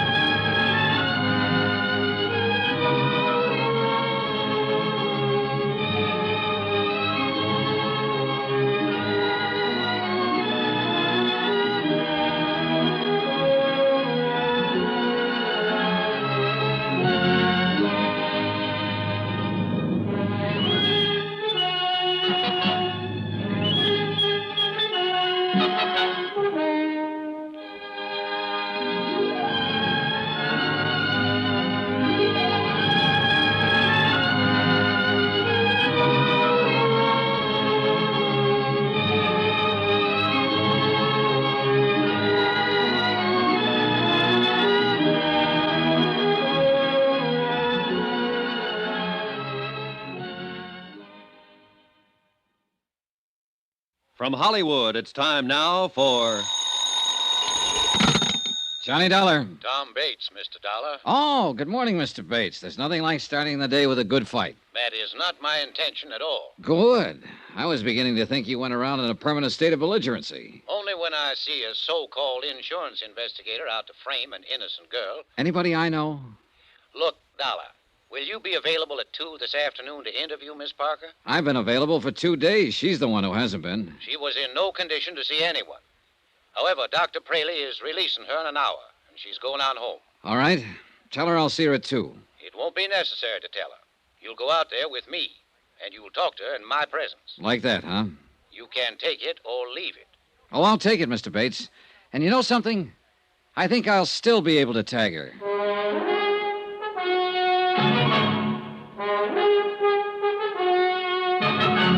Tonight and every weekday night, Bob Bailey in the transcribed adventures of the man with the action-packed expense account, America's fabulous freelance insurance investigator. Yours truly, Johnny Dollar.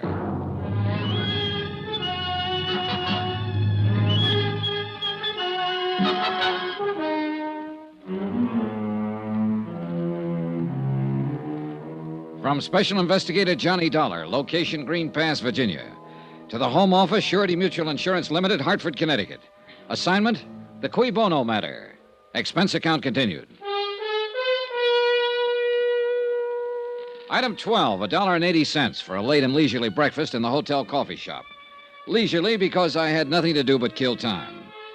I'd covered every possible lead I could think of, and the result, 0. The simple facts of the case were that Dan Parker, the local county attorney, had returned unexpectedly from a business trip late at night, entered his darkened home, and had been shot to death as a prowler by his daughter, Luann. Coroner's verdict, accidental death.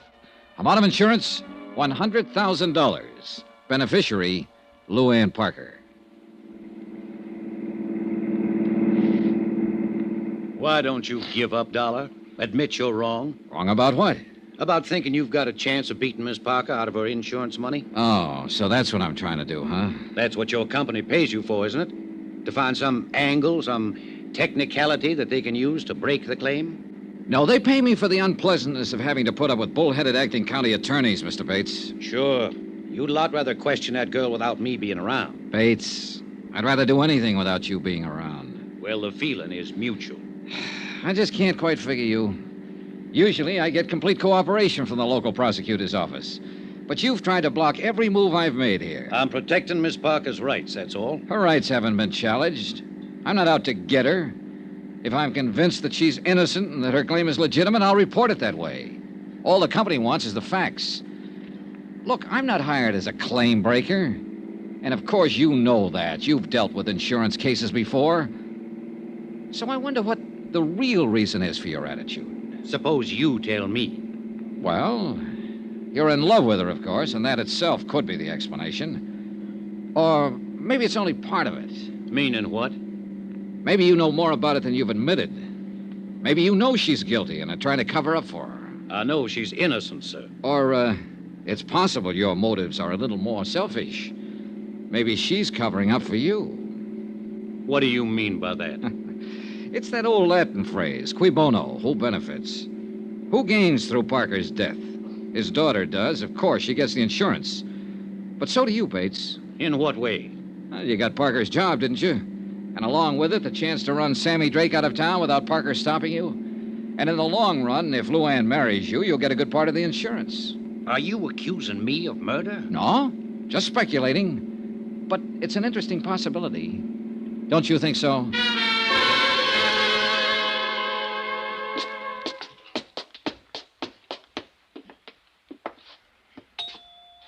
Any particular subjects I should avoid, Mr. Bates? Ask anything you want, as long as I'm here to advise her.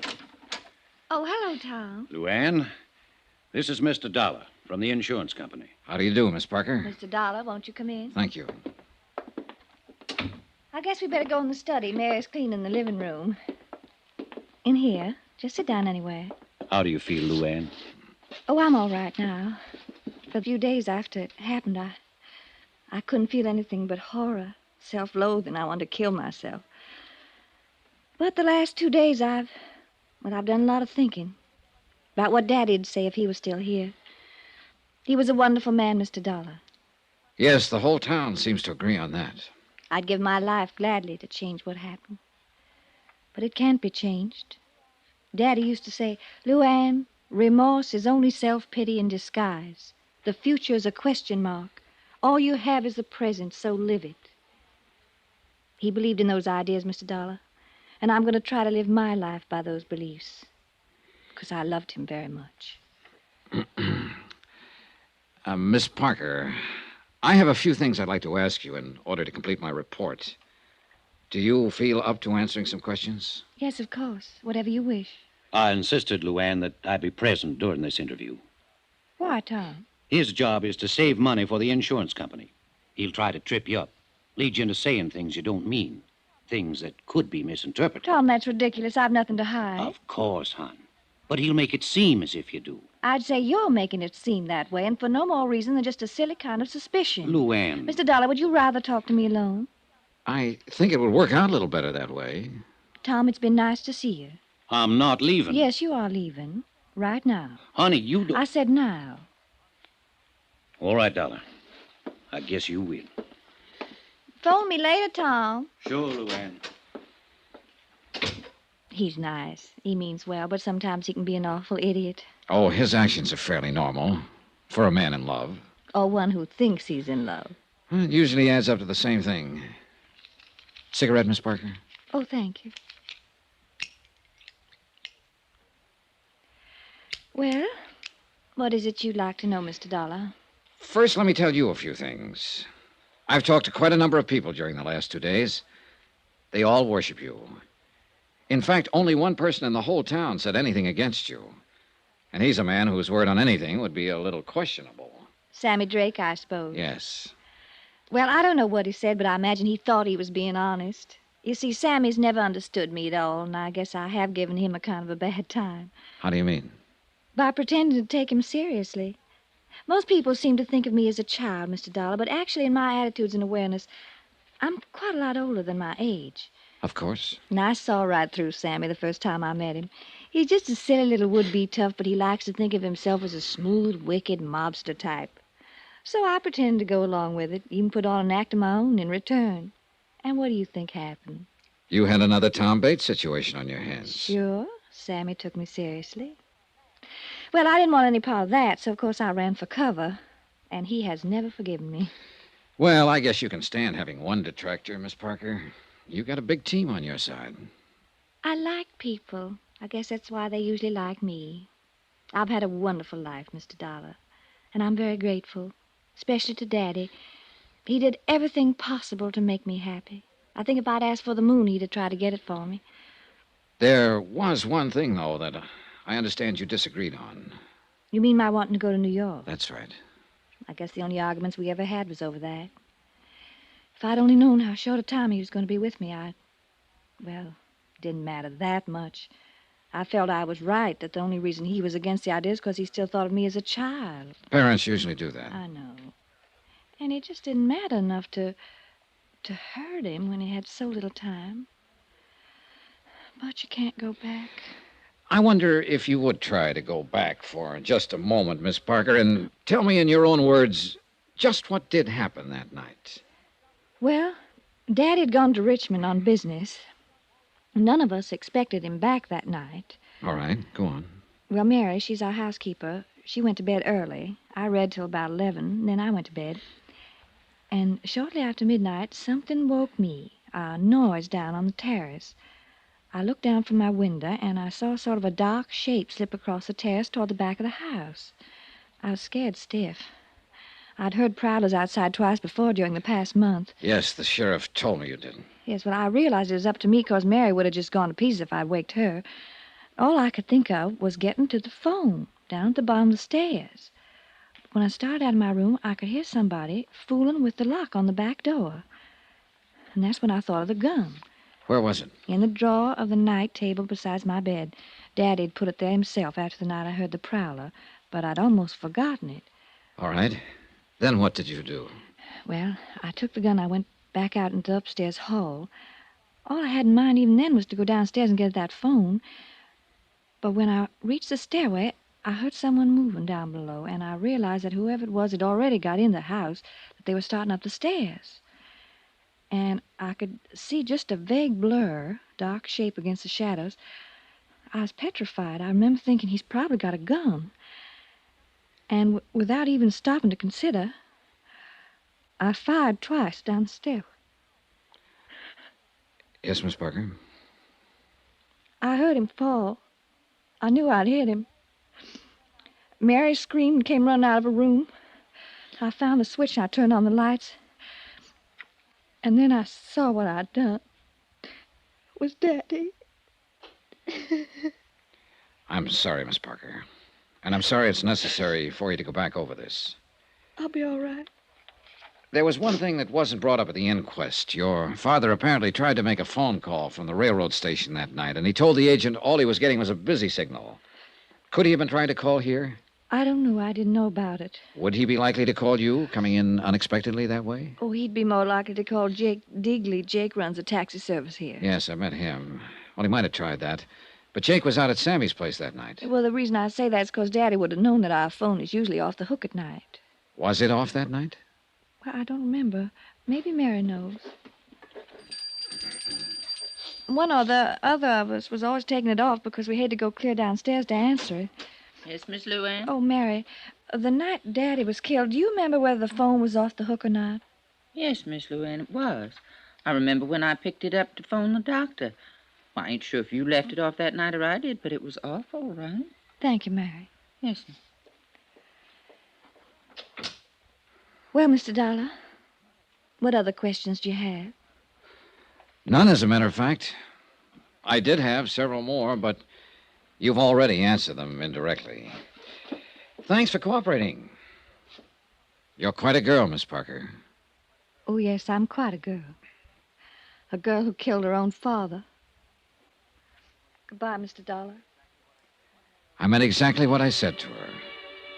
One way or another, she was quite a girl. Either she was one of the sweetest, bravest, and most honest kids I'd ever met, or she was one of the smartest, coolest little murderesses who ever walked the face of the earth. And I was very much afraid that I'd never be quite sure which.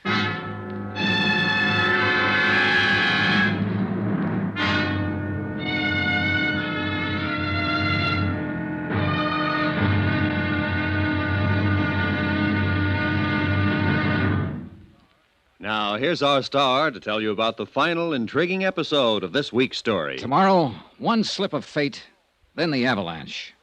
And a wind-up that'll raise the hair on the back of your neck. Join us, won't you? Yours truly, Johnny Dollar.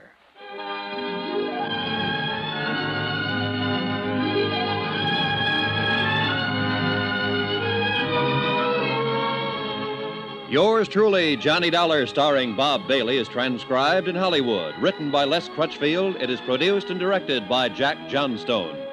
Be sure to join us tomorrow night, same time and station, for the next exciting episode of Yours truly, Johnny Dollar. Roy Rowan speaking.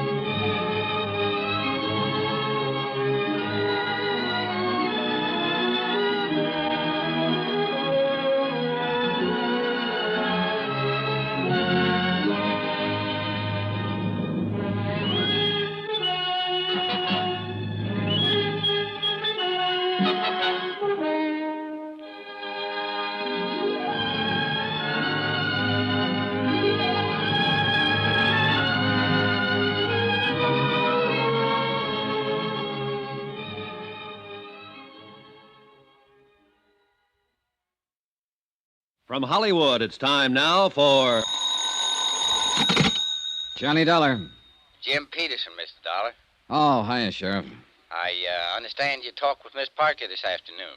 That's right, I did. Well, what do you think now? I think I'm going back to Hartford the first thing in the morning. So, you finally decided the girl is innocent. I don't know, Sheriff. And I probably never will know. I'm just finishing up my report now. I'll send you a copy of it. Well, I'll be mighty interested in seeing it. On the basis of my investigation, I'm sure the company will pay her claim without question whenever she's ready to file. I'm beat, hands down, and there's no use denying it. Well, you can't win every time, Mr. Dollar. It's not that, Sheriff. But this is the first time I've ever had to end a report with a question mark.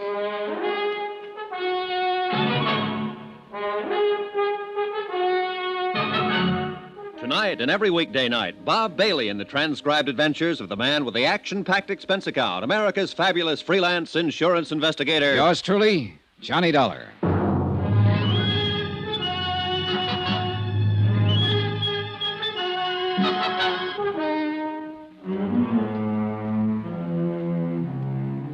from Special Investigator Johnny Dollar, location Green Pass, Virginia, to the Home Office, Surety Mutual Insurance Limited, Hartford, Connecticut. Assignment, the Cui Bono matter. Expense account, final page. Item 14, 50 cents. Notary fee on a 20-page report. A report that covered everything and told nothing. But it was the best I could do.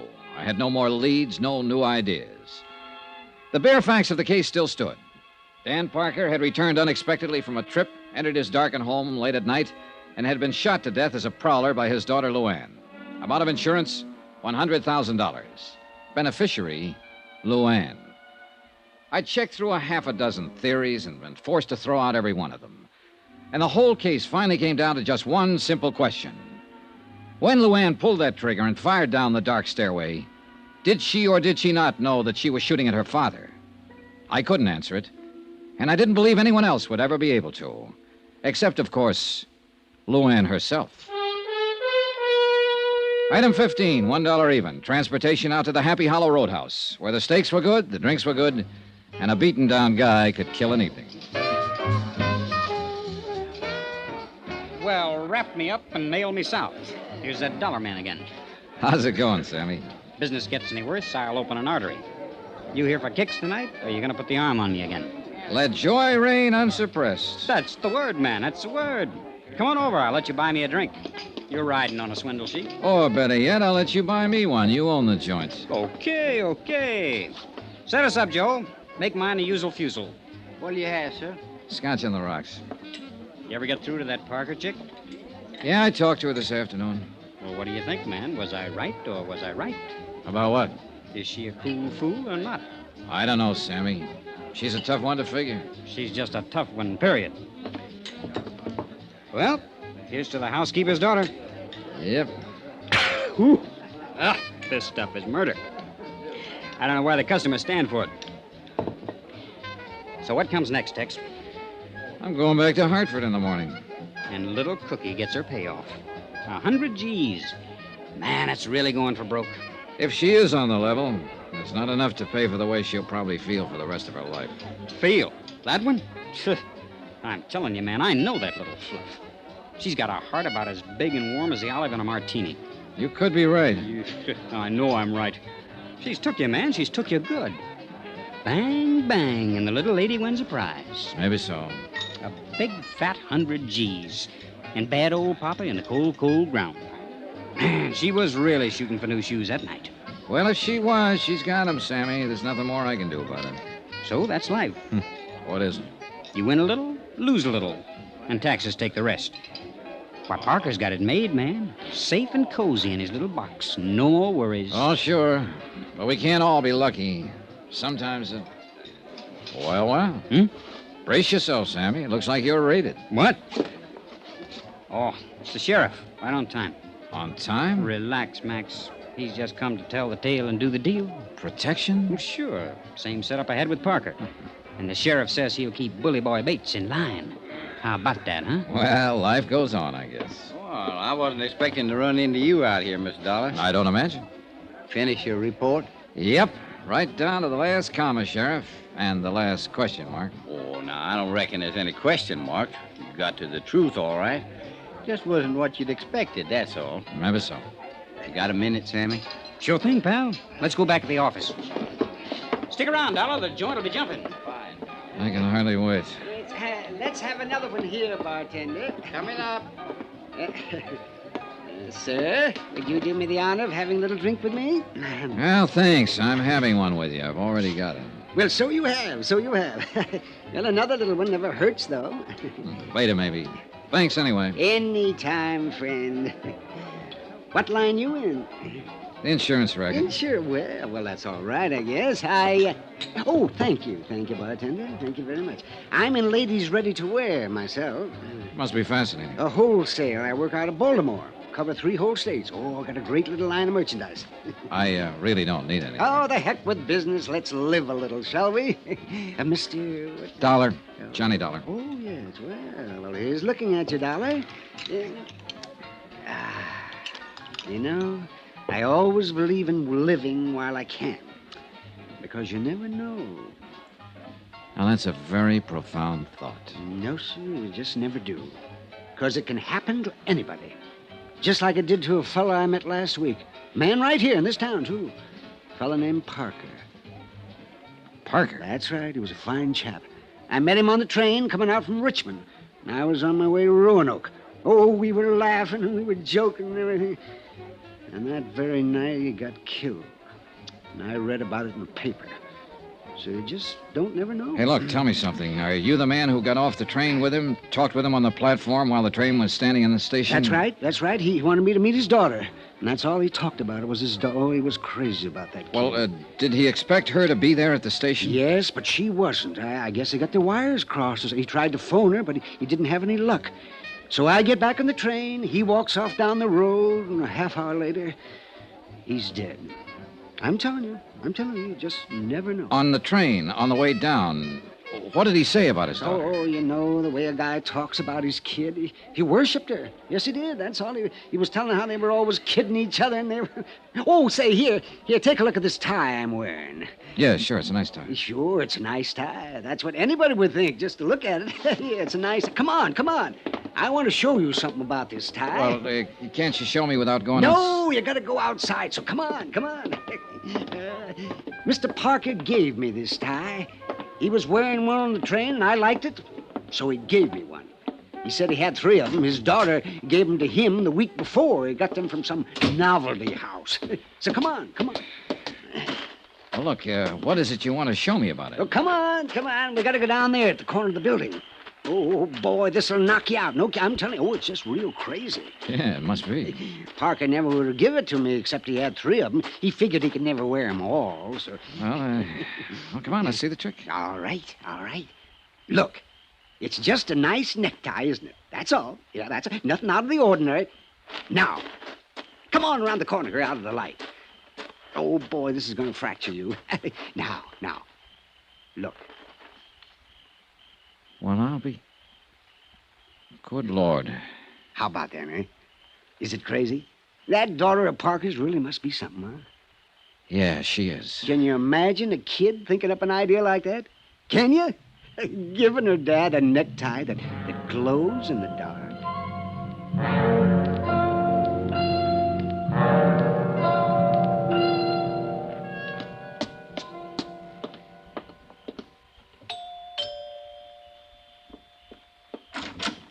Good evening, Miss Parker. Why, Mr. Dollar, what are you doing out here this time of night? Mind if I come in? Please do. Thanks.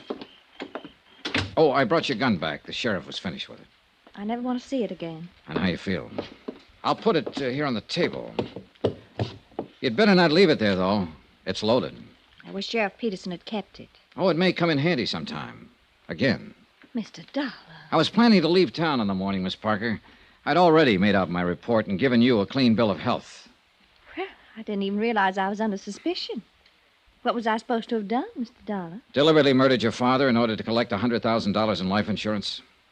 You've got a pretty horrible mind, haven't you? Maybe, but I wouldn't trade it for yours. Haven't you noticed my necktie, Miss Parker? I thought you'd tag it the first thing. Why should I? Because it belonged to your father. A special gift from his loving daughter. He gave it to a man he met on the train, and I bought it for $10 this evening. So now you know what happened to the third tie. That's probably been bothering you. Because I imagine you carefully destroyed the other 2. I think you're a little more than slightly insane. Oh, it was a neat plan. Simple and sweet. You got the idea a month ago when the sheriff caught a prowler over on the south side of town. And suddenly you began to hear prowlers at night.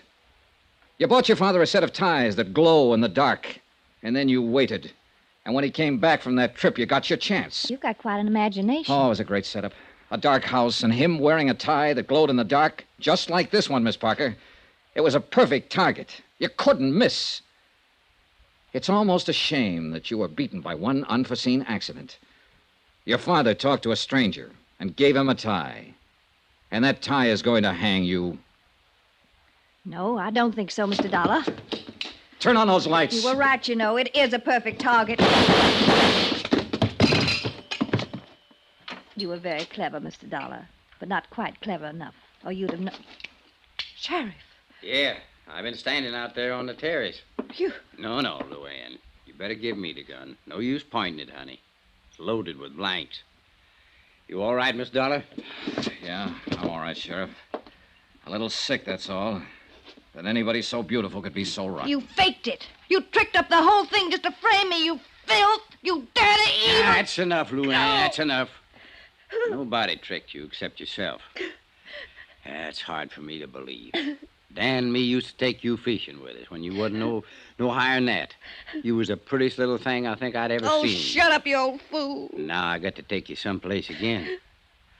Wish I hadn't ever lived to see this day. And I'm mighty glad that Dan ain't here to see it. Come on, honey. We better get started.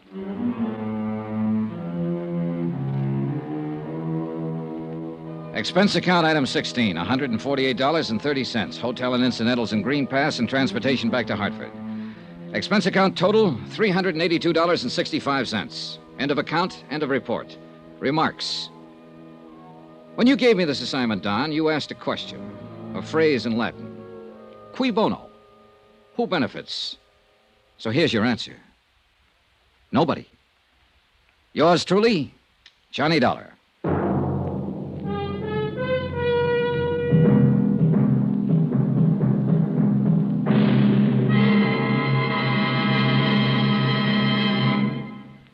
Remember, there'll be another intriguing story for you beginning next Monday night. Next week, a study in entomology. You know, bugs. And this one's the deadly variety, a firebug. Join us, won't you? Yours truly, Johnny Dollar.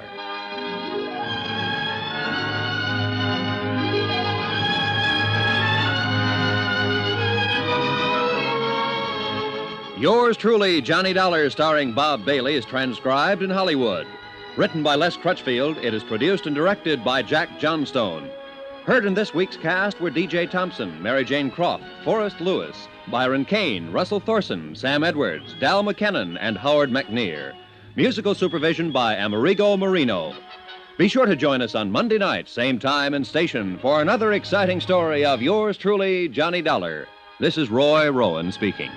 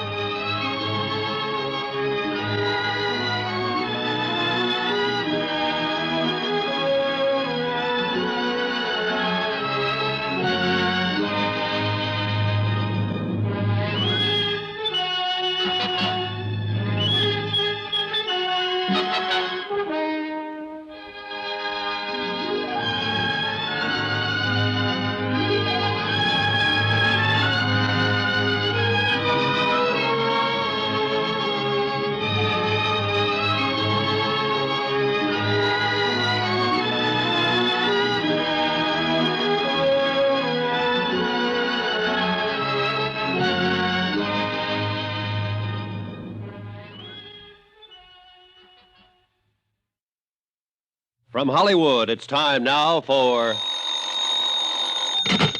Johnny Dollar. Andrew Cord. Johnny, how'd you like to go to San Francisco? What's up, Andy? Well, we've written a lot of insurance for an independent contractor out there, a man named Arnold Bennett. Uh-huh. Last night, his latest project went up in smoke.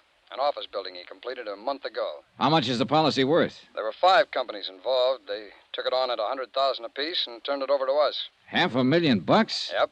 I talked with the arson inspector for National Fire Underwriters in San Francisco.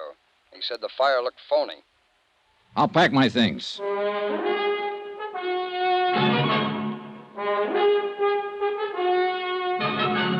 Tonight and every weekday night, Bob Bailey in the transcribed adventures of the man with the action-packed expense account, America's fabulous freelance insurance investigator. Yours truly, Johnny Dollar.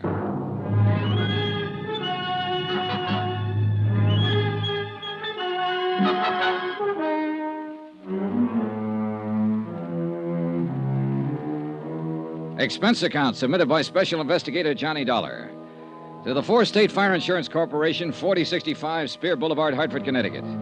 The following is an accounting of expenditures during my investigation of the Bennett matter. Expense account item 1, $15, flowers for my girl. I wasn't able to keep our date. Instead, I met 4-State Fire Investigator Andrew Cord at his office, and we made immediate arrangements to fly to California. Item 2, $25.06, one raincoat. Item 3, $144.15. Air transportation, Hartford, New York, San Francisco. En route, Andrew Cord filled me in on the details concerning Arnold Bennett. Oh, Johnny, as things stand now, Bennett hasn't filed claim yet, although I imagine that'll be coming through pretty fast if I know him. I met him once when he was in New York getting money to finance one of his big subdivisions. Yeah, it seems I've heard of him. Oh, he's made time and life a couple of times each. Oh, yeah. When I met him, I said to myself, Andy, look well on this man. He may be the last of his kind. Oh, how's that? Well, Arnold Bennett must be past 60 now. He's been everything in his lifetime. Sailor, soldier, lawyer, financier, bootlegger, gun runner, Lord knows what all. Talked fast, worked hard, and what he couldn't get one way, he got another. All in all, he's done pretty well. It shows all over him. I didn't like him, Johnny. Well, go on. Well, maybe I was just jealous of his aggressiveness, or maybe it's that I've just heard stories of how he ran roughshod over big and little. Well, about this new building of Bennett's that burned down. Yeah. Well, the man in San Francisco is pretty sure the fire was of incendiary origin. Well, can he prove it? Well, that'll be up to him, and you, and me. 4 state and national fire underwriters are going to handle the investigation. Federal, Great Atlantic, and tri-state underwriters aren't going to send any men at all. They figure it's best not to clutter things up. But proving the fire was incendiary may not be too easy, Andy. Well, we'll see when we get there. There's a standoff motive in the whole thing. We can start with that. What's that? Bennett's in financial trouble, big trouble. Taxes, so on. The fire was an out. I see. Well, who's the arson man in San Francisco? Billy Underwood. Oh, good. Bill Underwood's one of the best arson men in the business. Well, it's going to take all of us to get Bennett, Johnny. Now, we'll split it 3 ways. We'll let Underwood handle the fire evidence. You can play front force with Bennett, and I'll comb around in the financial situation. Yeah, well, we sure got our work cut out for us. But listen, Andy, you sound sort of scared of this guy, Bennett. I am, kind of. Why? Nobody's ever beat him. Expense account item 4, $7.50. Incidentals upon arrival in San Francisco. Andy Cord and I checked in at the Fairmount, then went downstairs, rented a car, and drove out to the scene of the fire. Bill Underwood was already there, had been there all day. We all shook hands, and then Underwood broke it down. Bill was a bit of a pedant, had things pretty well organized for us. Now, it's this way. The watchman on duty saw a man loitering in the vicinity of the building when he came to work at 6 o'clock. Uh-huh. 3 other witnesses remember the same man. A druggist, a filling station attendant on his way home from work, and a newsboy. Got a description? Mm-hmm. I did. Male, Caucasian, 25 to 30, medium build, approximately 170. Dark hair and dark complexion. That's it. Have you talked to the police yet? Haven't had a chance, Billy. You know they got 8 men on this? Well, with that much of a description, it might make it easier. I sure hope so. So far, the description hasn't fitted anyone in the files yet. The newsboy swears that he saw this man sneak around the side of the building about 6 o'clock. The fire broke out about 6:30. Anybody see him leave? Mm-hmm. The newsboy says he saw him catch a bus on the corner right before the fire broke out. Might help us. But the bus driver on the line wasn't any help. He's pretty busy that time of night. Have you had a chance to go over this yet? Well, we started. I'm working with a fire inspector on it. And as soon as we come across anything, I'll let you know. We can't overlook any possibility on this, Billy. Any. Yeah. I know about Bennett.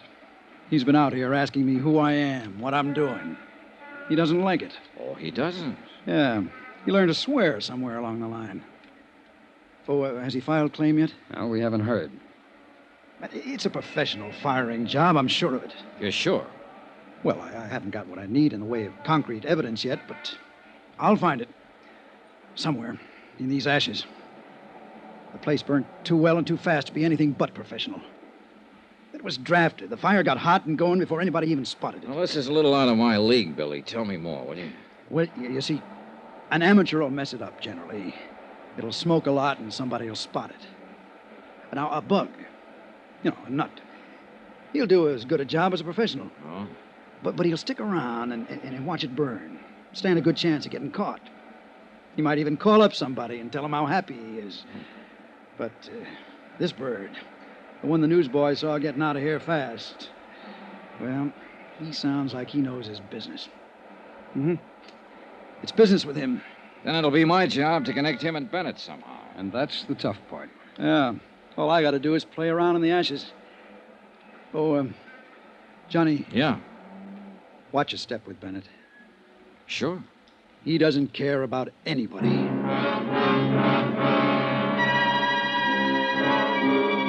I spent another 2 hours with Cord and Underwood covering the ruins of the 10-story office building that had been gutted the day before.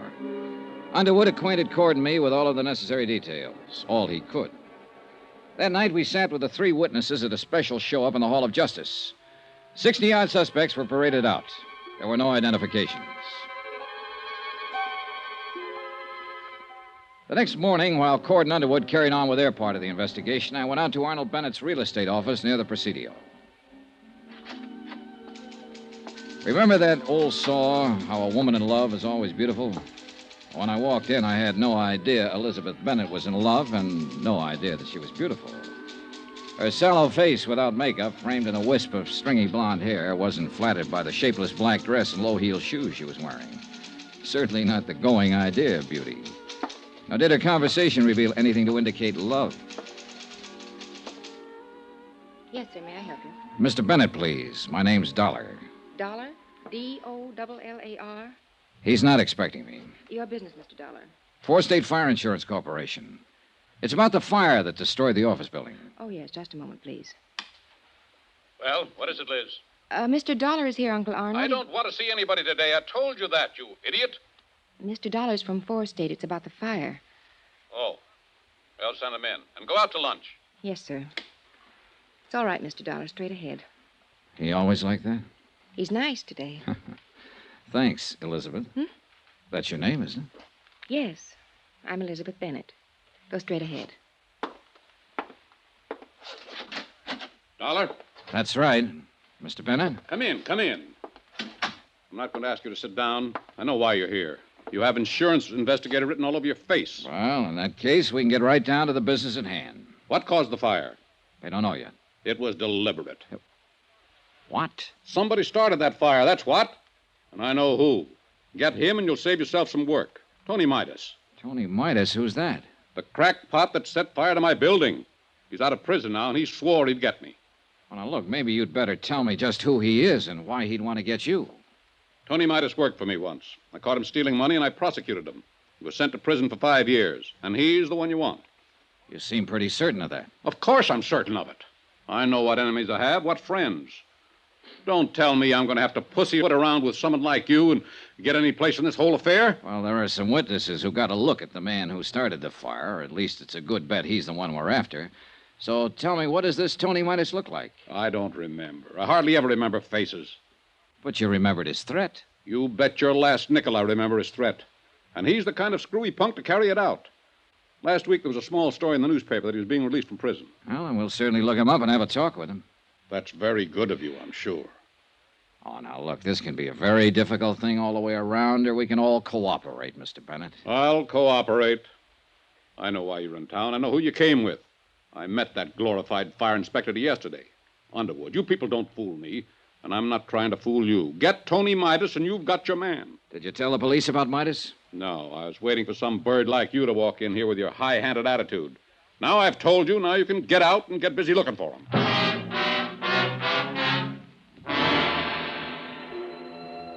Arnold Bennett lived up to all of his advance notices, and then some. I'm paid very well to stand and take what I have to find out what I want to find out. Sometimes it's not enough money. A review of the trial and proceedings in which Tony Midas had been convicted of grand theft, his threats at the time of his trial substantiated Bennett's information. That didn't surprise me.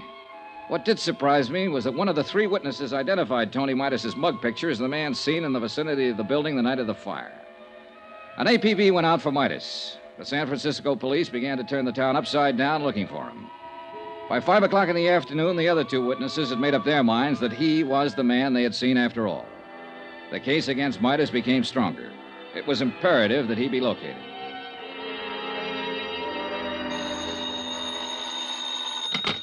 Johnny Dollar. This This is Elizabeth Bennett, Mr. Dollar. Remember in my uncle's office? I remember. Mr. Dollar, you're looking for Tony Midas, aren't you? You don't have to answer. I know you are. I think I can help you find him, but he's not the one you're looking for. Look, if you turn him in... Let me finish, and then we'll talk about him. I live at 1038 Murata Drive. I'll be home in an hour. We can talk there. 2 minutes later, when I was putting on my coat, I received another phone call. This one from Bennett's lawyer. He advised me that Arnold Bennett had filed claim and would bring suit if his claim was not honored in the prescribed length of time. I thanked him for the information and went downstairs, began to look around for a cab. A police car careened into the driveway, and a familiar hat on top of a familiar head leaned out. Hey, Johnny! Go! Yeah, Andy Cord. How's the left, kiddo? Hop in. Okay. This is Inspector Truck and Inspector Kane. Hi, what's up? Somebody shot Arnold Bennett 10 minutes ago.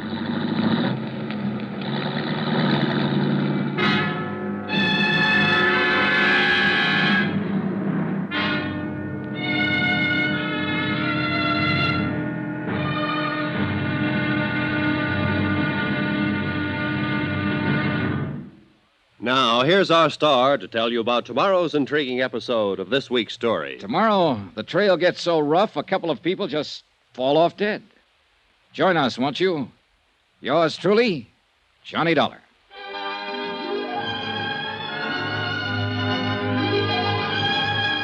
Yours truly, Johnny Dollar, starring Bob Bailey, is transcribed in Hollywood. Written by John Dawson, it is produced and directed by Jack Johnstone. Be sure to join us tomorrow night, same time and station, for the next exciting episode of Yours truly, Johnny Dollar. Roy Rowan speaking.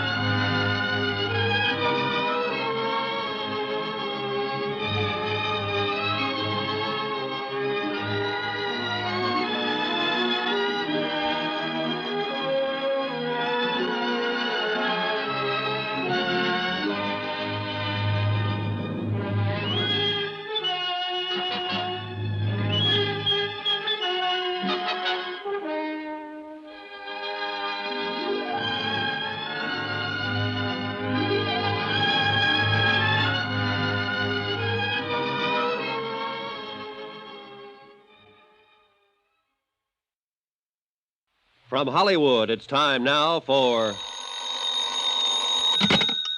Johnny Dollar. Billy Underwood, Johnny. Been trying to get you all over town. The hotel said to call you at this Skyline number. I'm out at Arnold Bennett's house. He's been shot. What? That's right. Well, who shot him? Don't know yet. I think I'm a transfusion here before they take him to the hospital. Uh-huh. Look, Johnny, I got something to show you. Now, what?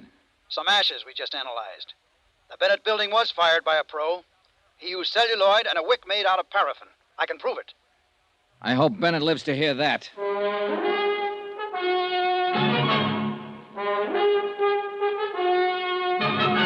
Tonight and every weekday night, Bob Bailey in the transcribed adventures of the man with the action-packed expense account, America's fabulous freelance insurance investigator. Yours truly, Johnny Dollar.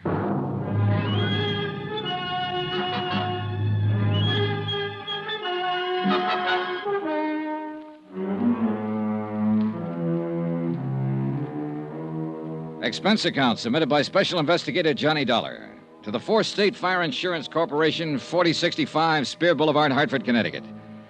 The following is an accounting of expenditures during my investigation of the Bennett arson fraud. Arnold Bennett was removed to the hospital where he was given a 50-50 chance of recovering from a .38 slug that had entered his chest. There was no weapon lying about and no witnesses in the remote, hilly section of San Francisco where he lived to give any information concerning the attempted murder. The police were more anxious than ever to find Tony Midas, the man Bennett had put the finger on earlier. Their reasoning was that if he could burn down a building worth $500,000 to get back at Arnold Bennett, he also might shoot him. I told Andy Cord about Underwood's findings when the police car got us to the scene of the shooting. Celluloid and paraffin wick, did you say? Yeah, that's what Bill Underwood said on the phone. Well, then it would point away from Tony Midas. He was an embezzler, not an arsonist. Maybe. Who's that policeman over there? Oh, that's Inspector Dickens. Well, I talked to him about it for a while. He said Midas lived in San Quentin with a man named Hanley, a professional burner. Yeah? Well, Hanley could have taught Midas a few tricks of the trade. Yeah, it's possible, Johnny. I don't know. At least Underwood is sure that he can prove it had an incendiary origin. Well, that's the first hurdle. Maybe we can't tie it to Bennett at that, Johnny, if Midas did it. Now, let's wait and see what Bennett has to say when he can talk. I think I'll get on over to the hospital. Okay. Oh, here's something that came up. Yeah? Now, you said Bennett attributed everything to this Tony Midas. Mm-hmm. Well, there might have been something personal in it, too. Midas is married to Bennett's niece, Elizabeth. He's what? Yeah, she married him a month before he was convicted. Well, that might explain some things. Yeah, she called me tonight and said she had some information for me about Midas. I was on my way to see her when this happened. Oh, you haven't talked to her yet, huh? No, let's see. It is 1038 Murata Drive. Wonder if that's far from here. No, Johnny, not far at all. This happens to be 1038. Right here. Oh? Well, we better tell the police about her, Andy. Andy Cord went on over to the hospital to await results on Arnold Bennett. I spoke to the inspector in charge and told him the information about Elizabeth Bennett. The police added the name to the APB already out for Tony Midas. And that's the way the case stood at midnight. By morning, the hospital reported that Arnold Bennett would recover from the gunshot wound. Elizabeth Bennett had not been located, nor had her husband, Tony Midas. I always fix my own dinner. Poached egg and half, ulcers. Name's Dollar? Yeah, that's right. Insurance investigator. You want something, do you? Coffee, maybe? No, thanks, Mr. Engel. Mind if I finish? Go right ahead. What led you to me? The notations about the trial, Mr. Engel. You were the defense attorney for Tony Midas. We're anxious to talk to him. I defended him, yes. I don't think I'm going to be much help, Dollar. I haven't seen him since he got out. I've no idea where he is. We'll find him, Mr. Engel. What's it all about? Well, Tony Midas has been identified as the man who started a fire in the Bennett building. Or at least who was seen in the vicinity of the building when it went up. I'm sorry to hear that. Are you, Mr. Engel? Tony Midas was a nice kid who got in a little trouble. Everything was against him at the trial. Bennett poured it on. He didn't have to, but he did. He could have let him off. You were Midas's lawyer. Did you try to talk Bennett into letting Midas off? No, I didn't. Nobody talks Arnold Bennett into anything. Oh? Tony never would admit taking the funds. He said he was framed, but he didn't have a prayer with all the evidence against him. Yeah, I read a transcript of the trial. Then you know Tony Midas pleaded not guilty in the face of everything, and he went up. I wanted him to make a guilty plea and rest on the mercy of the court. It was his first offense. Well, he's out now, and it looks like he's trying to get even with Bennett for prosecuting him. All for a lousy $10,000. Yeah. Did he ever get in touch with you? I told you, no. No phone call? No. Do you have any idea where he'd be in town, Mr. Engel? No, I don't. Okay. Then I guess I'll leave you to your eggs. Dollar. Yeah. If you find Tony Midas, I'd like to know about it.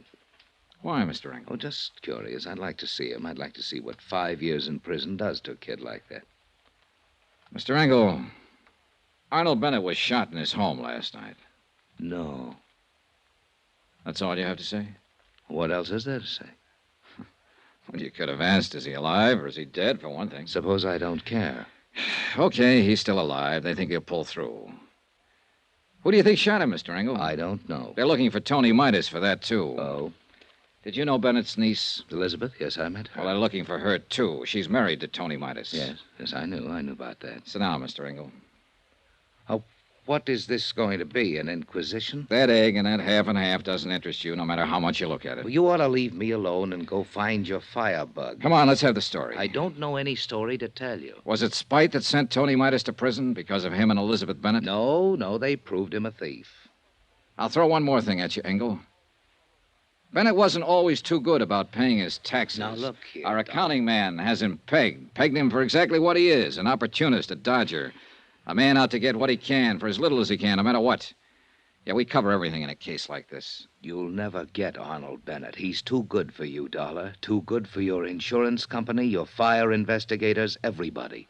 No man stronger ever lived. We've already got evidence that proves the building was fired. I'm here to get all the story, and I think you're the man who can tell it. Why me? Because you work for him. I never worked for him, never. All right, we'll let that go for now. But you can tell me this. Was Tony Midas the kind of man who'd start that fire? You can tell me if he really was an embezzler. You can tell me if he tried to kill Arnold Bennett. I can't tell you anything for a fact, Dollar. All I have is my own personal opinion. Well, that's what I want. I want that. I'd like your opinion. Now, there's something about Bennett's niece being married to Midas, isn't there? A wife can't testify against her husband. Everyone else in Bennett's office testified against Midas. She didn't. I see. Now the opinion. Oh, come on, Engel. Come on. You're right, Dollar. I have got ideas. All of them make me sick inside. Tony Midas stood there and told me he was innocent. He said it 1,000,000 times if he said it once. He said he thought Bennett was framing him. To cover up for income tax shortages? It's just surmise, but it fits. Midas was a green kid hired into the company by Bennett. He might have been hired to be framed on a phony embezzling charge that'd give Bennett a good excuse on his taxes for a while. I've been fooled a lot of times. Did Tony Midas fool you? I don't know. I wish I could have gotten him off. I tried, Dollar. Believe me, I tried to get him off. You come here to me and say he's out of prison now and getting even. He's burnt down a building and tried to murder Arnold Bennett. Tony was a nice boy, Dollar. But now his whole life's gone, and for what? I hope you don't find him or her. I hope they go far away and stay away and don't have to talk to anybody ever. They deserve that. I hope nobody ever finds him. But we did find Tony Midas. He was right under our noses all the time. When I got back to the hotel, there was a message for me to get down to the county hospital. Cord was waiting for me there. They took us downstairs, and then we were both standing in a room looking at Tony Midas before they took him across the hall to the morgue. It's a funny thing, Johnny. There's been an alarm out on this guy for 36 hours. Everybody's been looking everywhere for him, and he turns up right here. Only he's dead. Yeah. What killed him? TB. He had it awful bad up in San Quentin. It's in the sick ward his last 2 years. When his time was up last week, he made them release him. But he wound up here and died in this hospital. It's rough. He's just a kid. Yeah.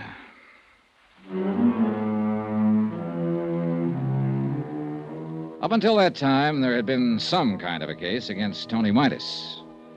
But obviously, since he had been dead almost 2 days, it was impossible to connect him with the attempt on Arnold Bennett's life and the firing of the building.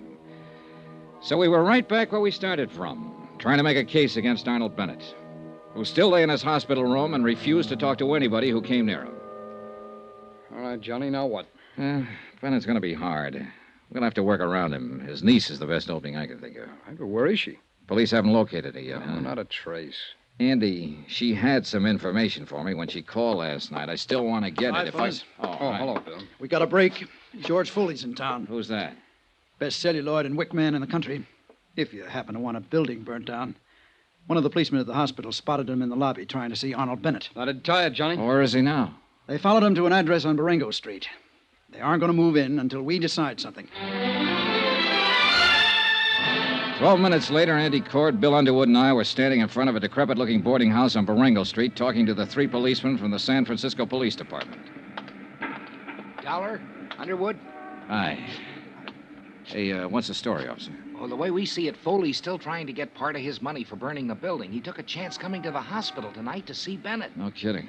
He'll probably make another try.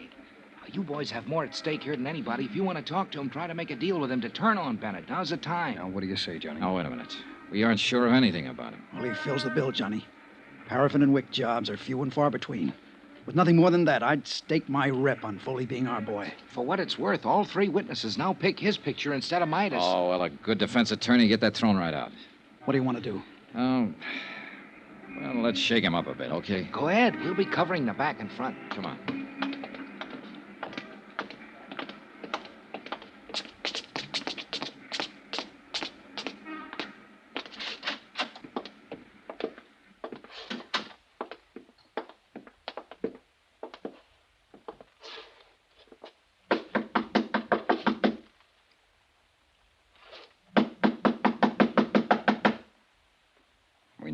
Johnny. Let's bust No, it no, in. no, wait.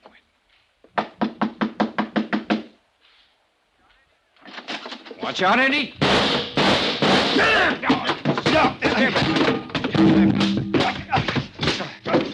All right. That's enough. You okay, Bill? Eddie? Okay. Yeah.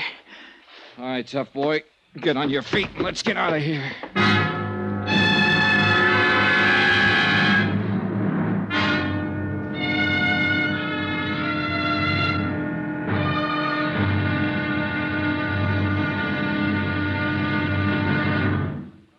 Now, here's our star to tell you about tomorrow's intriguing episode of this week's story. Tomorrow, we have an arsonist right in the palm of our hands with very surprising results.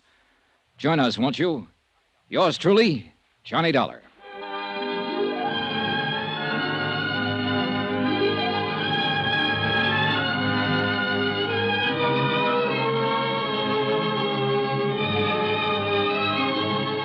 Yours truly, Johnny Dollar, starring Bob Bailey, is transcribed in Hollywood. Written by John Dawson, it is produced and directed by Jack Johnstone.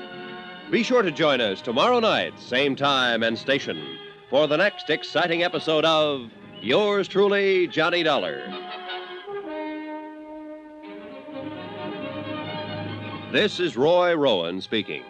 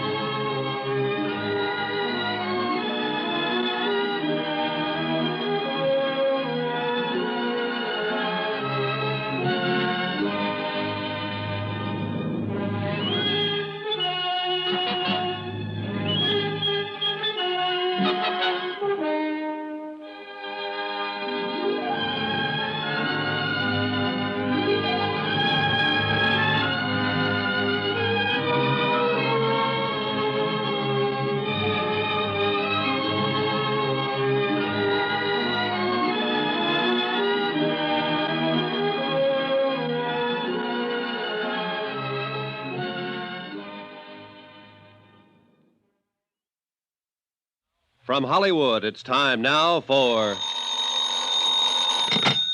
Johnny Dollar. Andrew Cord, Johnny. How's it going, Andy? All the police have been talking to that arsonist, George Foley, all night long. He won't admit a thing. Won't talk about anything. They're wondering now how long they can hold him. He's the man who fired that building, Andy. Well, we've got to have something more for the district attorney, Johnny. We haven't tied Foley to Bennett at all. If we can definitely charge him with firing that building, then we'll have a lever to go after Bennett. I got an idea. What? Meet you in an hour.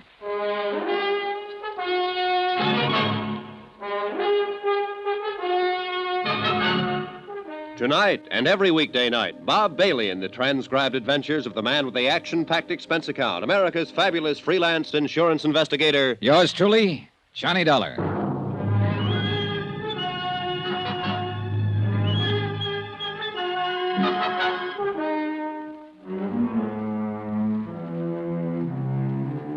Expense account submitted by Special Investigator Johnny Dollar to the Four-State Fire Insurance Corporation, 4065 Spear Boulevard, Hartford, Connecticut. The following is an accounting of expenditures during my investigation of the Bennett arson matter. Expense account item 6, $1, 2 drinks. Andrew Cord and myself in Cookie's Place, a half a block from San Francisco's Hall of Justice. Andy's a good insurance man, thorough. Well, it's pretty certain they'll have to release Foley unless he admits something, or we can find more evidence against him. How about Bennett? Still no word. Johnny, you can see what we're up against. Yeah. Want one? No, thanks, Johnny. It's for a while.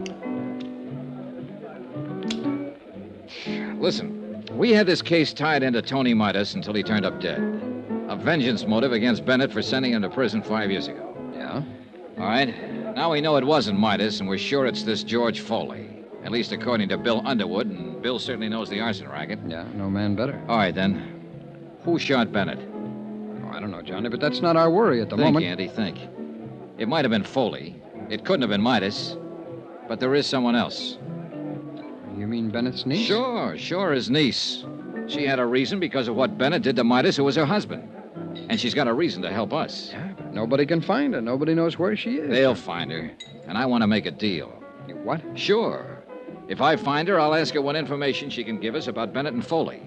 Possibly she has something. She said she did once. Now, look, if she shot her uncle, she'll have to stand for assault and attempt to kill. Can we give her legal help in her case? Johnny, I don't know. I want to know if I can promise her that if I see her. Can I? Well, you can tell her that we'll do what we can, the very best that we can. Okay, good. Want another drink? No, thanks, John. All right, I'll try and get in touch with Elizabeth Bennett. How? The police haven't gotten anywhere. Oh, I've been here 2 days, and I got friends all over this town. Expense account item 7, $1.05, cab fare. From the Hall of Justice to the apartment house of Marty Engel, lawyer, philosopher, and egg poacher.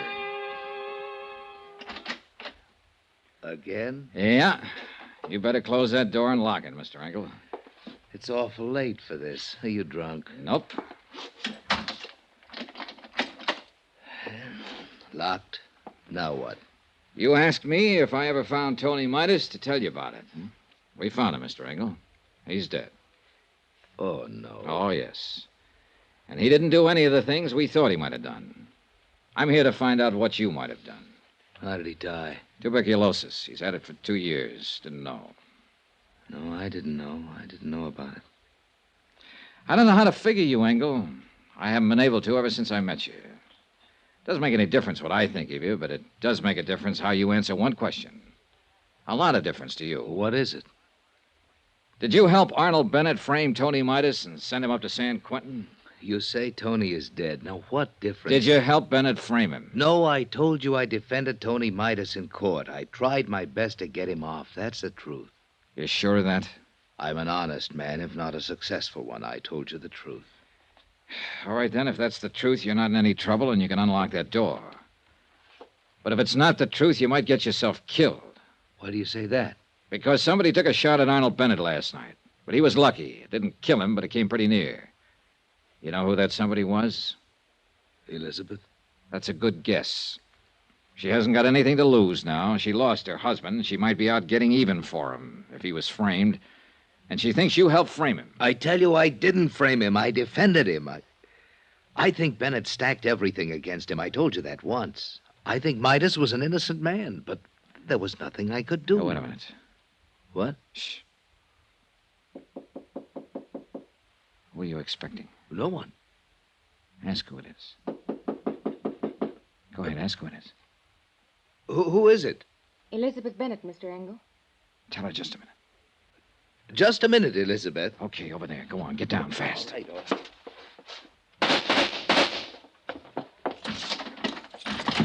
No, you don't! Engel, call the police. Hold it, Elizabeth, hold it up.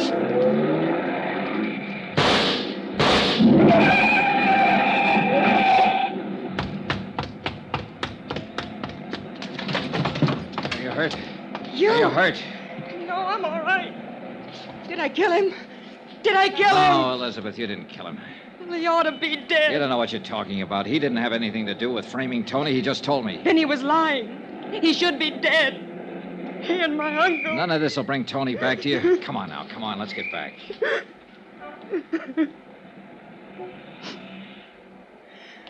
How many tramps have you met in your life, Mr. Dollar? A few. Come on, come on. When you met my Uncle Arnold, you met a real one. He stole money from himself and made it look like Tony did it. And that one in there helped him. Why didn't you let me kill him? You're wrong about Engel. He didn't help your uncle. He tried to help Tony, honestly. Well, then I'm glad I didn't kill him. How's my uncle? He's getting better. Will he go to prison? We have to prove he hired somebody to fire the office building. He hired George Foley. I know that. Would you swear to Yes. it? Can you? Yes. He blamed it on Tony. When I went over to see Tony last month in the prison hospital, he was dying. Oh, I knew it. He had that look in his eyes. Helpless. And he knew what my uncle had done to him, and he couldn't do anything about it. But you figured you could. You shot your uncle when you found out Tony was dead. And you came here to kill Engel. I thought he helped Uncle Arnold send Tony to prison. I thought he helped kill Tony. They did kill him, you know, when they sent him to prison. They killed him as surely as if they'd shot him down. 5 years I waited for Tony to get out of that awful place. I waited to hold him in my arms and tell him it was all over. 5 years I waited to help him forget his hate and my hate. And loving him so much every day that...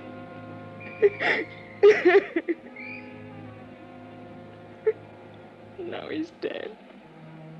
What can you or I or anybody do about what they've done to Tony?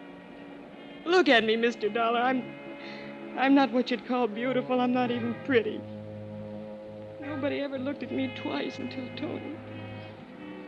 He looked at me and he loved me. And now he's dead. And I'm dead inside. I'm dead inside, and I'll be glad when I'm dead outside.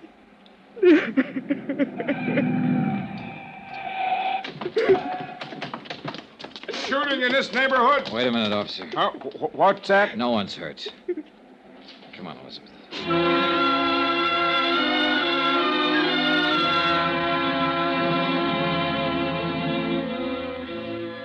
Elizabeth Bennett made a statement down at the Hall of Justice admitting she fired a shot at Arnold Bennett, hoping to kill him.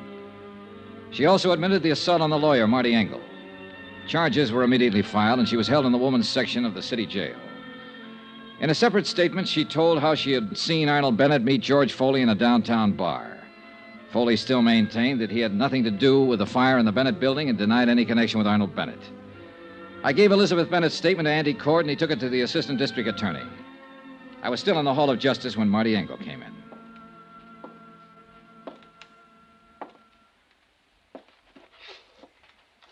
Dollar? Oh, hello, Mr. Engel. How is Elizabeth? They're holding her. I'm not going to press any charges. Well, that's pretty decent of you, Mr. Engel. She's a pretty unhappy girl. I'd like to help her. Her uncle will probably press charges against her. I'd like to defend her. What? She needs a lawyer. I didn't do very well for her husband. Maybe I can do better for her. I hope so. Funny world, isn't it? Not tonight, it isn't. No, I guess not. Yeah. Well, I'll see you, Mr. Dollar. Right. Johnny? Oh, Andy, hi.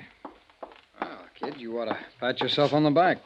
They're going to go ahead against George Foley for the arson job. Enough for them now, huh? That's a pretty good case against him, whether he opens up and talks or not. A statement from him would still be better. Always.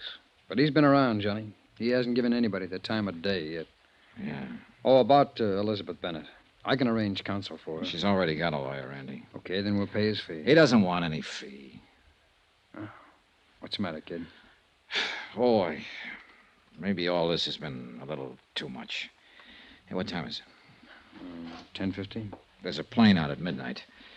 If you don't need me anymore, I think I'll be getting back to Hartford. Sure, Johnny. Sure, I'll look after things here.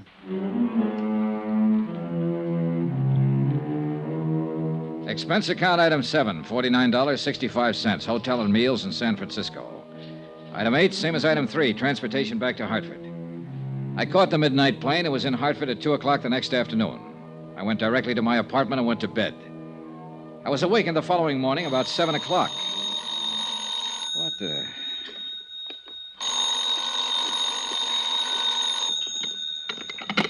Johnny Dollar. San Francisco calling Mr. Dollar. Okay. Is this Mr. Dollar? Yes, yes. Mr. Andrew Cord is calling. One moment, please.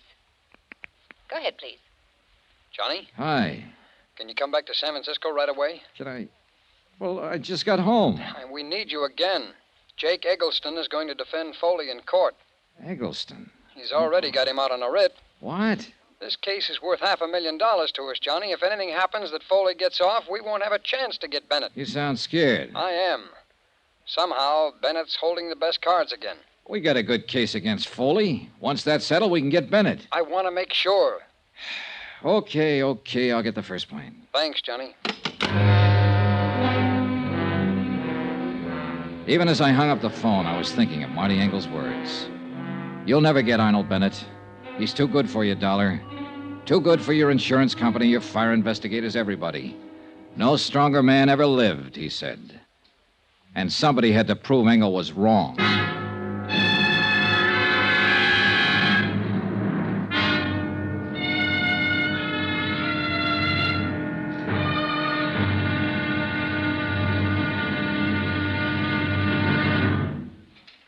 Now, here's our star to tell you about tomorrow's intriguing episode of this week's story. Tomorrow, a fight against a strong man and one of the cleverest lawyers in the country.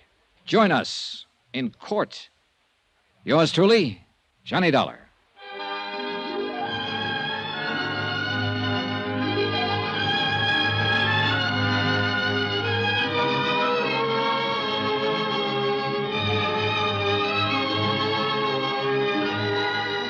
Yours truly, Johnny Dollar, starring Bob Bailey, is transcribed in Hollywood. Written by John Dawson, it is produced and directed by Jack Johnstone. Be sure to join us tomorrow night, same time and station, for the next exciting episode of Yours truly, Johnny Dollar. Roy Rowan speaking.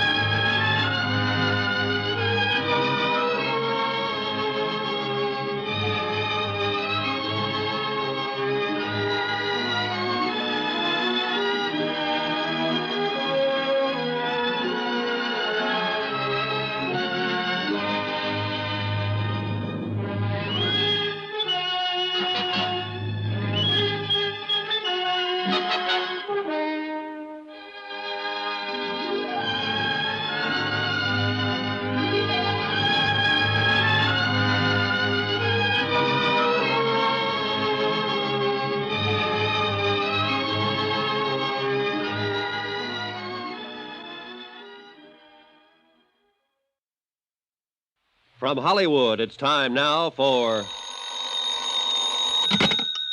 Johnny Dollar. Andrew Cord, Johnny. Did you have a nice trip back here to Frisco? I slept most of the way. How's it going?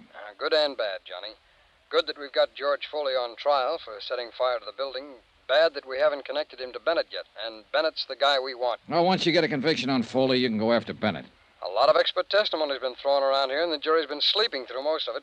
Besides that, Foley's got one of the best defense men in the business, Jake Eggleston. Yeah, I've heard of him. He's pretty slick. He's going to make us lose this case, Johnny. Not if I can help it.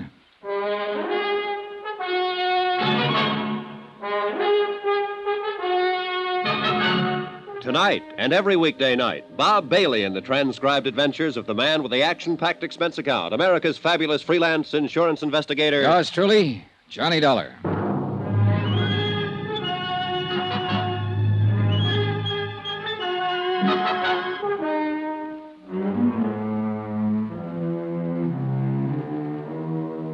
Expense account submitted by Special Investigator Johnny Dollar to the Four State Fire Insurance Corporation, 4065 Spear Boulevard, Hartford, Connecticut.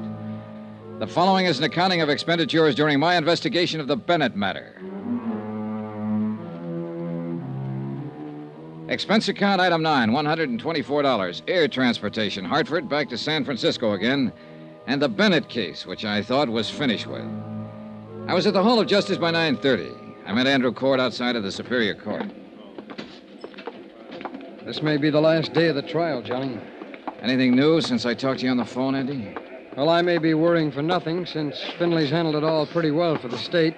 He's one of the assistant DAs, but Foley's still holding on to a not guilty plea. Well, isn't that just coaching? Well, maybe. But you remember Foley didn't make any statement when we took him, and the police got nothing out of him at all. Foley had something like 28 arrests besides 2 convictions. He knew the ropes. Yeah. Well, that's okay, yeah? Sure.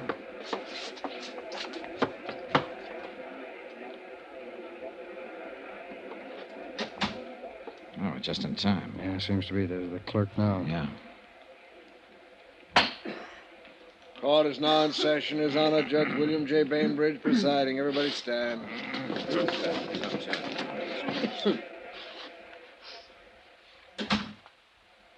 Be seated. John Dollar. Hey. Well, I didn't think they'd call you first. No.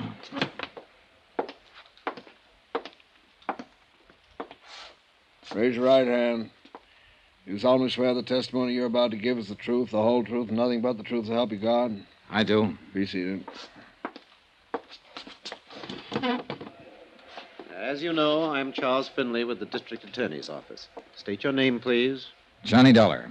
State your occupation, please. I'm an insurance investigator. How long have you been engaged in your profession as an insurance investigator?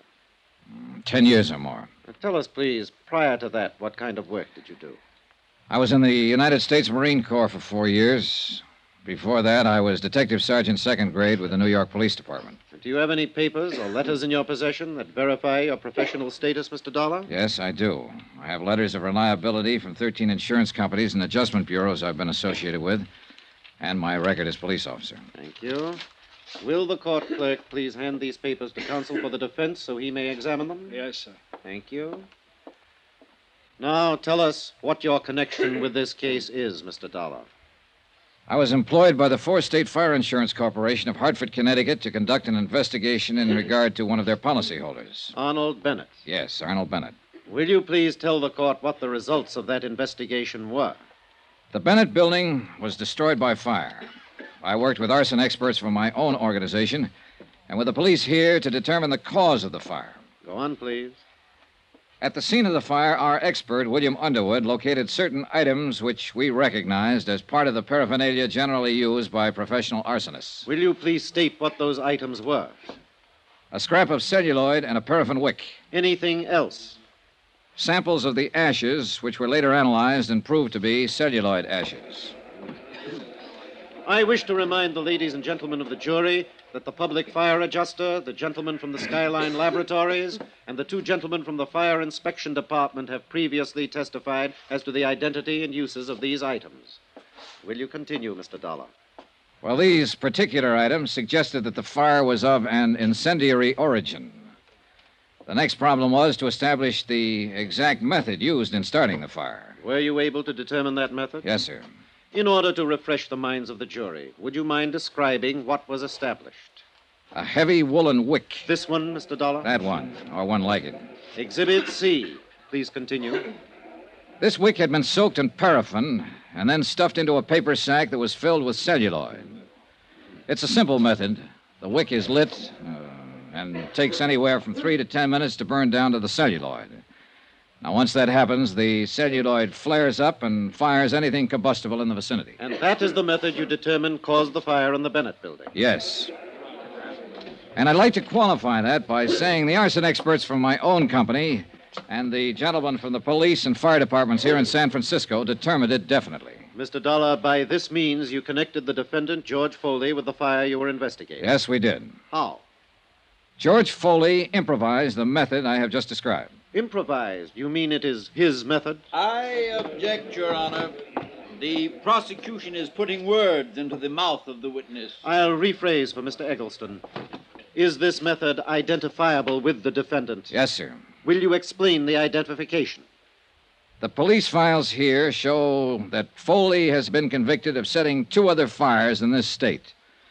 On both occasions, he employed that method of fire. Your Honor, I object. The career of the defendant as a professional arsonist is a matter of public record. The defendant's previous record has no bearing on this case. I object. Mr. Dollar, will you rephrase and delete any reference to the defendant's criminal history?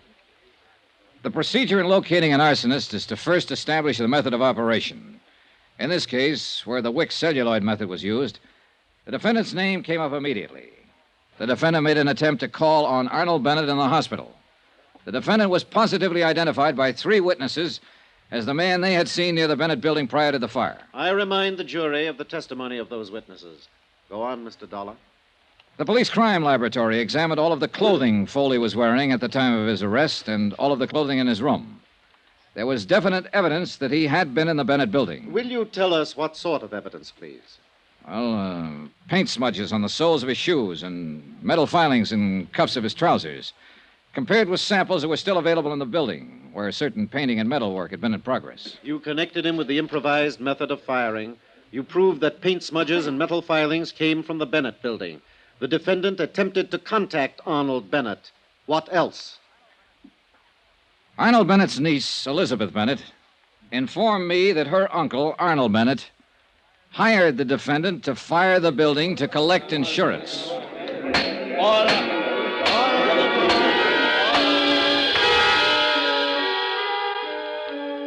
I was on the stand all the rest of the morning. When Finley ended his questioning, he turned me over to defense counsel Eggleston. Eggleston contested every bit of established testimony and recommended that my remarks be stricken from the trial records. The summations came right after that, and then the case went to the jury. Expense account item 10, $3, lunch for Andrew Cord and myself. Foley has to be convicted or we'll be on the defense when Bennett's insurance claim comes to court. And we'll probably get stuck with it. Hey, while the jury's out, why don't I go over to the jail and talk with Foley? Now, what good would that do, John? Well, Foley must know they'll give him the works if he admits something He'll to us. admit nothing. He sits there in court like they were talking about someone else.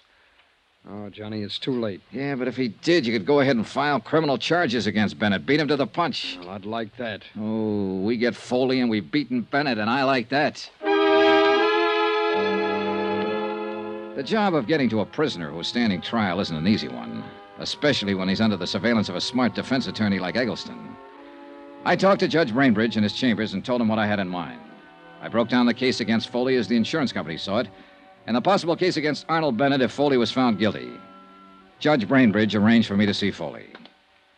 He was sitting on his cot. Eggleston was standing nearby. Hello, Dollar. Hello, Eggleston. Hi, what do you want? Well, I thought we ought to talk about this thing while there's still time. If it's okay with you, Mr. Eggleston. It's okay with me, Dollar. I'll be right here. Still time for what? To get your point of a break, Foley? Oh, that's a real good one, that is. You sit on a witness chair all morning, you tell them what a bad boy I am, then you walk in here and tell them you want to give me a break. I do. Go away. Now, wait a minute, George. It won't hurt to listen to him. Oh, you're a great one, you. I'm the guy who's sitting in this cell. Both of you can walk out of here and have a good steak for dinner tonight. All right, George. Listen to him. This isn't a courtroom. When you were first hauled in, Foley, you could have made a statement telling us Bennett hired you to fire that building, waived a jury trial, and thrown yourself on the mercy of the court. But you didn't do that. You made everybody work hard to give it to you. And that's exactly what they're going to do. That jury will come out pretty soon and throw the book at you. Hey, is that true? I'm not so sure of that, Dollar. Tell us precisely why you're here. You both know my company's after Arnold Bennett. He's filed claim against us for not paying off his fire policy. Foley, we know he hired you to fire that building. Yeah? And if you're smart, you'll send for the guard and make a request for the court to come back in session before the jury returns. You can tell them Bennett hired you. You can change your plea to guilty and throw yourself on the mercy of the court. It'll probably save you 5 years on your sentence. And so I turn hero and make everything nice for you to go after Bennett. If you do that, his claim will be thrown out by the insurance commission and we'll prefer charges against him. And he'd be right up there with me, huh? Making little ones out of big ones. That's right. You're overstepping your province here, Dollar. Oh, now, look, there isn't much time. Dollar, Foley, this man can advise you to wait until the jury comes in, and that won't be very long. But then it'll be too late for you to help yourself. I don't like this high-pressure stuff. I don't care what you like or dislike, Mr. Eggleston. Now, listen, Foley. They've got an 8-point case against you in there. Is he right, Eggleston? It doesn't make any difference. The jury decides. You say it saved me 5 years on my sentence? Yes. George. What do you think? Up to you, George. I've told you what I think. Ah, swell spot, swell. Oh, come on. What is it? I'll risk it. You're crazy. There's a chance those 12 clunkheads will walk out and tell everybody I'm not guilty. Come on, get out. Those last 5 years will be pretty hard ones. Guard. Thank you for the offer just the same, Dollar. You don't use your head much, Foley. If it hadn't been for you, I wouldn't be in here. So don't worry too much about what happens to me. If it weren't for guys like you, I wouldn't be in business. And I'm not worried. Dollar. Yeah? Yeah, I hope they let me loose on this one. For your sake. Don't plan on it. Oh, on account of... I'd like to kill you or something.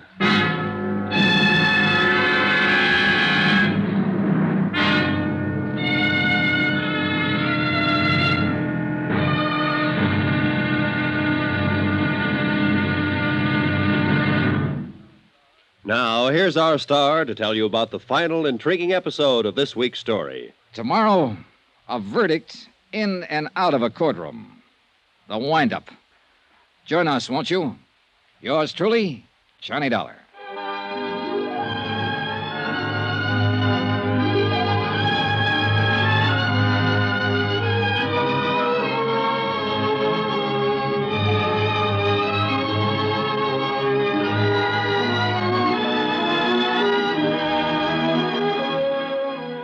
Yours truly, Johnny Dollar, starring Bob Bailey, is transcribed in Hollywood. Written by John Dawson, it is produced and directed by Jack Johnstone. Be sure to join us tomorrow night, same time and station, for the next exciting episode of Yours truly, Johnny Dollar.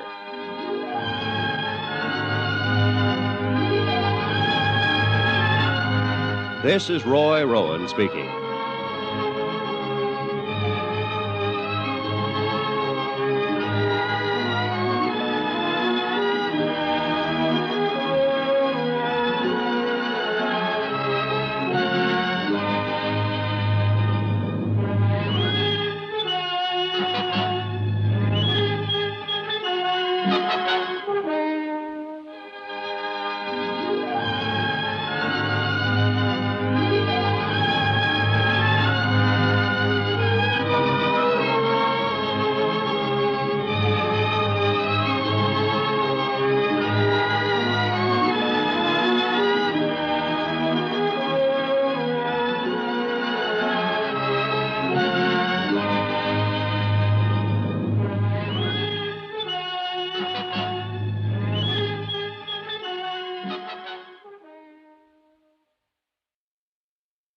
From Hollywood, it's time now for... Johnny Dollar. Hi, Johnny.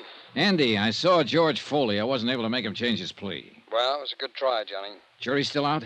Yeah, that means they're arguing all the technical evidence. I was just thinking. No one really believes we'll get Arnold Bennett. What do you think? I think we will. I know we will. Well, if we can get Foley, we can get Bennett. Hey, wait a minute. Hey, the jury foreman just sent for the bailiff. I'll be right there.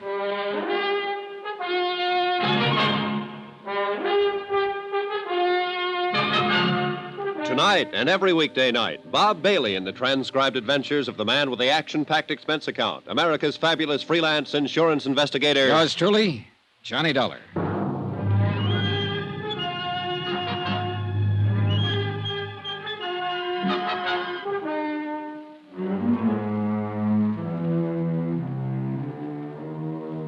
Expense account submitted by Special Investigator Johnny Dollar to the Four State Fire Insurance Corporation, 4065 Spear Boulevard, Hartford, Connecticut. The following is an accounting of expenditures during my investigation of the Bennett arson fraud. Expense account item 11, 10 cents, one phone call to the hospital. The report on Arnold Bennett substantiated the newspaper story that he was recovering from the gunshot wound inflicted by his niece.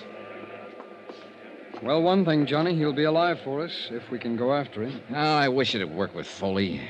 I think I could have made it work if that lawyer Eggleston hadn't been there. Well, it's after 4. You know, if that jury doesn't come in with a verdict pretty soon, they'll have to adjourn for the night. Yeah. Want to smoke? Yeah, thanks, Johnny. I would like one.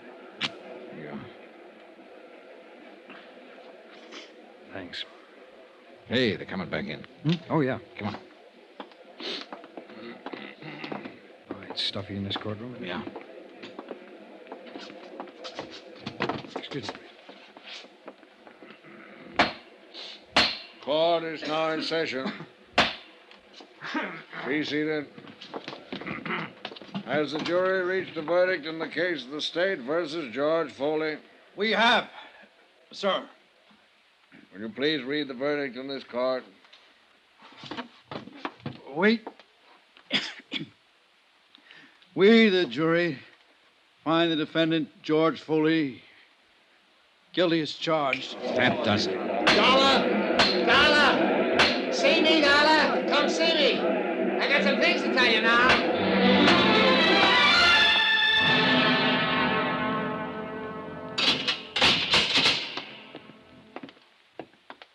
Who's this with you, Dollar?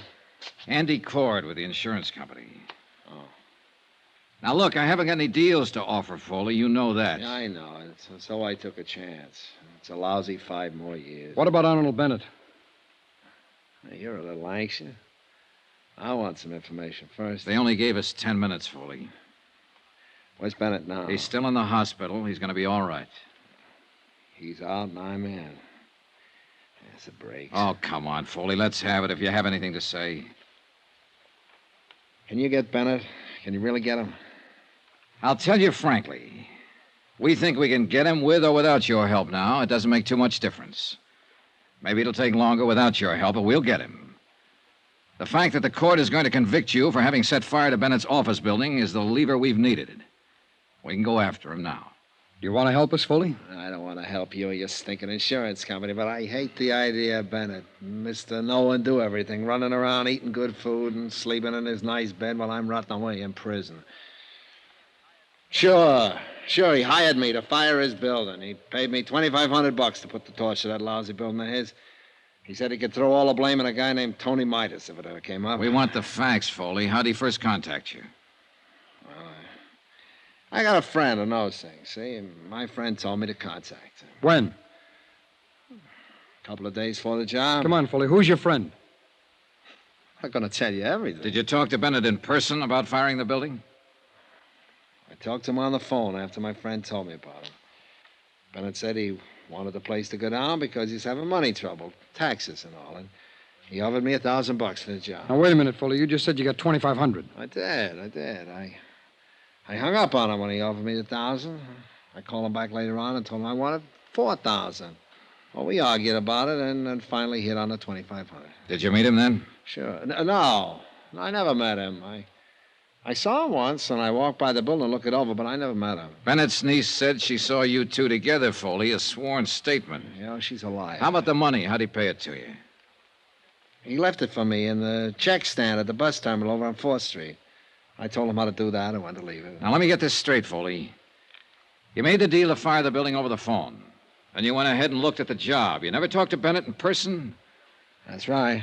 And you made arrangements for him to pay you $2,500 by leaving it in the check stand at the bus terminal. Yeah.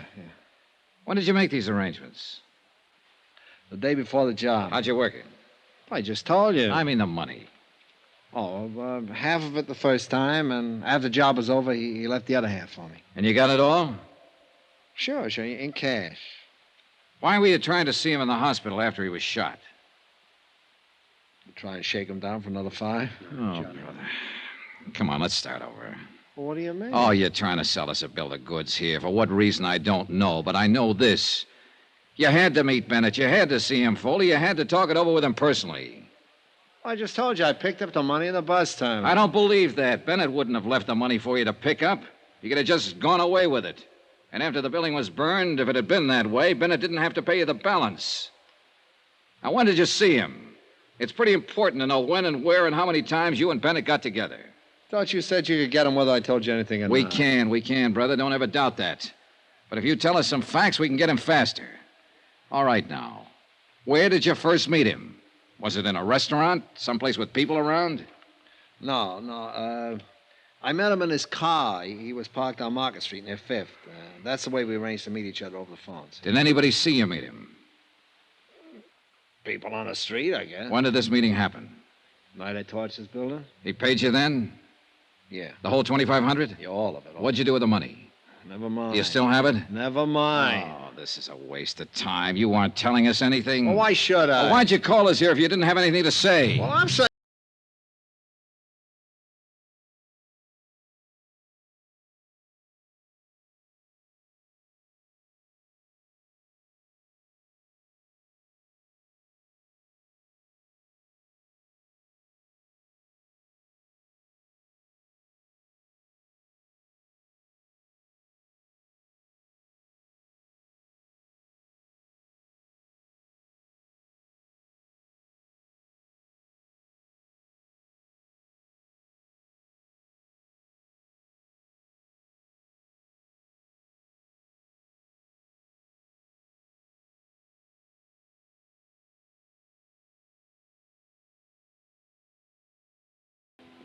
$1,000. You told us $2,500 one time. Another time you said $5,000. Now, come on, what was it? $1,000. And when did he pay you? Right after I fired the building. I met him right afterwards down on the street in his car. He asked me if it was all set, and I told him to listen for the sirens. And pretty soon, somebody put in the alarm, and the fire engines come out. He paid me then, all right. The place was 3/4 gone by that time. He knew I did a good job. Where was this you met him now? Couple of blocks from the building. Did anybody see you together? No. Where did you telephone him from? From my place. The same night you started the fire? Yeah. And he brought you the money that night, and you cased the building that night, and you started the fire. All this in one night. Now, you got...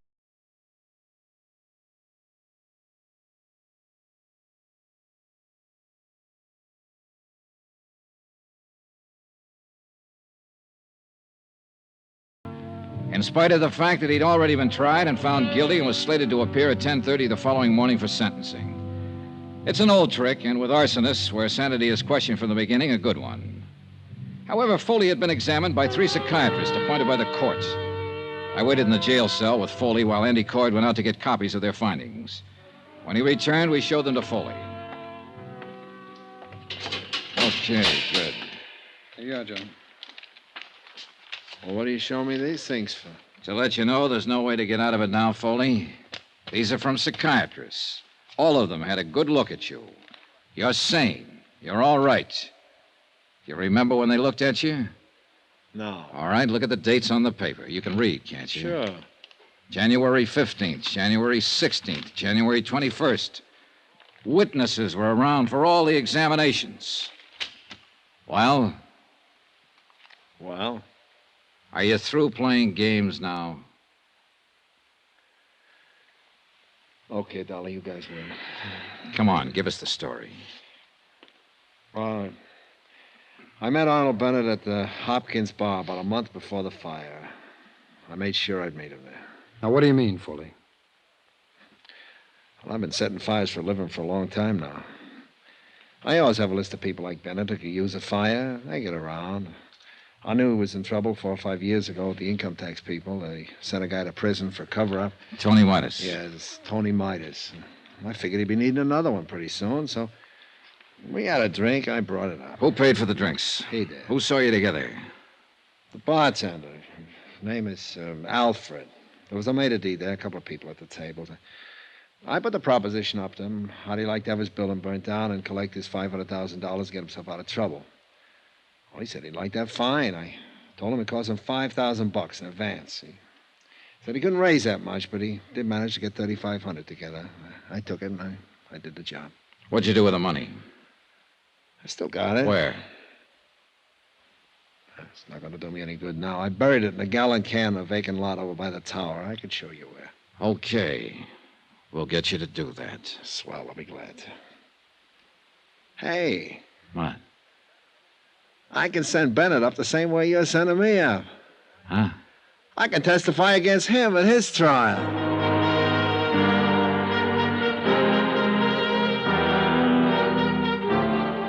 The next morning at 10:30, George Foley received the maximum sentence. 2 hours later, charges were filed against Arnold Bennett, naming him for conspiracy, arson, attempted defraud, and collusion. A warrant was issued for his immediate arrest, but it was never served. Arnold Bennett died in the hospital that night. In a way, you could still say that no one ever beat him. He beat himself.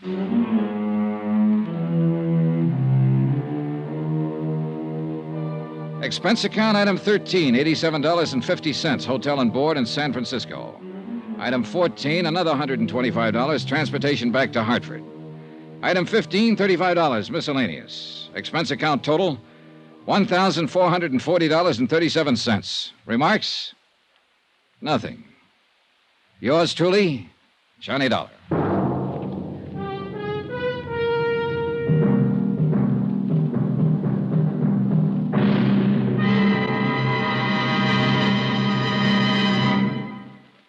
Remember, there'll be another intriguing story for you beginning next Monday night. Next week, the Fathom 5 matter. Death on the high seas. Join us, won't you? Yours truly, Johnny Dollar.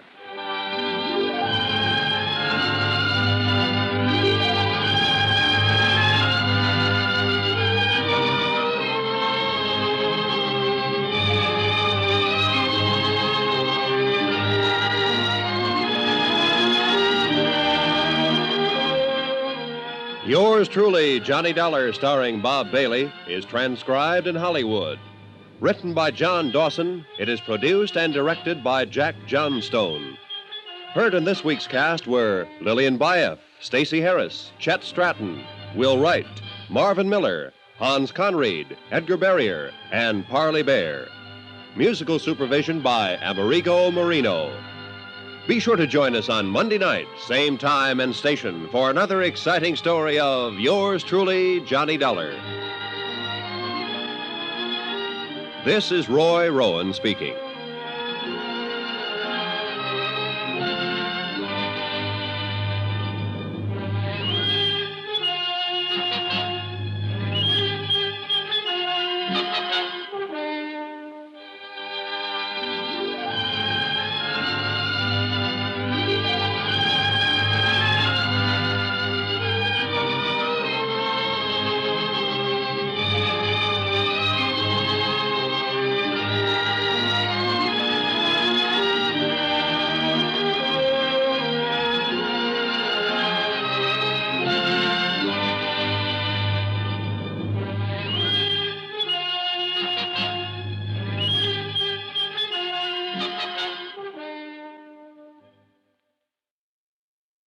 From Hollywood, it's time now for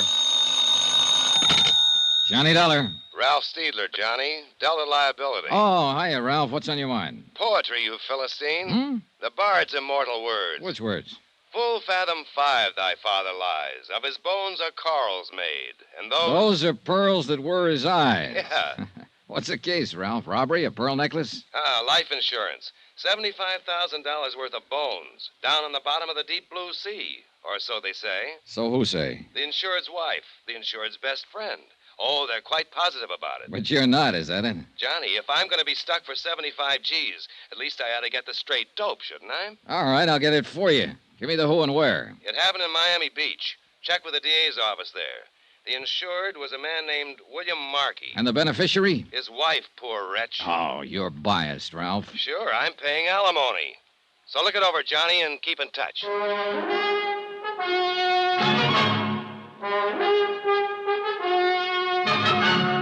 Tonight and every weekday night, Bob Bailey in the transcribed adventures of the man with the action-packed expense account, America's fabulous freelance insurance investigator. Yours truly, Johnny Dollar.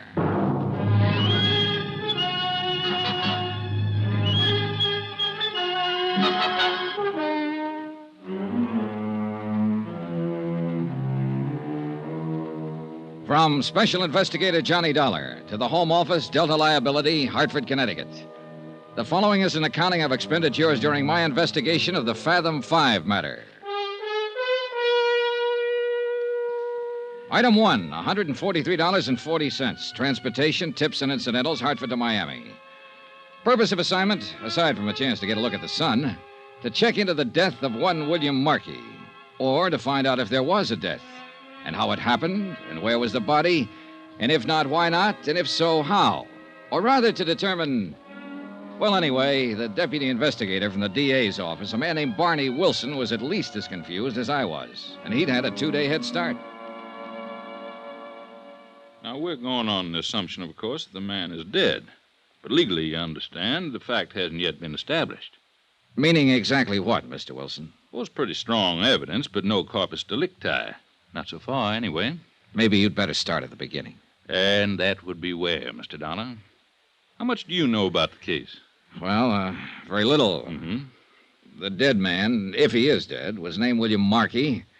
He was 46 years old, owner of a consulting engineering firm in New York. Mm-hmm. He'd been married to his present wife for 3 years. Her age is 30, and she's the beneficiary of his insurance. And, I might add, a charming and lovely young woman. They've been down here for about a month. And 3 days ago, Markey was killed, or allegedly killed, in an accident. That's right. Drowned, as I understand it, when a fishing launch sank a mile or two offshore. And then... Well, you can take it from there, Mr. Wilson. Now, your responsibility in the case is primarily to the insurance company. Is that right, Mr. Dollar? Entirely, not primarily. Why, what do you mean? And it would be to the company's advantage if Markey's death were not legally established, huh? They wouldn't have to pay the claim, if that's what you mean. Then it's reasonable to suppose, since the whole case is pretty vague at present, that your efforts will be devoted to creating doubts as to whether Markey is really dead. Mr. Wilson, I think it's reasonable to suppose that I can't very well answer your questions without knowing exactly what has happened. Well, all right, then. Briefly, this is it. Apparently, Markey came down here to bid on a construction job, a manufacturing plant. Well, he didn't get the job, but he stayed on, he and his wife and the young fellow that was with him. What young fellow? Name of Danny Haynes. He worked for Markey, a draftsman or engineer. Evidently a personal friend of the Markeys. Oh. The three of them took a house down the beach south and spent all their time together, night clubbing, one thing and another. I see. Anyhow, well, 3 days ago, Markey and young Haynes went out fishing together, hired a charter boat, a small cabin cruiser named the Fathom 5, and headed south along the coast, working the offshore banks. Whose idea was the trip? Markey's, according to young Haynes. In fact, all the rest of the story is according to Haynes. Nobody else saw what happened. And what did happen?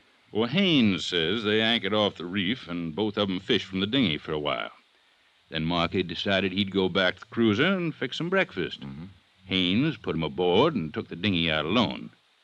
He says he fished along the reef for about 30 minutes before he looked back and saw the cruiser was afire. It was nearly a mile away, according to his story, and by the time he got back, the boat was a pillar of flame. He didn't see any sign of Markey? No, he says not. He couldn't get aboard because of the flames, and a few minutes later, the cruiser sank. Mm-hmm. No one else saw it? There were no other boats around? No, it was early morning, and there weren't many others out.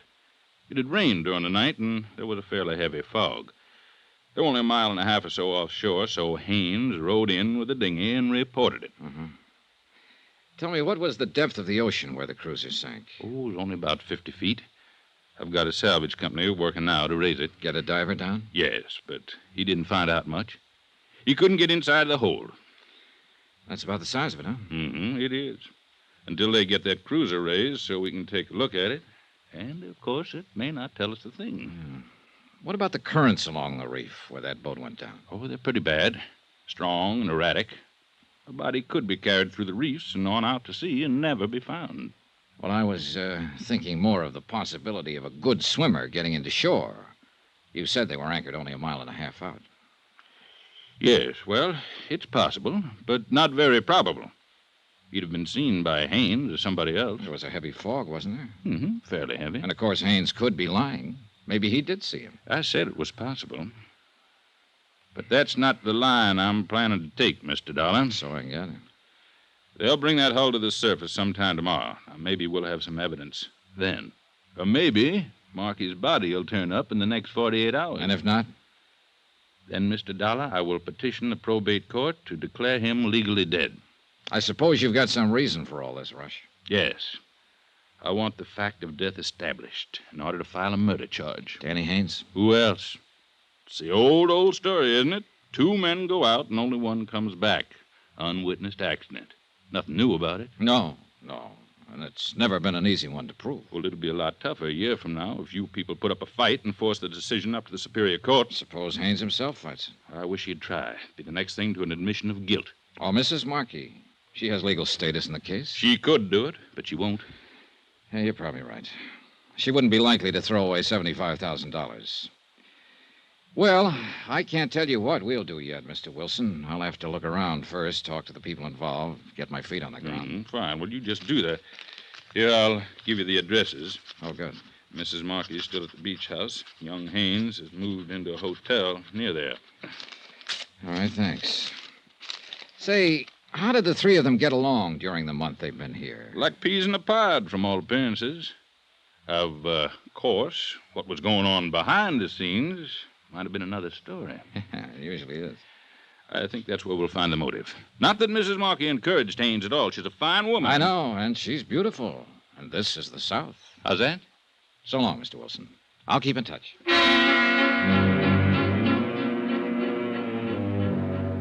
Expense account item 2, $3.35. Telegram to Hartford requesting an investigation of the Markey firm's financial status, both currently and over the past 3 years. And a similar check of Markey's personal financial status. Item 3, $4.10, taxi to the Pompano Beach Hotel to talk with the DA's prime suspect, Danny Haynes. Look, Mr. Dollar, I've been over the whole thing with the police a half a dozen times. I'd still like to ask you a few questions, if you don't mind. They've got the whole story, all I know about it. They had a stenographer to take it down. Why don't you go to them with your questions? Maybe I got different questions. I told them everything I know about it. Look, Danny, you don't have to talk to me, but if you're smart, you will. Why so? Because the police already have their minds made up. Or at least Barney Wilson has. Sure. He's out to prove I killed Mr. Markey. Well, look, my mind isn't made up yet, so you can't lose anything by talking to me. Unless, of course, you did kill him. It happened exactly the way I told them. All right, what do you want to know? How long did you work for Markey? 2 years. You get along with him all right? Sure. It was a good job, no complaints. You got to be pretty close personal friends, I understand. Well, I used to go to their apartment in New York once or twice a week for dinner, drinks. And then the three of you came down here together on a vacation. It wasn't a vacation. Mr. Markey came down to bid on a job. Did he need you along for that? Well, he thought there might be some sketches or plans to draw up. And were there? Well, no. As it turned out, they weren't necessary. Funny, Markey wouldn't know that ahead of time, being an engineer. Well, actually, it was sort of Edna's suggestion of Mrs. Markey, I mean. I see. Yeah, now I see. Now, look, don't get the idea there's been anything between us. She's been swell to me. She's just wonderful, that's all. All right. So the three of you came down on business, and within a few days, the job contract was awarded to another firm, but you still stayed on for 3 more weeks. That was Markey's idea. I don't know why exactly. I know he'd counted a lot on getting that job. But I was getting a free vacation. Why should I argue? So all of you just relaxed and lived it up, huh? Yeah, that's about it. Mr. Markey, too? No apparent worries on his mind? Well, he was moody sometimes. Went off by himself. But that wasn't too unusual. He was like that quite a lot. He and his wife seem to be getting along all right? Sure. As far as I noticed, why? Well, let's talk about that accident for a minute, Danny. Whose idea was it to go on the fishing trip? Mr. Markey's. He woke me up at 5 in the morning, said he'd already phoned and hired the boat. The Fathom 5? Yeah, the same one we'd had a couple of times before. Well, I wasn't much for it. It was misting out with a heavy fog, but he was real hot on the idea, and I couldn't very well argue he was the boss. Was Mrs. Markey up when you left? No, but she knew we were going. She'd packed a lunch. I guess they'd talked about it the night before. All right, you took the boat out then and followed the reef south, and what happened? Well, we anchored as close as we could get to the reef and went out in the dinghy for about an hour. No luck at all. Then Mr. Markey decided he'd go back on board and fix something to eat. I let him off and then rowed back along the reef. I figured as long as I'd had to come, I might as well try for a strike or two at least. And a while after that, I looked back and saw the cruiser was on fire. Was it still foggy then? Yeah, about the same. I could just see the glow. I couldn't even be sure what it was until I got close. I tried to get on board, but the flames were too high. I kept yelling, but there was nobody around. And you didn't see or hear any sign of Markey? No, I guess he was already dead. Then, not more than 5 minutes later, the cruiser sank. Yeah. Danny, do you have any theory as to what caused the fire? Well, there was a hot plate on board. A gasoline pressure rig. It was an old one in pretty bad shape. We'd talked about it before. I think it may have leaked into the bulkheads in the bilge, and when Mr. Markey went to light it to fix breakfast, the whole boat just went up in flames. I see. Tell me something, Danny. Do you think Markey could have committed suicide? Suicide? Why? For what reason? Oh, maybe losing that contract. You said it was pretty important to him. Or maybe he thought he was losing his wife. What do you mean? Well, maybe he misinterpreted your friendship with her, Danny. You're crazy. You're in love with her, aren't you? That's my business. I told you there was nothing between us. All right. But did Markey know that? Look, you're the same age she is, and he was 15 years older. A man like that might get to wondering... Knock it off, Dollar. Nobody's private life is going to be dragged into this. You better stop and think, Danny, while you've still got time. A defendant in a murder trial doesn't have any private life.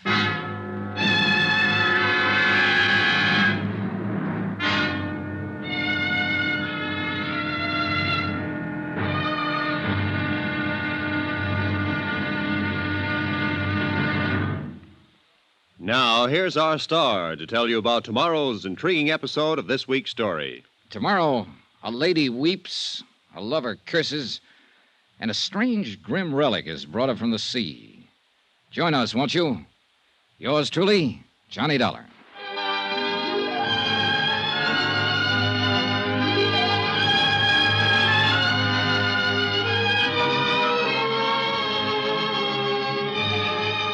Yours truly, Johnny Dollar, starring Bob Bailey, is transcribed in Hollywood.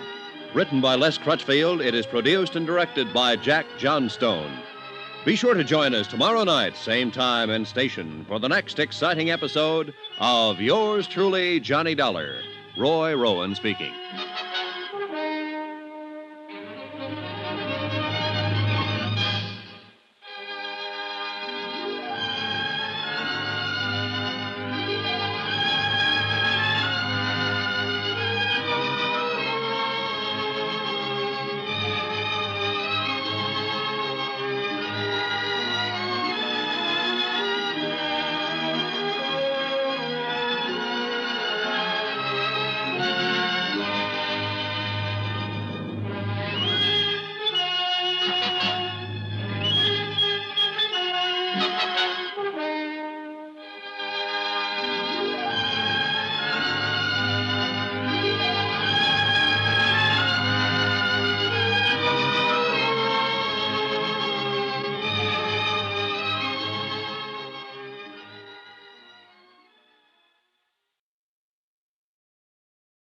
From Hollywood, it's time now for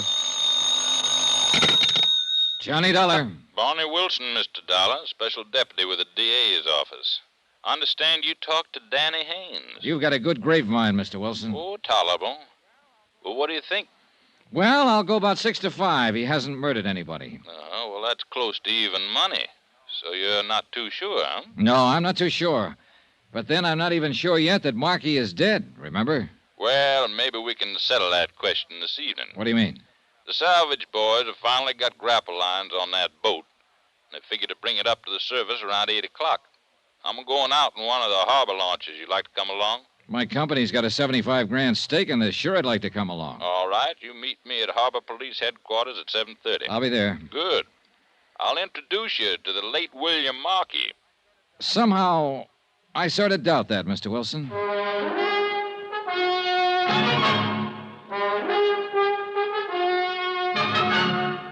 Tonight and every weekday night, Bob Bailey in the transcribed adventures of the man with the action-packed expense account, America's fabulous freelance insurance investigator. Yours truly, Johnny Dollar.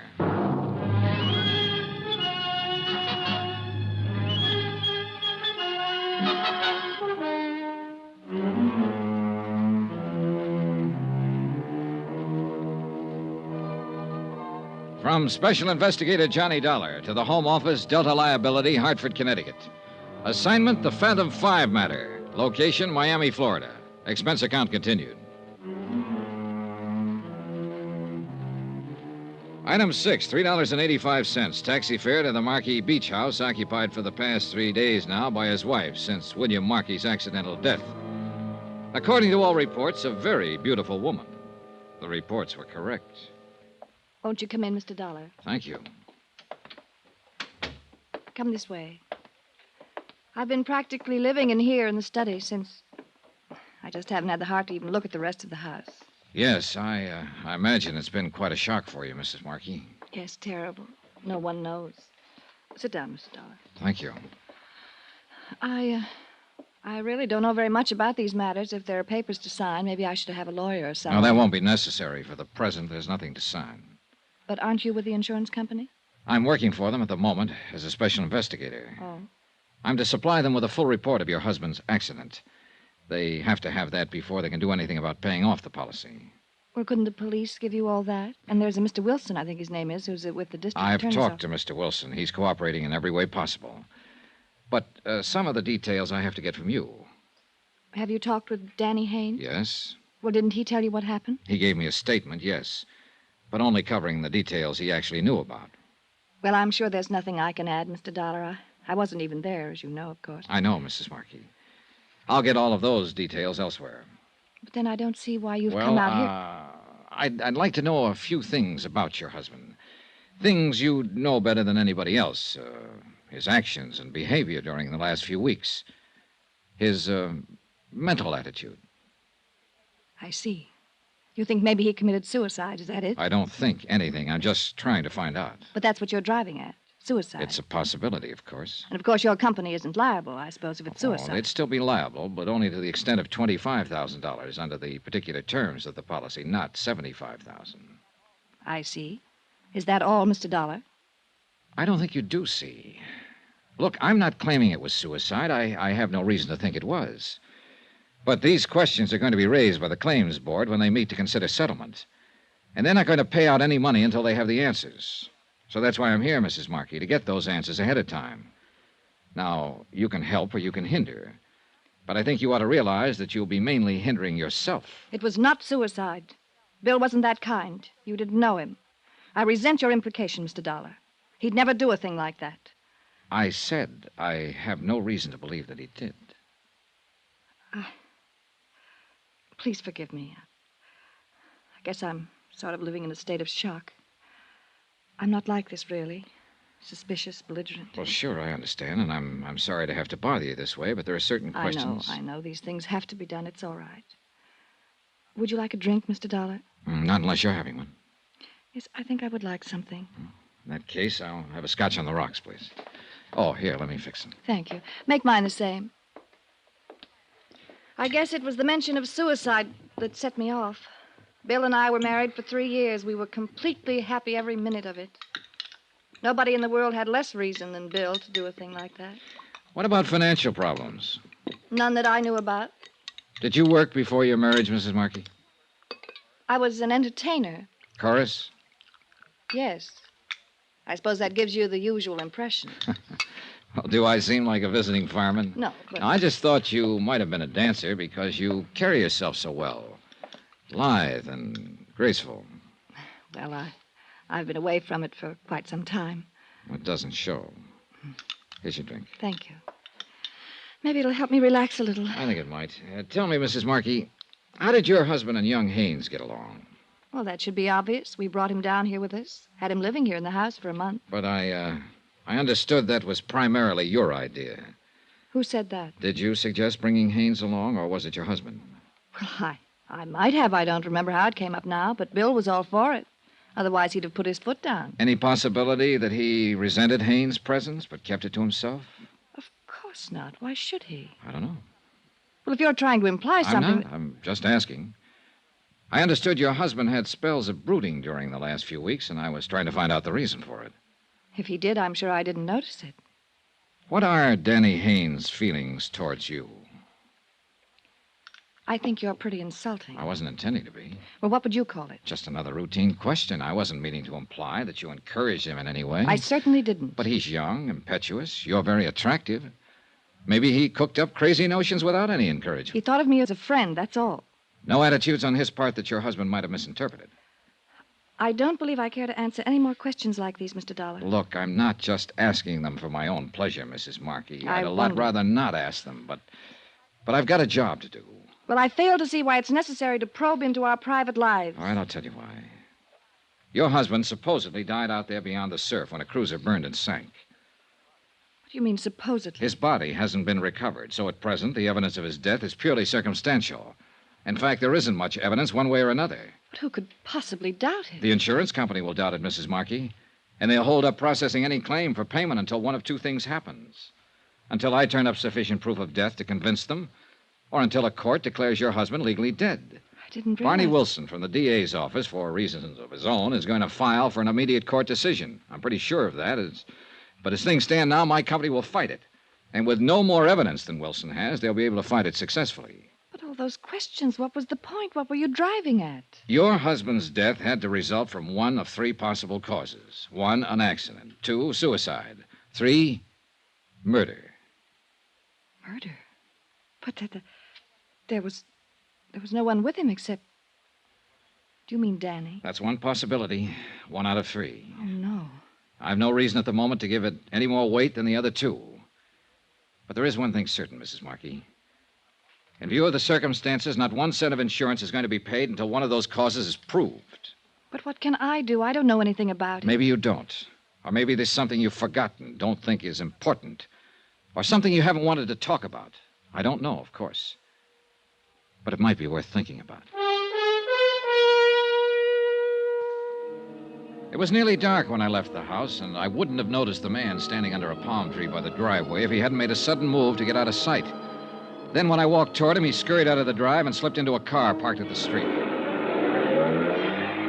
I could see it was an old model, but I couldn't identify the make. I caught the last 3 numbers on the license plate before it disappeared around a bend. I couldn't quite figure it. It might have been Haynes, or some ghoulish swindler who was scared off when he saw the widow wasn't alone. The numbers were 642.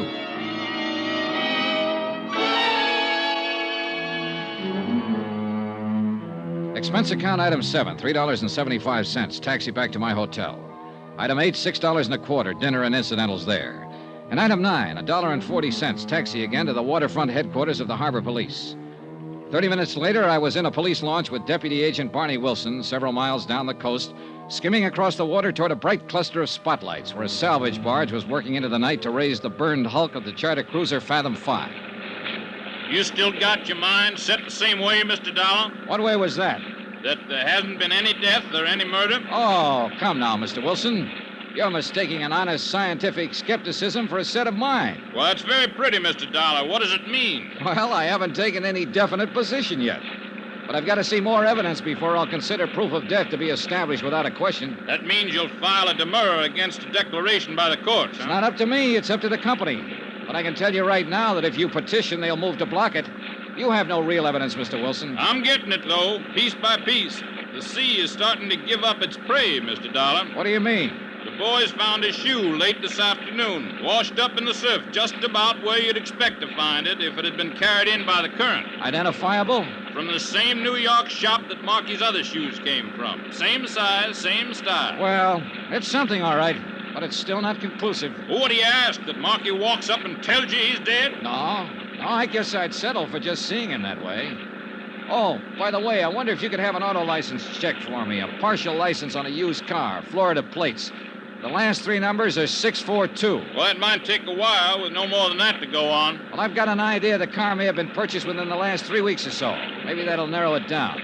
You got an idea it may mean something? Look, I have no idea at all. I'm just playing the hunches. But it's about time something in this case started meaning something. We edged the launch up the side of the barge, tied up to a stanchion, and climbed on deck. The power winches on the derricks were still grinding away, and the sunken hull of the burned cruiser was nearing the surface. A crew of men waited with salvage pontoons, ready to float the supporting cradle into place as soon as the waterlogged hulk was raised. Wilson and I stood by the rail, watching, not talking, wondering, I suppose, what answers the wreck might supply us with. The taut steel cables inched their way slowly up from the depths. And finally, the boat itself broke the surface of the water. Then the men moved in with the pontoons, and other crew members dropped a suction hose into the water-filled hull and started to pump to empty. Finally, the whole thing was high enough so we could see that the cabin and the deck were badly burned, almost destroyed. But strangely enough, the hull itself seemed to be undamaged. Then Wilson and I both noticed something at the same time, a solid column of water spouting from a round hole near the keel of the boat. And we both realized what it meant. Look, Dollar. Look there. Somebody opened the seacocks. Somebody left them wide open. So one thing is certain. It wasn't an accident. She was sunk deliberately. That's exactly what I've been trying to tell you right from the start. Huh? William Markey was murdered.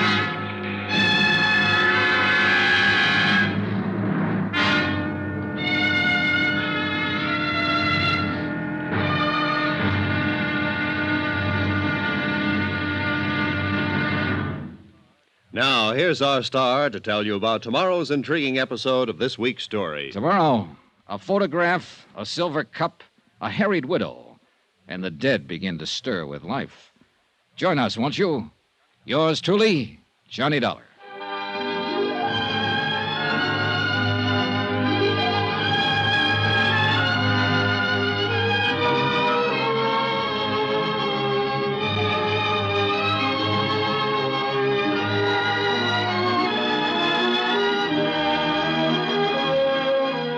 Yours truly, Johnny Dollar, starring Bob Bailey, is transcribed in Hollywood.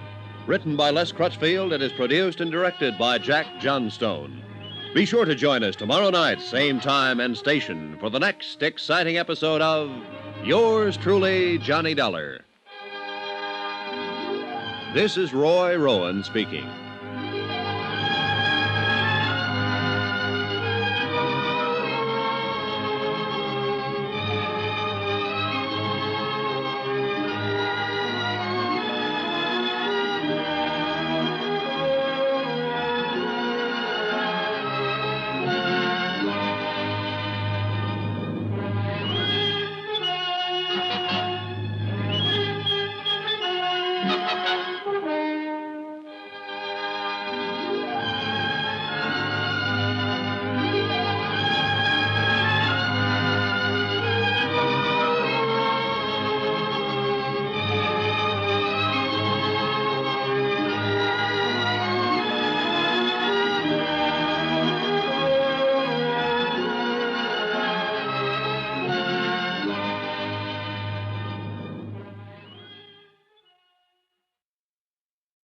From Hollywood, it's time now for...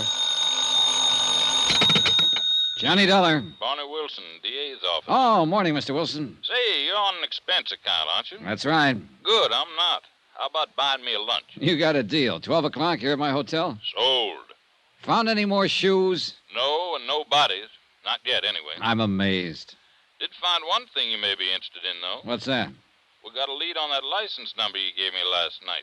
You were right. The car was bought from a dealer about 2 weeks ago. By whom? Somebody named John Smith over on the east side of town. That figures. Well, maybe here's something that won't. I checked the address this morning. And you know what? Sure, a vacant lot. Well, now, how the devil did you know? See you at lunch, Mr. Wilson.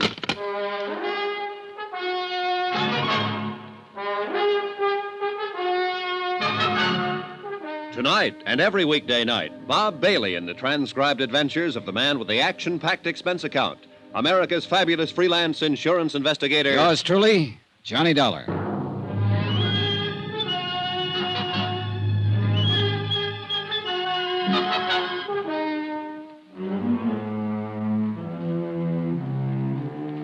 Expense account submitted by Special Investigator Johnny Dollar. Location, Miami Beach, Florida. To the Home Office, Delta Liability, Hartford, Connecticut. Assignment, the Fathom 5 matter. A sunken cruiser that refused to give up its dead.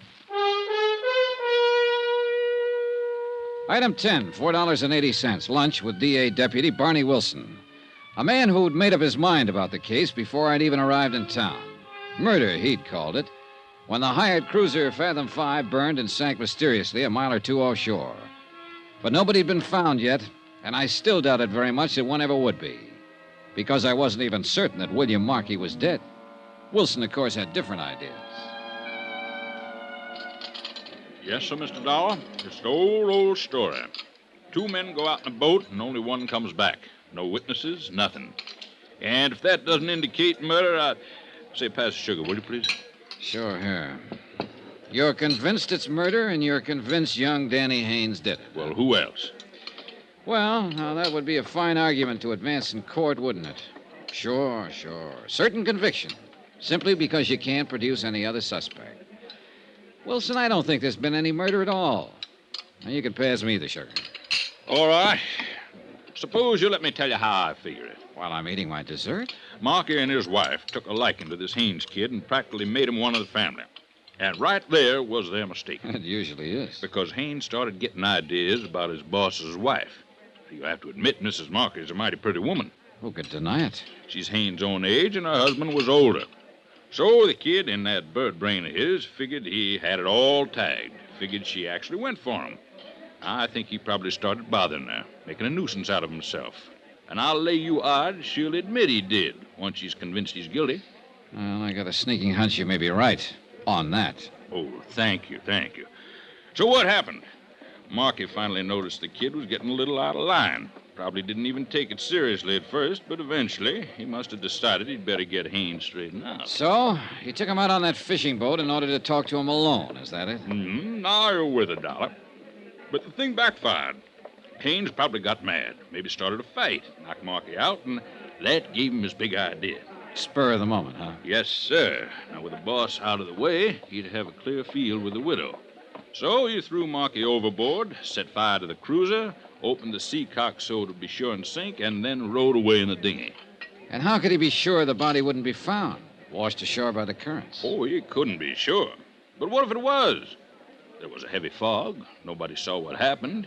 He knew it'd be mighty tough to prove anything on him. Oh, brother, that's an understatement. As a matter of fact, it'll be impossible to prove that story. Yeah, well, once he's arrested and interrogated, I figure he'll break down and tell us the whole thing. Not unless he's completely simple-minded. No, you haven't even got the shadow of a case, Mr. Wilson. All you've got is a wild theory that doesn't even fit the facts. You got a better theory, I suppose. I think so. And would it be the kind that would take your company off the hook on that $75,000 life insurance policy? No, by coincidence, it just so happens that it would. In fact, that insurance policy is the key to the whole thing. Uh-huh. I sort of thought you might say that. I didn't have any pet theory at first, but I do now. I'm pretty sure this thing is an out-and-out insurance fraud, and Danny Haynes is being used as the fall guy. Oh, do tell. And what are you finding for evidence, Mr. Dollar? Oh, a lot of little things that are sort of starting to add up. For one thing, I got a long telegram this morning from a firm of confidential investigators in New York. I forwarded a request through Hartford yesterday. Yeah, they turned up quite a lot on Markey. Such as? His financial status for the main thing. Oh, well, go on. Well, when he and Mrs. Markey were married 3 years ago, the firm was in first-class shape. But they've been living high, living up his capital. If he'd got that contract he came down here after, it might have pulled him through, but he didn't get it. Net result, he was flat broke. So what? A lot of people are broke. But not many of them have a $75,000 policy. I thought that's what you were getting at. What I am getting at is what I think happened. And I think Danny Haynes is telling the truth. I think Markey did send him off alone in that dinghy. Then Markey fired the boat, opened the seacocks, and while she filled up and sank, he swam ashore in the fog. And he's waiting it out somewhere now until his widow collects the insurance. Well, I don't see where you got any more evidence than I have. Well, there's not much, I'll grant you. Not so far. But what there is adds up. I guess I'm just stupid, Dollar. All right, look. Take Mrs. Markey's attitude, for instance. She's trying hard to play the role, but it doesn't come off. Now, does she act to you like a 4-day widow? Well, she's got a lot of self-control. Oh, I'll say she has. I tried to goad her yesterday when I talked to her, came right out and practically insulted her. And how did she react? Never took her eyes off that main chance, the $75,000.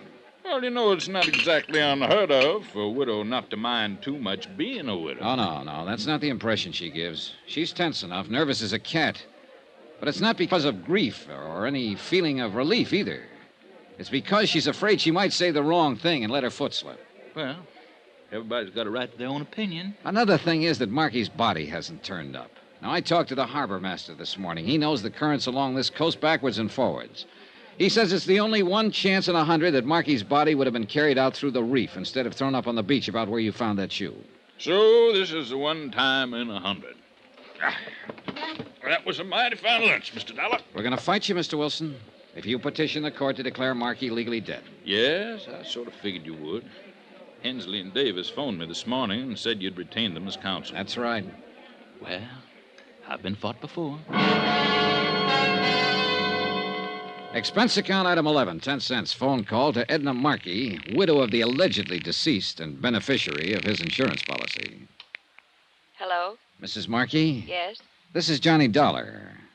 Oh, I didn't recognize your voice. I wonder if I could ask a favor of you. Well, if it's something I can... I'd like to borrow a photograph of your late husband for a few hours. Well? I'll take good care of it. Make sure it gets back to you. Well, the fact is I really don't have one. Oh, well, you must have forgotten. I noticed one yesterday afternoon on the mantel in your study. Well, I meant not a good one. Well, that one will do fine, and thanks a lot. Has something new come up, Mr. Dollar? Yes, you might say that. I'll send a messenger out to pick it up. Goodbye, Mrs. Markey. Item 12, $3.80, messenger service. Item 13, $1.90, taxi fare to the used car lot of one Truthful Tom, the dealer who'd sold a car to a man named John Smith. A car that had departed suddenly from the vicinity of the Markey Beach House when its driver saw me come out of the house. I wasn't too sure whether Tom was truthful or not, but one thing was certain. He was typical. I notice you looking at that little gray job, friend, and I say to myself, Truthful Tom, don't you go trying to get the best of that lad, because he's walked right in here and spotted the best doggone buy on the lot before he's even turned around. Well, I wasn't really thinking of buying it. Friend, with the price I'll make you on that car, you can't afford not to buy it. No, I'm not really in the market. It's an economic society, friend. We're all in the market when the price is right. No, I just happened to notice that it looked like the car a friend of mine had stolen a few weeks ago. My dear friend, I'll make you... Did you say stolen? Oh, it may not be the same one, of course. I've got papers on that car. I've got papers on every last car on this lot. Did you have papers on the one you sold to John Smith 2 weeks ago? If he says I didn't, he's a liar. Now, wait a minute, mister. And I can get a dozen witnesses to prove it. You remember him, then? Well, do you? Remember who? Look, I'm a special investigator for the Delta liability. It's a frame-up, that's all it is. Whoever it is says they got a hot car deal on this lot is lying. Truthful Tom never turned a dishonest penny in his whole doggone life. Good, then we'll forget it. And any low-down rat that says I did's a two-legged snake, and I... What'd you say? I don't care anything about your deals. I'm trying to locate a fellow who bought a car from you. Well, friend, that puts a different light on it. John Smith, you said? That's the name he used. I can't say I recollect anybody by that name. Here's a copy of the title registry on the car. Now, let's see now. 6842, dark green. Oh, that was that old clunker that... of course, it was well worth the price I was asking. Do you remember the buyer? You bet your life. You know why? Because he paid cash. Not a check, cash. I mean the real long green Missoula. Would you recognize a photograph of him? Well, I might if... Oh, is this it? Well, let's see now. Well? No doubt of it, friend. That's the lad, all right.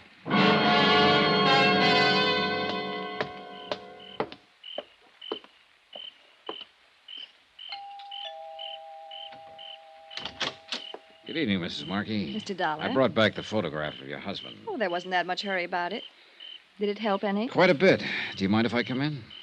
Well, all right, of course. Thank you. You know, I've been trying to think all day long what you could possibly want with that picture. I still can't imagine. You can't, huh? Sit down, Mr. Dollar. Thanks.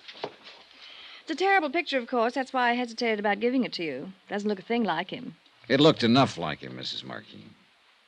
Enough like him? I don't think I know what you mean. Did you know your husband bought a second-hand car the week before his so-called death? You must be mistaken. He'd have told me about it. The car dealer positively identifies his photograph. He used the name John Smith, paid for it in cash. What did you mean, so-called death? William Markey isn't dead. I think we're both aware of that. Well, Mrs. Markey, aren't we? Do you mind telling me what you're talking about? It wasn't even a very smart scheme to start with. Your husband must have been really up against the wall, or he'd have known better than to try it. But I suppose he thought he had to in order to hang on to you. I imagine you're pretty expensive to support. I think you'd better leave right now. Actually, it would serve you both right if I did. But I decided to give you a chance. I came here to let you know exactly where you stand. And where is that, if I may ask? One step away from prison. Take that step, and you're in up to your necks, you and your husband both. What step? So far, we have no case against you for attempted fraud because you haven't filed a claim yet. But take my advice, Mrs. Markey, don't file one, because the minute you do, we're going to hit you with both barrels. You've got some pretty crazy ideas, haven't you? You've had fair warning. I've had one of the biggest bluffs I've ever heard about. Why, you people would do anything, wouldn't you, to keep from paying off on a policy? Better talk it over with your husband before you do anything foolish. My husband is dead, Mr. Dollar. No one but you even doubts it. I'm a cynic. How much proof does it take to bring you to your senses? Mrs. Markey, as this case stands right now, there's only one way you could convince me that William Markey is not alive. Show me his dead body.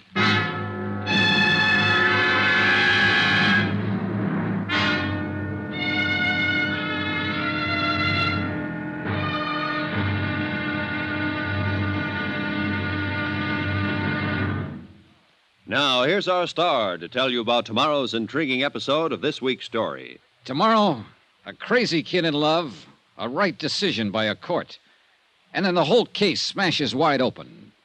Join us, won't you? Yours truly, Johnny Dollar.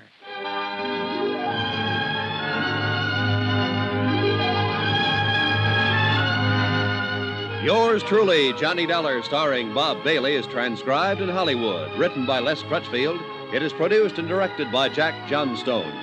Be sure to join us tomorrow night, same time and station, for the next exciting episode of Yours truly, Johnny Dollar. Roy Rowan speaking.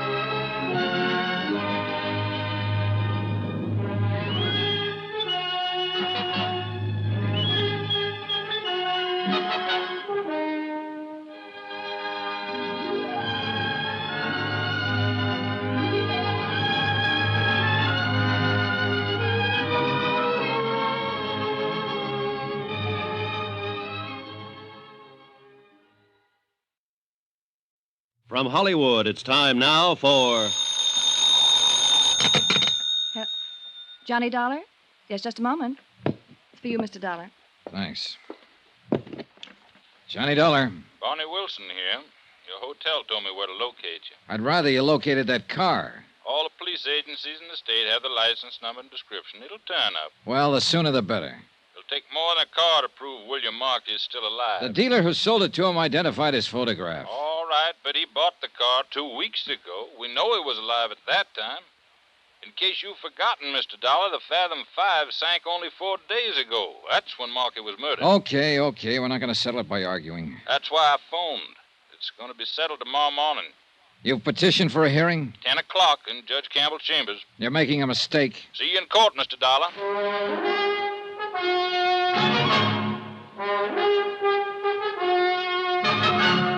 Tonight and every weekday night, Bob Bailey in the transcribed adventures of the man with the action-packed expense account, America's fabulous freelance insurance investigator. Yours truly, Johnny Dollar.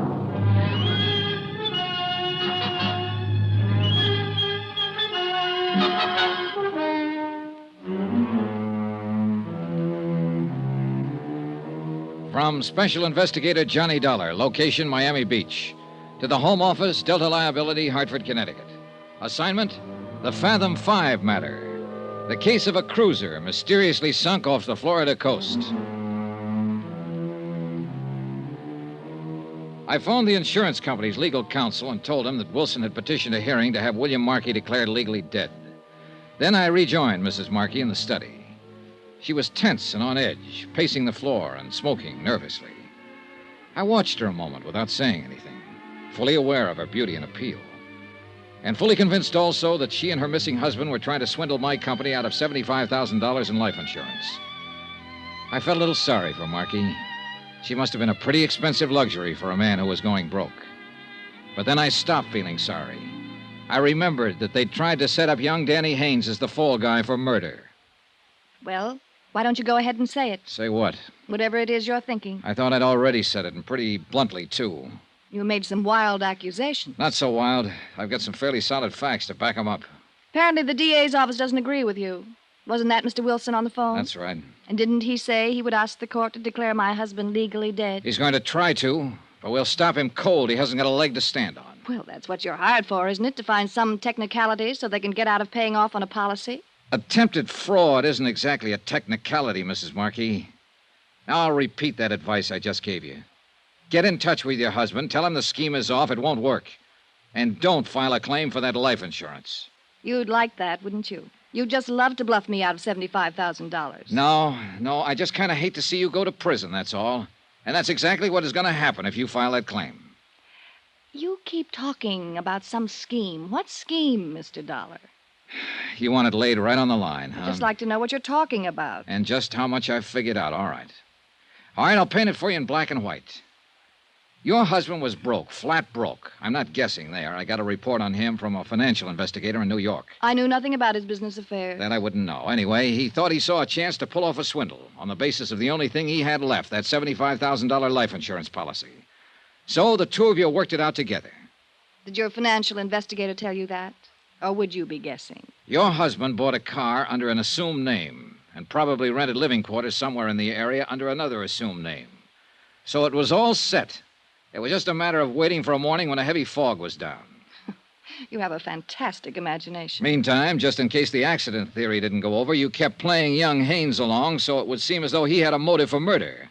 And that part was a cinch. He was already halfway in love with you. You also have a rather nasty imagination. So finally, 4 days ago, conditions were just right. Your husband took Haynes out on that fishing trip in the Fathom 5.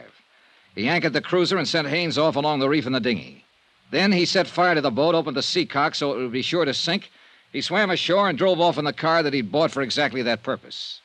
As I understand it, Mr. Dollar, that cruiser was anchored a mile or two offshore. Are you actually suggesting my husband swam that distance? You mean that's something else you supposedly didn't know about? What? Oh, that report from New York was more complete than you seem to realize. William Markey has been a member of the Greenpoint Athletic Club for years. He won silver cups in the Long Island Sound Marathon swim 3 different times. I knew he belonged to the club, of course, but I assumed it was more social. Of course he could swim that far. That particular talent was probably what gave him the idea for the whole thing. There's no proof, you know. Not one bit of real proof. There will be, if you try to collect that insurance. We'll turn up enough proof to reach all the way from here to the state prison. So if you try to... Will you excuse me, please? Yeah, sure. I'll be right back. I lit a cigarette and waited for her, wondering why I even bothered to come here. I was fed up with it, sick of the whole thing. Fraud cases are like that, messy and dirty. You see people with a mask down and you get a look inside. And you get to wondering if everybody's like that. Wondering if you'd be like that yourself, maybe, if the price were right. And if you are, you hope you never find it out. All I wanted at the moment was to leave the house, wind the thing up, and get out of town. I'm sorry, Mr. Dollar. It was somebody looking for an address. I mean, they had a wrong address. I see. Well, I think we at least understand each other now. Yeah, I'm sure we do. And I can say only one thing. You're wrong. You're completely and absolutely wrong. Maybe. I wish you weren't. I wish my husband were still alive, even under the circumstances you believe. Maybe I wouldn't be on the verge of a nervous breakdown, trying to hold on to my sanity. Maybe I wouldn't be crying alone at night.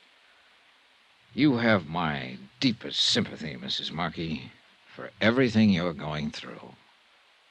There's no use at all in trying to talk to you, is there? Not unless you care to tell me where to find your husband. Good night, Mr. Dollar.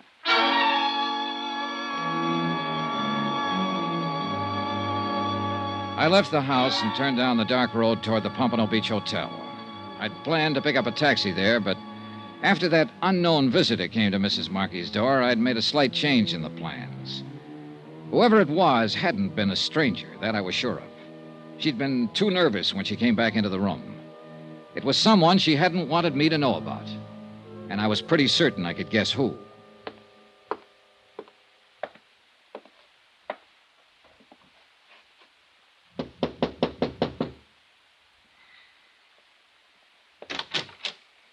Evening, Mr. Haynes. What?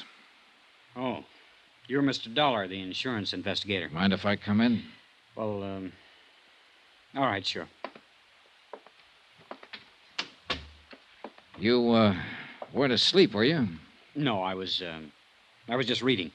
Been here all evening? Yeah, sure I've been here. Why? You haven't been out in the last half hour? I said I'd been here all evening. You weren't down the road at the Markey place a few minutes ago? No, I wasn't. Now, look, I've answered just about all the questions I'm going to you or to anybody else. So what are you trying to get at? What's the point? All right, forget it, Danny. Sure, forget it. It looks like you're out to try the same thing Wilson's doing, trying to tag me on a murder rap. And you're trying to drag Edna into it, Mrs. Markey. Oh, she told me how you talked to her last night. And I suppose you've been over there again this evening. Oh, relax, Danny. I'll tell you one thing right now. You better leave her alone and stop trying to push her around. She doesn't deserve it. She's had too much of that kind of stuff as it is. Oh?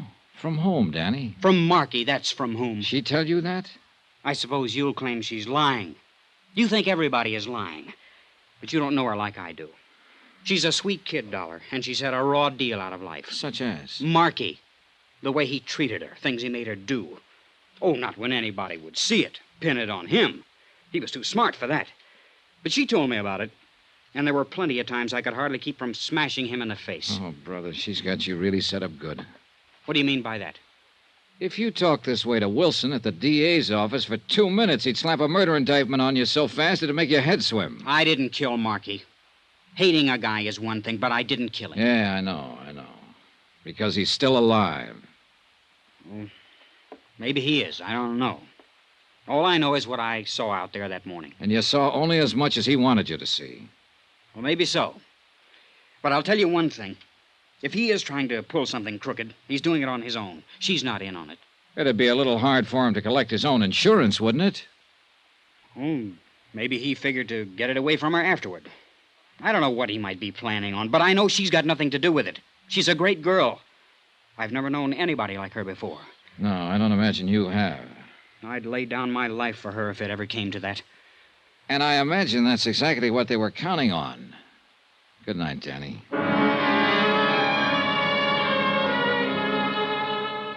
Expense account item 16, $1.90. Taxi fare the following morning from my hotel to the courthouse. I got there at 9:30 and went over the case with Jim Davis, local counsel for the insurance company. And at 10 o'clock, the hearing on Wilson's petition was opened in chamber session, Judge A.G. Campbell presiding. Judge Campbell kept the proceedings informal, and the whole thing moved pretty fast. Both sides presented briefs, and additional evidence was introduced through verbal interrogation. No witnesses were called. By 10:30, the cases for both sides had been completed.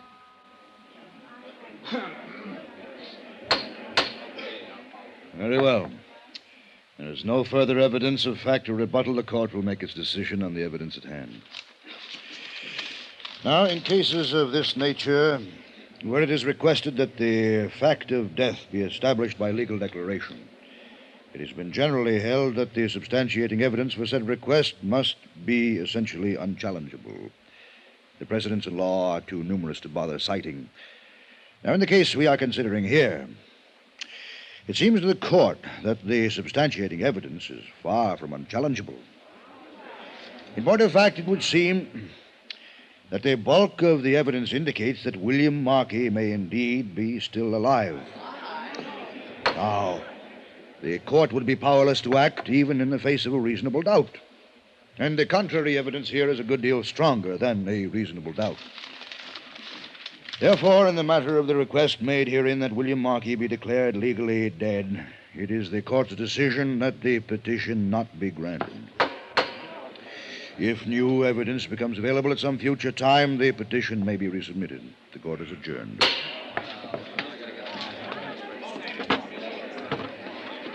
Well, looks like you won, Mr. Dollar. I told you what would happen. I sure do hate to see that kid get away with murder. Oh, forget it. Markey is walking around somewhere just as alive as you or I. Well, we've all got a right to our opinions, Mr. Dollar. I say he's floating around out there in the Atlantic somewhere.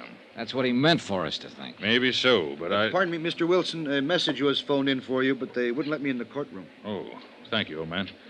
Will you excuse me, Mr. Dollar? Sure. Go ahead and read it. The minute I step out of that office, somebody's bound to start calling. Well. What's the matter? Mr. Dollar, the Coast Patrol hauled a man's body out of the surf about an hour ago. Been drowned. So? They got a quick check on his prints. It's William Markey.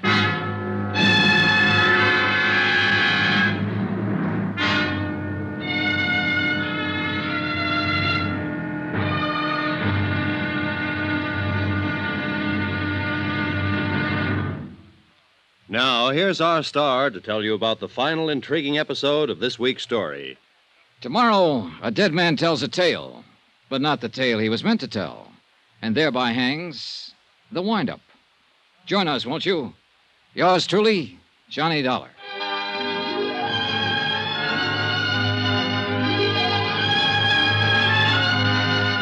Yours truly, Johnny Dollar, starring Bob Bailey, is transcribed in Hollywood. Written by Les Crutchfield, it is produced and directed by Jack Johnstone. Be sure to join us tomorrow night, same time and station, for the next exciting episode of Yours truly, Johnny Dollar. Roy Rowan speaking.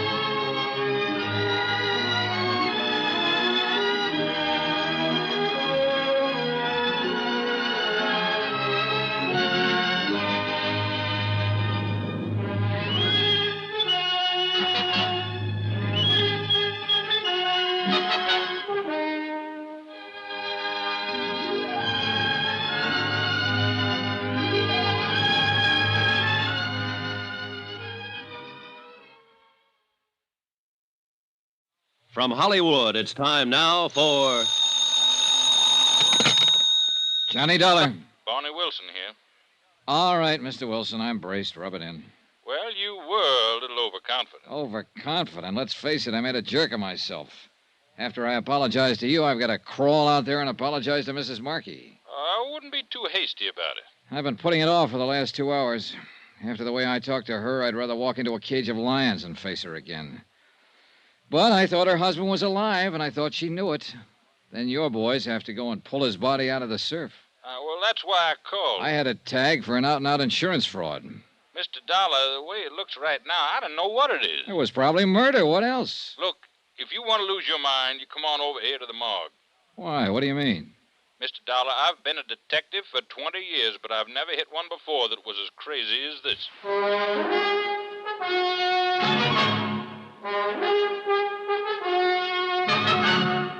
Tonight and every weekday night, Bob Bailey in the transcribed adventures of the man with the action-packed expense account, America's fabulous freelance insurance investigator. Yours truly, Johnny Dollar.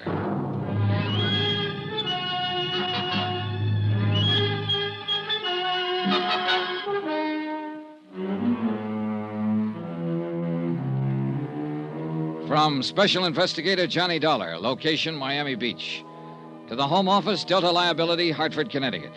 Assignment, the Fathom 5 matter. It happened to involve a $75,000 insurance policy. Item 17, $1.60, taxi from my hotel to the county morgue. I couldn't figure what Wilson meant. When the cruiser Fathom 5 burned and sank and William Markey's body wasn't found, I thought I'd spotted an attempted insurance swindle. I'd even warned Mrs. Markey not to try to file a claim. And then, a few hours ago, Markey's drowned body had been washed up on the beach. Wilson should be happy. He'd been proven right. But instead, he'd sounded more mixed up and uncertain than he'd been before.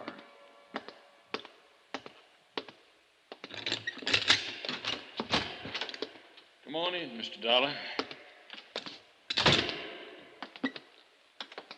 You know, you don't pick the pleasantest places in the world to hold conferences. I thought you might want to take a look at him. Though I'll be eternally blasted if I know what anybody could tell by looking. Well, there's the lad who's given us all the trouble, Mr. Dollar. William Markey, number 423. I never thought I'd see him here. I told Mrs. Markey that the only thing that would convince me he wasn't alive would be to see his body. All right, I'm convinced. And I'll never try to outguess an ocean current again.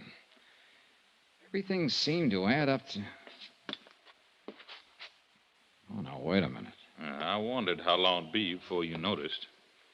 Doesn't make sense. Like I said on the phone, this one is crazy. This was pulled out of the surf this morning? Right.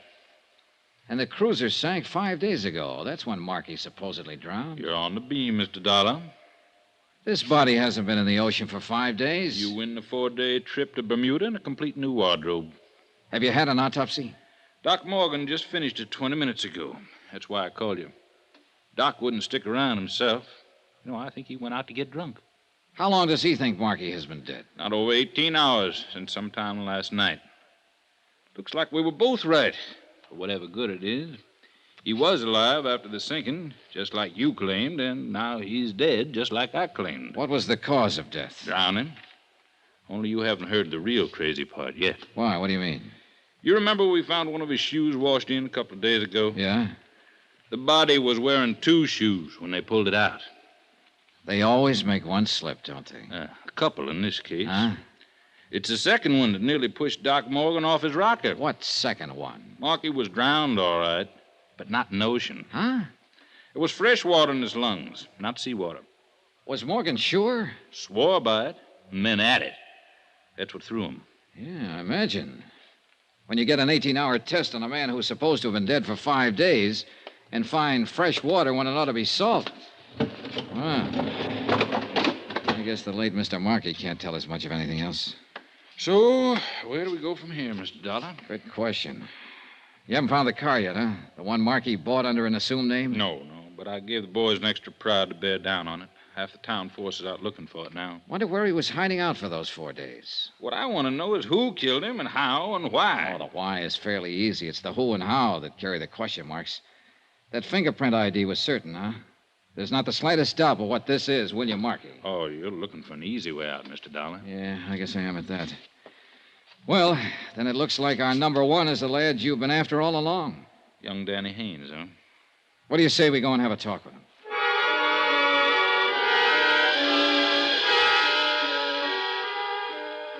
Only one thing was wrong with the idea. It didn't work. Haynes wasn't in, and the clerk at his hotel said he hadn't seen him all day. The night clerk admitted that he'd slept through most of his shift and wasn't sure of anything. We searched Haynes' room and found nothing. So for the moment, we left it at that. Wilson put a stake out in the hotel and went back to his office. I went to my hotel and waited.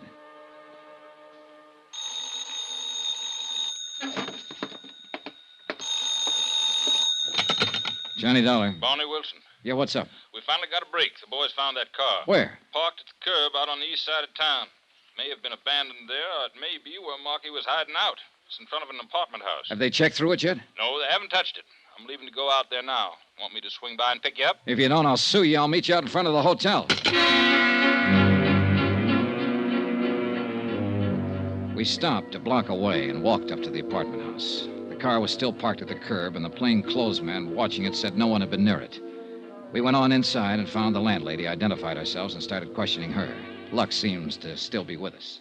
Well, you see, most of my guests are permanent, as you might say, or at least as permanent as renters ever are. Yes, we understand. In fact, the only unit I've let in the last 2 months is number 14. That's up one flight with a pull-down bed. When did you rent that one? Well, let's see now. I think it was about 10 days ago. He paid a month's rent in advance. What was his name? Mr. Jones. A very nice, quiet, middle-aged fella. He lived by himself? Oh, yes, and never went out much. After he moved in, that is. He didn't stay here for the first 4 or 5 days after he rented it. Until the night the Fathom 5 sank. When did you see Mr. Jones last? Well, it's a funny thing.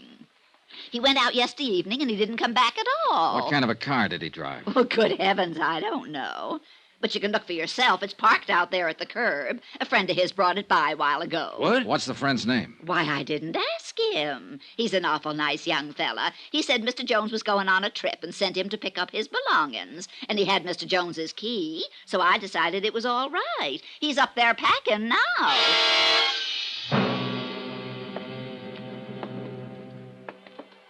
12, 13. It's next door down there. Better take it easy. It's hard to tell what to expect. Right.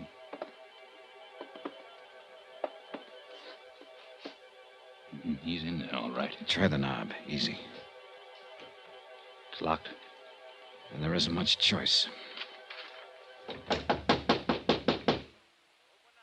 Who is it? Open up, Haynes. We want to talk to you. I said open up. Get away from that door. Watch it, Wilson. I'm warning you, don't try to come in. Well, we know now what to expect. I'll cover the door here, Dollar. You go down and tell Dave to cover the outside windows and call in for a couple of squad cars. Right. Hey, he's going out that window. There must be a fire escape. Come on, let's hit the door.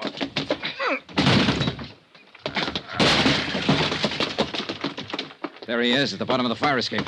Hold it, Haynes! Stay back! All right, Haynes, it's up to you.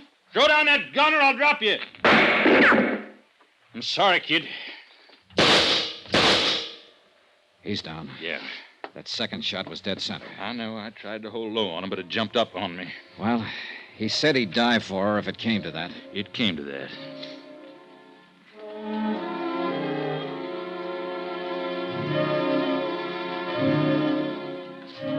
It was after dark when Wilson and I drove out to the Marquis Beach House. There were no lights on and nobody answered the doorbell. So Wilson forced entrance and we shook the place down. We found evidence of a struggle in the study and in the bathroom. Water from the bathtub had overflowed behind the tile and was still seeping out along the baseboard. We found a dressing gown of Mrs. Marquis stuffed in the back of a closet, soaking wet. Piece by piece, Wilson collected his evidence, and the picture became more and more clear. He phoned in for a fingerprint crew and went on working. I left him there and went back into town to my hotel and took the elevator up to my room.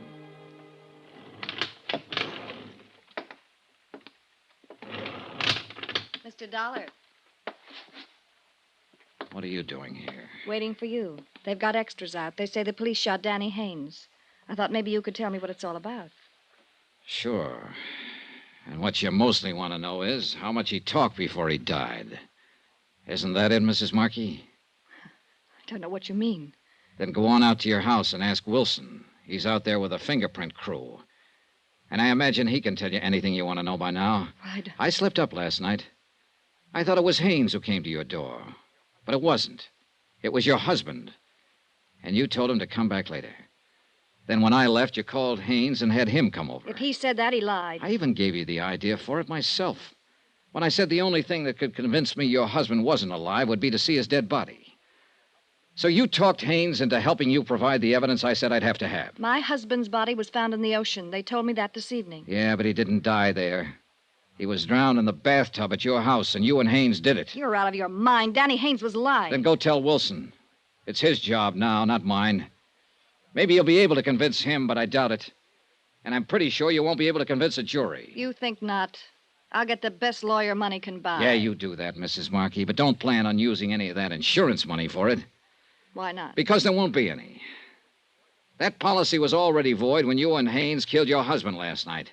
What? An attempted fraud cancels a policy the minute it's committed.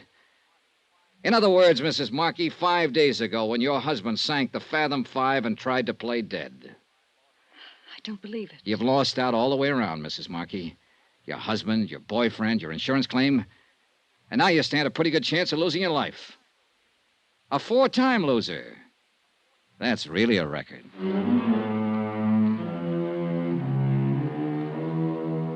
Expense account item 18, $321.60. Hotel and incidentals in Miami and transportation back to Hartford. Expense account total $684.95. End of account, end of report. Remarks? You quoted a line of Shakespeare at the start of this case, Ralph. Full fathom 5, thy father lies. Well, you're wrong. It turns out to be the widow who lies, and lies, and lies. Yours truly, Johnny Dollar.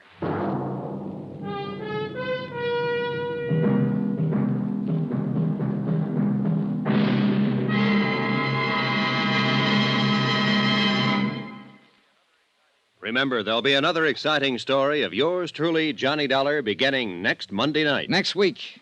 Well, if I'd minded my own business, I wouldn't have heard the girl beg for help. And from that point on, I needed help. Join us, won't you? Yours truly, Johnny Dollar.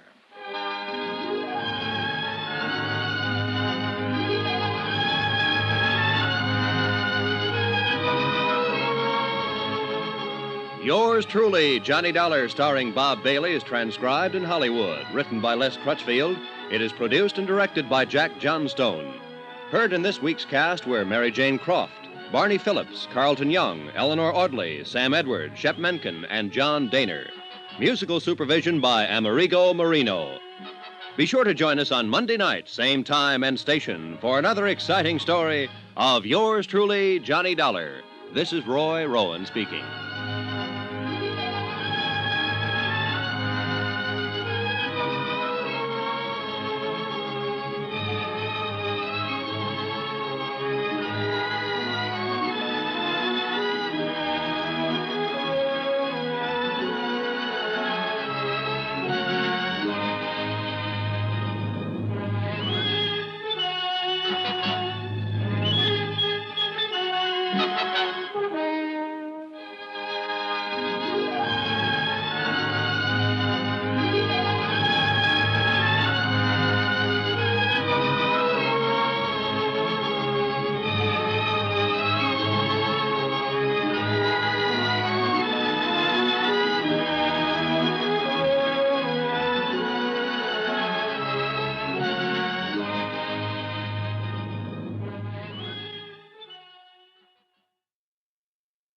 From Hollywood, it's time now for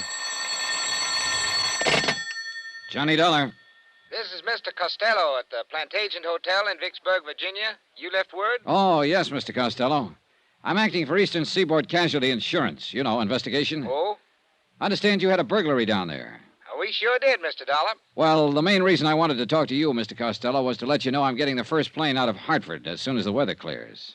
You're coming here to Vicksburg? Yes, that's right. Eastern Seaboard Casualties asked me to investigate the burglary for them. Good. Then I'll expect you when I see you. And I'll be there.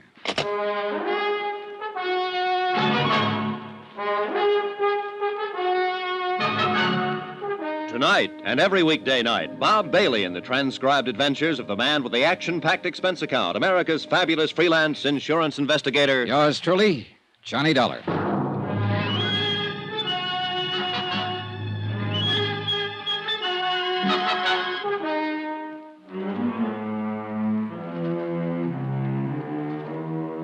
Expense account submitted by Special Investigator Johnny Dollar to the Chief Accountant, Eastern Seaboard Casualty Insurance Company, Providence, Rhode Island. The following is an accounting of expenditures during my investigation of the plant agent matter.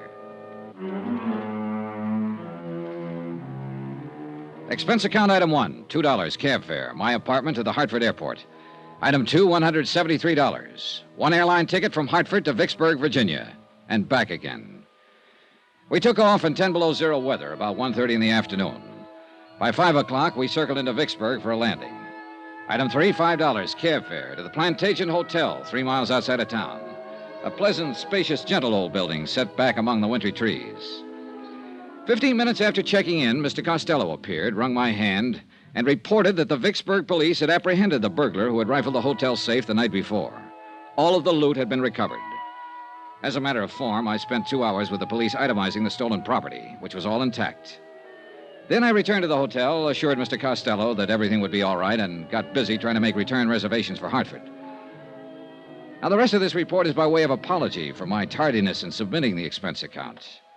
In between phone calls to the airport, I went downstairs to the bar for a drink, and then stepped outside for a walk and a breath of fresh air.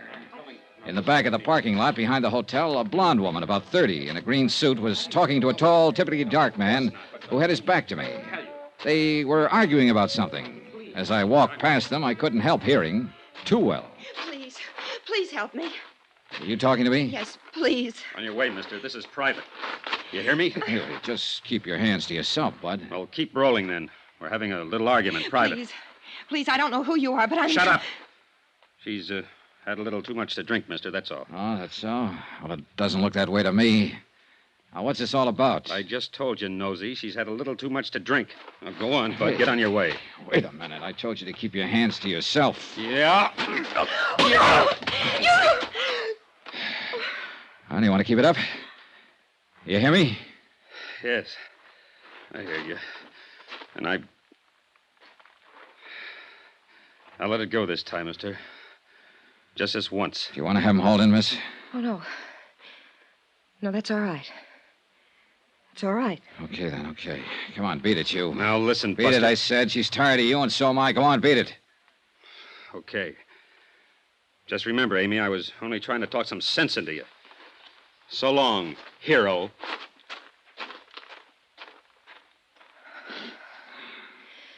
Thanks.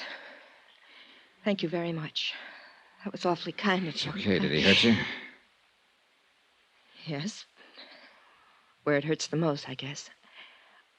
I'll never get accustomed to being disappointed in people. Oh, well, he didn't look like your type anyhow. So why don't you just... Oh, I'm sorry. Hey, look now. This is just the end of everything. Everything. Yeah, I know. Well, maybe it looks that way, but maybe it isn't. I'm sorry. I'm very sorry to have caused you all this trouble. Oh, that's okay. It must look rather cheap and dingy. I mean, I don't know what I mean. Well, look, let me ask you something. Did you really have too much to drink tonight? No. No, I only had one drink with him. All right, then maybe you'll let me buy you one. How about it? You're very kind. You look like you should be with someone for a little while right now. So what do you say? How about it? You're a very kind man.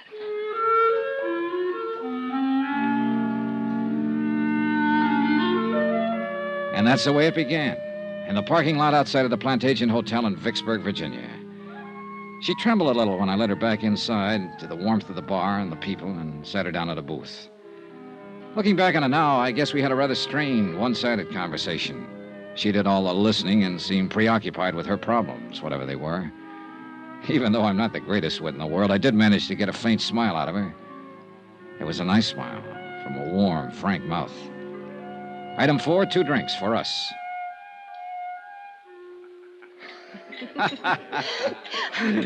That's cute. Hey, see there? Next thing you know, you'll be telling me a joke. Oh, that reminds me. That reminds me of another one. It's one of the oldest and most respected jokes in the country. You probably heard it 1,000 times. It seems 10 men were standing in the rain under an umbrella, and none of them got wet. Well, just about then, a fellow walked up. You've been very, very kind to me. Thank you again.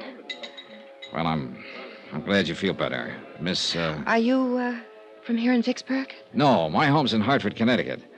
I flew down here this afternoon on business. I'm waiting for a flight out. Oh. What's your name? Johnny Dollar. Thank you again, Johnny Dollar. Hmm? Thank you for not asking me my name. For not asking me about the man in the parking lot. For not asking me to explain what my trouble is. Thank you, Mr. Dollar. And thank you for sitting here with me this little while and trying to make me laugh. You really feel all right now, huh? Yes, I think so. Good, that's swell. Because I wouldn't want to let you go if I thought you were going to step outside and start crying again. No. No, I won't do that, I promise. You sure? Positive. Okay. Ah, you want one more for the road? Oh, thank you, but I'd better not, Mr. Dollar. I really should be getting home. Well, will everything be all right at home? What? Oh, yes. He wasn't my husband, or my boyfriend, even. He won't bother me. Okay, then. Here, let me help you on with your coat. Thank you. There you are. Do you have a car? No, I'll get a cab. There's always one out in front. Good, I'll help you. Thank you. Say, look, I'm going to tell you something. I'm staying here in Vicksburg at the Plantation, and I doubt if I'll be able to get a plane out tonight. Probably not until tomorrow sometime. So, look, if you need me for any reason at all, why don't you just call me? Okay?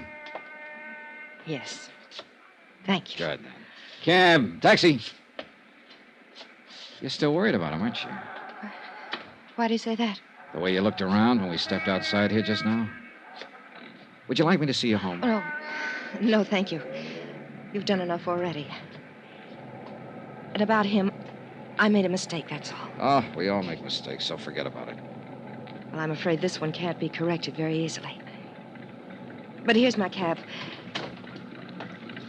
Good night, Mr. Dollar. Good night. You and I will probably never meet again. But I shan't forget your kindness. Thank you. Okay, good night. Downtown, please. I hope you have a nice trip home, Mr. Dollar. Hey, whoa, driver, hold it. Hey, anything wrong? What is it? I don't know. I have the strangest feeling. Wait a minute, driver.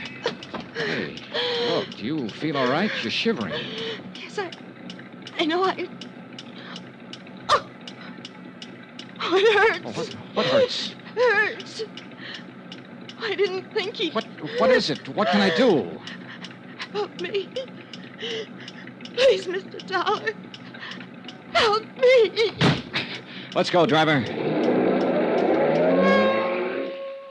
She fell back across the seat of the cab, writhing with pain. I took her in my arms and tried to find out what it was, but by that time she wasn't able to speak. In another 10 seconds, she was unconscious. The cab driver delivered us to an emergency hospital 5 minutes later. They carried her in through the ambulance entrance. I let the driver go and waited around the desk to see if I could learn what happened. Just waited. Vicksburg emergency. Waited. One moment, please.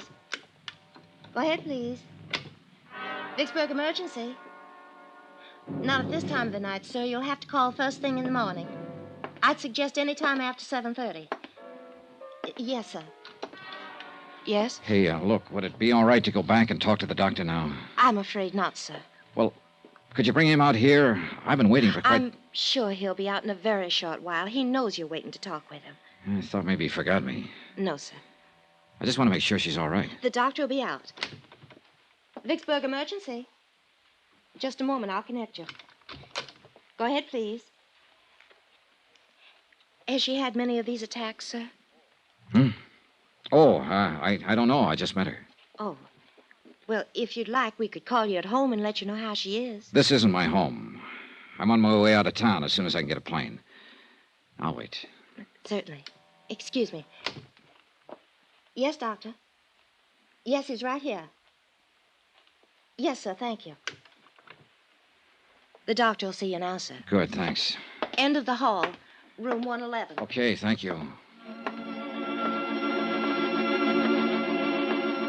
I don't know what it was or why that hallway looked so long to me. Call it an old-fashioned premonition or what have you. That's what I had walking down the hall to see a doctor about a girl I'd known only a few minutes. There were 3 people in the room, 2 doctors in their white clothes and a nurse. I can still see the light burning above their heads, the way they looked tired, exhausted. All 3 of them had been working very hard. Doctor? Yes? Oh, you're the man who was with her. Yeah, that's right. How is she? When did this happen? About a half hour ago, I put her in a cab at the Plantation Hotel, and she complained of feeling sick. So I brought her here, but she lost consciousness in the cab. I see. Sit down, please. Oh, why? Some papers we want you to fill out, just routine. Oh, Your name, please? Johnny Dollar. And she is Mrs. Dollar. No. Oh, I see. You're a friend of hers, Mr. Dollar. Well, yes. Look, what is it, Doctor? What's the matter with her? I can't exactly tell you that right now, Mr. Dollar. What? Well, now, wait a minute. Why can't We have to contact her family first, Mr. Dollar. This girl is dead. Now, if you're willing to fill out... Picture it. Yourself in my position, I mean. I'd known the girl only a few minutes. I didn't even know her name. Yet somehow I'd become closely involved with her. Too much so, I guess. All I knew about her was that she was someone who had died while asking me to help her. Under the circumstances, what would you do?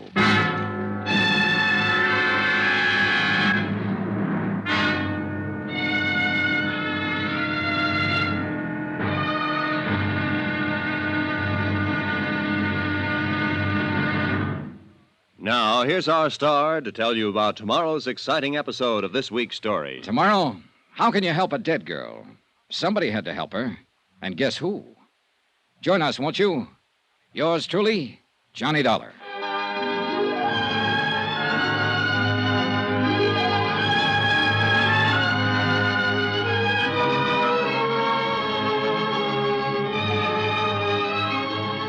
Yours truly, Johnny Dollar, starring Bob Bailey, is transcribed in Hollywood, written by John Dawson. It is produced and directed by Jack Johnstone.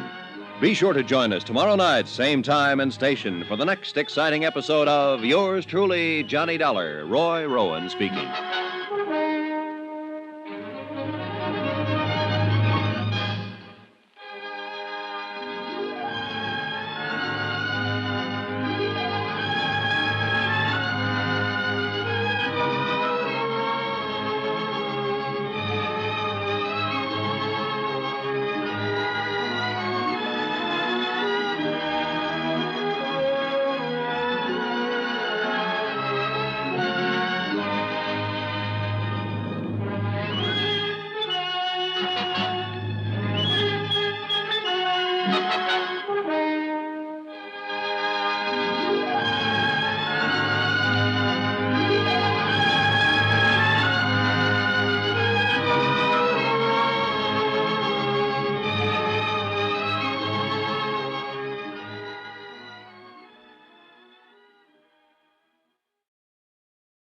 From Hollywood, it's time now for...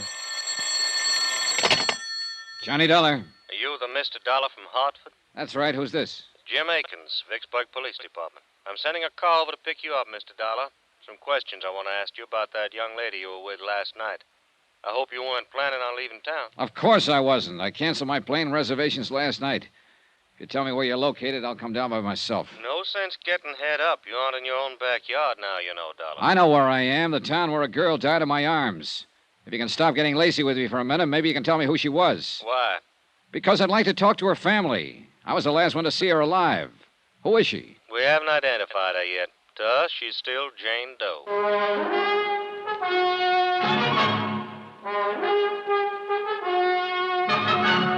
Tonight and every weekday night, Bob Bailey in the transcribed adventures of the man with the action-packed expense account, America's fabulous freelance insurance investigator. Yours truly, Johnny Dollar.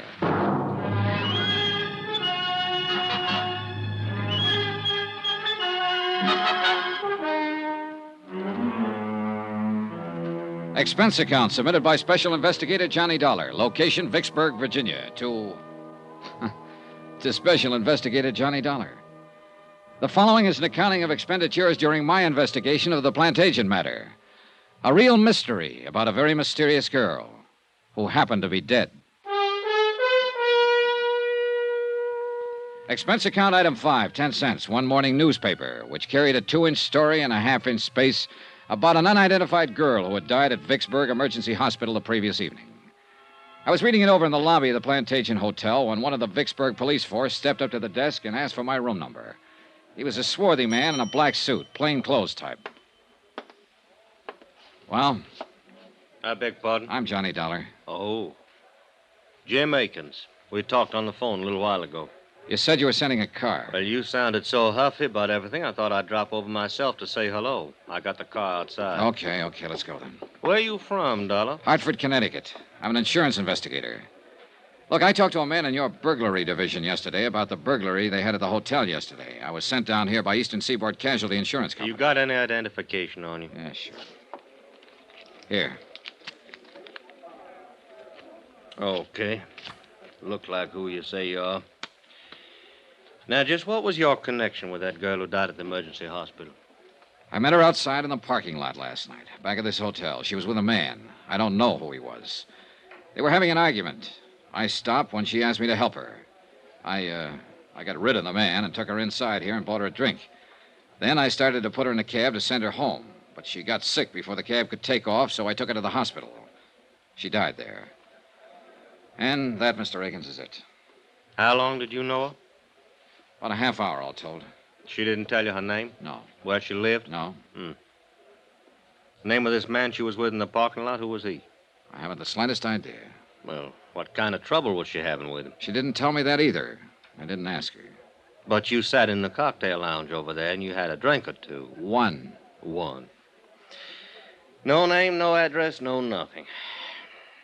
Well, maybe we better do all our talking downtown. Anything you say, Akins. Let's go.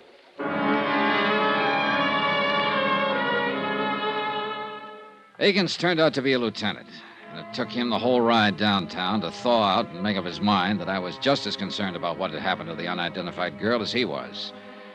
He rephrased, but asked me the same questions in front of a stenographer when we got down to his office. He was still asking me questions when he led me and the police stenographer to the basement of the building, the morgue.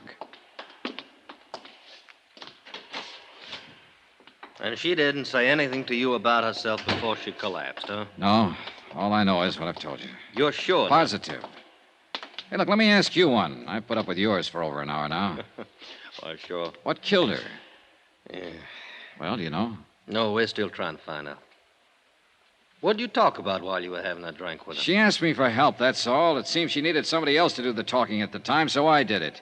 I made jokes and tried to get her to laugh. I was a great big cut-up. Get sawed me if you want. It won't do much good. Still got some things to find out.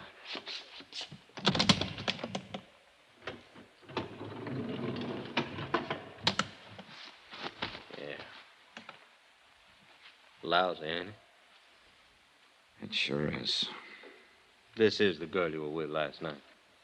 Yes. You're positive? I'm positive. Okay, Dolly, you want to sign this for the records? Well, That's good. All right, Sam, you can send this on upstairs. We'll be up pretty soon. Now, Dollar, did anyone there at the hotel bar seem to know her? I don't know. Cocktail waitress, somebody like that? I don't know.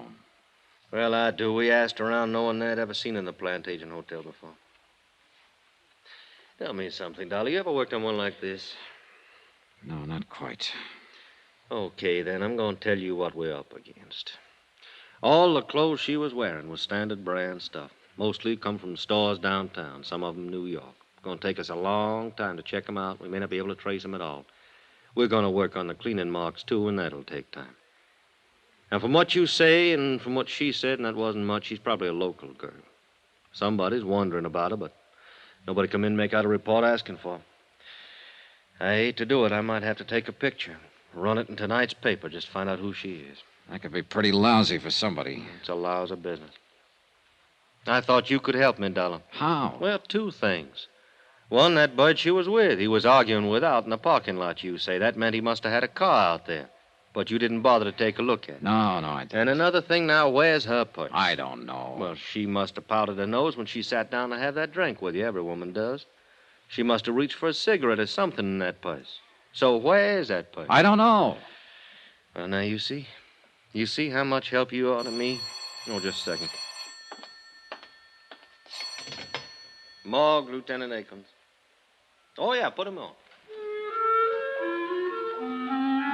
While Lieutenant Akins talked on the telephone, I lit a cigarette. After that, I tried to interest myself in a calendar that was hanging on the wall. After that, I tried tying both shoelaces. But wherever my eyes roved around that white-tiled room, somehow, they always came back to rest on the quiet, still form of the girl who'd asked me for help. By any standard, she was attractive. Fine golden hair spun out of smooth white skin. I remember her eyes had been very big and very brown. Now they were closed.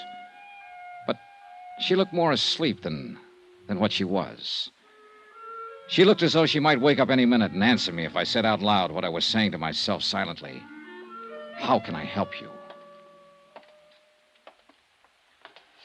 Let's get out of here, Dollar. Okay by me. That was the lab on the phone. Had a little trouble with analysis. What analysis? What kind of trouble? Identifying. They called in a toxicologist from the university. A drug called perimethol killed her. Perimethol? That's a new one on me. Yeah, me too. Petrol-based stuff. Now, they figured it had been in her stomach an hour or so before she collapsed. Could be a suicide, judging from the way she acted and talked to you. What about the boyfriend? Well, that seems to fit in okay. Told you she was disappointed in him, didn't she? Well, sometimes women want to end it all in front of a guy they're having trouble with.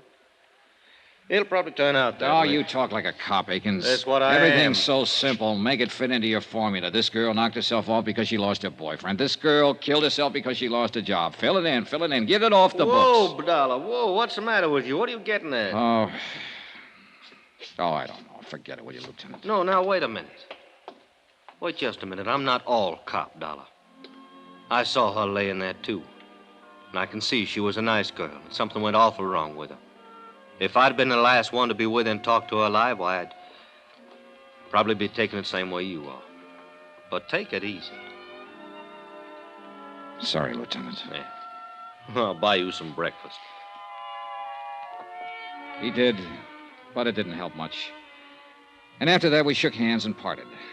Expense account item 6, $2. Cab fare back to the Plantation Hotel. I went up to my room, packed my bags, called the airport, and made arrangements to leave on the 6 o'clock plane. There was nothing more I could do about the case. Nothing more at all. It was police business. I had time before the plane for a quiet drink at the hotel bar. What's your pleasure, sir? Oh, some of that little water.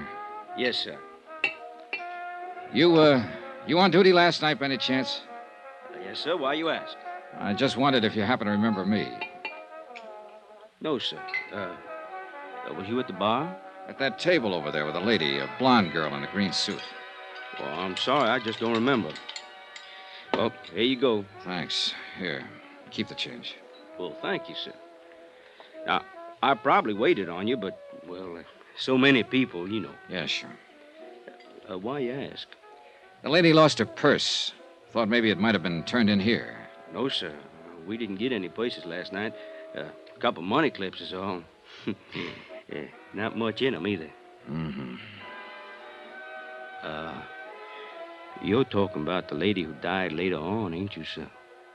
Yeah. Yeah, I am. Police officers was in here asking the same questions. I thought they would be. You, policeman, too? No, I was a friend of hers. Oh. Well, then you should call the police. They're still trying to find out her name. So am I. Well, I thought you said she was a friend of yours. I didn't happen to know her name. It didn't seem important to ask it last night. I just don't understand. I can tell you one thing. I might have saved her life if I'd asked her name. And some other things. Yes, sir. Sure.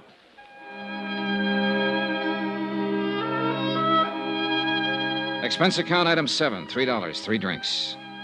I sat there for almost an hour talking to the bartender. Once, when he stepped out to the kitchen, I went over to the booth where I'd sat the night before with the unidentified dead girl. I searched down on the cushions, behind the table, under the chairs, hoping the missing purse might still be around. I found nothing.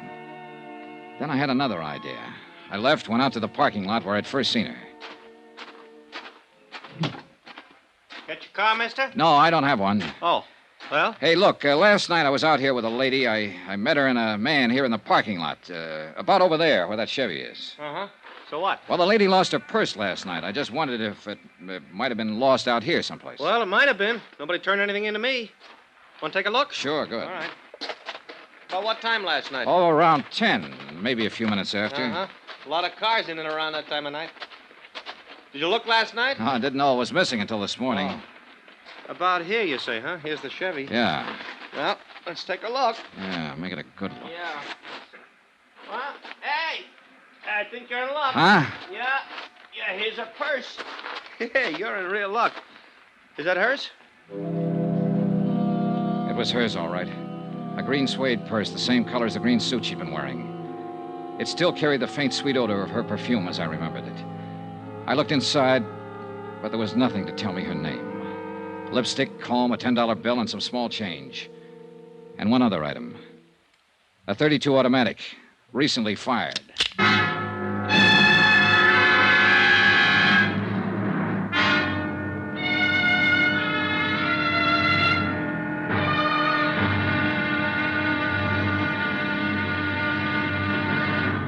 Now, here's our star to tell you about tomorrow's intriguing episode of this week's story. Tomorrow, a dead girl's .38 automatic comes to life.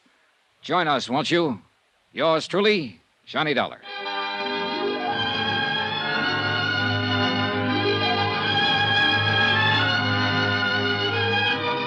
Yours truly, Johnny Dollar, starring Bob Bailey, is transcribed in Hollywood. Written by John Dawson.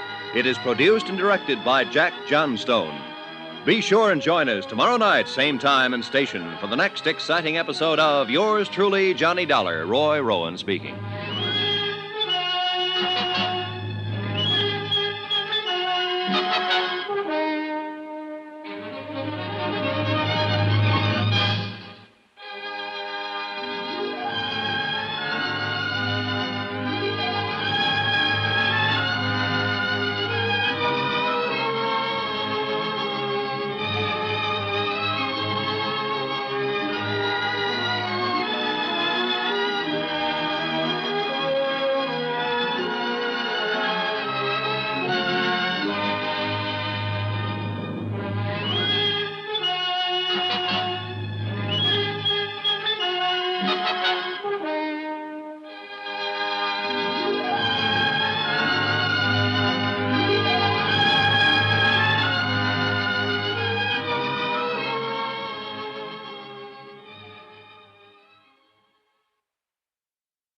From Hollywood, it's time now for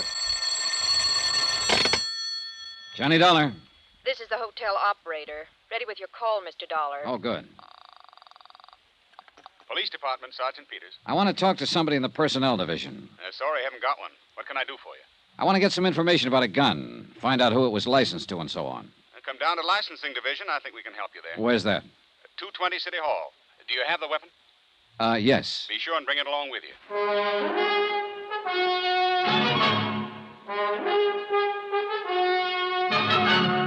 Tonight and every weekday night, Bob Bailey in the transcribed adventures of the man with the action-packed expense account, America's fabulous freelance insurance investigator. Yours truly, Johnny Dollar.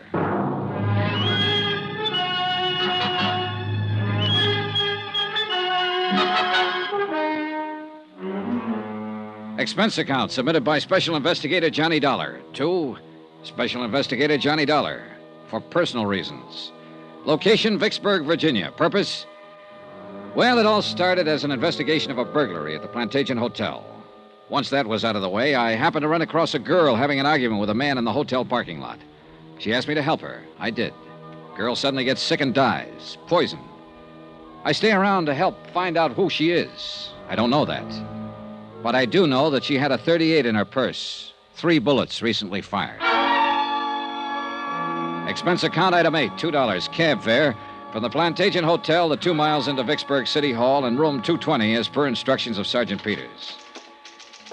I felt more than a little guilty bypassing Lieutenant Jim Akins, who had questioned me earlier about the case. Yes? Sergeant Peters? That's right. Can I help you, sir? I hope so. I'd like to know if this gun's been registered with you people. Let's have a look. You just buy it? Yeah. Got your bill of sale with you? Well, do you have to have one? You should. Who'd you buy it from? Oh, a fellow I met in a bar. Have you a permit to carry this weapon? Well, no, I haven't. Are you going to carry it? Oh, no. Then why'd you buy it? Oh, I just wanted it, that's all. Is there a law against that? No. But there's a law against practically every other thing about a gun. You want to read those numbers off to me? Sure. JJJ-4769-992.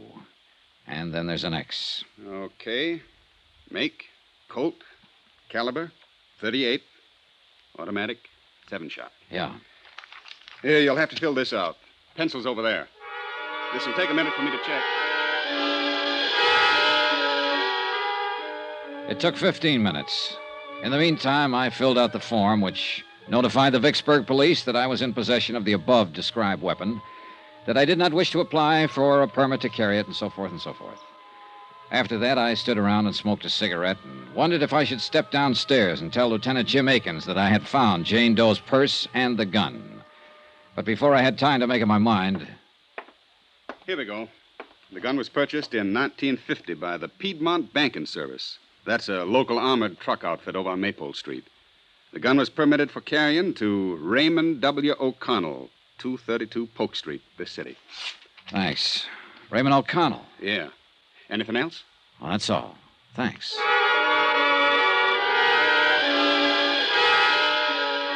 That was when I could have, but didn't, walk downstairs to Lieutenant Akins' office. Instead, I walked outside with the gun in my pocket and the slip of paper containing the name and address of the man who had carried it, Raymond O'Connell. Expense account item 9, $25. Deposit on a rented car to get me to 232 Polk Street.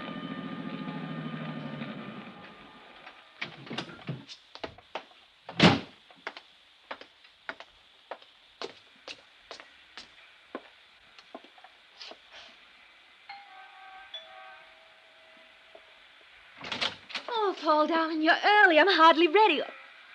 Hello. Oh, I was expecting someone else. I'm so sorry. You're not Paul, are you? No, I'm afraid not. My name's Johnny Dollar. Oh. Mr. Dollar? That's right. Well, what can I do for you, Mr. Dollar? I'm looking for Raymond O'Connell. Ray? Yes. Come inside, Mr. Dollar. Thank you. I really didn't mean to throw myself at you at the door. I thought you were someone else I'm expecting. I'm Terry. Terry? Teresa. Terry O'Connell, Mr. Dollar. Oh, his wife? I'm Ray's widow. What? Ray's dead, Mr. Dollar. He passed away over a year ago. It was pneumonia. Oh, I'm sorry, Mrs. O'Connell. Please call me Terry. You had no way of knowing about him, I'm sure. And please don't be uncomfortable. A great many of Ray's friends from the service come by who have no idea that he's dead. Were you in his company, too? Oh, just a minute, Mrs. O'Connell. He had so many friends and met so many people while he was in the service, and really there was no way for you to know. You don't understand, Mrs. O'Connell. I never knew. I'll get you a drink and we'll talk. Where did you serve with Ray? You know he finally became a pilot. What do you like to drink? She was young and dark and very pretty. And as the widow of a man who died rather suddenly, she was doing her best to put me at my ease. I would have told her I was there checking out the registration on a 38 that had been used by her dead husband. I would have told her I found the gun in the purse of an unidentified dead girl I'd met the night before. But she was trying to be polite, mistaking me for a friend of her dead husband. And then I saw the picture in the frame on the mantel, a broad, smiling face that belonged to a man I'd met in the parking lot of the Plantation Hotel. An unidentified man who had been arguing with the dead girl. The words on the picture said, "To Terry, all my love." You know him? Paul? Paul? Yes, Paul Dameron. I think I met him once. I really didn't know his name. Was he a friend of your of Ray's? Oh, no. No, he never knew Ray. He's a darling, Mr. Dollar. Paul is. A real darling. After Ray died, I tried something very foolish. I tried to end my life. And then Paul came into it. He's been very lovely to me. Well, I don't know why I shouldn't tell you. We're going to be married. I think that's fine, Terry. Do you really? Sure. I'm glad you say that. I'm not the most courageous person in the world. I suppose Ray mentioned our lives together. It was perfect with Ray, Mr. Dollar. Perfect. But now Ray's gone. And I've been able to face that. I think I'm going to find a new life with Paul. You must meet him. He'll be here soon. We're dining out tonight. Well, perhaps you'll join us. Well, thank you, Mrs. O'Connell, but I can't make it tonight. How long will you be in Vicksburg? I don't know exactly. Where are you staying? The Plantation Hotel. Well, perhaps I could give you a ring and we could make it another night. I know you want to talk about Ray. Of course, Paul understands. I'm sure he does. He's truly a wonderful person.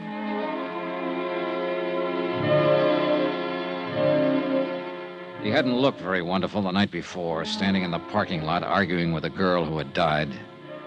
But then that was my side of the picture, and it wasn't complete. And somebody still had to explain the .38 with the 3 bullets missing. I left Terry O'Connell, went outside and bought an evening paper, and then sat in my rented car reading it. The photographer at the morgue had done a good job.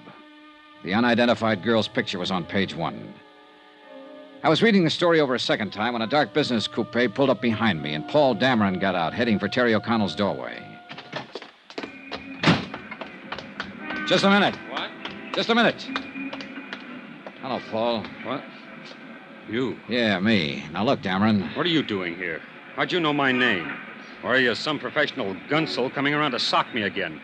I still don't... Stop it, will you, Dameron? My name's Johnny Dollar. I want you to tell me who that girl was last night in the parking lot. The one you had the big argument with. Huh? Oh. Well, you were the big hero there, butting in where it was none of your business. I didn't like it then, and All right, simmer down, will you? Who was she?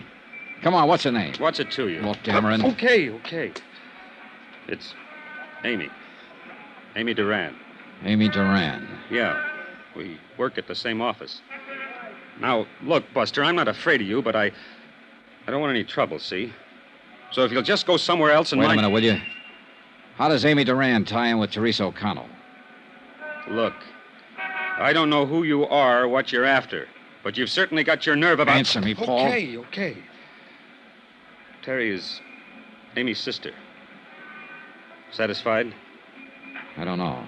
Who are you, anyhow? A policeman or something? My name is Johnny Dollar. I'm here because if you aren't, I want to know what right you have to ask me all these questions. Cool off, will you? I've been trying to find out who she is, because last night after you went off, we had a drink together. Then she got sick, and I took her to a hospital. She died there. What? She died. She's lying in the morgue right now, unidentified. It was some kind of poison that killed her. Amy...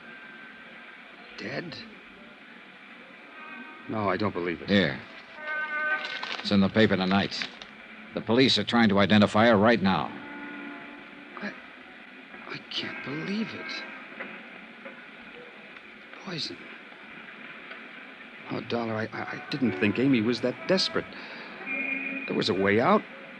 She could have solved it without this. Way out of what? There was no need for her to do this. I told her I'd help her. I had no idea she... Poison. Does Terry know? Not yet. I've got to tell her before she sees it like this in the newspaper. It'll be awful for her, Dollar, awful. Look, I apologize for the way I've acted, the way I was last night. I was upset. I can see now you're trying to help. Now, let me go in and break this to Terry. Call me later. Here, my card. Call me.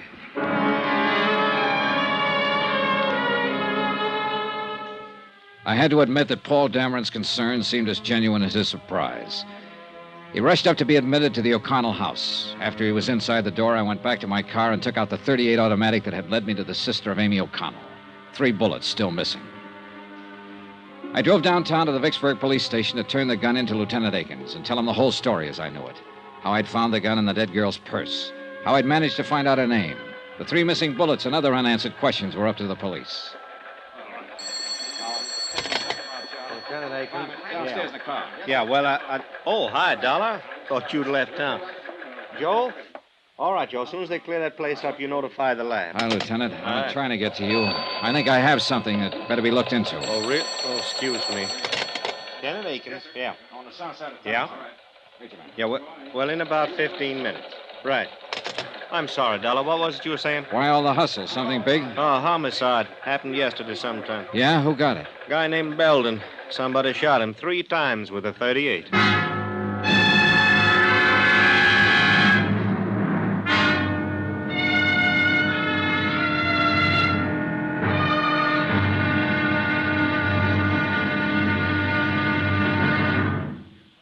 Now, here's our star to tell you about tomorrow's intriguing episode of this week's story. Tomorrow, information about the gun that blows the whole case sky high. Join us, won't you? Yours truly, Johnny Dollar.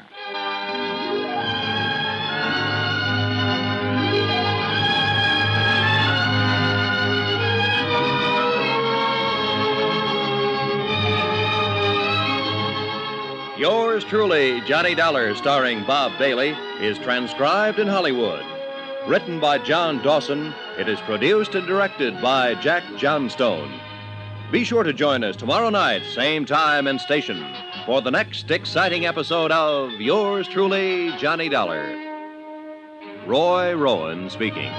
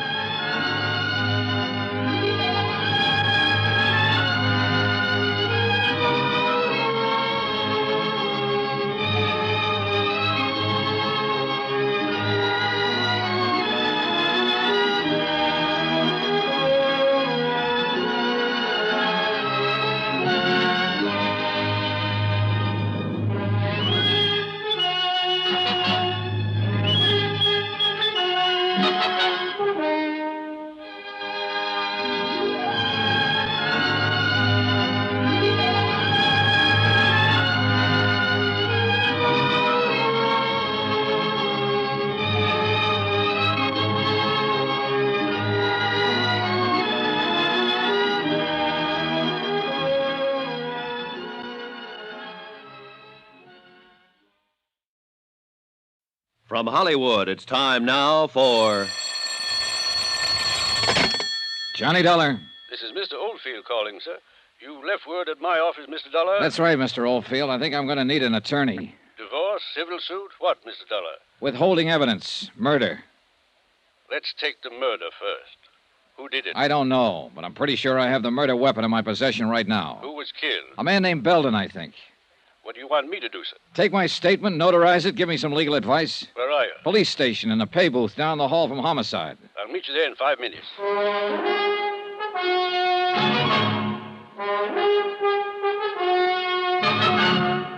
Tonight and every weekday night, Bob Bailey in the transcribed adventures of the man with the action-packed expense account, America's fabulous freelance insurance investigator. Yours truly, Johnny Dollar.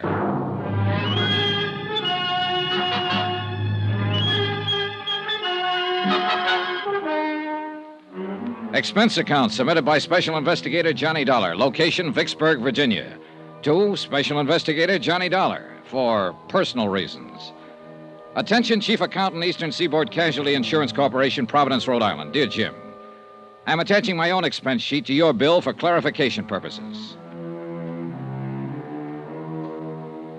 Expense account item 10, 10 cents. 1 cup of coffee at the counter in the lobby of the Vicksburg police station while I waited for Samuel W. Oldfield, attorney at law, to appear. He was there in exactly 5 minutes. Mr. Dollar? That's right. Sam Oldfield, sir. You're the only one here in the lobby, so I figured you were the right man. Yeah. Cup of coffee, Mr. Oldfield? No thanks. Gives me heartburn.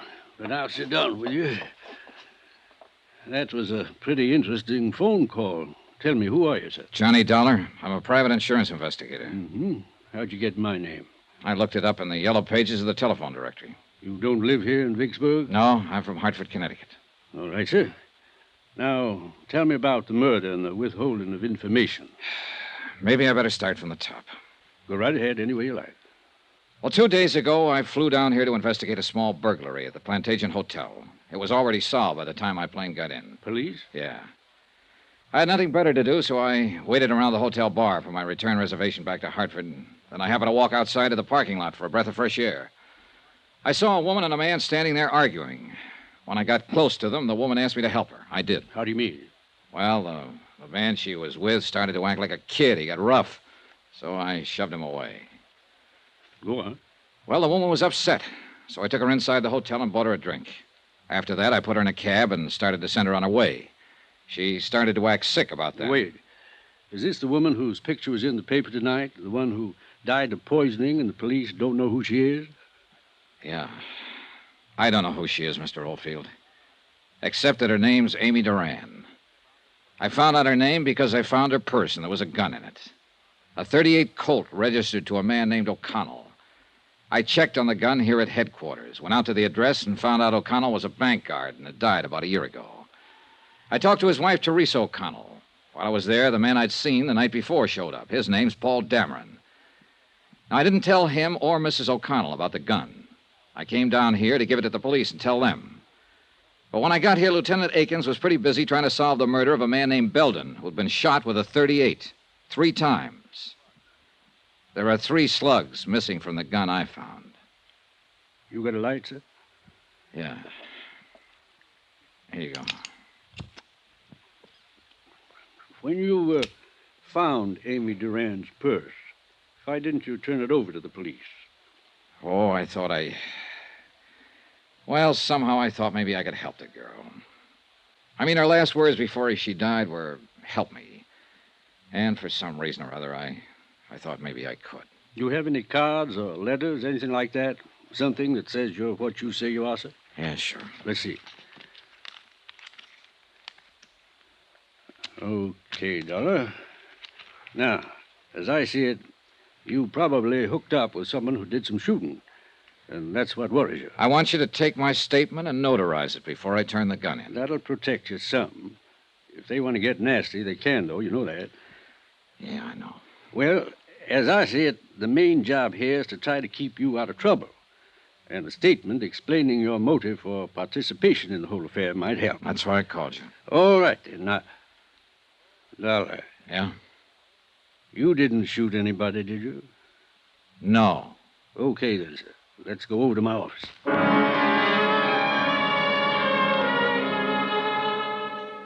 We did, and I made the necessary statement, and Mr. Oldfield notarized it. After that, I went back to the Vicksburg police station to talk to Lieutenant Akins. The .38 I'd found in Amy Duran's purse was still in my pocket, and her words were still in my mind. Help me. Please help me.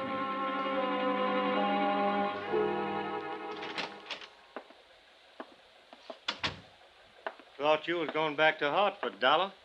Oh, I decided to hang around and see what came up. Mm-hmm. Nothing so far on the girl. No one's recognized a picture in the paper. Had to turn that over to missing persons. This murder case going to eat up all my time. What happened, Lieutenant? Old maid at the apartment house where this man Belden was staying found him late this afternoon. He'd been dead about 24 hours, shot with a .38. You sure? I'm sure. We did a postmortem right away. It's a pretty set case. You know who shot him? Have a pretty good idea. See, this Belden, he was an auditor working on some books at a firm of textile wholesalers here. Richmond Limited. The papers scattered around his apartment show he'd found a $10,000 shortage going over their books. And the chief accountant for this Richmond company is missing. Yeah, well, that does make it seem pretty clean Yeah, cut. all we have to do is find that accountant. Had an APB out for half an hour now. I think we'll pick her up pretty soon. Her? Who? Well, her, Dollar. The chief accountant for Richmond Limited. She's a woman. Name of, Amy Duran. To all appearances, Amy Duran had been guilty of embezzling money and murdering the auditor Belden who discovered the shortages in her books. I didn't tell Akins that his suspect was the girl lying in the morgue at the moment unidentified. I knew that it was only a matter of minutes before her sister or Paul Dameron would be down to identify her. And for the 3rd time, I didn't tell Lieutenant Akins about the gun. I knew if I turned that over to him, it would be a closed case all around. And somehow I didn't want it closed on Amy Duran. Not that way. For that reason, I went back to my hotel room for a couple of hours and Then about 9 o'clock that night, I found myself over on Polk Street at Teresa O'Connell's house once more.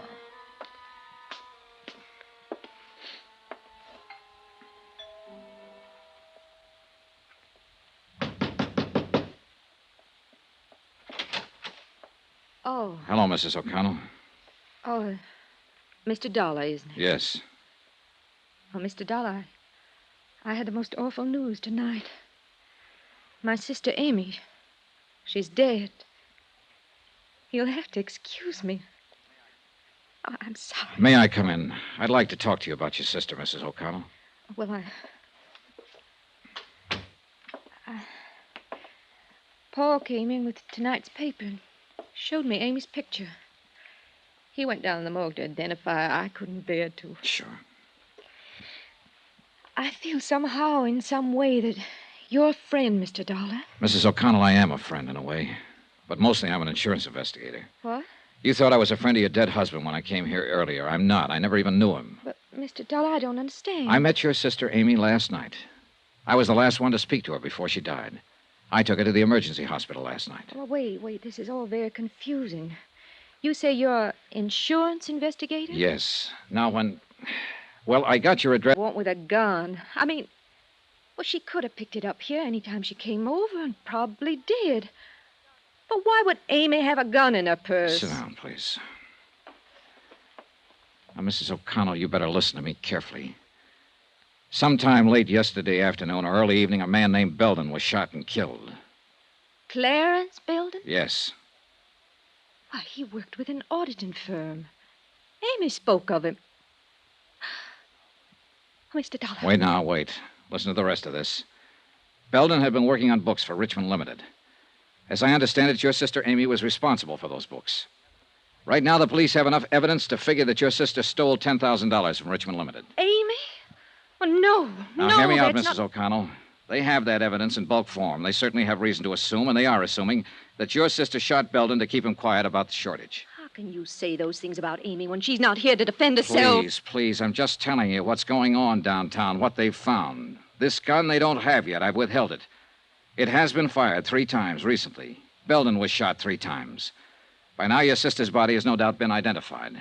They've already established that she died of poisoning, and they halfway have the idea that she committed suicide. No. Oh, don't you see? They'll say she shot Belden to cover up and keep it quiet, and then saw how useless it was, took poison and killed herself to escape punishment. You're horrible. Horrible. Go away. Go away from me. I'm sorry, but in the face of all this, I want to help her if I can, if it isn't too late. I want to help you. But, Mrs. O'Connell, you'll have to help me. Now, why? Why would your sister steal? Why? I don't know. I think you do know. Tell me, please, for her sake, Mrs. O'Connell. Why? What have you got to do with her? I met her only for a few minutes, but in that few minutes, I got the idea that she was a pretty nice person. She didn't strike me as a thief. She didn't look like a killer. And most of all, she didn't look like a woman who'd take the suicide way out of things. Now, that's all I have, except that she asked me to help her. And I'm trying to do that now. Believe me, I want to help her if I can. I've always been an awful child, Mr. Dollar. When Ray died, I tried to kill myself. Amy saved me. I remember then, at the hospital. She was beside my bed, and she said to me, "I'll make you want to live again. I'll make you." Amy was always like that, kind and decent. You weren't wrong about her. She was decent, thoughtful, good. She did everything for me. She gave me these clothes and a car, introduced me to nice people from her office like Paul Dameron. Yes. That must be where all the money went to. Not on herself, but on me, for me. I'm the only reason I can think of that she'd take money from the firm. Yeah. I didn't know she was stealing from me. I didn't know. I wouldn't have let her do it. She didn't have to pamper me that much. I'm not that much of a child. She didn't have to do it. She didn't have to do it. Wait a minute. She didn't kill herself. She didn't steal. She didn't murder that man. I did all those things because it was all for me.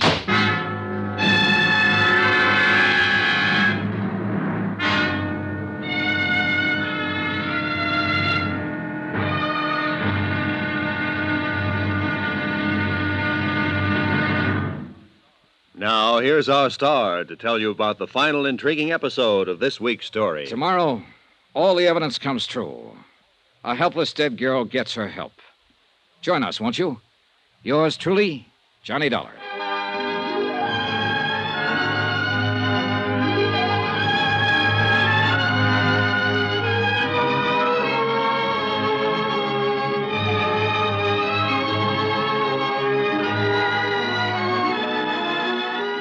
Yours truly, Johnny Dollar, starring Bob Bailey, is transcribed in Hollywood. Written by John Dawson, it is produced and directed by Jack Johnstone. Be sure to join us tomorrow night, same time and station, for the next exciting episode of Yours truly, Johnny Dollar. Roy Rowan speaking.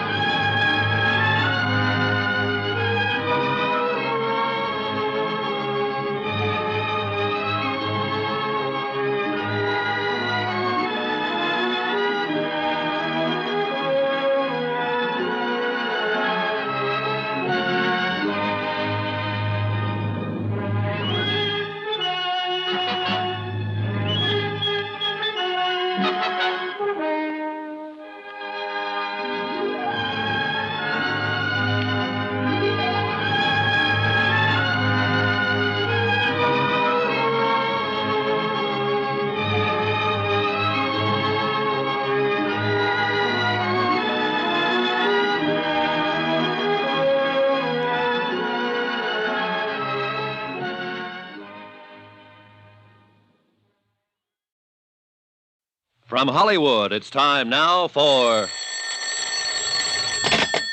Johnny Dollar. This is Paul Dameron, Mr. Dollar. I was afraid you left town, and I wanted to talk to you. Mm-hmm. I wanted to thank you for your kindness about Amy and the way you handled Terry. It was darn decent of you. And of course, I want to apologize for my attitude again. How's Mrs. O'Connell? Terrible. I mean, the papers this morning connected her sister Amy with murdering Belden and committing suicide. I'm curious. How did you get to her? I found Amy's purse, and there was a gun in it. I looked up the registration. Oh, the murder gun. I don't know. I haven't turned it over to the police yet. Why? Because I still can't believe Amy Duran was the kind of girl who'd shoot a man and then take poison.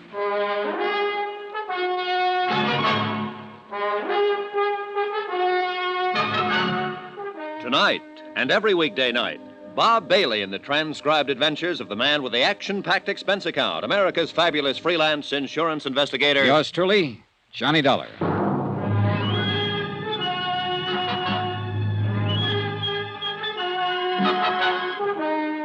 Expense account submitted by Special Investigator Johnny Dollar. Location, Vicksburg, Virginia. To Special Investigator Johnny Dollar for personal reasons in connection with the plant agent matter. Expense account item 11, $15, legal fees for services rendered by lawyer Sam Oldfield. Now, sign here, Dollar. And here, sir. Okay, I guess that's it. What now, Mr. Oldfield? This statement you've made to me clearly states your intentions in this matter, your motives. You attempted to help a girl who died in your company. You had no idea she might have committed a murder or embezzled $10,000. You withheld evidence, the gun you found in her purse, in the hope of identifying her and saving her family some grief. I hope you don't have to use this stuff. We'll see. I'm going to turn the gun in now, and you're coming with me. It's about time. Nothing personal, son. I think you did a lot of dumb things for her. From what they're saying in the papers about her, I don't think she deserved it. But then we all make wrong guesses sometimes, I suppose. Let's get this over with.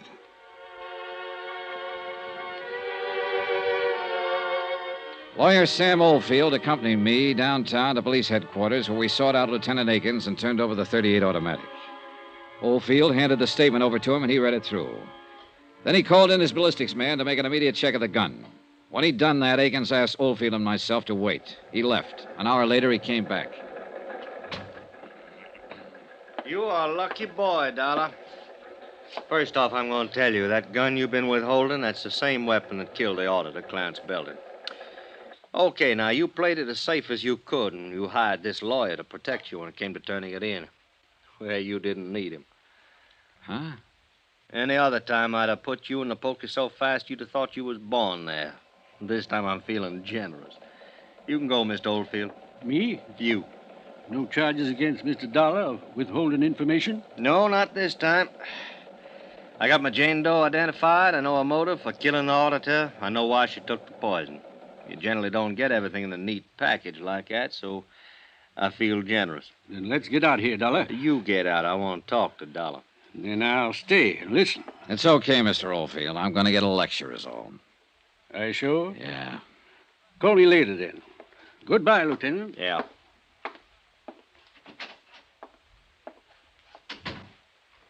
One thing more, Dollar. We found an empty bottle of paramythol in Amy Duran's medicine cabinet, and that cinches that suicide part, in case you had any doubts. It's a closed case. Uh-huh. But you didn't help me close it, Dollar, and you could have. You worked with the police for years. You were an officer yourself once. What makes you think you can come down here and run around doing all these things you've done and get away with them? Why didn't you turn that gun in with the purse as soon as you found it? All right, I'll tell you, because I... Oh, it doesn't make any difference now, Lieutenant. You got your case. And you're lucky, darn lucky boy I don't have you, too. Because you know just as well as I do that... Oh. Lieutenant Akins. Okay, right away. Dollar, I got business to take care of. Next time you're in my town, you take it easy. I will. But I don't think I'll ever come to your town again. On general principles. Well, I guess I know how you felt about that girl. I'm not going to make any fuss about what you did. But I don't think I'd let it pass a second time. She sure didn't look the part, did she? No, she didn't. Yeah, happens that way sometimes. What you told me about that kid sister of hers trying suicide and so forth after she lost her husband. Well, Amy Duran had a good motive for stealing that money. If motive can ever be good. Dollar, Lieutenant? Huh? I was just on my way to see you, Lieutenant. I'll be back in my office in a couple of minutes. You can go on in and wait, Mr. Dameron. I'm glad I saw you, Mr. Dollar. I think there's something I should explain to you. You'd be interested in this, too, Lieutenant. Mr. Dollar saw me arguing with Amy Duran in a parking lot at the Plant Agent Hotel last night. She just told me about the shortage in accounts. She hadn't told me about killing the auditor.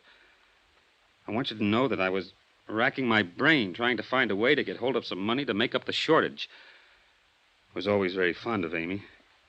I wonder, Mr. Dollar, if I could give you a check. Huh? Something for your kindness. Nothing, thanks. Well, I'd like to. You did something very decent. No. Oh. Well, I suppose you'll be leaving soon. Goodbye, and thanks again. I'll be in your office, Lieutenant. Right. Got to him, too, if it's any comfort. What was that business in the parking lot? Oh, well, I hit him. He was arguing with her, that's all. Oh.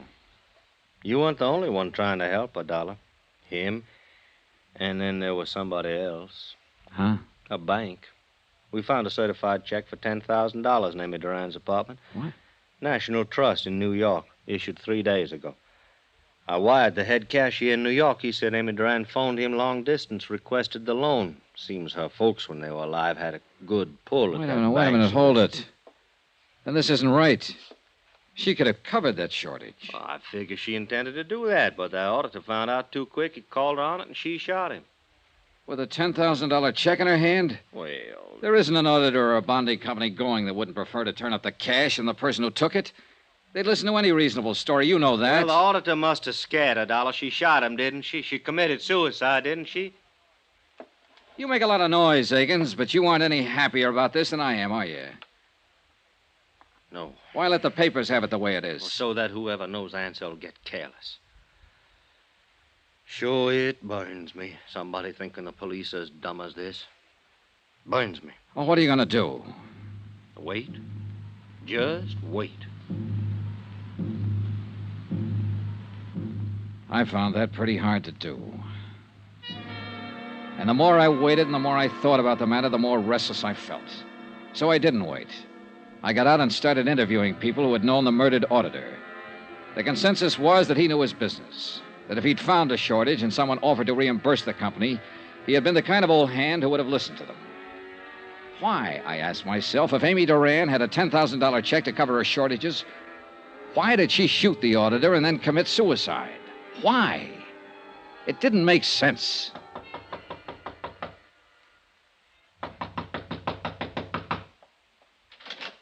Oh, Dollar. Hello, Dameron. Come in, Dollar. I'm glad you dropped by. I thought you'd left town, gone back to Hartford. Well, I've stayed over so long waiting for all this to get cleared up, I thought I might as well stick around a while longer. Sure. Can I get you a drink? No, thanks. It is finished, isn't it? Not yet. I don't understand. I talked with Lieutenant Akins today after I saw you with him. He said it was all over as far as he was concerned. You're talking to me now, Dameron. I'm the guy who went out on the limb. And I appreciate that a great deal. A question I want to ask you. You knew Amy Duran, worked with her at Richmond Limited. You're engaged to marry her sister. Did you know Amy had a $10,000 check in her hand the day she died? Really? That was enough money to cover the shortages in her accounts. Well, I'll be darned. Why do you suppose she shot him? Did what she did then? I've been thinking about that, Dameron. There's only one reason I can think of. Because Amy Duran didn't steal any money, because she didn't shoot any auditor, she didn't commit suicide. I think she borrowed that $10,000 from New York to cover up for somebody else. Somebody else? Who? You. Maybe you better leave here. You're upset. That auditor was a smart guy. He'd been in the business a long time. He found out who'd been taking the money. He called you over to ask you about it, ask you if you could repay it. You lost your head and you shot him with the .38 you picked up over at Teresa O'Connell's one day. Now, look. Then you fixed up all the reports to make it look like Amy Duran did the job. You're crazy. That's fantastic. If you think I'm Amy going to... Duran borrowed money to cover for you. She did it not because you were worth it, but because you meant something to her kid sister. You meant something to Teresa O'Connell, who'd lost one husband and tried suicide because of it. A Teresa O'Connell who couldn't afford another major tragedy. A Teresa O'Connell who might try suicide again if the man she was going to marry turned out to be a thief. You counted on that, Dameron. I don't know what you're talking about. Now, One thing you hadn't counted on was the auditor picking it up so fast. And when he called you, you had to kill him to keep him quiet. Then you made a date with Amy out at the Plant Agent Hotel. You slipped poison in her drink and planted the gun in her purse. This is all talk. Just talk. You have nothing to prove. She had one drink with you before you argued with her out in the parking lot. She told me. And the bartender later verified it. Then I came along. Now, look. You're a big guy, Dameron. You could have hit me back in that parking lot, but you didn't have time. You still had to get over to Amy's apartment and plant an empty poison box. You're crazy. You have no proof of this. No proof at all. No, I haven't. But I've been thinking about it all day, and there'll be proof. You had to buy that poison someplace. Lieutenant Akins is a pretty good police officer. He and his men will cover every drugstore in this town and ask questions everywhere. Now, listen, I'm going to Dollar. tell him what I think, and he'll dust off that box of poison. Maybe your prince will turn up on it. Sooner or later, guys like you make mistakes, and Akins finds them. Get out of But here, I'm not Dollar. gonna Get wait out for of here. Now, listen, you. A girl, a fine, decent girl, asked me for help. This is the quickest way I know to give her the help. I'll kill you, Dollar. I'll kill you. No, you won't. You're not going to kill me.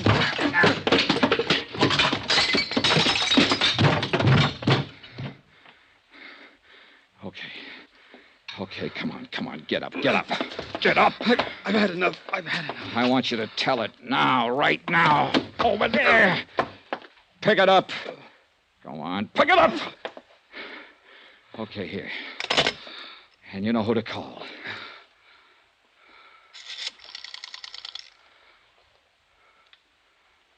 Hello. Hello. Give me the police.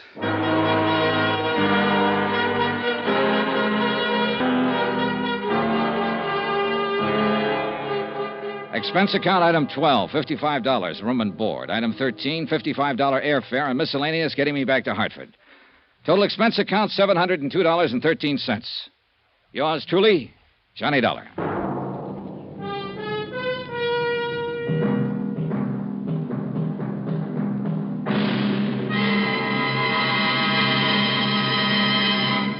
Remember, there'll be another exciting story of yours truly, Johnny Dollar, beginning next Monday night. Next week, a whole city is aroused by one of the dirtiest rackets of modern times.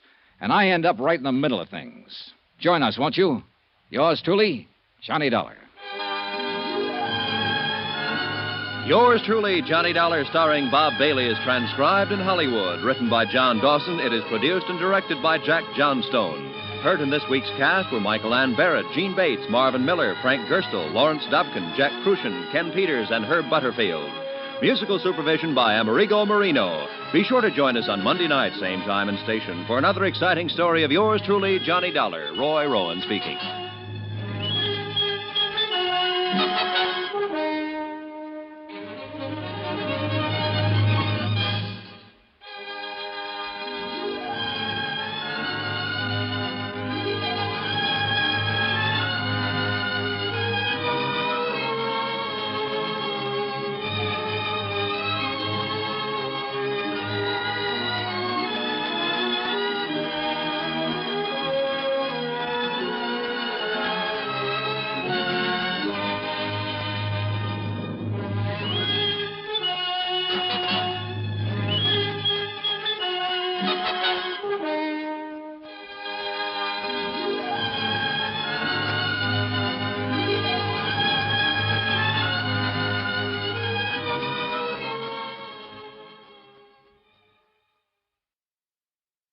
From Hollywood, it's time now for Johnny Dollar. Mr. John Dollar? Yes? Western Union, I have a message for you from New York. Oh? Please proceed Northern Hotel, Clinton, Colorado, as soon as possible. Yeah? Building irregularities suspected affecting several insurance companies. Will advise. Regards. Signed, Albert Davies, Chief Investigator, United Adjustment Bureau, New York, New York. Uh-huh. Would you like that mailed to you, Mr. Dollar? No, don't bother. Can you take an answer? Go ahead. To Albert Davies, Chief Investigator, United Adjustment Bureau. You have the address. Confirming. Exact time of arrival to follow. Sign that, Johnny Dollar.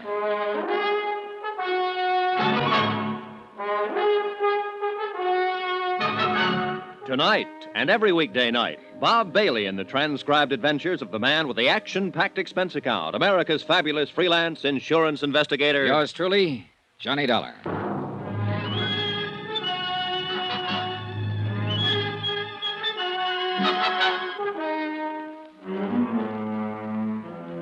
Expense account submitted by Special Investigator Johnny Dollar to the United Adjustment Bureau, New York City, New York. The following is an accounting of expenditures during my investigation of the Clinton matter. Or maybe racket is a better word. Expense account, first item, $105.63. Transportation by air, Hartford to Denver. Item 2, $28.50, Denver to Grand Junction. A place busy and bustling with uranium hopefuls. Third expenditure, $100. Deposit and rental on a car, which I used to drive the 105 miles through the rugged mountains due north of Grand Junction to Clinton, Colorado. A place that the rental agents had described as a sleepy little mountain town. When I got there, everybody was running in the direction of what was very shortly not going to be the new school building. Like everybody else in Clinton, Colorado, I spent the next 3 hours or so helping to try and get the fire under control. Then finally, I left the scene and located the Northern Hotel, where the clerk was standing by waiting for me. Mr. Dollar? Yeah. Operator 18 New York City has been calling you for the last 4 hours. Mr. Davies, I believe. Oh, yeah. Could you put the call in for me? Certainly, I'd be glad to. I'll take it up to my room. I want to change my clothes. Certainly. Boy, take Mr. Dollar's bags up to 310. I shaved and showered, changed clothes, and unpacked. From my window, I could see the still glowing embers of the fire, red against the winter night.